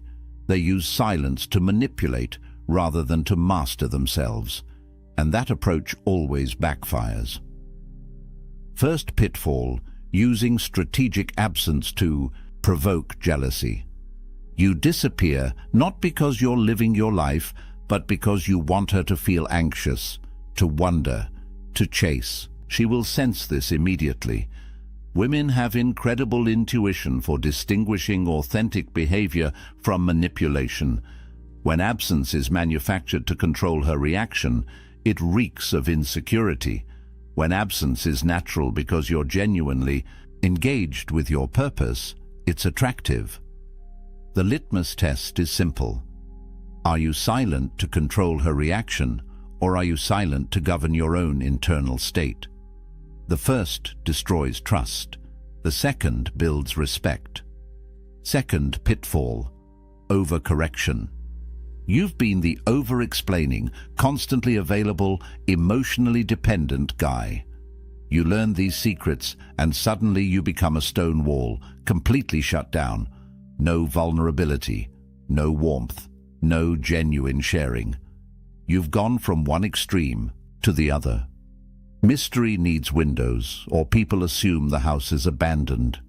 The Stoic isn't emotionally unavailable. He's emotionally selective.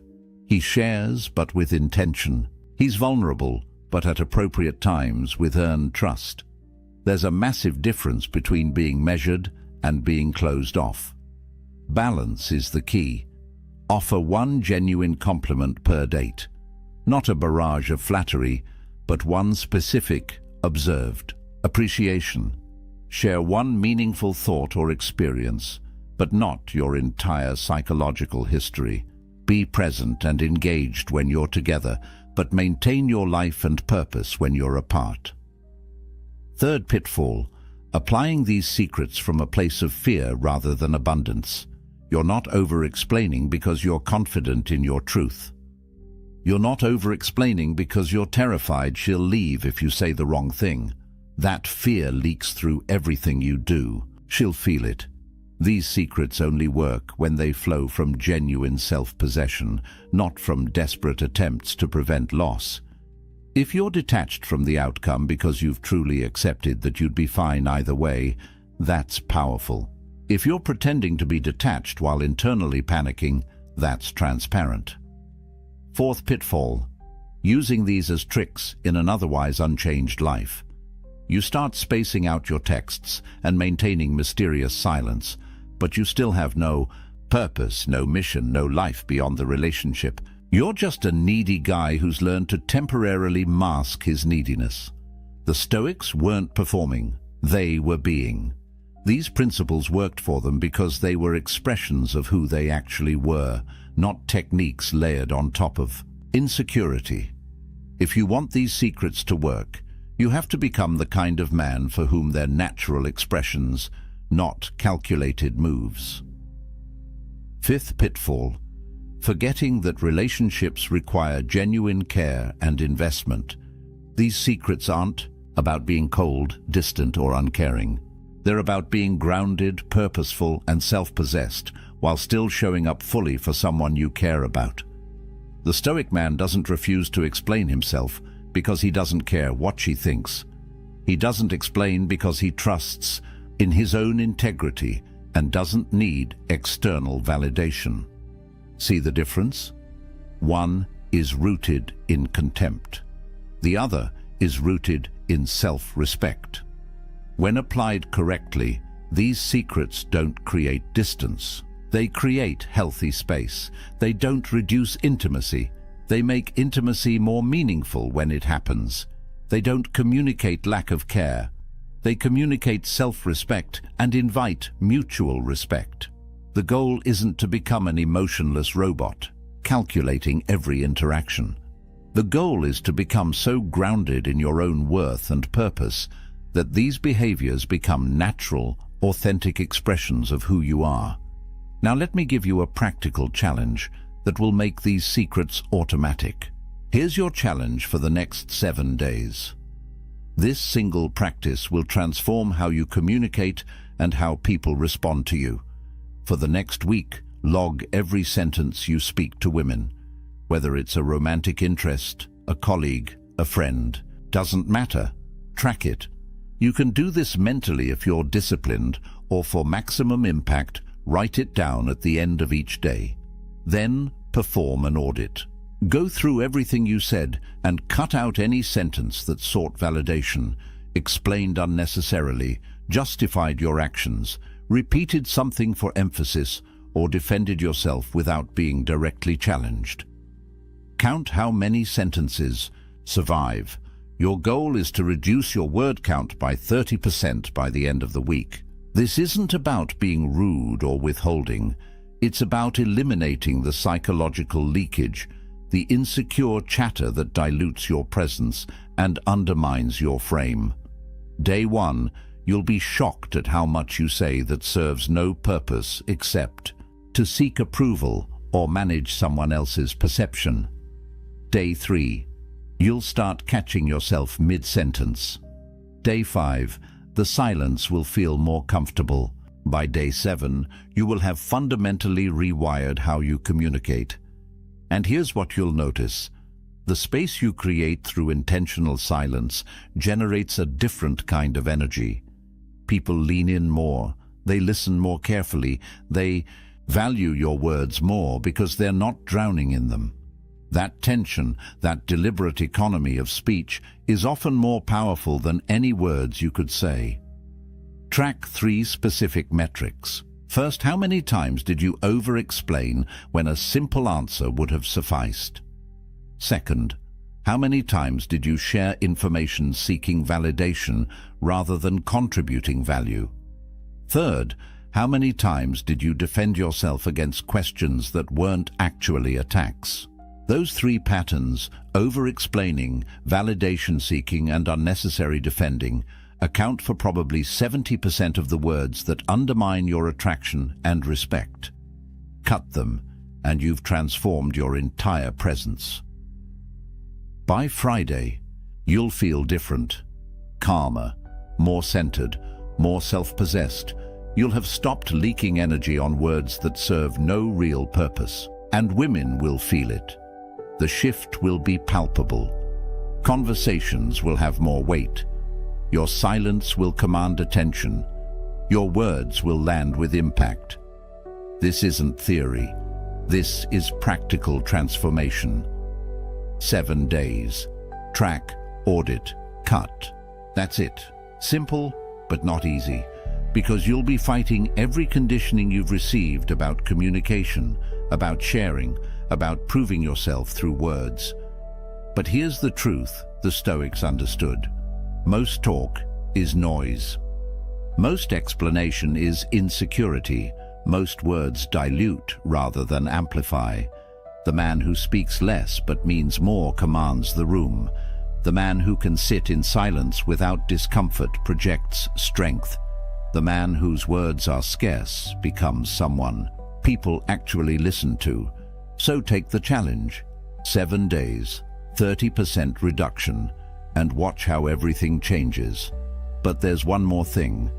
One single sentence that will make this magnetic silence automatic and effortless. Here is the single sentence that makes everything we've covered automatic. Every morning, before you engage with the world, before you pick up your phone, before you interact with anyone, recite this.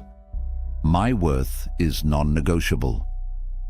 Explanations are optional. Say it out loud. Put it in your phone as a daily reminder. Write it on a card you see every morning. Let it sink into your subconscious. Because when you truly internalize that your value is inherent, not contingent on external validation, the compulsive need to justify yourself simply quiets down. Explaining becomes a choice, a conscious decision to add clarity when it serves mutual understanding, not a desperate reflex born from fear of judgment. That single shift, that one reframe, rewires every interaction that follows. Your worth is non-negotiable, You don't have to earn it through perfect explanations. You don't have to prove it through constant availability. You don't have to defend it against every test. It simply is. And explanations? Optional. You can offer them when appropriate, but you don't owe them to anyone as proof of your value. Let's bring this full circle. Remember David from the beginning? The man who texted back instantly, explained everything in paragraphs, shared his deepest wounds early, and made her his entire world. He lost her because he violated every single secret we've covered. But imagine a different David, one who answers questions briefly and calmly, who processes his pain privately before sharing it intentionally, who remains unmoved by tests because his frame is solid, who's detached from outcomes because he knows he's complete on his own, who shares his story gradually, creating intrigue, who disappears naturally because he's building something meaningful, who has a purpose that transcends any relationship. That David doesn't lose her, because the David isn't performing for her approval. He's living from a place of genuine self-mastery, and that energy, that quiet strength, that self-contained power is what attraction is actually built on. You now have the blueprint, 7 Stoic secrets that ancient men understood and modern men have forgotten, the strength of the unexplained. Never trauma dumping early, stopping defensive reactions, detaching from outcomes, revealing yourself slowly, using strategic absence, building purpose beyond relationships. These aren't tricks. They're pillars of character that people instinctively recognize as solid. When you embody them, you stop chasing attraction and start commanding it. You stop seeking respect and start earning it naturally. You stop performing and start simply being someone worth knowing. Speak less, mean more, live with purpose, and watch as women, respect, and genuine connection flow toward you rather than away from you. The next move is yours. This isn't theoretical philosophy. This is practical transformation. Apply just one of these secrets this week. Choose the one that hit hardest. Put it into practice. Then come back and tell me what happened in the comments. If this video shifted something in you, share it with a friend who's still stuck in the cycle of over-explaining and under-living. Comment below which secret resonated most. I read every early comment because your engagement fuels this mission. Subscribe for weekly Stoic wisdom on relationships, purpose, and masculine development. The next video breaks down the specific words that destroy attraction and the exact phrases that build it. You won't want to miss it. Until next time, remember what the Stoics knew. True power doesn't announce itself. It doesn't explain itself. It doesn't defend itself. It simply is. Choose silence. Choose self-mastery. Choose strength. Now close this video, put down your phone, and go build something that matters. Rome wasn't built by men who double-texted. Neither is the life you actually want. There's a moment when a woman realizes she'll never forget you. Not because of your looks, your money, or your smooth words, but because of something far more powerful, something that reaches past her defenses and plants itself in her mind like an ancient oak tree, growing stronger with each passing day. Most men will never experience this moment. They'll remain footnotes in her story, blurred faces in old photos, names she struggles to remember. But there exists a rare breed of man who understands something the masses don't.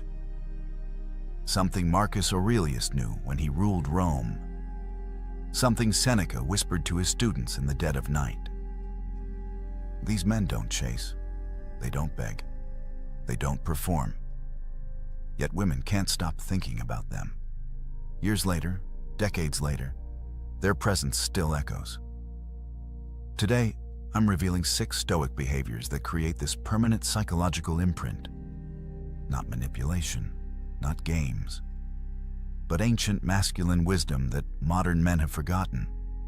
The kind of wisdom that makes you unforgettable not just to women, but but to everyone who crosses your path. And here's the paradox that will reshape how you see attraction forever. The less you try to be remembered, the more unforgettable you become. The less you chase her mind, the more you occupy it. Because these 6 behaviors don't make you interesting, they make you irreplaceable.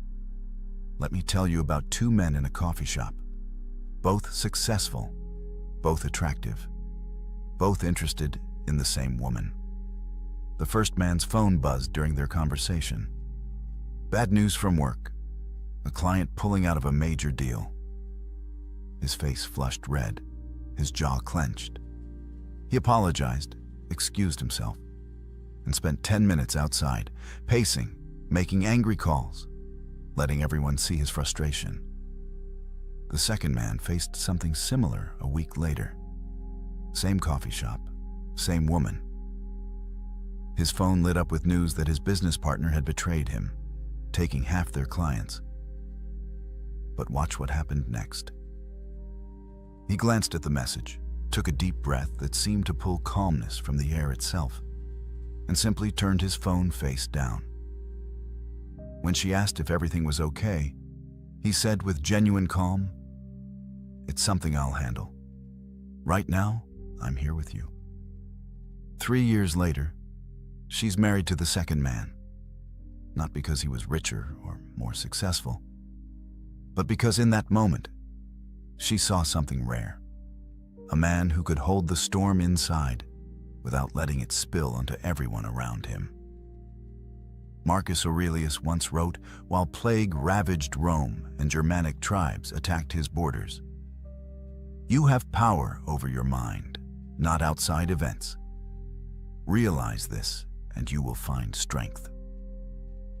This isn't about suppressing emotion like some robot. Seneca himself wrote that we should feel deeply but choose our response wisely. The difference between a boy and a man isn't the absence of emotional storms. It's the ability to be the calm eye within them. When you master this, something profound happens in her psychology. She stops seeing you as another reactive male driven by every impulse and trigger. She sees you as the rock, the anchor, the safe harbor her nervous system has been searching for since birth. Here's what neuroscience tells us. Emotional contagion is real. When you panic, her mirror neurons make her panic. When you rage, her body floods with stress hormones. But when you remain centered while chaos swirls, her entire being recognizes something primal: safety. Not the fake bravado of a man pretending nothing affects him, but the genuine groundedness of someone who feels the earthquake, but doesn't become it. I know an executive whose business partner didn't just betray him, but seduced his wife. Most men would have exploded, sought revenge, made scenes. But he did something that shocked everyone. He sat alone for 3 days, processing the pain without unleashing it on others. When he finally spoke, his words carried weight, not heat. He handled the divorce and the business dissolution with such dignified composure that his ex-wife later said, "His response to my betrayal made me realize what I'd lost." She thinks about him still, not with guilt, but with a respect that borders on awe, because she witnessed something most never see: a man who could be wounded without becoming weak, hurt without becoming hostile.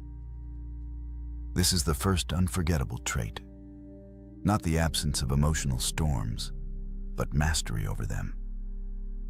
Now let me tell you about an experiment that will change how you see every interaction. A restaurant, candles flickering, 2 people on a date. The woman is telling a story about her childhood, something vulnerable about her father's absence.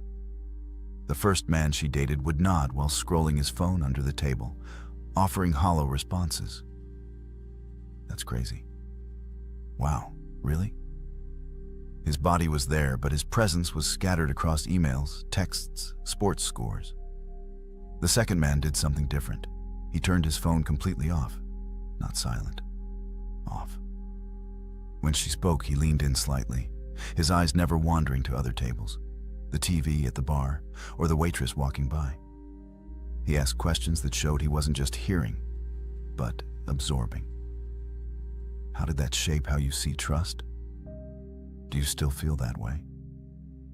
Time seemed to slow. The restaurant noise faded.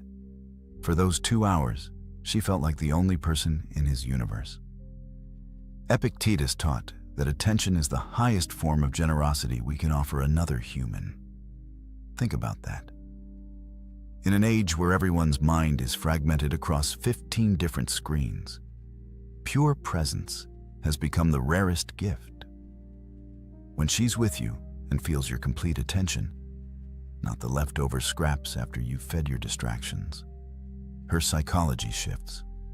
The female brain, wired for emotional and social connection, recognizes something extraordinary.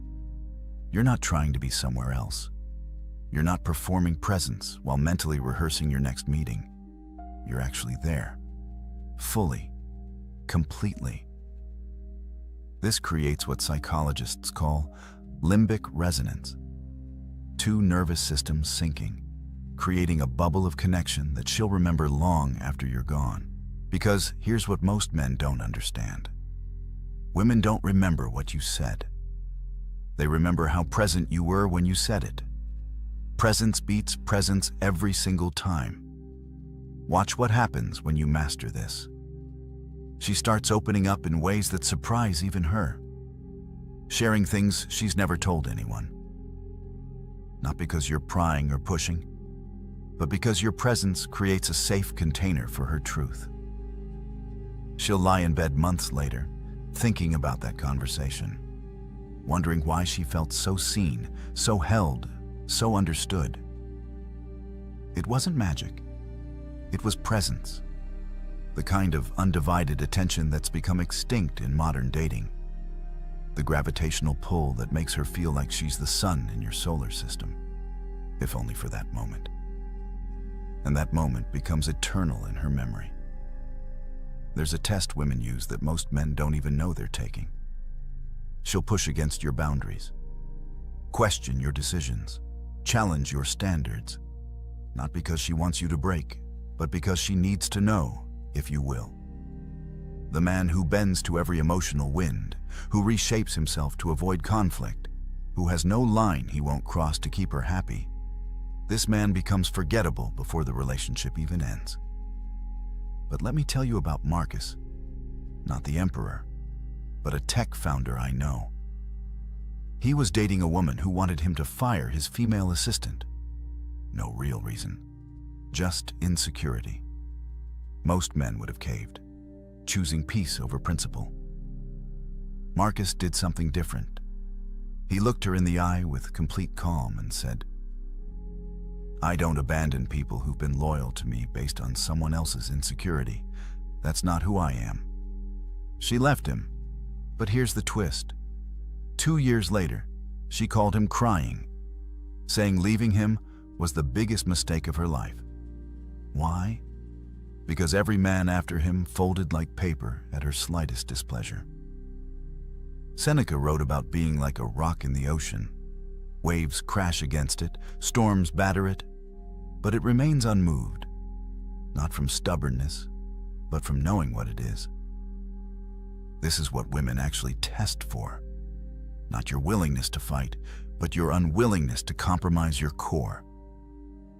When you have values that don't shift based on her moods, something profound happens in her psychology. The testing decreases, the respect increases, and most importantly, she feels safe. Not the safety of weakness that says yes to everything, but the safety of strength that can say no with love. The biological truth no one wants to admit is that attraction isn't built on agreement. It's built on polarity. When you become whatever she wants moment to moment, you cease to be a distinct entity. You become an extension of her, and nobody is attracted to themselves. Your values, your unshakable principles, your lines in the sand. These create the masculine frame she can dance within. I watched a man walk away from $10 million because the deal required him to betray a partner who trusted him. His girlfriend watched him make this choice. She saw him choose integrity over wealth, character over comfort.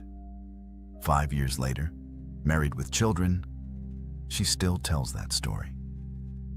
Not about the money he lost, but about the man he proved himself to be. That moment of principled decision became the foundation of her permanent respect. This is what modern men miss. They think being understanding means having no standards. They think love means infinite flexibility. But watch what happens when you stand firm in your values while remaining kind in your delivery. She might resist in the moment, but she'll respect you forever. Create your code, not rules for her, but standards for yourself. Lines you won't cross regardless of who's asking or what's offered. This isn't about being rigid or unreasonable. It's about being a man whose word means something, whose principles aren't negotiable, whose character doesn't fluctuate with circumstances.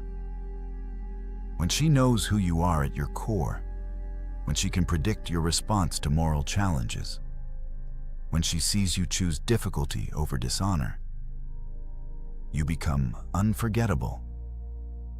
Because in a world of shapeshifters and people-pleasers, the man who knows himself and stands by it becomes a landmark in her life. A reference point she'll measure every other man against. Here's the moment that changes everything.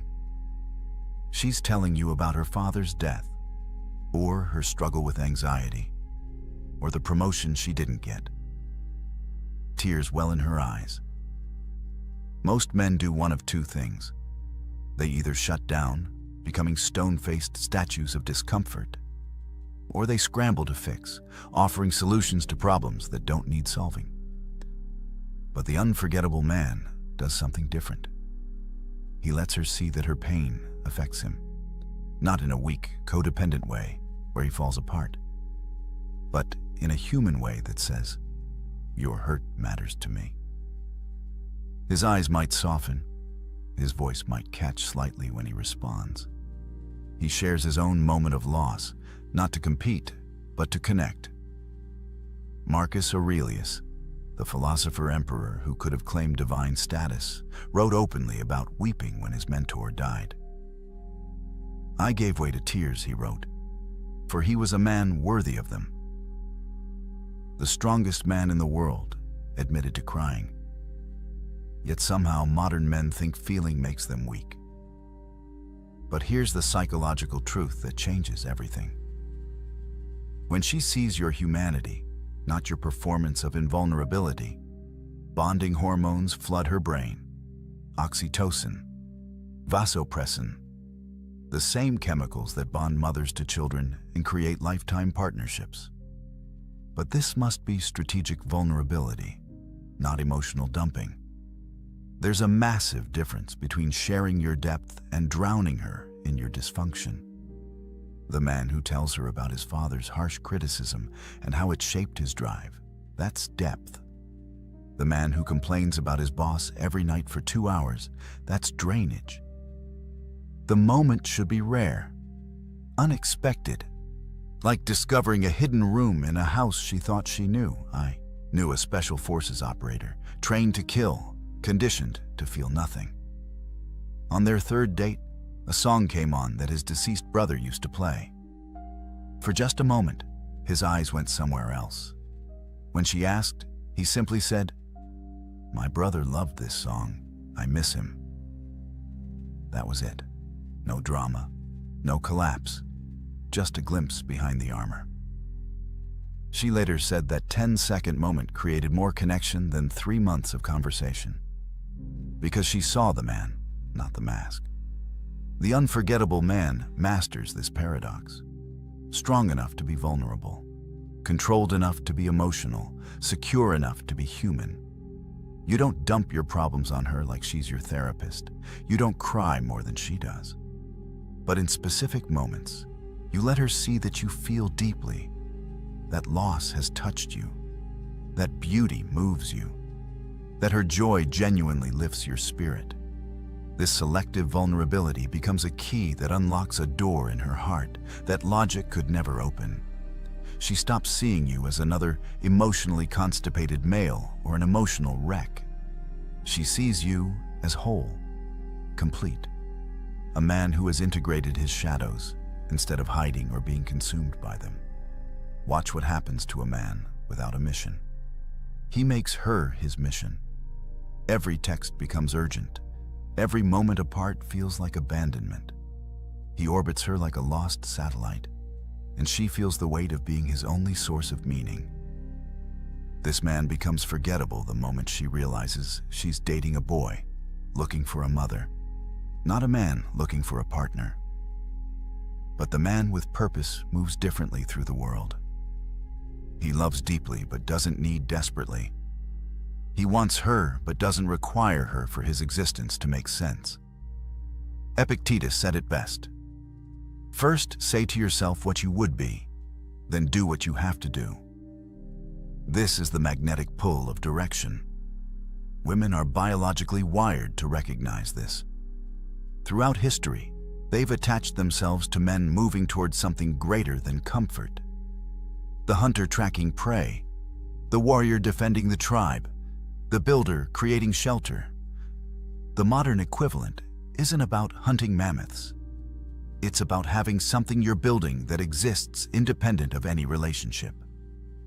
Your mission becomes your North Star, and she becomes someone who might join your journey, not the journey itself. I watched an entrepreneur choose to delay expanding his business to care for his ailing mother. His girlfriend watched him sacrifice immediate profit for principle. But here's the key. He didn't abandon his mission. He adjusted its timeline for values-based reasons. She saw a man who could balance ambition with humanity, drive with duty. 3 years later, she still talks about that decision. Not because he chose family, but because he had something worth choosing between. Your mission doesn't have to be grand. You don't need to be Elon Musk trying to colonize Mars. But you need something you're moving toward that would exist, whether she's there or not. A business you're building, a skill you're mastering, a cause you're serving, a legacy you're creating. When she sees you have direction independent of her presence, her role clarifies. She's not responsible for your happiness. She's not the source of your purpose. She's someone who might enhance your journey and you hers. This creates the kind of healthy polarity that keeps attraction alive for decades. She can be feminine because you're handling the masculine burden of direction. She can flow because you're providing structure. She can trust your leadership because you're actually going somewhere worth following. Build your personal philosophy. Not what sounds good, but what you actually believe, what you stand for, what you're creating, what legacy you want to leave. When she asks about your dreams and you speak with the fire of genuine purpose, not rehearsed ambitions but real direction, she feels something ancient stir. The recognition of a man worth following, worth supporting, worth remembering long after paths diverge. The waiter brings the wrong order. She watches, not the waiter, but you. Your response in this 10-second window reveals more about your character than 10 hours of conversation. The forgettable man either explodes with entitled anger or dismisses the waiter like furniture. The unforgettable man does something unexpected. He treats the mistake with grace, maybe even humor, speaking to the waiter like an equal, not a servant. This isn't weakness. This is strength so secure it doesn't need to dominate those it could. Seneca wrote, "Every new thing excites the mind, but a mind in its right state should be ready for anything." The man who's kind to those who can do nothing for him shows a nobility that money can't buy. Modern men get this backwards. They think kindness is weakness, that being good is being soft.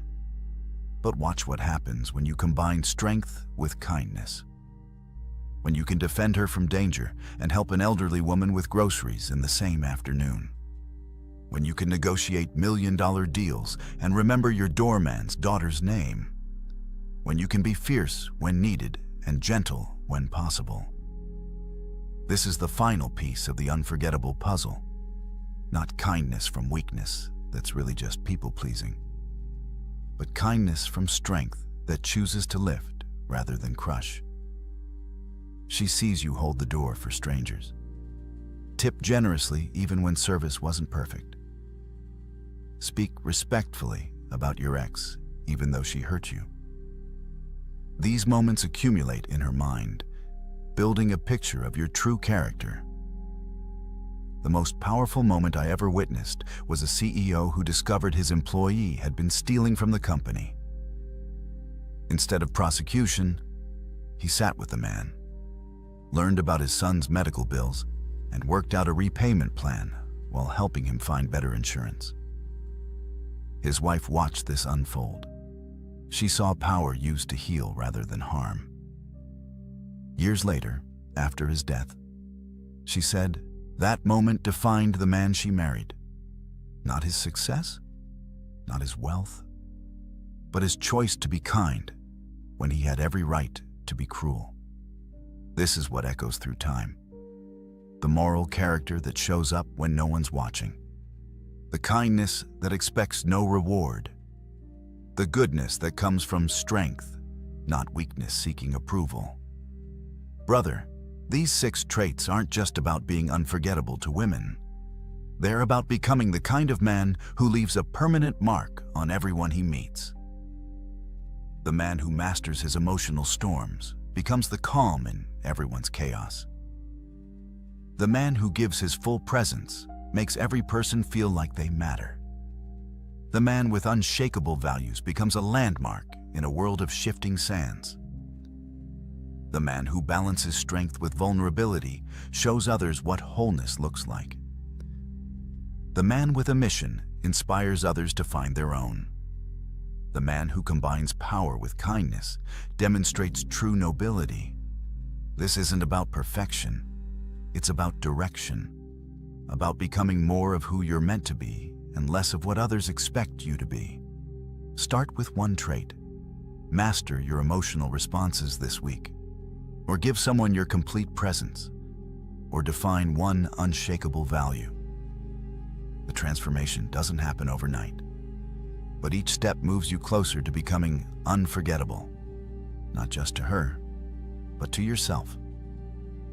Because in the end, the man you become while pursuing these traits matters more than who remembers you. Subscribe now and join a brotherhood of men who refuse to be forgotten, who choose depth over surface, character over comfort, legacy over likes. The world has enough forgettable men. It's time to be remembered. Your move, brother. She's staring at her phone right now, scrolling through old messages, looking at your name in her contacts. Her thumb hovers over the call button, but she doesn't press it. Because you haven't reached out, you haven't texted, you haven't liked her posts, you haven't done any of the things she expected you to do, and that silence is driving her absolutely crazy. Here's what most people don't understand about walking away. They think it's about punishing someone. They think it's about playing games or trying to manipulate a situation. But that's not what this is about at all. What you're about to learn in the next 20 minutes will fundamentally change how you see power dynamics in relationships and, more importantly, how you see yourself. Because the moment someone loses you and you stay silent, something shifts. Not just in them, but in the entire universe around that situation. The ancient Stoics understood this. Marcus Aurelius wrote about the power of restraint. Seneca talked about the strength found in what we don't do. And today, you're going to see exactly why your silence is the most powerful response you could Ever give to someone who didn't value you? Most people get this completely wrong. They chase, they explain, they try to make the other person understand what they lost, and in doing so, they give away every ounce of power they had, but not you. By the time we're done here, you'll understand why your absence speaks louder than any words you could ever say. Let's start with something that's going to sound counterintuitive. The weapon they never saw coming isn't your anger. It's not your sadness. It's not even your indifference. It's your complete and total absence from their life. And here's why that's so devastatingly effective. When Marcus Aurelius led the Roman Empire, he dealt with betrayal constantly. Senators who plotted against him, generals who questioned his authority, people he trusted who turned their backs on him. And you know what he did? He didn't rage. He didn't scheme. He withdrew his energy from them entirely. He wrote in his meditations, "The best revenge is to be unlike him who performed the injury."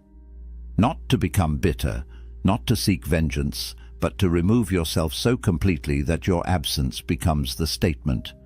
Think about what happens in that moment when you stop reaching out. Most people expect you to fight for them.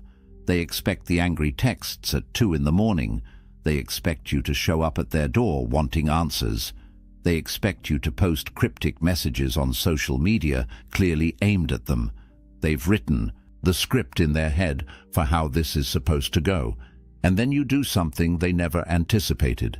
Nothing. That nothing is everything. Because here's what nobody tells you about walking away in silence. Every single day that you don't reach out, you're not just absent from their life, you're absent from their ability to control the narrative. They can't point to your desperate messages and feel justified in their decision. They can't screenshot your emotional outbursts and show their friends. They can't paint you as the crazy one who couldn't let go. You've taken away their ammunition by simply refusing to engage. But there's something even deeper happening here. Something psychological that most people miss entirely. When you remove your energy from someone's life, you create a void. And nature, as they say, abhors a vacuum. That void starts to get filled with something unexpected. Doubt. They start questioning everything. Not because you're making them question it, but because your silence forces them to sit alone with their decision. The Stoics called this the power of negative space. Epictetus taught his students that what we don't say is often more powerful than what we do say. Think about art for a second. A painting isn't just about what's on the canvas. It's about the empty space that makes the painted elements stand out. Your silence is that empty space, and against that backdrop, their decision to lose you starts to look very different than it did when they made it. Here's what they don't know. Every day of your silence isn't passive. It's active. You're not doing nothing. You're doing the hardest thing a person can do. You're exercising complete self-control. You're choosing restraint when every emotion in your body wants to reach out. You're building something they can't see yet, but will feel the impact of soon enough. You're building yourself. Now let me tell you what's happening in their head right now, and I mean right now as you're listening to this. Because if you've walked away and stayed silent, there's a battle taking place in their mind that you'll never see. But understanding it will change everything. In the first few days after you disappear, they convince themselves they don't care. They tell their friends they're relieved. They might even celebrate their freedom. This is the easy part for them, because they're riding high on the decision they made. They're in control, or so they think. But then something starts to happen. Around days 7 to 10, the silence starts to feel different. They check their phone expecting to see your name. Nothing. They post something on social media, something they know you'd normally comment on. You don't. They go to places you used to go together, half expecting to run into you. You're not there. And slowly, confusion creeps in. They start asking themselves questions they didn't expect to ask. Where are you? What are you doing? Are you thinking about them? Have you already moved on? The questions multiply like cracks in a dam. And here's the thing about questions like these. They don't have satisfying answers, because you're not giving them any information to work with. By week 3, something shifts. Their ego, which was so confident in the beginning, starts to crack. They begin rewriting history in their mind. Suddenly, they're not remembering the fights. They're remembering the good times, the inside jokes, the way you made them laugh, the things about you that made them feel special, and they start to wonder if maybe, just maybe, they made a mistake. But here's where it gets really interesting. They can't reach out yet. Their pride won't let them, so instead, they start doing something subtle. They start watching your life from a distance. They check your social media even though they told themselves they wouldn't. They ask mutual friends about you in ways they think are casual. They're trying to gather intelligence without admitting they care, because admitting they care means admitting they might have been wrong. Seneca wrote about this exact phenomenon 2,000 years ago. He said, "We suffer more in imagination than in reality." What he meant was that the stories we tell ourselves about what we've lost are often more painful than the actual loss itself. And right now, they're telling themselves a story where you're out there living your best life, meeting new people, forgetting they ever existed. And that story is torture. The battle in their head intensifies because they have no closure. You didn't give them the satisfaction of a final conversation. You didn't give them the chance to explain or justify or make themselves feel better about their choice. You just left. And that unfinished business lives in their mind like a song they can't get out of their head. Then comes the moment that changes everything. The moment when karma arrives. Not in some mystical, cosmic sense, but in the very real, very human sense of natural consequences catching up with them. It usually starts with a text message. Maybe it comes at 2 in the morning. Maybe it comes on a random Tuesday afternoon. But it comes, and it's carefully crafted. "Hey, just thinking about you. Hope you're doing well." Or maybe it's more direct. "Can we talk?" The words might be different, but the energy is the same. They're testing the waters. And here's what you need to understand about this moment. This text message isn't really about checking on you. It's not about them being a good person who cares. It's about them needing to know if they still have access to you. It's about them trying to re-establish the connection because your absence has become unbearable. They're not reaching out from a place of strength. They're reaching out from a place of lack. What they say versus what they actually mean are two completely different things. When they say, "I've been thinking about you," what they mean is, "I can't stop thinking about you and I hate that you seem fine without me." When they say, "Can we talk?" what they mean is, "I need to know if I still matter to you." When they say, "I miss our friendship," what they mean is, "I miss the way you made me feel and I can't find that anywhere else." This is the moment most men destroy all their progress. They see that text and everything in them wants to respond. Because finally they're getting the acknowledgement they wanted. The person who walked away is coming back. Victory, right? Wrong. Because here's the truth that the Stoics understood deeply. The satisfaction you're looking for isn't in their return. It's in your indifference to whether they return or not. Marcus Aurelius faced this constantly as emperor. People who had dismissed him would come crawling back when they needed something. And his response wasn't to gloat or seek revenge. His response was to simply not need them anymore. When you respond to that text, you hand them back the power you worked so hard to reclaim. You show them that your silence was just a strategy, not a genuine shift in your life. You prove that they can pull you back in whenever they want. And the cycle starts all over again. But this time, they know exactly how to manipulate you because you showed them your weakness. Karma isn't about them coming back and you getting to reject them. That's still making them the center of your world. Real karma is them coming back, and you genuinely not caring whether they're there or not. That's the natural consequence.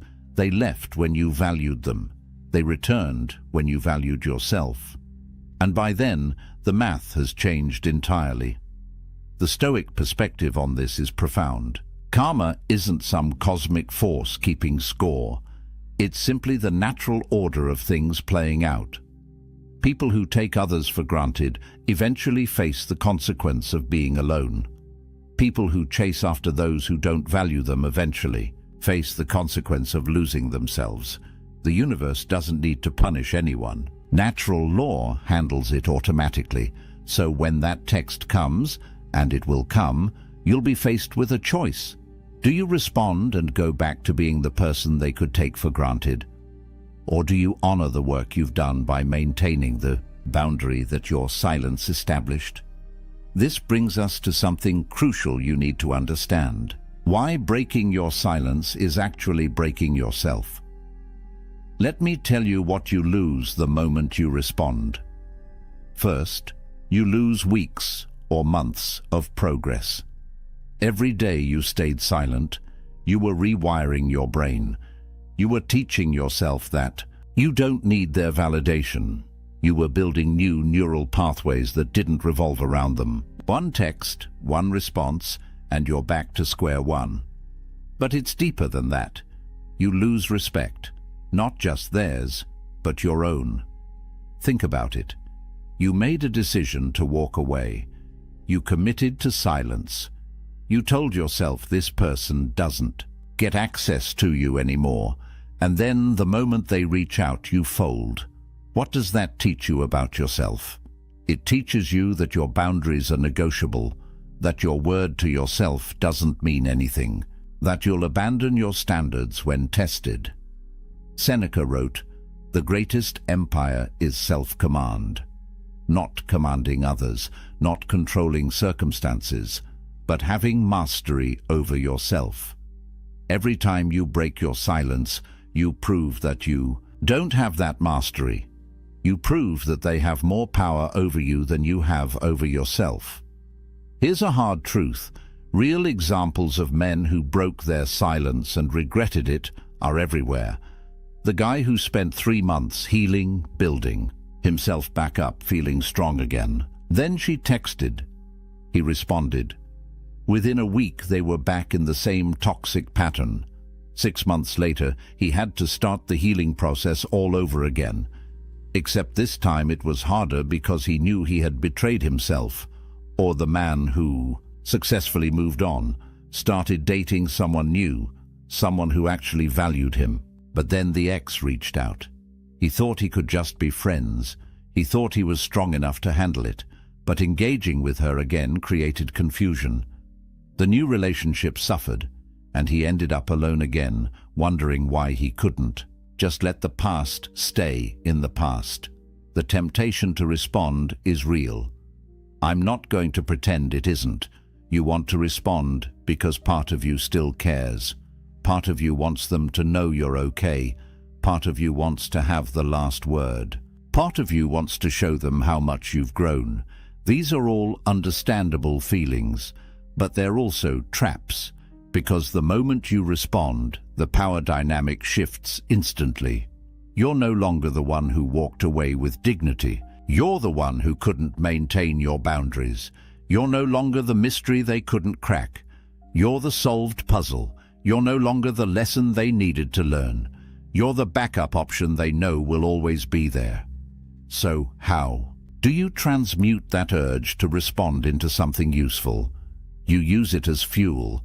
Every time you want to text them back, you go to the gym instead. You write in your journal.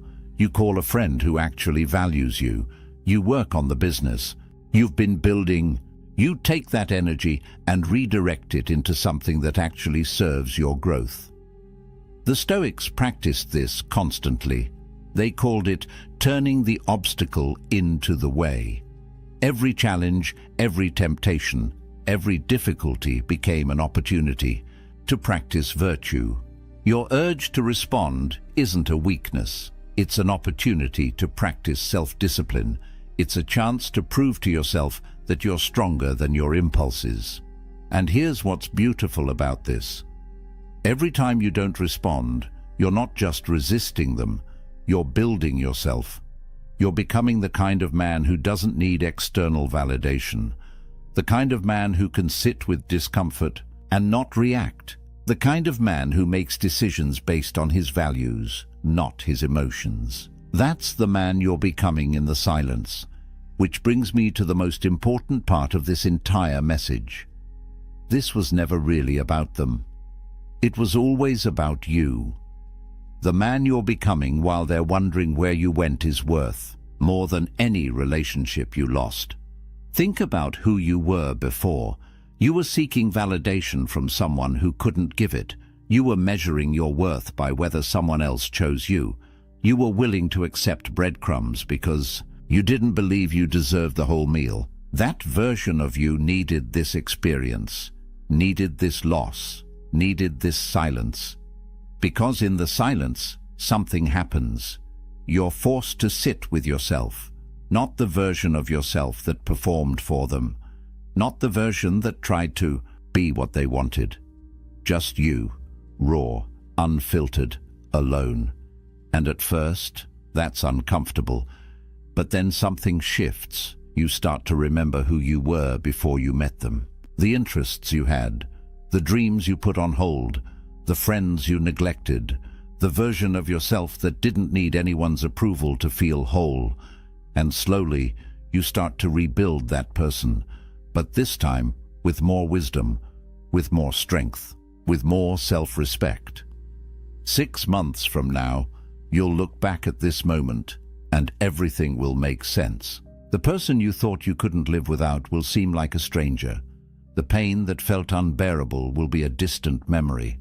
The silence that felt so hard to maintain will feel like the best decision you ever made, because you'll see clearly what you couldn't see in the moment. They didn't leave your life to hurt you. They left your life to make room for who you needed to become. While they're out there wondering what happened to you, you're building. While they're checking your social media looking for signs that you still care, you're too busy creating a life that doesn't revolve around them. While they're telling their friends they made a mistake, you're with people who never made you question your value in the first place.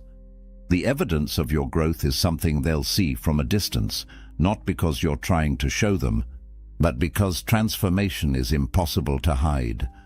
The way you carry yourself changes. The energy you give off shifts. The choices you make reflect a different set of values, and all of it screams one message: I moved on. I evolved. I became someone who doesn't chase people who left.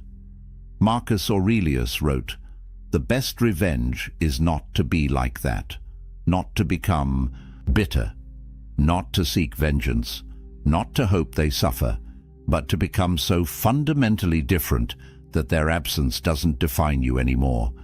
That's the real victory, not them coming back, not them regretting their choice, but you not needing either of those things to feel whole." And here's the final truth that changes everything. They didn't lose you.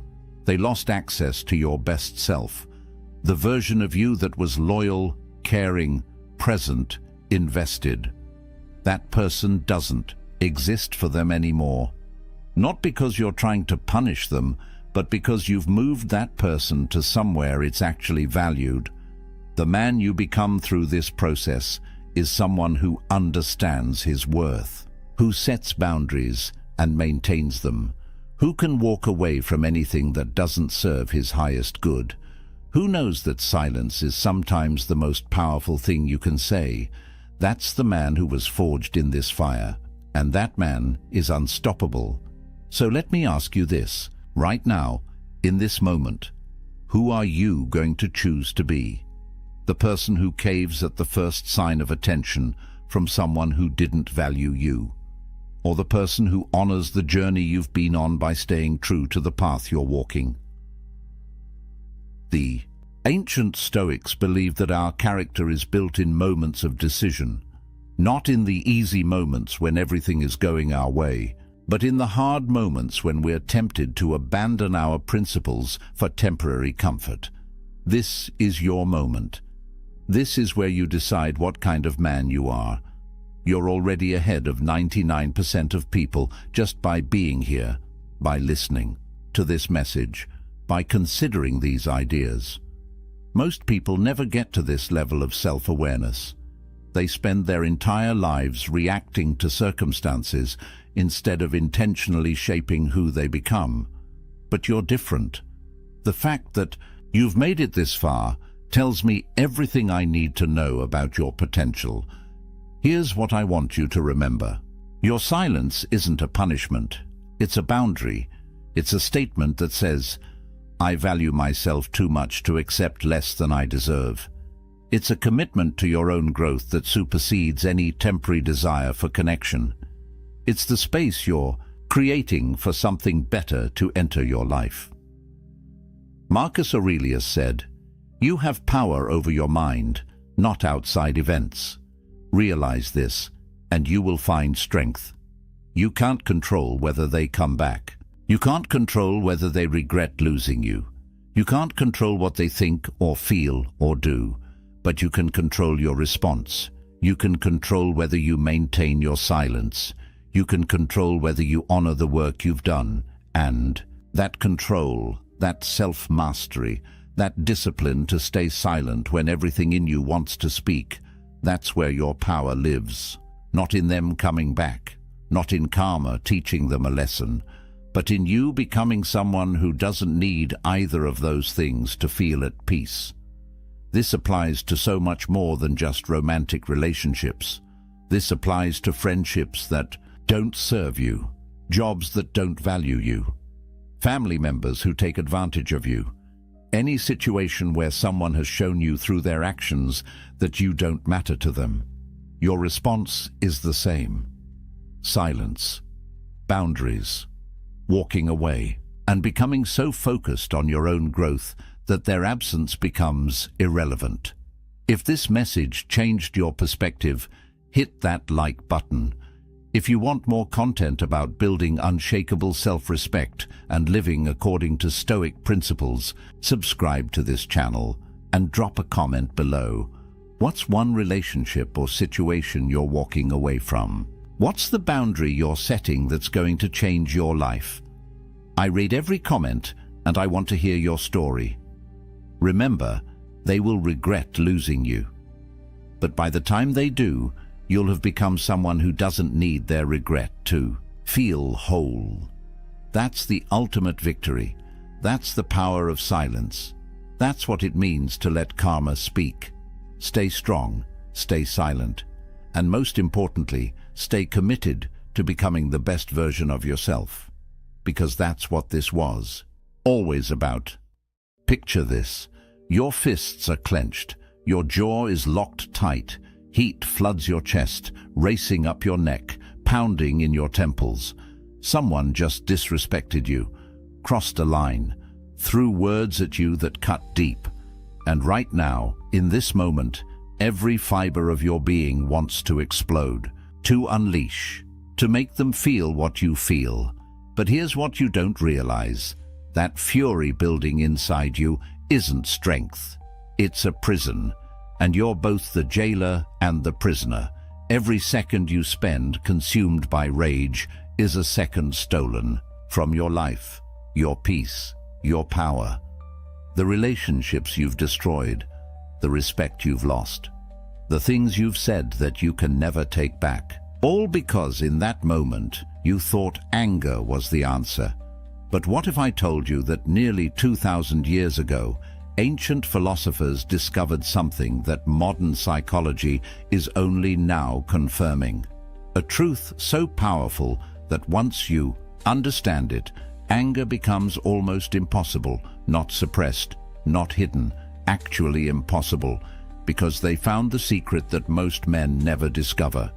The reason you get angry has nothing to do with what's happening out there. and everything to do with a choice you're making inside your own mind without even realizing it. Stay with me for the next 15 minutes, and I'll show you exactly how to break free from anger forever. Not through willpower, not through breathing exercises, but through a fundamental shift in how you see reality itself. By the end, you'll possess a mental framework that the Stoics used to remain unshakable in the face of insults, betrayal, and chaos. The same framework that can make you the calmest, most powerful man in any room, because once you understand this, you'll never be a slave to rage again. Here's the first truth that destroys everything you think you know about anger. You believe you're angry at them, at what they said, at what they did, at the disrespect, the betrayal, the injustice. You think the source of your rage is out there in the world, in their actions, in their words, in the unfairness of it all. But Epictetus, the Stoic philosopher who was born into slavery and became one of the wisest men in history, revealed something that shatters this illusion completely. He said that men are disturbed not by things, but by the views which they take of things. Read that again. Not by things, but by your view of things, your interpretation, your judgment, the story you tell yourself about what just happened. Think about this. Two men get cut off in traffic. Same situation. Same driver flipping them off as he speeds away. One man grips the wheel, blood boiling, heart racing, ready to follow that car and confront the driver. The other man simply shakes his head, maybe even chuckles, and continues his drive in peace. Same event. Completely different responses. Why? Because the event itself has no power. The power lies entirely in the judgment they make about it. The first man tells himself a story. This is disrespect. This is an attack on me. I need to defend myself. I need to make him pay. And with that judgment, with that interpretation, he creates his own prison. His body floods with cortisol. His rational mind shuts down. His entire day, maybe his entire week, is now ruined by a stranger he'll never see again. The second man makes a different judgment. That driver is probably having a terrible day, or he's late, or he's just reckless. Either way, it has nothing to do with me, and with that judgment, he remains free. This is the revolution that the Stoics handed us. You're never fighting them, you're always fighting your own mind. The battle isn't out there, it's between your ears. You are the one generating the anger, not through their actions, but through the meaning you assign to their actions. The moment you grasp this, everything changes. Because if you created the anger, you have the power to uncreate it. The prison door has been unlocked this entire time. You just didn't know you were holding the key.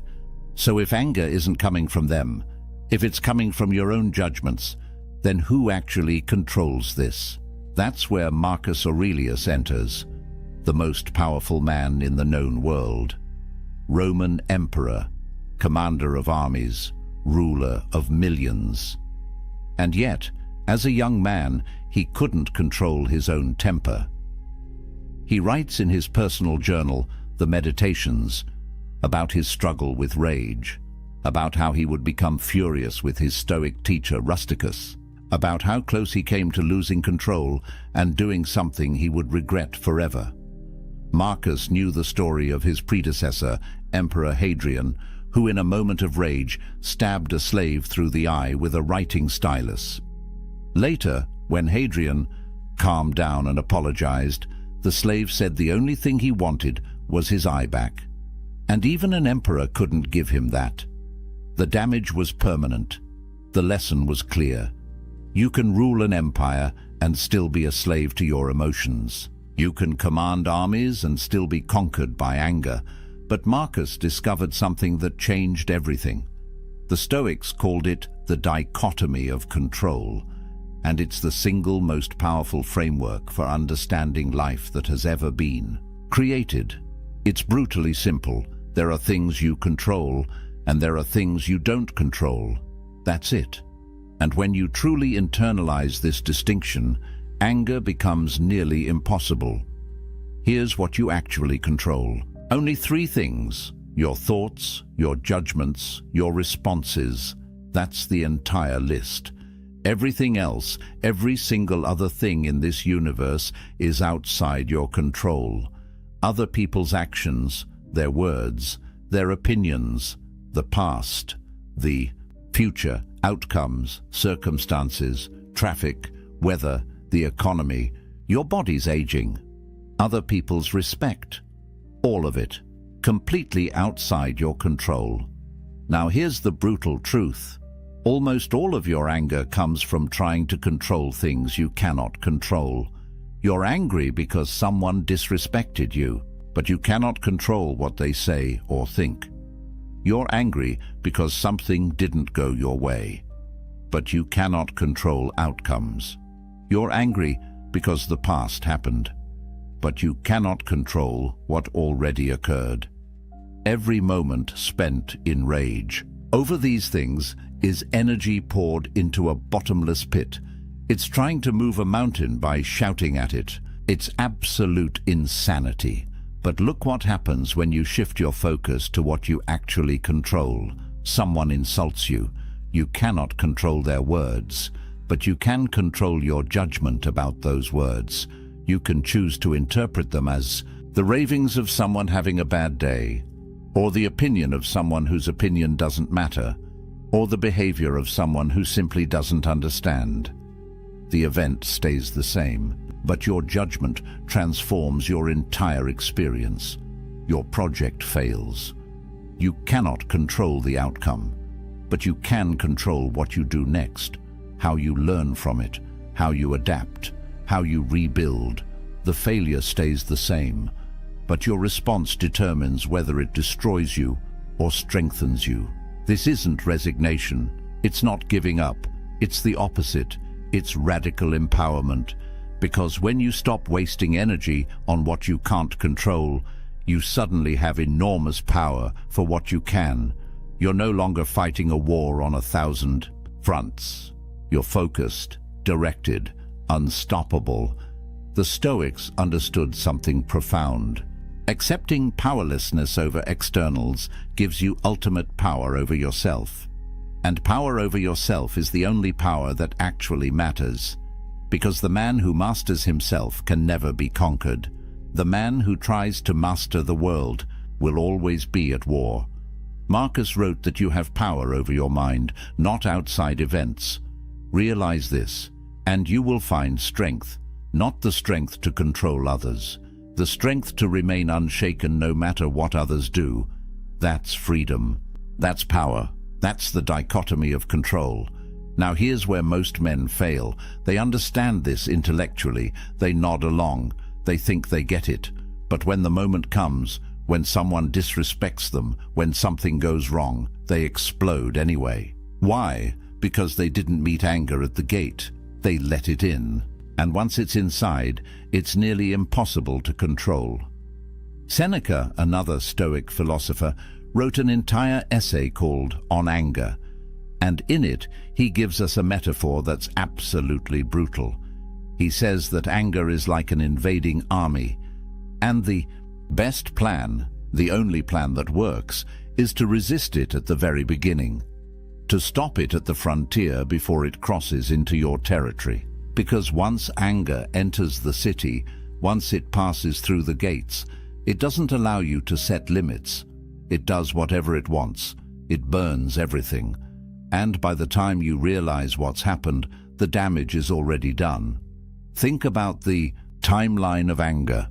Someone says something. You feel that first spark, that initial reaction. Seneca calls this the involuntary proto-passion. You can't control it. It's automatic. Your body reacts before your mind can catch up. Heart rate spikes, adrenaline dumps, face flushes. That's biology. That's not your fault. But here's what happens next. You have maybe 60 seconds, 1 minute. That's the window. That's when your rational mind can still function. That's when You can still think clearly. That's when you have a choice.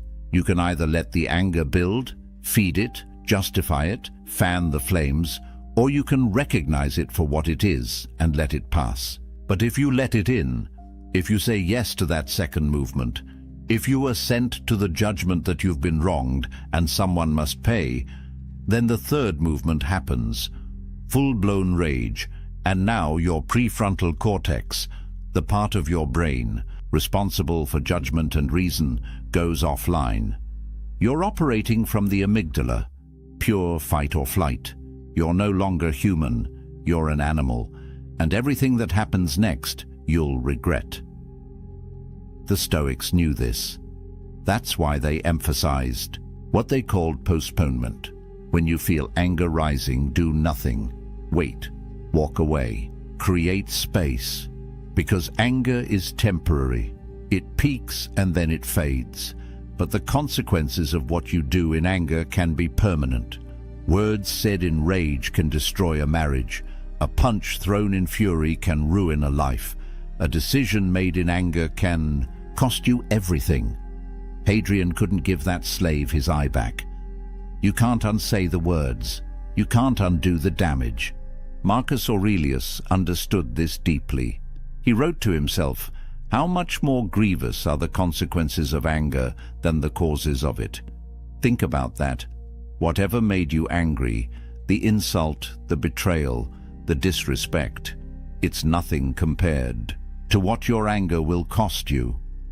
The anger hurts you more than they ever could. Seneca put it even more bluntly.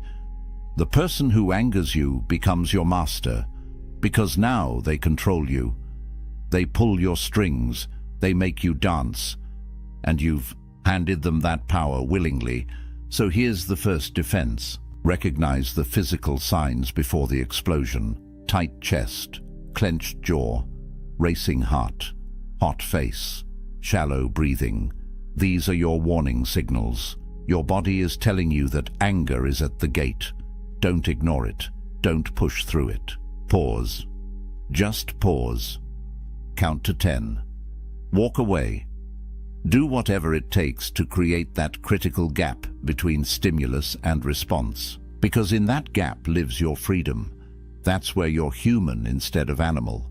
That's where you choose wisdom instead of chaos.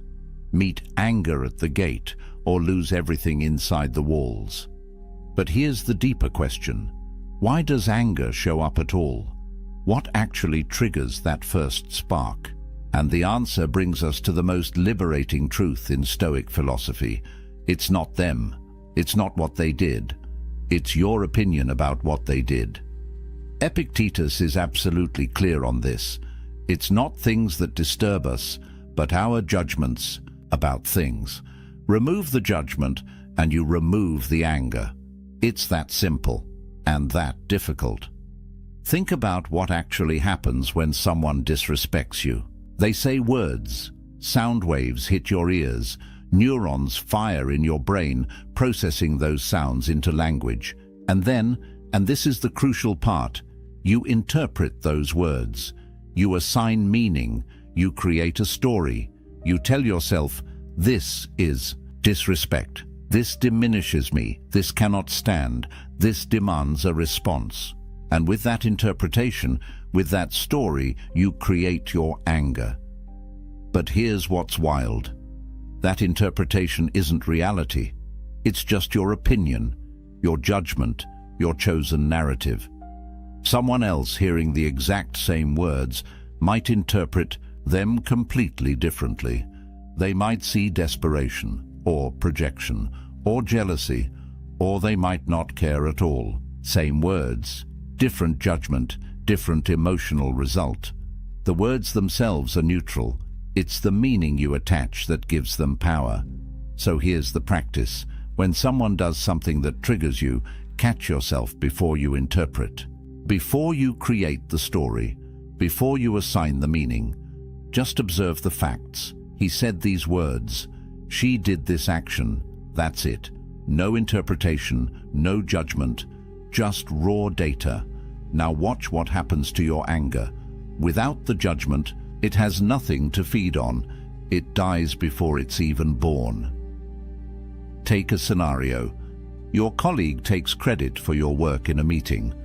The fact is, he spoke words attributing the project to himself. That's observable reality.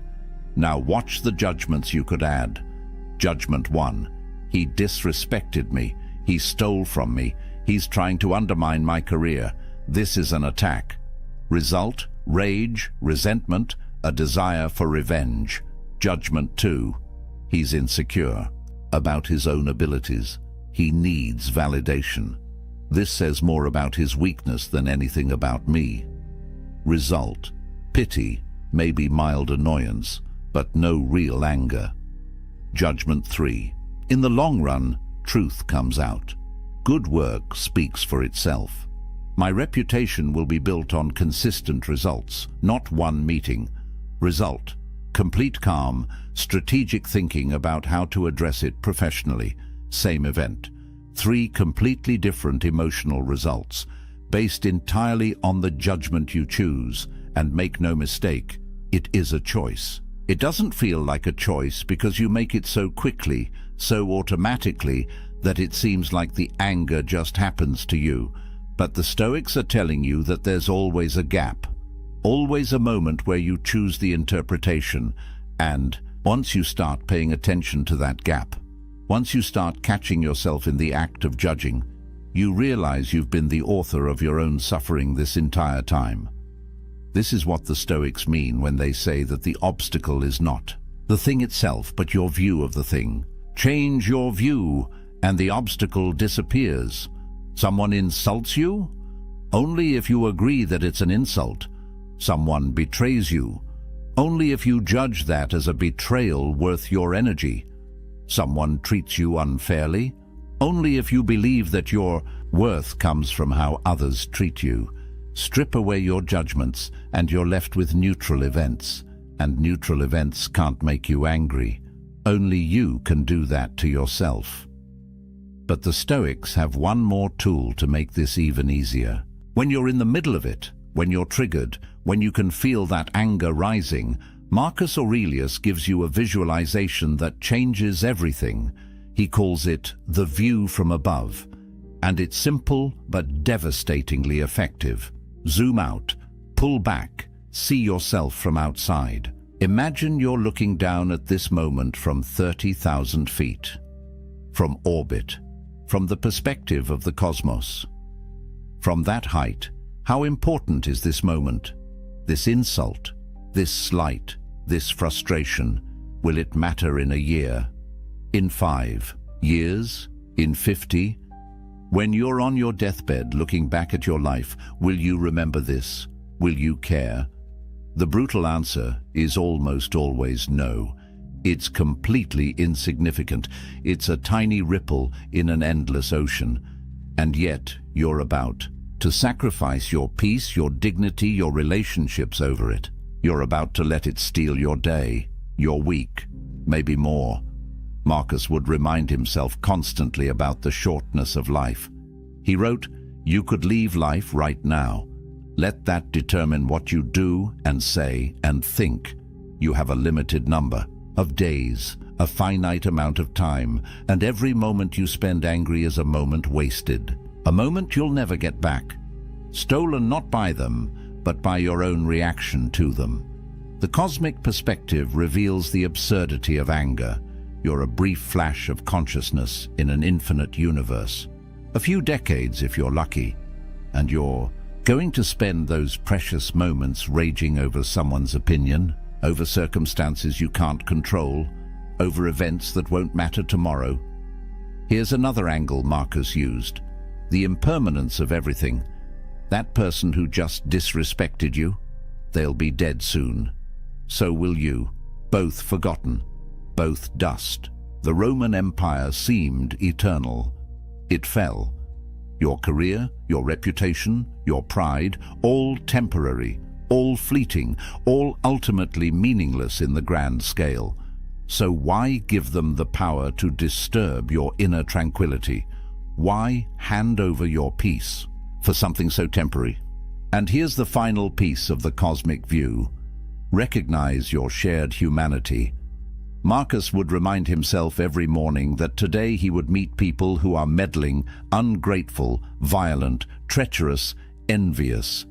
But he would also remind himself that they act this way out of ignorance. They don't know good from evil. They're doing the best they can with the understanding they have. Just like you mess up sometimes, just like you've hurt people, just like you've been ignorant. They're human, flawed, struggling, just like you. When you see it from this perspective, anger transforms into something closer to compassion, or at least indifference. Because how can you stay angry at someone you pity? How can you rage at someone whose entire existence is a brief, confused stumble toward death, same as yours? The view from above doesn't make you weak. It makes you wise. It shows you what actually matters, and anger almost never actually matters. All right, you understand the theory. Anger comes from your judgments. You can only control your own mind. You need to catch it at the gate. You need the cosmic perspective. But how do you actually do this? How do you turn philosophy into practice? Here's your system. The Stoic protocol for remaining unshakable no matter what life throws at you. Start every morning with what Marcus called the morning meditation. Before you check your phone, before you start your day, sit for 5 minutes and prepare yourself. Remind yourself that today you will encounter difficult people, people who are angry, selfish, ungrateful.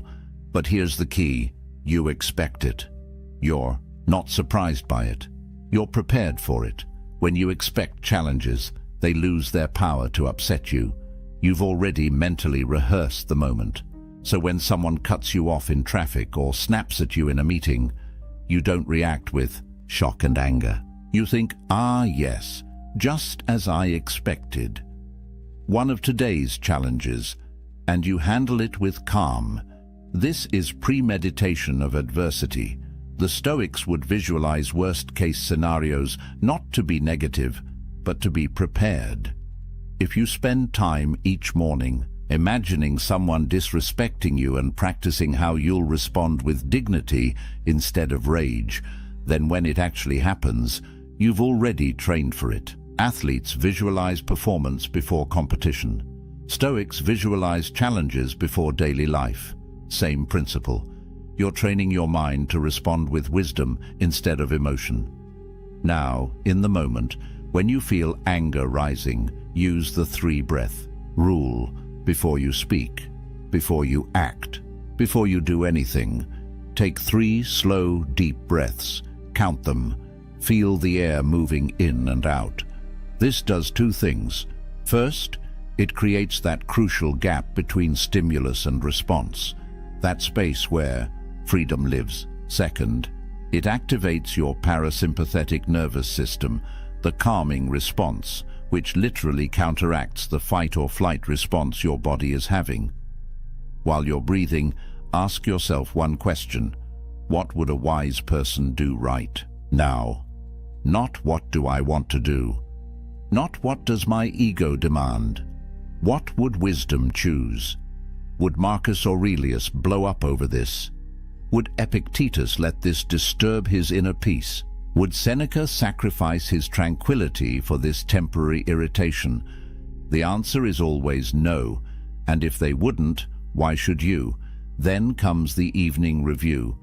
Before you sleep, Seneca recommends auditing your day. Where did you get angry? What triggered you? What judgment did you make that created that anger? Could you have interpreted it differently? What will you do better tomorrow? This isn't about guilt or shame. It's about learning. It's about noticing your patterns. It's about slowly reprogramming your automatic responses. You're training yourself to catch the judgments earlier, to question them faster, to choose wisdom more consistently. And here's a powerful technique Seneca himself used: the contrary action principle. When you feel anger rising, do the exact opposite of what anger wants. Anger wants you to yell. Lower your voice. Anger wants you to attack. Say something kind. Anger wants you to storm out. Stay calm and present. This breaks the pattern. It shows your mind that you're in control, not the emotion. It's like catching yourself mid-fall and turning it into a controlled descent. You're interrupting the automatic program and installing a new one. Finally, commit to 30 days. Track every time you get angry. What triggered it, how long it lasted, what you did. Be honest, be thorough. Because what gets measured gets managed. Just the act of tracking will make you more aware, and awareness is half the battle. You can't change what you don't notice. After 30 days, review your log. You'll see patterns. You'll see that most of your anger is over the same few types of situations, and now you know exactly what to prepare for. Progress isn't perfection. You're not trying to become an emotionless robot. You're building the skill of emotional command, the ability to feel anger arise, recognize it, and choose not to act on it. To let it pass through you like a wave instead of becoming the wave. Some days you'll nail it, other days you'll fail. That's fine. The Stoics weren't perfect either. Marcus still got angry sometimes. But over time, with practice, with consistency, the gap between trigger and explosion gets longer, the anger gets weaker, and your inner peace gets stronger. Until one day, you realize that the things that used to send you into a rage barely register anymore. That's freedom, that's mastery, that's the Stoic protocol working. So here we are. You've just learned what took the Stoics' lifetimes to perfect, the fundamental truth that's been hidden in plain sight. You're never angry at them. You're angry at your own judgments about them. You cannot control what happens to you, but you control everything about how you respond. Anger is not strength. It's weakness disguised as power. Real strength, masculine strength, the kind that commands respect without demanding it, is calm. It's the man who remains unshaken while chaos swirls around him. The man who speaks quietly while others yell. The man who walks away with dignity while others burn bridges. This isn't about suppression. It's not about hiding your feelings or pretending everything is fine. It's about understanding that most of what makes you angry is completely beneath you.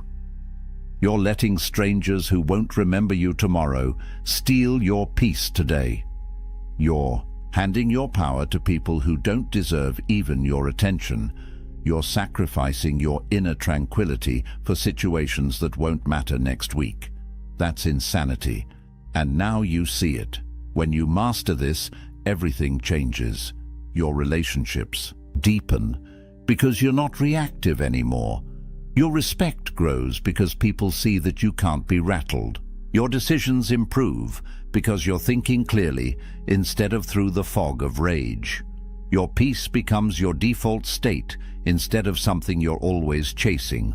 You become the kind of man who walks into a room and immediately the energy shifts. Not because you're trying to dominate, but because you've dominated yourself. Marcus Aurelius, the most powerful man in the world, knew this. He wrote, "The nearer a man comes to a calm mind, the closer he is to strength. Not loud strength, not aggressive strength, calm strength, unshakable strength. The strength that doesn't need to prove itself because it's already proven. That's what's waiting for you on the other side of anger. A version of yourself you haven't met yet. The version who's free." So here's your challenge. For the next week, commit to this. Every time you feel anger rising, pause. Recognize the judgment you're making. Ask if it's actually true. Ask if it actually matters. Choose a different interpretation. Meet the anger at the gate and turn it away. Keep track. See what happens. I guarantee you'll be shocked at how much energy you've been wasting, how much peace you've been sacrificing, and how much power you actually have once you stop giving it away.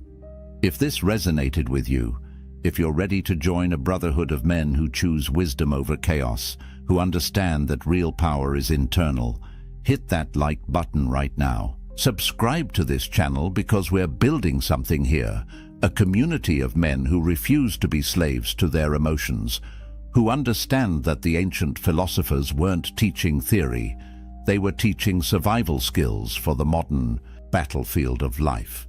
And every video on this channel is designed to sharpen that edge, to make you harder to break and impossible to control.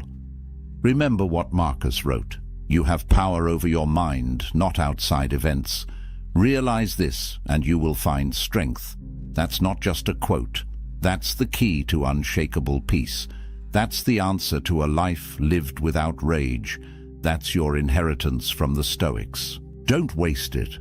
Don't stay trapped in anger when the door's been open this entire time. Walk through it.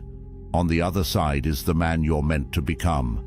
Calm, powerful, free, and absolutely unshakable. That's not just philosophy. That's your future if you choose it. See you in the next one, brother. There's a man sitting alone in his apartment right now. The city hums outside his window. His phone buzzes with notifications, dating app matches, messages from people wanting his attention, his time, his energy. He looks at the screen, then sets it face down on the table. He pours himself a drink, opens a book, and settles into the silence. And in that moment, he possesses something most men are desperately searching for, but will never find. Freedom. Real freedom. The kind that can't be given or taken away.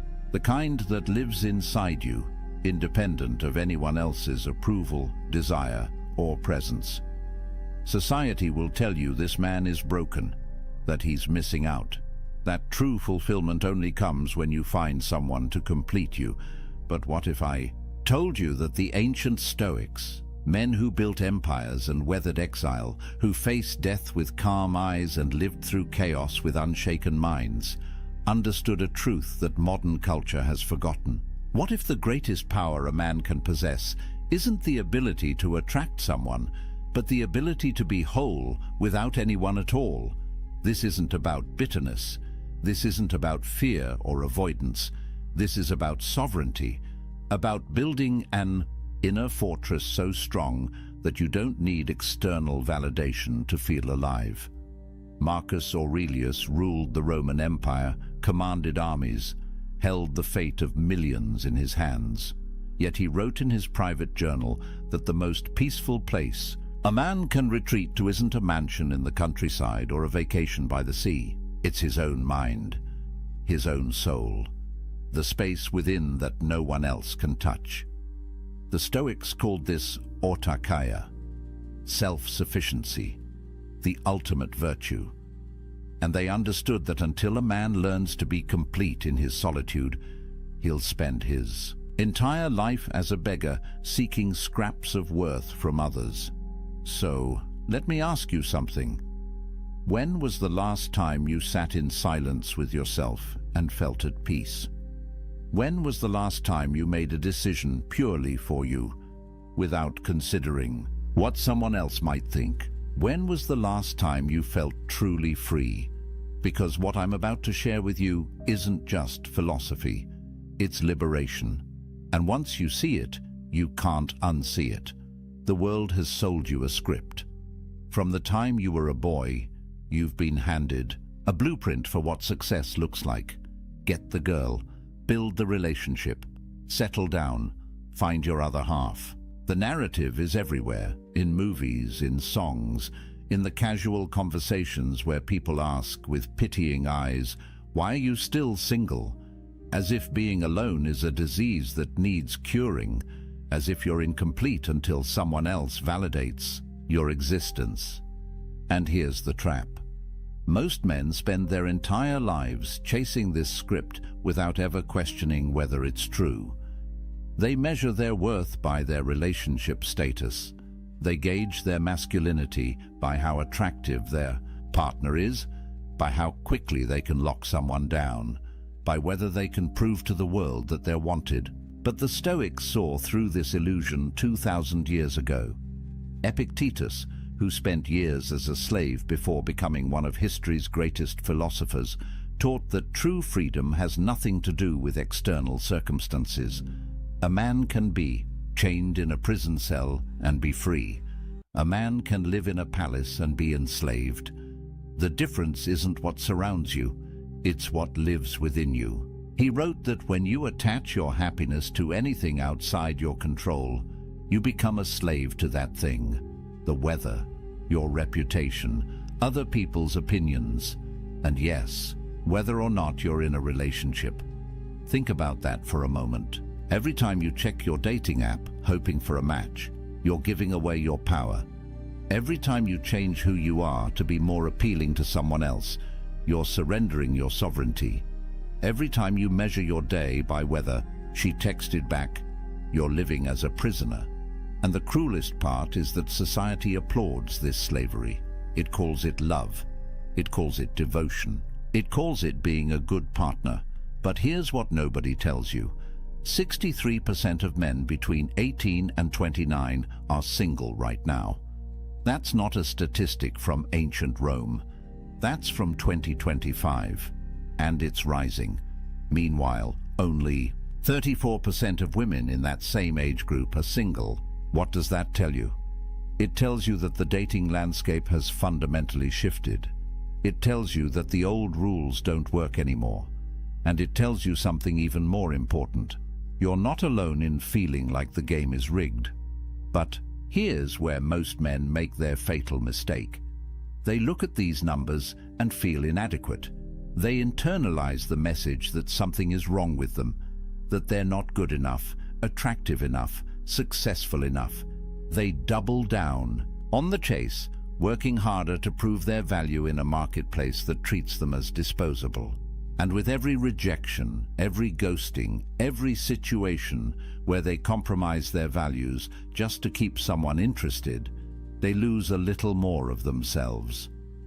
The Stoics would look at this and see madness. They'd ask, why are you seeking your worth in the opinions of others? Why are you measuring your happiness by whether someone else chooses you? Why are you giving away the one thing that truly belongs to you, your inner peace, in exchange for scraps of external validation?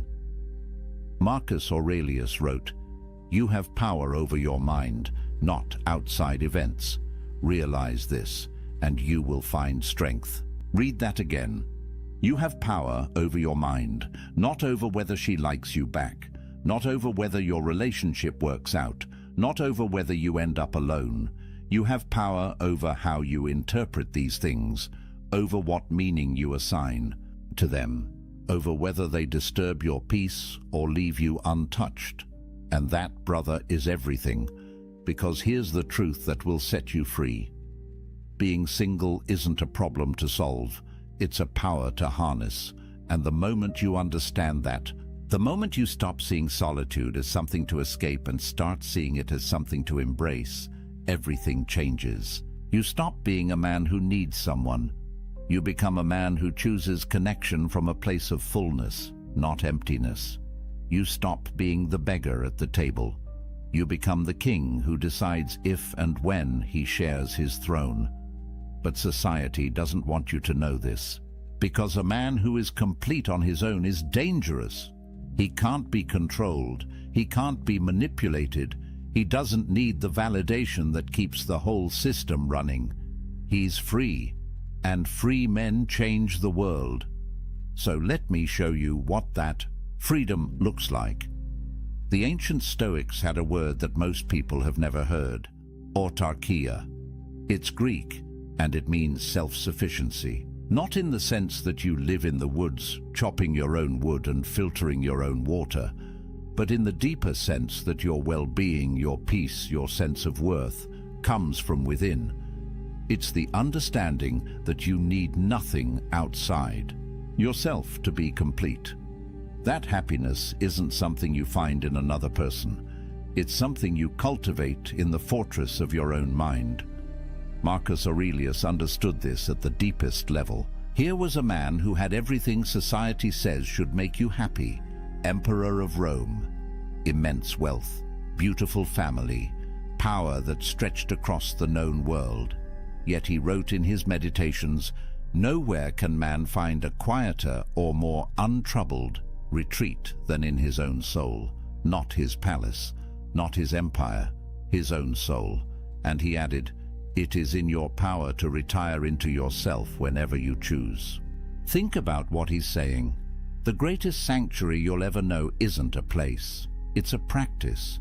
It's the ability to withdraw into your own mind, to find peace there regardless of what's happening around you. Whether you're surrounded by chaos or sitting in silence, whether you're with someone or alone, the peace isn't circumstantial, it's constitutional, it's built into who you are. And once you develop this capacity, you become unstoppable. Epictetus, who went from slavery to philosophical mastery, taught his students that the key to this self-sufficiency is understanding what you control and what you don't. You don't control whether people love you. You don't control whether relationships last. You don't control the economic factors that make dating harder, the cultural shifts that change the rules, or the fact that modern technology has turned human connection into a swipe-based marketplace. None of that is in your control, but you do control your character, your response, your inner state, your decision about what kind of man you're going to be regardless of circumstance. And this is where it gets powerful. When Musonius Rufus, another Stoic philosopher, was exiled from Rome, sent away from his home, his friends, everything familiar, he didn't collapse into despair. He didn't spend his days mourning what he'd lost. Instead, he used his solitude to deepen his practice. He worked on his virtue. He refined his character. He became more himself, not less. And when people came from far away to learn from him, even in exile, they found a man who radiated peace, a man who proved that external circumstances have no power over an internally complete person. There's a story about Zeus, the king of the gods in Greek mythology, that the Stoics loved. During the cosmic conflagrations, when the universe would reset and everything would be destroyed, Zeus would sit alone. No other gods, no creation, just emptiness. And yet, he remained content, at peace, because his completeness didn't depend on what existed outside him. The Stoics used this image to teach that true self-sufficiency means you could lose everything, everyone, and still have yourself. And if you've built that self well, if you've made it a fortress of virtue and reason, then you have everything you need. Now, I know what you might be thinking. This sounds lonely. This sounds like isolation. But here's where the Stoics make a crucial distinction. There's a difference between loneliness and solitude. Loneliness is the pain of being disconnected. It's what happens when you're surrounded by people but feel empty inside. It's what happens when you're in a relationship but realize you don't actually know yourself anymore. Loneliness comes from lacking connection with others or with yourself. But solitude? Solitude is chosen. It's the intentional practice of spending time with yourself, not because you can't find anyone else, but because you recognize the value of your own company. Modern research backs this up. Studies show that when people choose to be alone, when they see solitude as an opportunity rather than a punishment, their stress levels drop. Their sense of autonomy increases. They report feeling more like themselves. But when solitude is forced, when it comes from rejection or circumstance beyond their control, that's when the negative effects show up. The difference is agency, power, choice. A man who embraces solitude isn't running from connection. He's building the foundation that makes genuine connection possible. Because you can't share yourself with someone else if you don't know who you are. You can't build intimacy if you're empty inside. The strongest relationships don't happen between two incomplete people desperately trying to fill each other's voids. They happen between two whole people who choose to walk side by side, not because they need to, but because they want to. And this brings us to something crucial. Self-sufficiency doesn't mean you become cold or isolated. Seneca, one of the wealthiest and most influential men in Rome, wrote extensively about friendship. He said that a wise man doesn't need friends, but he still desires them, not because they complete him, not because he can't survive without them, but because friendship, real friendship built on virtue and mutual respect, enhances life. It's a preferred indifferent, as the Stoics would say. Nice to have, but not necessary for your peace. Think about how revolutionary that is. Most men approach relationships from need. They need validation, they need sex, they need emotional support, they need someone to make them feel valuable. But when you approach from self-sufficiency, everything shifts. You don't need anyone, you choose them. And that choice, made from abundance rather than scarcity, creates relationships that are powerful, genuine, and free. Because neither person is using the other to fill a hole. Both are whole already. They're just enjoying the experience of being whole together. But getting to this point requires practice. It requires you to spend time alone and actually work on yourself. Not just scroll social media or numb out with entertainment. Real inner work. And that's uncomfortable, because when you sit in silence with yourself, when you remove all the distractions and external validations, you're forced to confront who you actually are, the thoughts you've been avoiding, the patterns you've been running from, the ways you've been living someone else's script instead of your own. Marcus Aurelius faced this daily. In his journal, he wrote reminders to himself. Wake up in the morning and remember who you are. Remember your principles. Don't let the chaos of the day pull you away from yourself. He understood that the greatest battle isn't against external enemies. It's against the internal tendency to lose yourself in the noise, to give away your power piece by piece until you wake up one day and realize you don't recognize the person you've become. But when you build self-sufficiency, when you develop autarkia, something remarkable happens. You stop being reactive. You stop living at the mercy of circumstance. Whether someone texts you back or doesn't, whether people approve of your choices or judge them, whether you spend Friday night with someone or alone with a good book, none of it disturbs your peace. You're grounded, centered, free. And that freedom, brother, is more valuable than any relationship could ever be. Because here's the paradox. The man who needs no one is the man everyone wants to be around. Strength attracts. Completeness attracts. When you're not grasping, not needy, not performing for validation, people feel it. They sense that you're different, that you operate from a different place.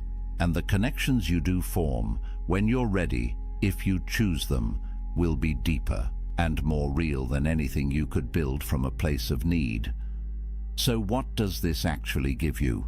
What changes when you embrace solitude instead of running from it? The Stoics believed that external goods come in two categories: things that are genuinely good, like virtue and wisdom and character, and things that are preferred indifference, wealth, health, relationships. Nice to have, but not essential to your well-being, not determinative of your worth. The moment you internalize this distinction, a weight lifts, because you stop attaching your happiness to things you can't control. Let's get practical. When you're single and you embrace it, you have financial sovereignty. No expensive dates where you're performing, trying to impress someone. No shared expenses where you have to negotiate every purchase. No compromise on how you spend your money. Every dollar you earn is yours to allocate as you see fit. You can invest in yourself, build your skills, travel, save, create, and you don't have to justify these choices to anyone. Modern research shows that single men, particularly those who embrace their status rather than fighting it, report lower financial stress. They have more control over their economic futures. They're not tied to another person's spending habits, debt, or financial crises. And in a world where economic pressure is one of the leading causes of relationship breakdown, that's not a small thing. You eliminate an entire category of stress simply by being financially sovereign. Then there's time sovereignty. Think about the hours you get back when you're not texting constantly, planning dates, negotiating weekend plans, attending social functions for someone else's sake. Time is the only truly non-renewable resource. Once it's gone, it's gone. And most men give away enormous chunks of their time without even realizing it, not because they want to, but because they feel obligated, because they're afraid of what will happen if they don't, because they're trying to keep someone happy, keep the relationship going, prove they're committed. But when you're single, every hour belongs to you. Want to wake up early and work on that business idea? Do it. Want to spend Saturday learning a new skill? You can. Want to sit in complete silence for an afternoon and just think? Nobody's going to text you asking where you are or why you're being distant. This isn't selfishness, it's self-ownership. And the Stoics believed that a man who doesn't own his time doesn't own his life. Marcus Aurelius, again, the busiest man in the empire, wrote about guarding his time like a fortress. He knew that every hour given to someone else's priorities was an hour stolen from his own development, his own contemplation, his own practice of virtue. He wasn't antisocial, he fulfilled his duties, but he was ruthless about protecting the time he needed to be alone with his own mind, because he understood that without that time, he'd lose himself in the chaos of external demands. Then there's mental sovereignty. This might be the most important one. When you're in a relationship, especially one built on neediness rather than choice, you carry enormous emotional labor. You're managing someone else's feelings, anticipating their needs, walking on eggshells to avoid conflict, constantly adjusting yourself to maintain harmony. And over time, this erodes you. You start to forget what you actually think, what you actually want, because you've spent so much energy managing the relational dynamics. But when you're alone, your mind is your own. You can think clearly, process your own emotions, develop your own worldview. Make decisions based on your values, not on what will keep the peace. There's a reason why great thinkers throughout history, from philosophers to scientists to artists, often did their best work in solitude, because the mind needs space to wander, to connect ideas, to see things from new angles, and you can't do that when you're constantly reactive, constantly managing relationship dynamics, constantly split between your own needs and someone else's. Research in neuroscience shows that solitude activates what's called the default mode network in your brain. This is the network responsible for self-reflection, for integrating experiences, for creative thinking. It's the mode your brain enters when you're not responding to external stimuli, and it only activates when you're truly alone, not just physically but mentally. When you're not checking your phone every 5 minutes to see if she responded, when you're not running through conversations in your head, analyzing what you said wrong, when you're just present with yourself. And this is where creativity and insight emerge. Every major breakthrough you've had, every moment of clarity, probably came when you were alone.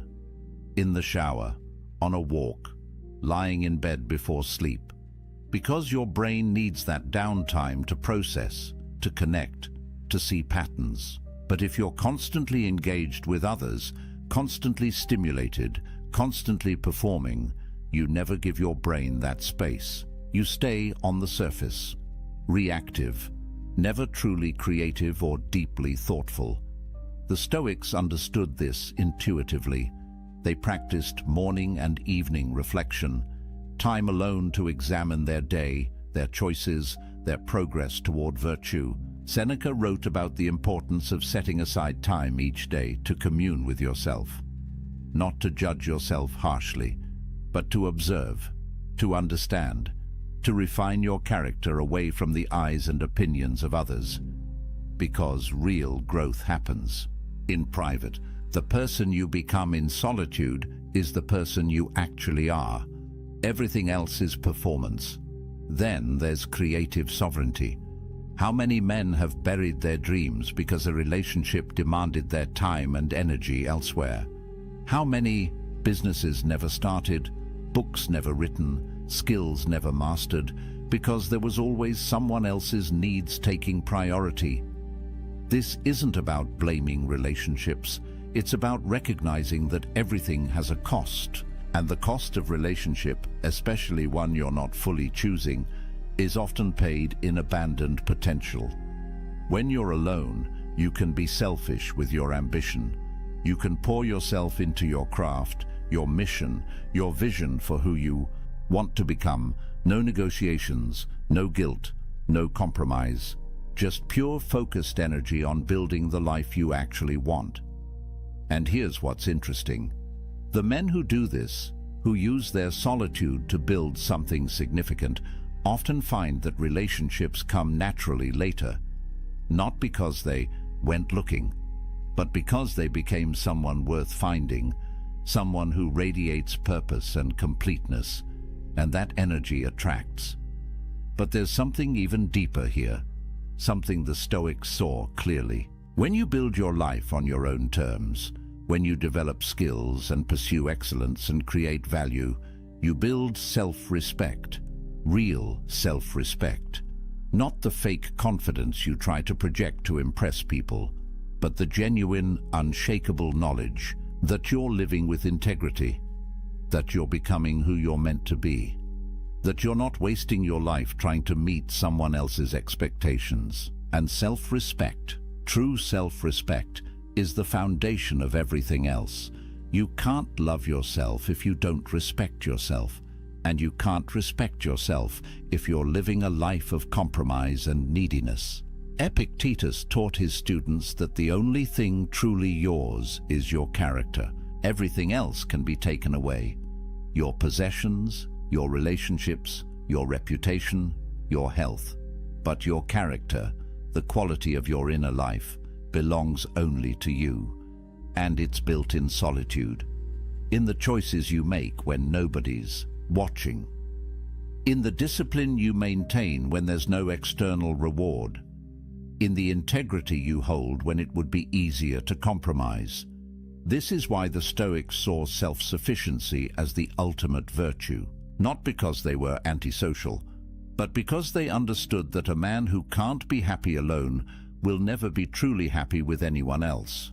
He'll always be grasping, always be insecure, always be dependent on external validation to feel okay. And that's not freedom. That's slavery with extra steps. So when you hear that 63% of young men are single, don't see it as a crisis. See it as an opportunity to build yourself without distraction, to develop the kind of inner strength that most men never discover because they jump from relationship to relationship, never spending time alone, never doing the deep work. You have time, you have space, you have sovereignty. Use it, but let me be clear about something. This isn't about avoiding relationships forever.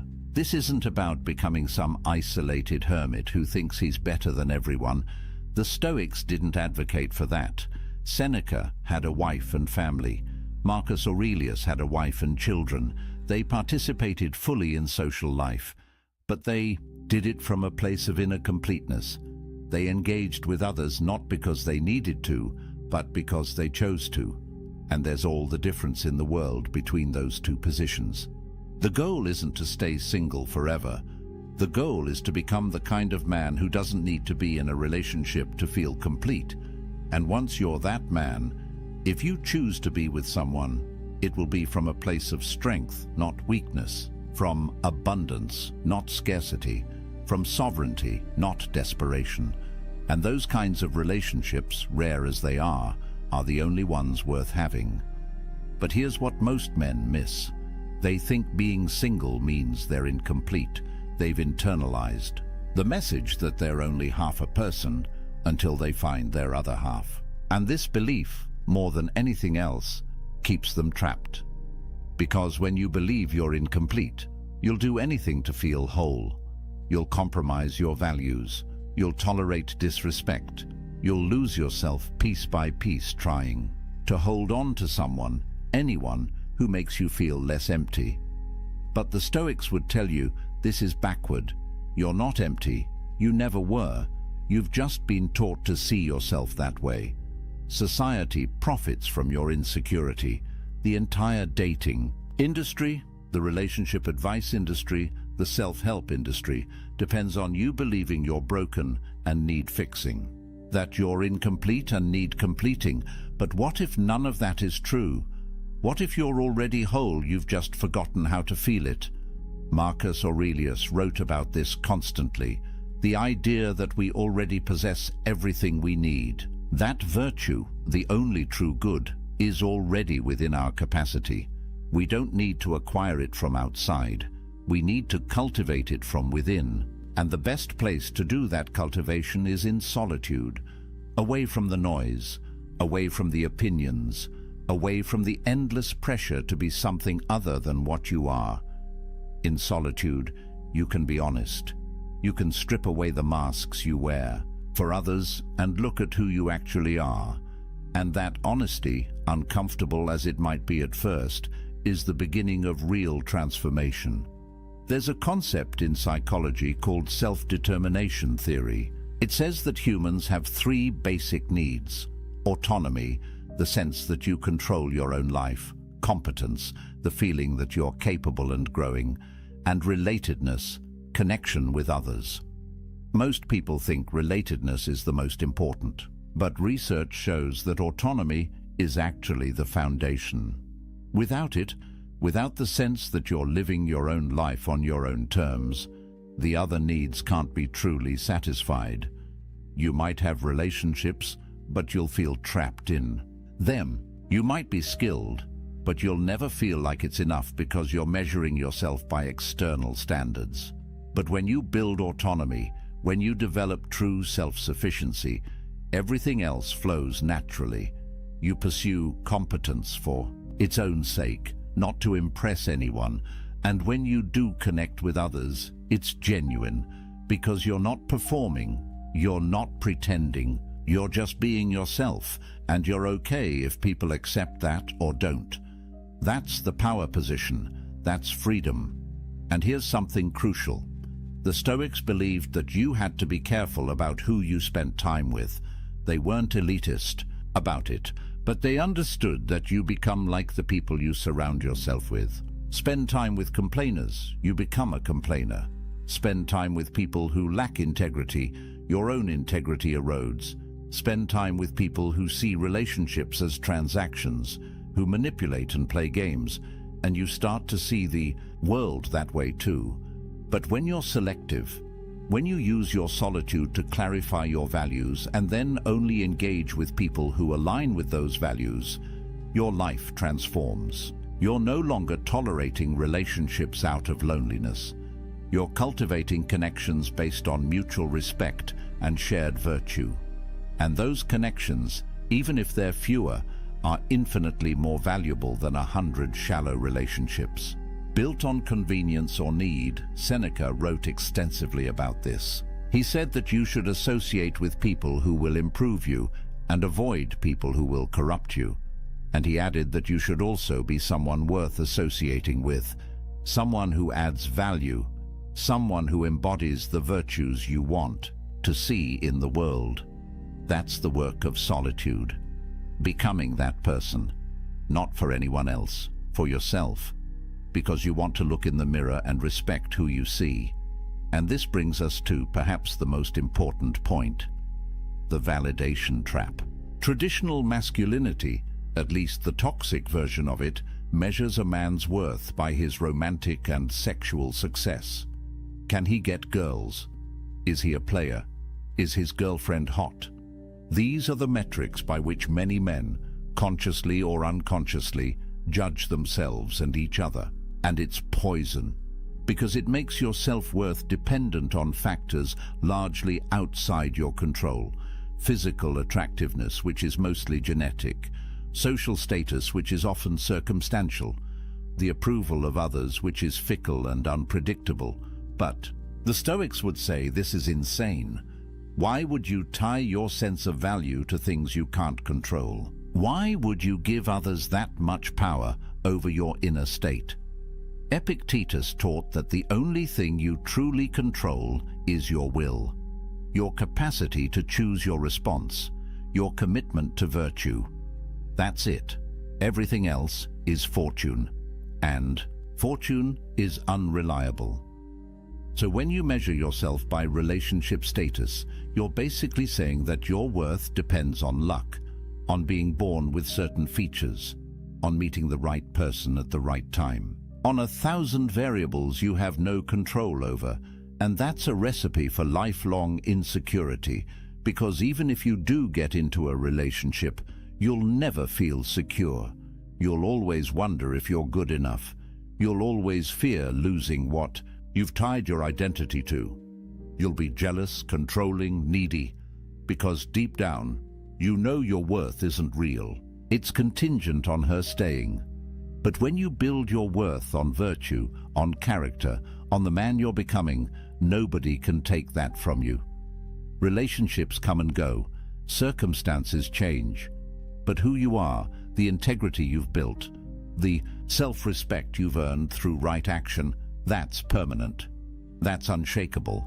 And paradoxically, when you stop seeking validation from relationships, when you develop genuine self-worth, you become more attractive, because people can sense desperation, they can feel neediness, and it repels them, but they can also sense strength, completeness, self-possession, and that draws them in. The Stoics weren't advocating for pride or arrogance. Marcus Aurelius constantly reminded himself that he was just a human, fallible and temporary. But he also knew that his worth came from his character, not from his circumstances. He could be emperor or exile, and his value as a person wouldn't change.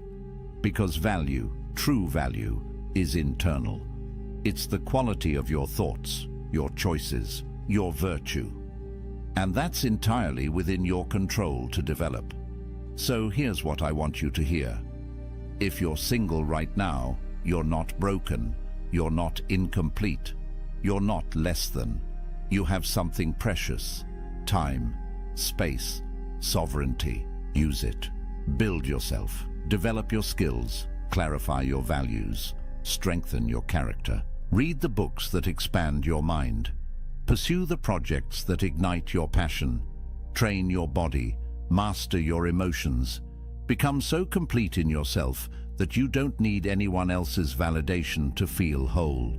And when you do that, one of two things will happen. Either you'll discover that you actually prefer solitude, that you've built a life so rich and meaningful on your own that adding a relationship would be a downgrade, and that's fine. That's a valid choice. The Stoics would respect it. Or you'll eventually meet someone and choose to build something with them, but it will be from a place of strength, from wholeness, from sovereignty, and that relationship, if it happens, will be powerful because it's not built on need.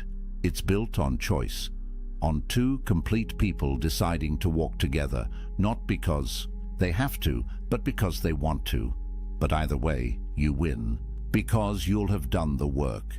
You'll have built the inner fortress. You'll have developed self-sufficiency, and nobody can take that from you. Not rejection, not loneliness, not societal pressure. You'll be free. And freedom, brother, is everything. Marcus Aurelius wrote late in his life, "Very little is needed to make a happy life. It is all within yourself, in your way of thinking." Read that again. Very little is needed. It's all within yourself, not in finding the right person, not in changing your circumstances, not in achieving some external milestone. Within yourself, in your way of thinking, in your capacity to find peace regardless of what's happening around you.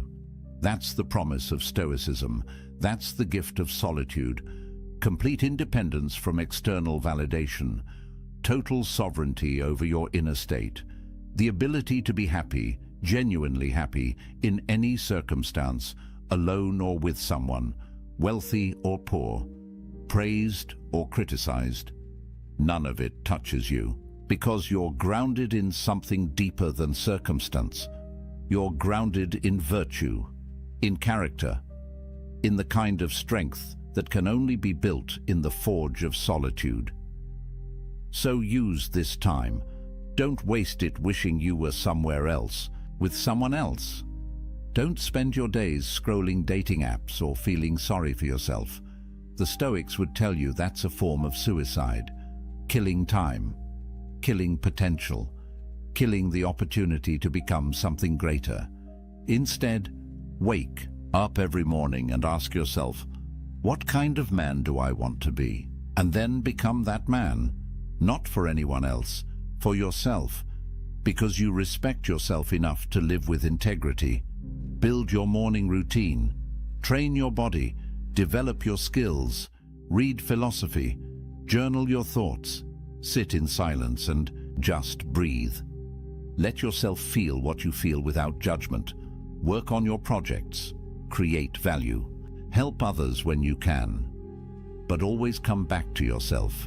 Always protect that inner space where nobody else has access. That's your sanctuary, your fortress, your source of power. And here's something powerful.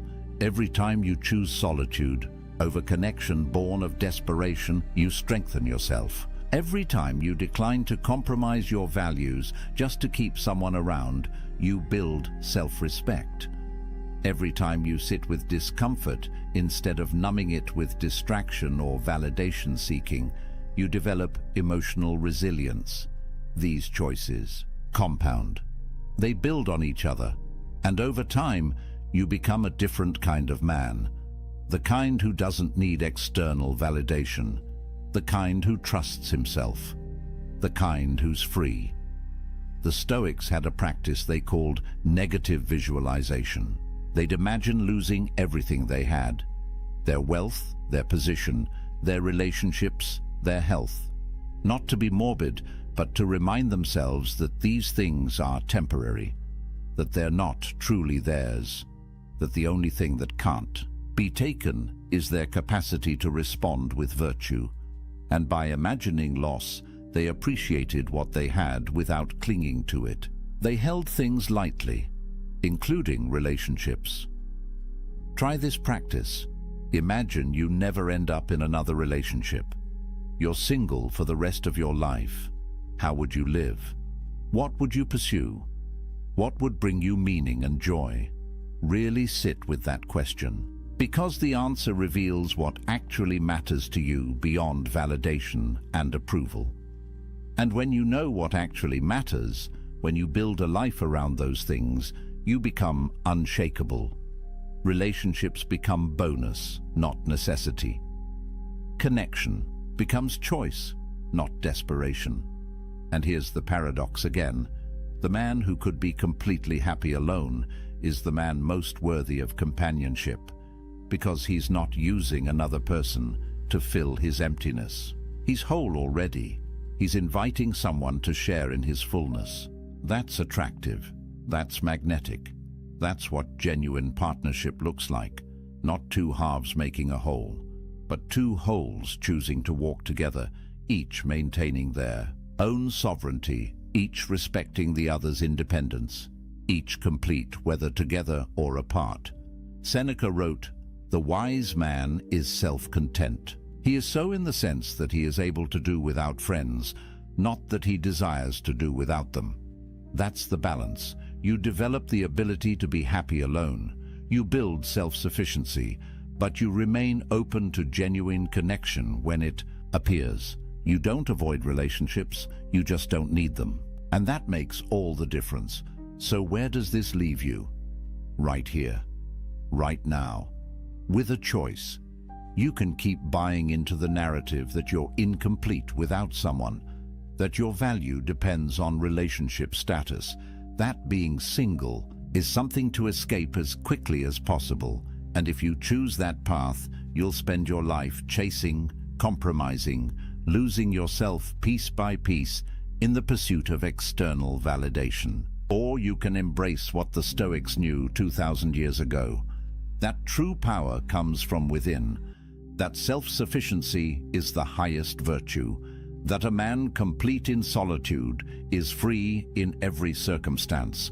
And if you choose that path, if you do the work, you'll build something that nobody can take from you, an inner fortress, a sovereignty that transcends circumstance, a peace that doesn't depend on anyone else's approval or presence. Marcus Aurelius ruled an empire.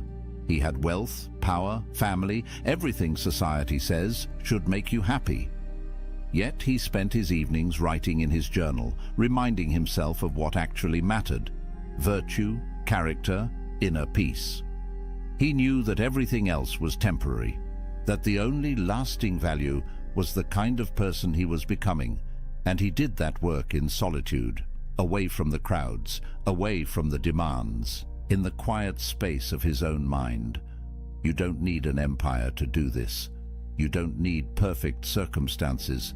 You just need to make the choice, to use your solitude as a gift, not a curse, to see being single not as a deficit, but as an opportunity, to build yourself so completely that you don't need validation from anyone. And when you do that, you become dangerous, not to others, but to the systems that profit from your insecurity.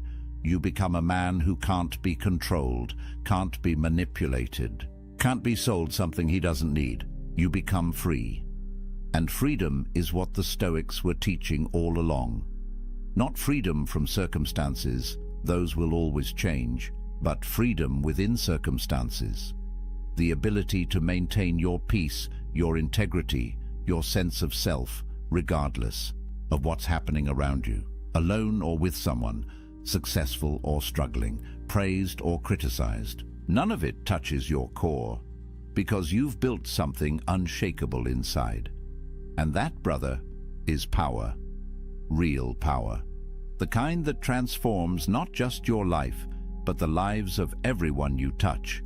Because strength is contagious. Completeness inspires. Freedom spreads. So let me leave you with this. A man who needs no one is free to choose everyone. A man who needs someone is slave to his need. Which man do you want to be? The choice is yours. It's always been yours.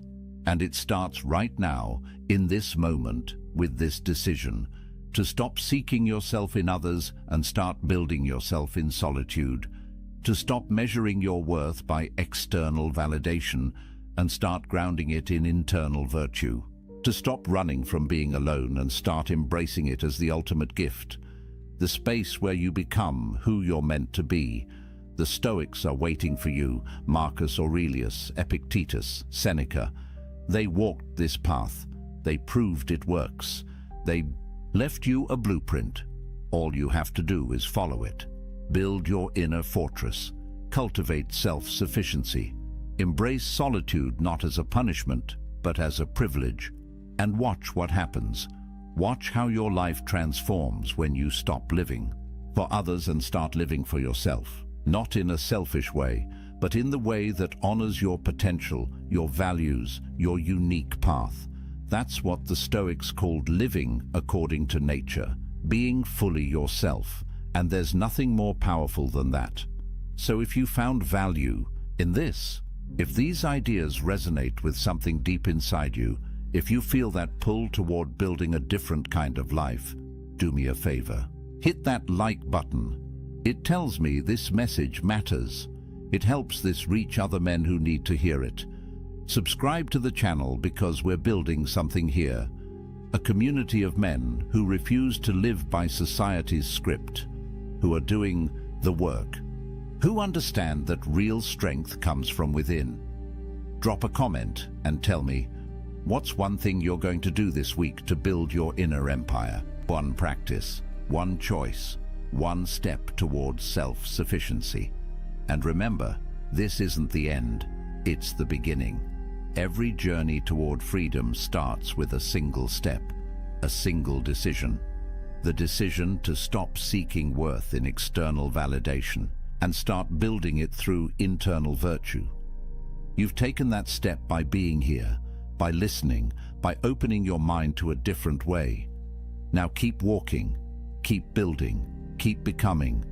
The man you're meant to be is waiting in the silence. Go find him. Until next time, stay strong, stay sovereign, stay free. There's a man sitting alone in his apartment right now. The city hums outside his window. His phone buzzes with notifications, dating app matches, messages from people wanting his attention, his time, his energy. He looks at the screen, then sets it face down on the table. He pours himself a drink, opens a book, and settles into the silence. And in that moment, he possesses something most men are desperately searching for, but will never find. Freedom. Real freedom. The kind that can't be given or taken away.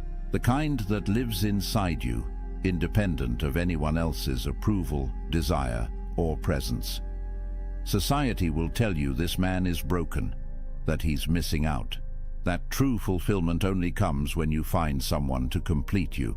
But what if I told you that the ancient Stoics, men who built empires and weathered exile, who faced death with calm eyes and lived through chaos with unshaken minds, understood a truth that modern culture has forgotten? What if the greatest power a man can possess isn't the ability to attract someone, but the ability to be whole without anyone at all? This isn't about bitterness. This isn't about fear or avoidance. This is about sovereignty, about building an inner fortress so strong that you don't need external validation to feel alive. Marcus Aurelius ruled the Roman Empire, commanded armies, held the fate of millions in his hands. Yet he wrote in his private journal that the most peaceful place a man can retreat to isn't a mansion in the countryside or a vacation by the sea. It's his own mind, his own soul, the space within that no one else can touch. The Stoics called this autarkia, self-sufficiency, the ultimate virtue. And they understood that until a man learns to be complete in his solitude, he'll spend his entire life as a beggar seeking scraps of worth from others. So, let me ask you something. When was the last time you sat in silence with yourself and felt at peace? When was the last time you made a decision purely for you, without considering what someone else might think? When was the last time you felt truly free? Because what I'm about to share with you isn't just philosophy, it's liberation. And once you see it, you can't unsee it. The world has sold you a script. From the time you were a boy, you've been handed a blueprint for what success looks like. Get the girl, build the relationship, settle down, find your other half. The narrative is everywhere, in movies, in songs, in the casual conversations where people ask with pitying eyes, "Why are you still single?" As if being alone is a disease that needs curing, as if you're incomplete until someone else validates your existence. And here's the trap. Most men spend their entire lives chasing this script without ever questioning whether it's true. They measure their worth by their relationship status.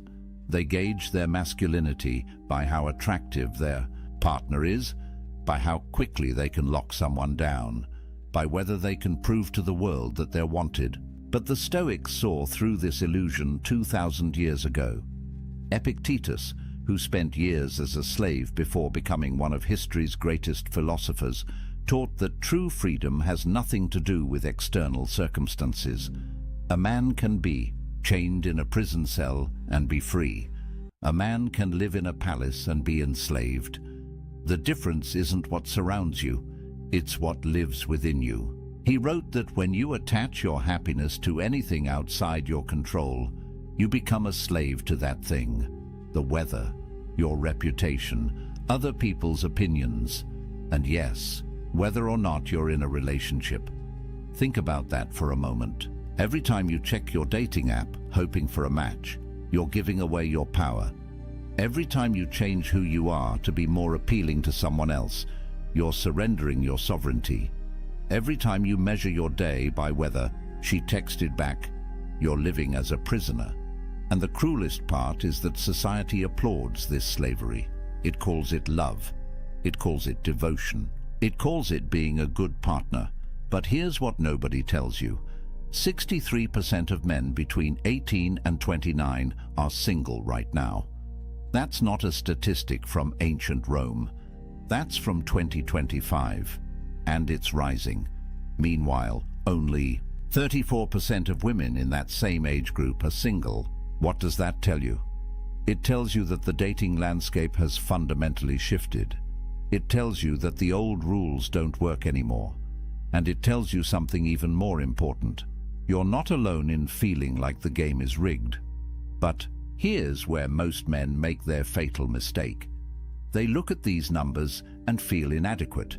They internalize the message that something is wrong with them, that they're not good enough, attractive enough, successful enough. They double down on the chase, working harder to prove their value in a marketplace that treats them as disposable. And with every rejection, every ghosting, every situation where they compromise their values just to keep someone interested, they lose a little more of themselves.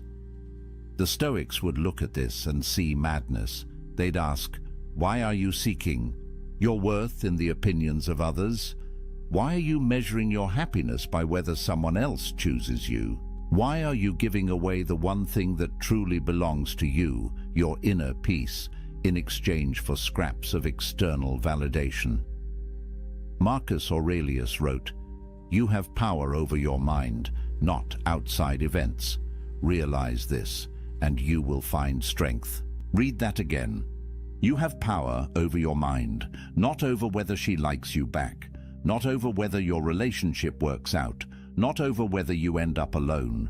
You have power over how you interpret these things, over what meaning you assign to them, over whether they disturb your peace or leave you untouched.